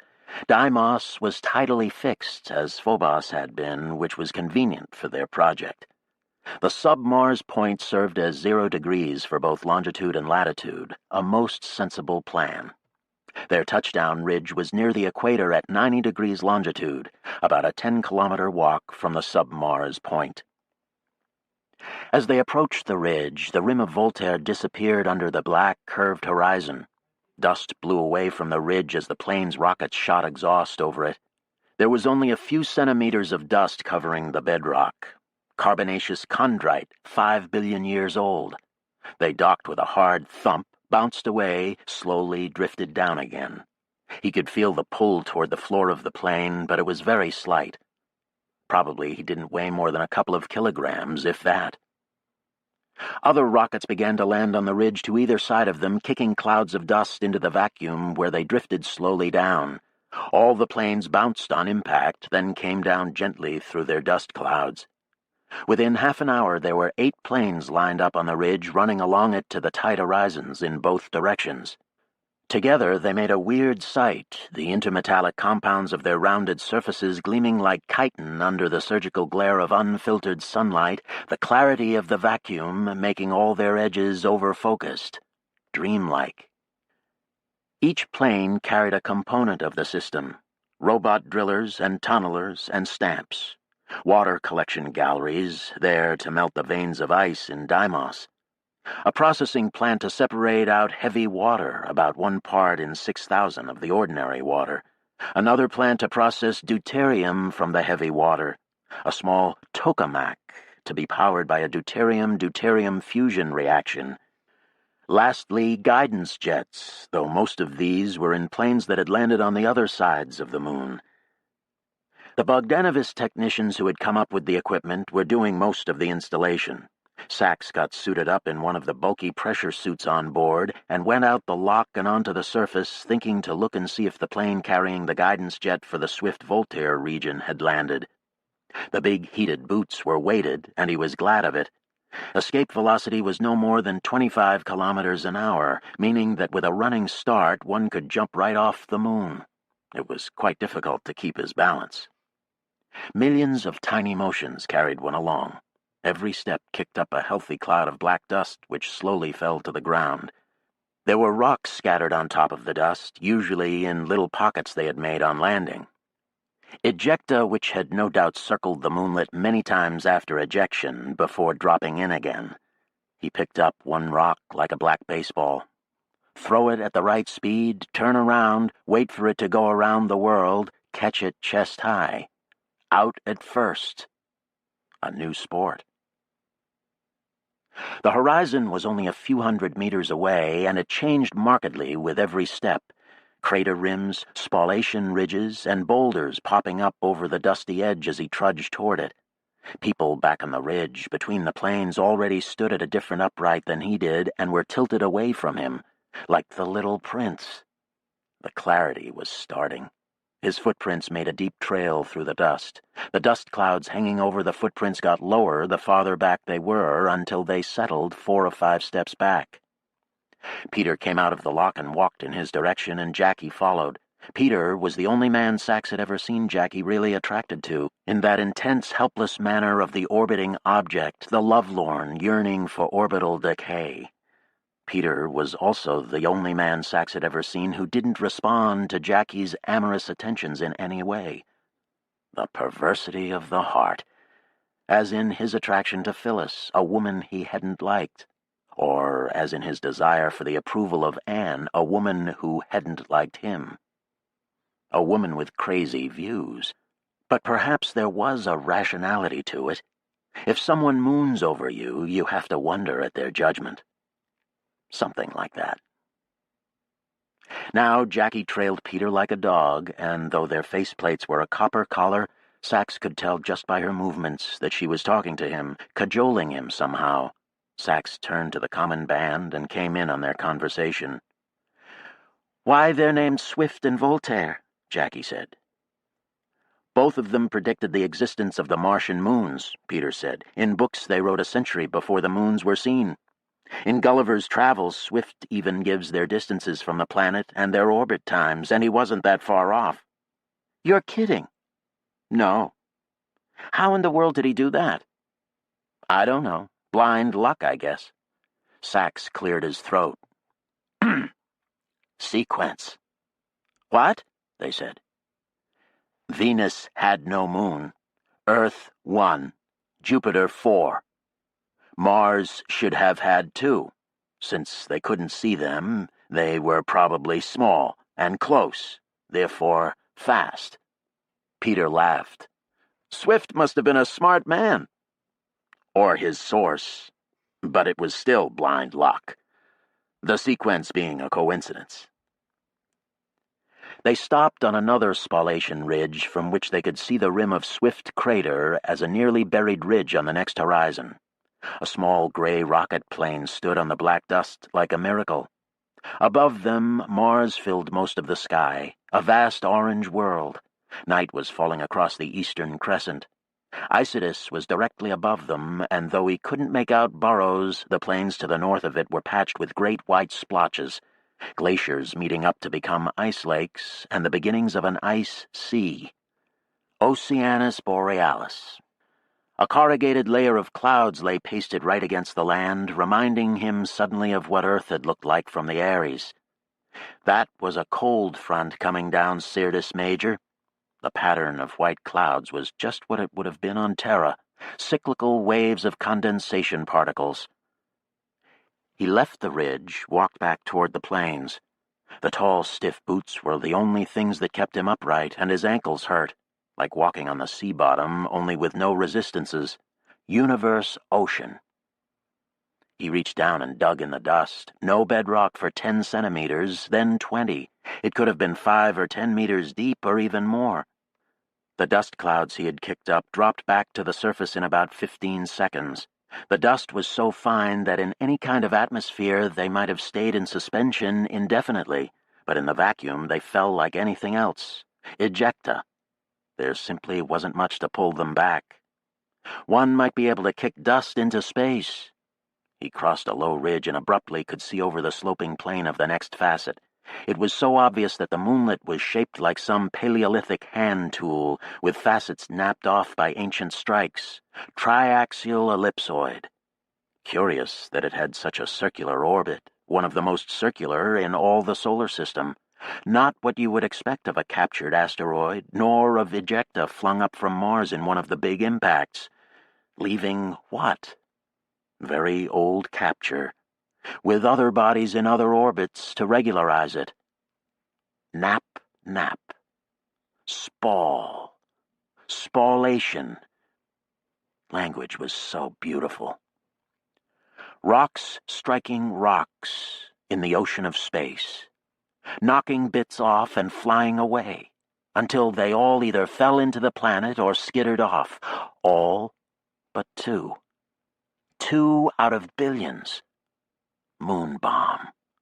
Gun stand.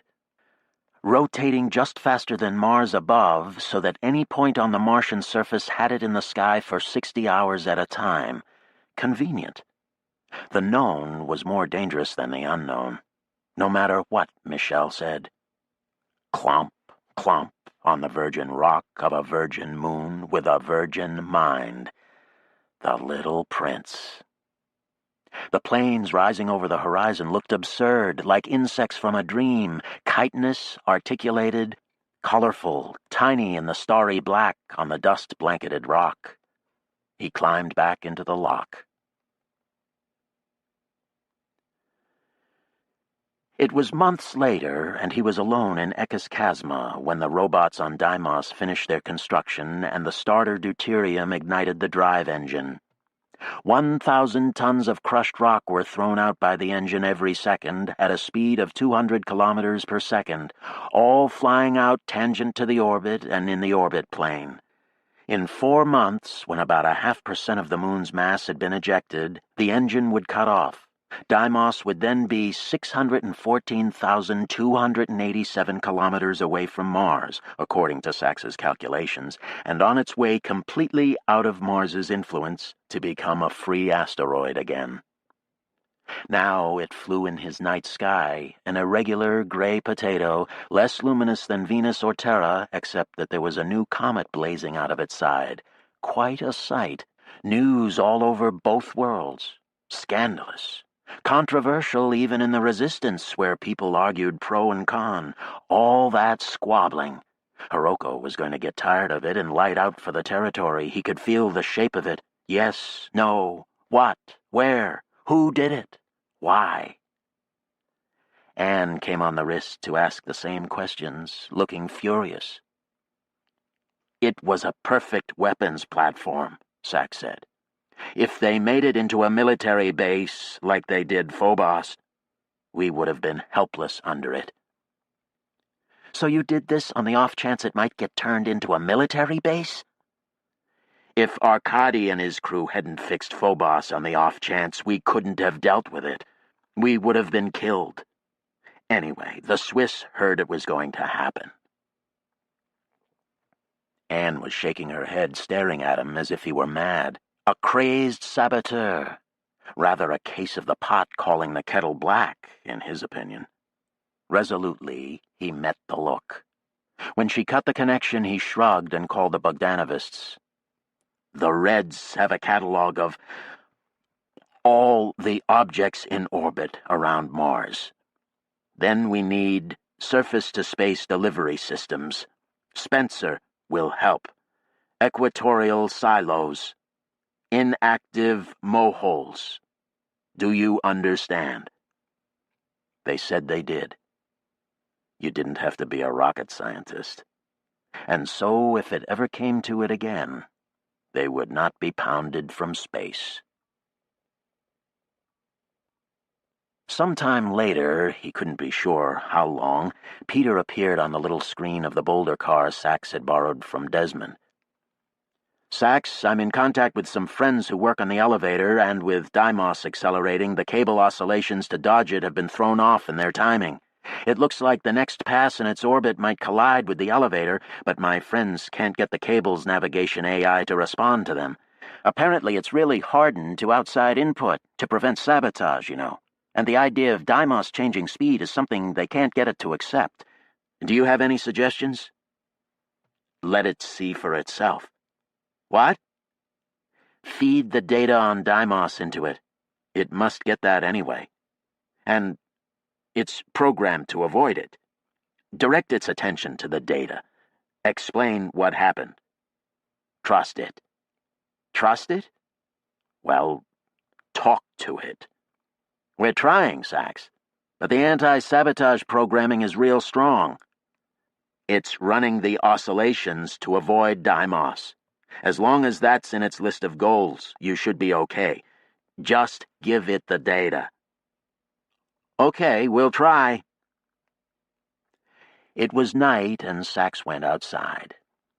Wandering in the darkness under the immense cliff of the Great Escarpment in the region just north of where Kasei Vallis broke through the wall.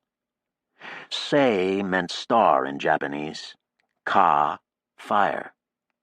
Fire star.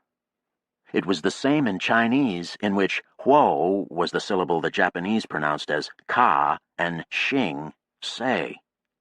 A Chinese word to start with, huo xing, fire star, burning in the sky.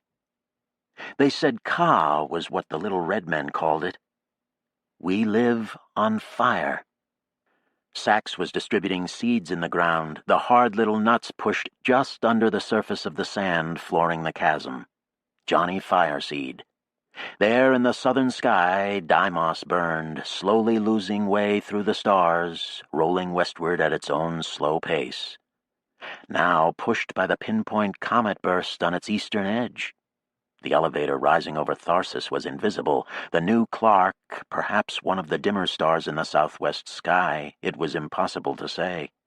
He kicked a rock by accident, bent down and planted another seed. After the seeds were all out, there were starter packets of a new lichen to distribute. A chasmoendolithic strain, very hardy, very fast to propagate, very quick to pump out oxygen, very high surface-to-volume ratio, very dry. A bip on the wrist. He switched the voice into his helmet intercom as he continued to take the little nuts out of his thigh pocket and shove them into the sand, careful to avoid damaging the roots of any of the sedges or other ground cover that dotted the ground like furry black rocks. It was Peter, sounding excited. "Sachs, Deimos is coming up on them now, and the AI seems to have acknowledged that it's not in its usual spot in its orbit. It's been mulling it over, they say. The attitude jets all through their sector have started a bit early, so we're hopeful that the system is responding." "Can't you calculate the oscillation?" "Yes, but the AI is proving recalcitrant. It's a stubborn bastard. The security programs are pretty watertight. We can just figure out enough from independent calculations to see that it's going to be a pretty close pass." Sachs straightened up and tapped out calculations of his own on his wrist pad. Orbital period of Deimos had started at approximately 109,077 seconds. The drive engine had been on for some, he wasn't sure, say 1,000,000 seconds, speeding the moonlet by a significant amount already, but also expanding the radius of its orbit. He tapped away in the great silence. Usually, when Deimos passed by the elevator cable, the cable was at the full extension of its oscillation in that sector, some 50 kilometers or more away, far enough away that the gravitational perturbation was so small it didn't have to be factored into the adjustments of the cable jets. This time, the acceleration of movement outward of Deimos would throw the timing off, The cable would be moving back in toward Deimos's orbital plane too soon.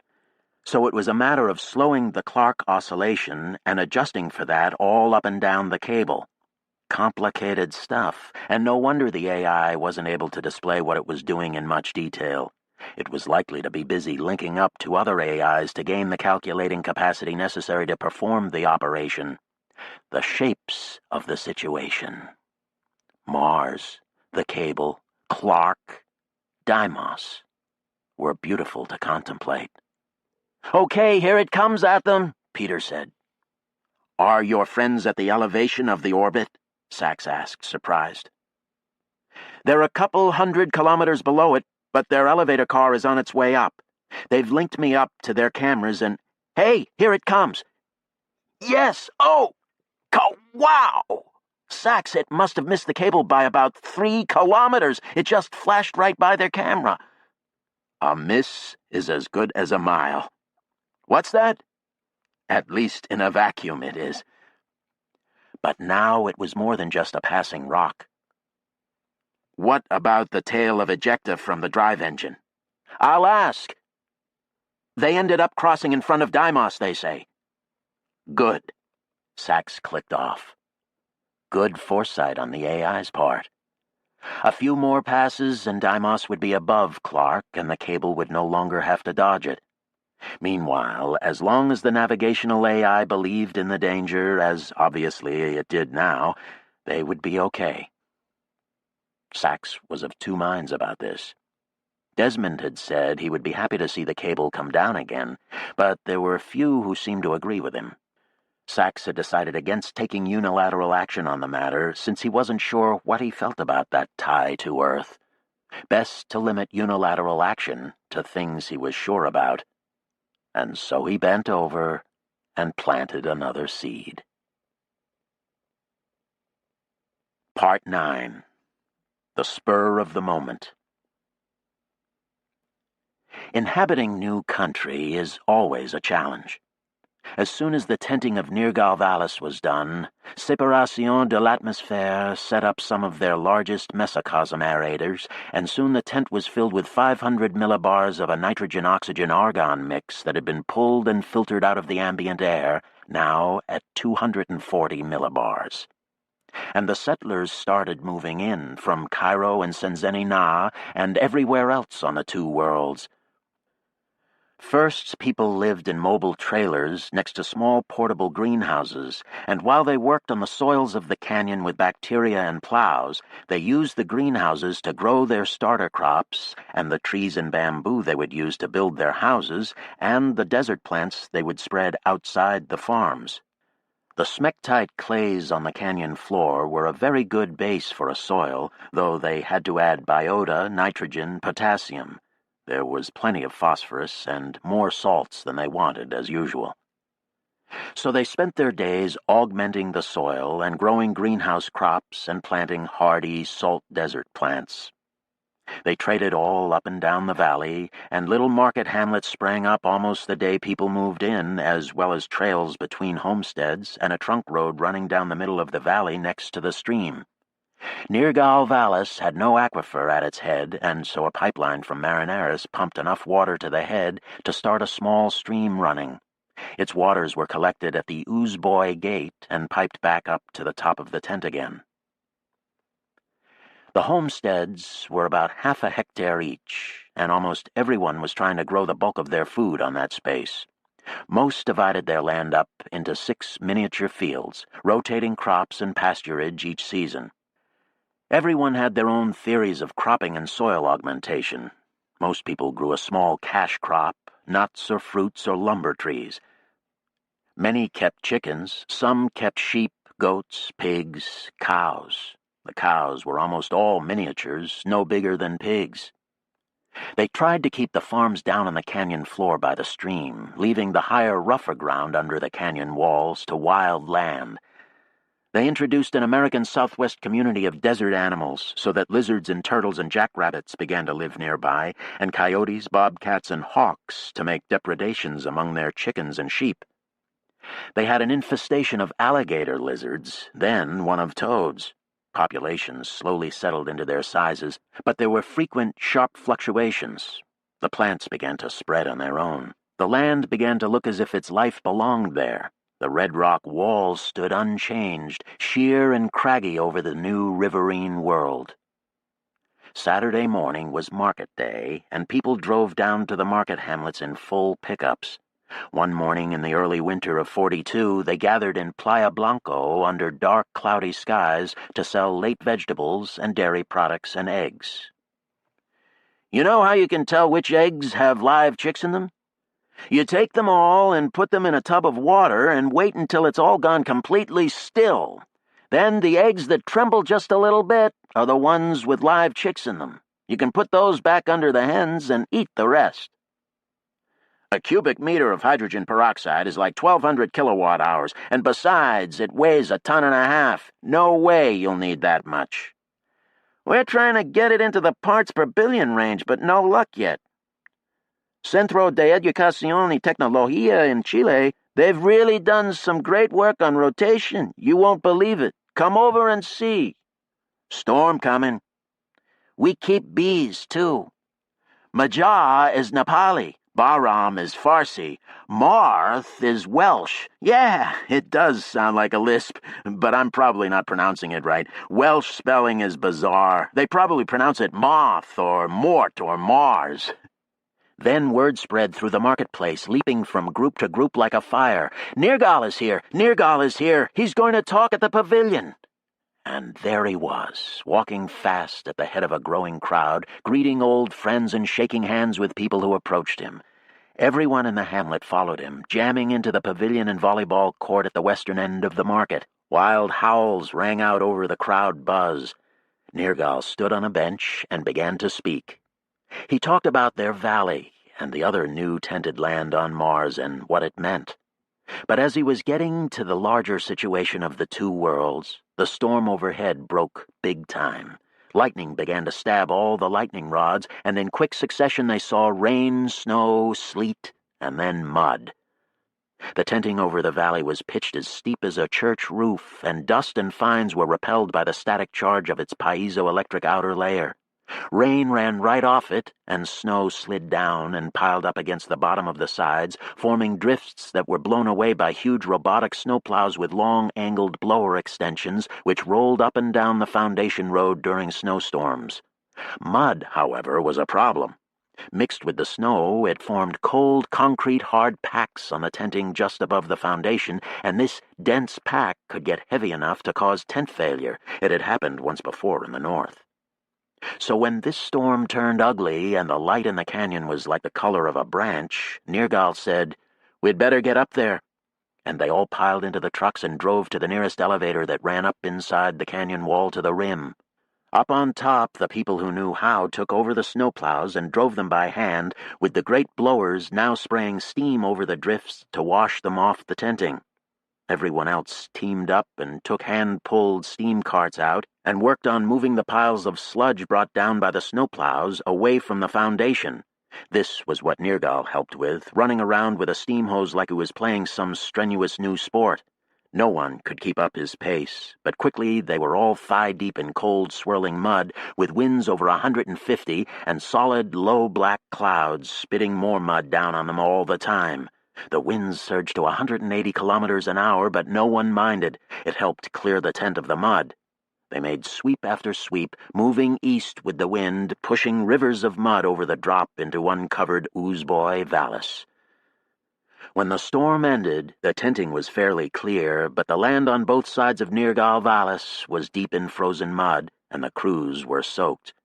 They piled back into elevators and dropped to the canyon floor, exhausted and cold, and when they got out at the bottom, they looked at each other, entirely black figures, except for their faceplates. Nirgal pulled off his helmet, and there he was, laughing hard, irrepressible, and when he scooped mud off his helmet and threw it at them, the fight was on. Most found it prudent to keep their helmets on, and it was a strange sight there on the dark floor of that canyon, blind, muddy figures throwing clumps of mud at each other and running out into the stream, slipping around as they wrestled and dove.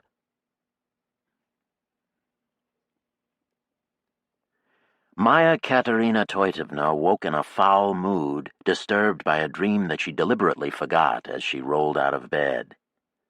Like flushing the toilet after that first trip to the bathroom, dreams were dangerous. She dressed with her back to the little mirror over the sink, then went downstairs to the dining common. All of Sabishi had been built in its signature Martian Japanese style, and her neighborhood had the look of a Zen garden, all pine and moss scattered among polished pink boulders. It was beautiful in a spare way that Maya found unpleasant, a kind of rebuke to her wrinkles. She ignored it as best she could and concentrated on breakfast, the dead boredom of the daily necessities. At another table, Vlad and Ursula and Marina were eating with a group of the Sabishi Issei. The Sabishians had all shaved their heads and in their work jumpers looked like Zen monks. One of them turned on a tiny screen over their table and a Terran news show began, a meta-national production from Moscow that had the same relationship to reality that Pravda had once had. Some things never changed. This was the English-language version, the speaker's English better than her own, even after all these years. Now the latest on this 5th day of August, 2114. Maya stiffened in her chair. In Sabishi, it was LS-246, very near perihelion. The 4th day of 2nd November, the days short, the nights warmish for this M-year 44. Maya had had no idea what the Terran date was and hadn't for years. But back there, it was her birthday. She had to calculate. Her 130th birthday. Feeling sick, she scowled and threw her half-eaten bagel on her plate, stared at it. Thoughts burst in her head like birds scattering out of a tree. She couldn't track them. It was like being blank. What did it mean, this horrible, unnatural age? Why had they turned on the screen at just that moment? She left the half-moon of bread, which had taken on an ominous look, and walked outside into the autumn morning light. Down the lovely main boulevard of Sabishi's old quarter, green with street grass, red with broad-topped fire maples, there was one maple blocking the low sun and flaring scarlet. Across the plaza outside their dorm, she saw Yeli Zudov playing skittle-bowl with a young child, perhaps Mary Dunkel's great-great-granddaughter. There were a lot of the first 100 in Sabishi now. It was working well as their demi-monde, all of them tucked into the local economy and the old quarter, with false identities and Swiss passports, everything amazingly solid, enabling them to live surface lives. And all without the need for the kind of cosmetic surgery that had so altered Sachs, because age had done that surgery for them. They were unrecognizable just as they were.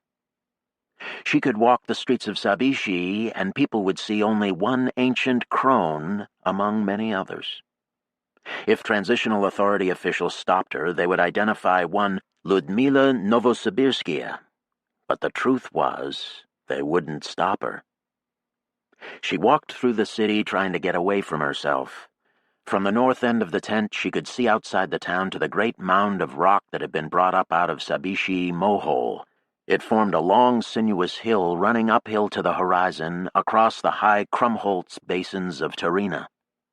They had designed the mound so that from above it formed the image of a dragon clutching the egg-like tents of the town in its talons. A shadowed cleft crossing the mound marked where a talon left the scaled flesh of the creature. The morning sun shone like the dragon's silver eye staring back over its shoulder at them. Her wrist pad beeped, and irritably she took the call. It was Marina. "Saxifrage is here," she said. "We're going to meet out in the Western Stone Garden in an hour." "I'll be there," Maya said, and cut the connection. What a day it was turning out to be. She wandered west along the city perimeter, abstracted and depressed. 130 years old. There were Abkhazians down in Georgia on the Black Sea who were reputed to have lived to such ages without the treatment. Presumably they were still doing without, The gerontological treatments had been only partially distributed on Earth following the isobars of money and power, and the Abkhazians had always been poor. Happy, but poor. She tried to remember what it had been like in Georgia, in the region where the Caucasus met the Black Sea. Sukhumi, the town was called. She felt she had visited it in her youth. Her father had been Georgian. But she could call no image to mind, not a scrap. In fact, she could scarcely remember anything of any part of Earth. Moscow, Baikonur, the view from Novi Mir, none of it. Her mother's face across the kitchen table, laughing blackly as she ironed or cooked. Maya knew that had happened because she rehearsed the words of the memory from time to time when she was feeling sad. But the actual images... Her mother had died only 10 years before the treatment became available, or she might be alive yet. She would be 150, not at all unreasonable. The current age record was around 170, and rising all the time, with no sign that it would ever stop. Nothing but accidents and rare diseases and the occasional medical mistake were killing the treated these days. Those, and murder, and suicide. She came to the Western Rock Gardens without having seen any of the neat narrow streets of Sabishi's old quarter. That was how the old ended up not remembering recent events, by not seeing them in the first place. Memory lost before it ever came to be because one was focusing so intently on the past. Vlad and Ursula and Marina and Sax were seated on a park bench across from Sabishi's original habitats, which were still in use, at least by geese and ducks. The pond and bridge, and banks of riprap and bamboo, were straight out of an old woodblock or silk painting. A cliché. Beyond the tent wall, the great thermal cloud of the mohole billowed whitely, thicker than ever as the hole got deeper and the atmosphere more humid. She sat down on the bench across from her old companions, stared at them grimly. Mottled, wrinkled codgers and crones. They looked almost like strangers, people she had never met. Ah, but there were Marina's sultry, hooded eyes and Vlad's little smile. Not surprising on the face of a man who had lived with 2 women, apparently in harmony and certainly in a completely isolated intimacy for 80 years. Although it was said that Marina and Ursula were a lesbian couple, and Vlad only a sort of companion or pet. But no one could say for sure. Ursula, too, looked content, as always. Everybody's favorite aunt. Yes, with concentration, one could see them. Only Sax looked utterly different, a dapper man with a broken nose that he still hadn't had straightened. It stood in the middle of his newly handsome face like an accusation against her, as if she had done it to him, and not Phyllis. He didn't meet her eye, but only stared mildly at the ducks clacking around his feet, as if studying them. The scientist at work. Except he was a mad scientist now, wreaking havoc with all their plans, completely beyond rational discourse. Maya pursed her lips and looked at Vlad. Subarashi and Amex are increasing the number of Transitional Authority troops, he said. We got a message from Hiroko. They've bulked up the unit that attacked Zygote into a kind of expeditionary force, and it's now moving south between Argyre and Hellas. They don't seem to know where most of the hidden sanctuaries are, but they're checking hotspots one by one, and they entered Christianopolis and took it over as a base of operations. There's about 500 of them, heavily armed and protected from orbit. Hiroko says she's only just barely keeping Coyote and Kasei and Dao from leading the Mars First guerrillas in an attack on them. If they find many more sanctuaries, the radicals are bound to call for an attack. Meaning the wild youngsters of Zygote, Maya thought bitterly. They had brought them up poorly, the ectogenes in that whole Sansei generation, almost 40 now and itching for a fight. And Peter and Kasei and the rest of the Nisei generation were nearing 70, and in the ordinary course of things should have long since become the leaders of their world, and yet here they were, always in the shadow of their undying parents, and how did that make them feel? How might they act on those feelings? Perhaps some of them were figuring that another revolution would be just the thing to give them their chance, perhaps the only thing. Revolution was the empire of the young, after all. The old ones sat around watching the ducks in silence. A somber, dispirited group. "What happened to the Christians?" Maya asked. "Some went to Hiranyagarba. The rest stayed." If the Transitional Authority forces took over the southern highlands, then the underground might have infiltrated the cities, but to what purpose? Scattered so thinly, they couldn't budge the two-world order, based as it was on Earth. Suddenly, Maya had the ugly feeling that the whole independence project was no more than a dream, a compensatory fantasy for the decrepit survivors of a losing cause. "You know why this step-up in security has happened?" she said, glaring at Sachs. "Those big sabotages were what did it." Sachs showed no sign of hearing her. Vlad said, "It's too bad we couldn't have fixed on some sort of plan of action at Dorsa Brevia." "Dorsa Brevia," Maya said scornfully. "It was a good idea," Marina said. "Maybe it was. But without a plan of action agreed on by all, the constitutional stuff was just—" Maya waved a hand. "Building sandcastles. A game." "The notion was that each group would do what it thought best," Vlad said. "That was the notion in 61, Maya pointed out. "And now, if Coyote and the Radicals start a guerrilla war and it touches things off, then we're right back in 61 all over again." "What do you think we should do?" Ursula asked her curiously. "We should take over ourselves. We make the plan. We decide what to do. We disseminate it through the underground. If we don't take responsibility for this, then whatever happens will be our fault." "That's what Arkady tried to do," Vlad pointed out. "At least Arkady tried. We should build on what was good in his work." She laughed shortly. "I never thought I would hear myself say that. But we should work with the Bogdanovists and then everyone else who will join. We have to take charge. We are the first 100. We are the only ones with the authority to pull it off. The Sabishians will help us, and the Bogdanovists will come along." "We need Praxis, too," Vlad said. "Praxis and the Swiss. It has to be a coup rather than a general war." "Praxis wants to help," Marina said. "But what about the Radicals?"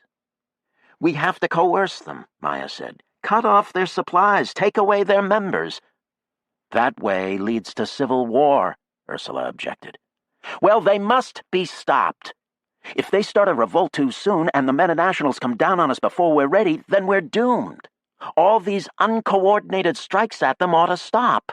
They accomplish nothing. They only increase the levels of security and make things more difficult for us. Things like knocking Deimos out of its orbit only make them more aware of our presence without doing anything else." Sachs, still observing the ducks, spoke in his odd, lilting way. "There are 114 Earth-to-Mars transit ships. 47 objects in Mars orbit. The new Clark is a fully defended space station.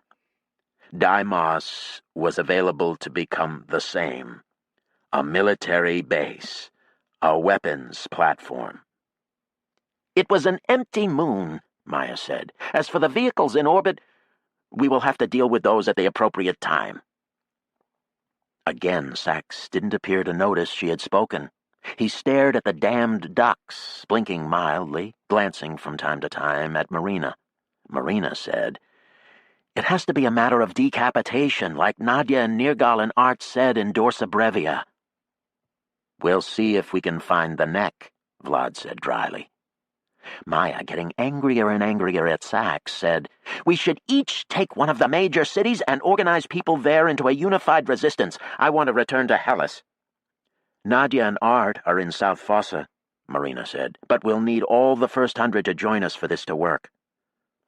"The first 39, Sachs said. "We need Hiroko," Vlad said, "and we need Hiroko to talk some sense into Coyote." "No one can do that," Marina said, "but we do need Hiroko.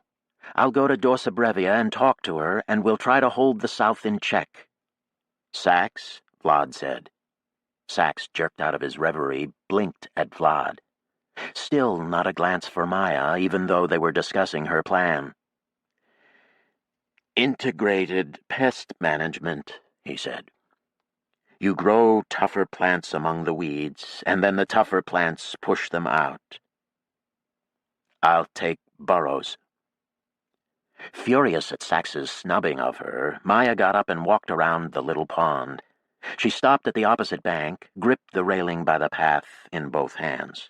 She glared at the group across the water, sitting on their benches like retired pensioners, chatting about food and the weather and ducks and the last chess match. Damn Sax, damn him! Would he hold Phyllis against her forever, that vile woman?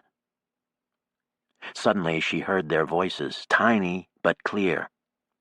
There was a curving ceramic wall behind the path, running almost all the way around the pond, and she was almost precisely across the pond from them. Apparently the wall functioned as a sort of whispering gallery. She could hear them in perfect miniature, the airy voices a fraction of a second behind their mouths' little movements. "Too bad Arkady didn't survive," Vlad said. "The Bogdanovists would come around a lot easier." "Yes," said Ursula. "Him and John, and Frank." "Frank," Marina said scornfully. "If he hadn't killed John, none of this would have happened." Maya blinked. The railing was holding her up. "What?" she shouted without thinking. Across the pond, the little figures jerked and looked at her. She detached herself from the railing one hand at a time and half ran around the pond, stumbling twice. "What do you mean?" she shouted at Marina as she neared them, the words bursting from her without volition. Vlad and Ursula met her a few steps from the benches. Marina remained seated, looking away sullenly. Vlad had his hands out, and Maya tore right through them to get at Marina. "What do you mean saying such foul things?" she shouted, her voice painful in her own throat. "Why? Why? It was Arabs who killed John. Everyone knows that."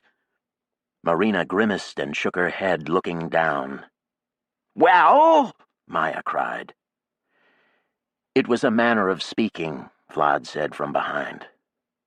"Frank did a lot to undermine John in those years. You know that's true. Some say he inflamed the Muslim Brotherhood against John, that's all." "Pah!" Maya said. "We've all argued with each other. It means nothing." Then she noticed that Sax was looking right at her, finally, now that she was furious, staring at her with a peculiar expression, cold and impossible to read, a glare of accusation, of revenge. Of what? She had shouted in Russian, and the others had replied in kind, and she didn't think Sax spoke it. Perhaps he was just curious about what had upset them so, but the antipathy in that steady stare, as if he were confirming what Marina had said, hammering it into her like a nail. Maya turned and fled. She found herself in front of the door to her room with no memory of crossing Sabishi, and threw herself inside as if into her mother's arms. But in the beautiful spare wooden chamber she drew up short of the bed, shocked by the memory of some other room that had turned from womb to trap on her, in some other moment of shock and fear. No answers, no distraction, no escape. Over the little sink she caught sight of her face as if in a framed portrait, haggard, ancient, eyes bright red around the rims like the eyes of a lizard, a nauseating image. That was it. The time she had caught sight of the stowaway on the Aries, the face seen through an algae jar. Coyote. A shock which had proved not hallucination, but reality. And so it might be with this news of Frank and John. She tried to remember. She tried with all her might to remember Frank Chalmers, to really remember him. She had spoken with him that night in Nicosia, in an encounter unremarkable for its awkwardness and tension, Frank, as always, acting aggrieved and rejected. They had been together at the very moment John was being knocked unconscious and dragged into the farm and left to die. Frank couldn't have. But of course there were surrogates. You could always pay people to act for you. Not that the Arabs would have been interested in money per se, but pride, honor, paid in honor or in some political quid pro quo, the kind of currency Frank had been so expert at printing. But she could remember so little of those years, so little of the specifics. When she put her mind to it and forced herself to remember, to recollect, it was frightening how little came up. Fragments, moments, potsherds of an entire civilization. Once she had been so angry she had knocked a coffee cup off a table, the broken handle bare like a half-eaten bagel on a table. But where had that been, and when, and with whom? She couldn't be sure. "Ah!" she cried involuntarily, and the haggard antediluvian face in the mirror suddenly disgusted her with its pathetic reptile pain. So ugly! And once upon a time, she had been a beauty. She had been proud of that. She had used it like a scalpel. Now, her hair had gone from pure white to a dull gray in recent years, changed somehow in the last treatment. And now it was thinning, for God's sake, and only in some places, while not in others. Disgusting. And once a beauty. Once upon a time. That hawkish, regal face, and now, as if the Baroness Blixen, also a rare beauty in her youth, had crumbled into the syphilitic witch Isak Dinesen, and then lived on for centuries after that, like a vampire or a zombie, a ravaged, living lizard of a corpse, 130 years old. Happy birthday to you. Happy birthday to you. She strode to the sink and yanked on the side of the mirror, revealing a crowded medicine cabinet, nail scissors on the top shelf. Somewhere on Mars they made nail scissors, of magnesium, no doubt. She took them down and pulled a hank of hair out from her head till it hurt and cut it off right against her scalp. The blades were dull, but if she pulled hard enough, they worked. She had to be careful not to cut her scalp. Some tiny remnant of her vanity would not allow that. So it was a long, tedious, painstaking, and pain-giving job. But a comfort somehow to be so distracted, so methodical, so destructive. The initial cut was ragged enough to require a great deal of trimming, which took a long time, an hour.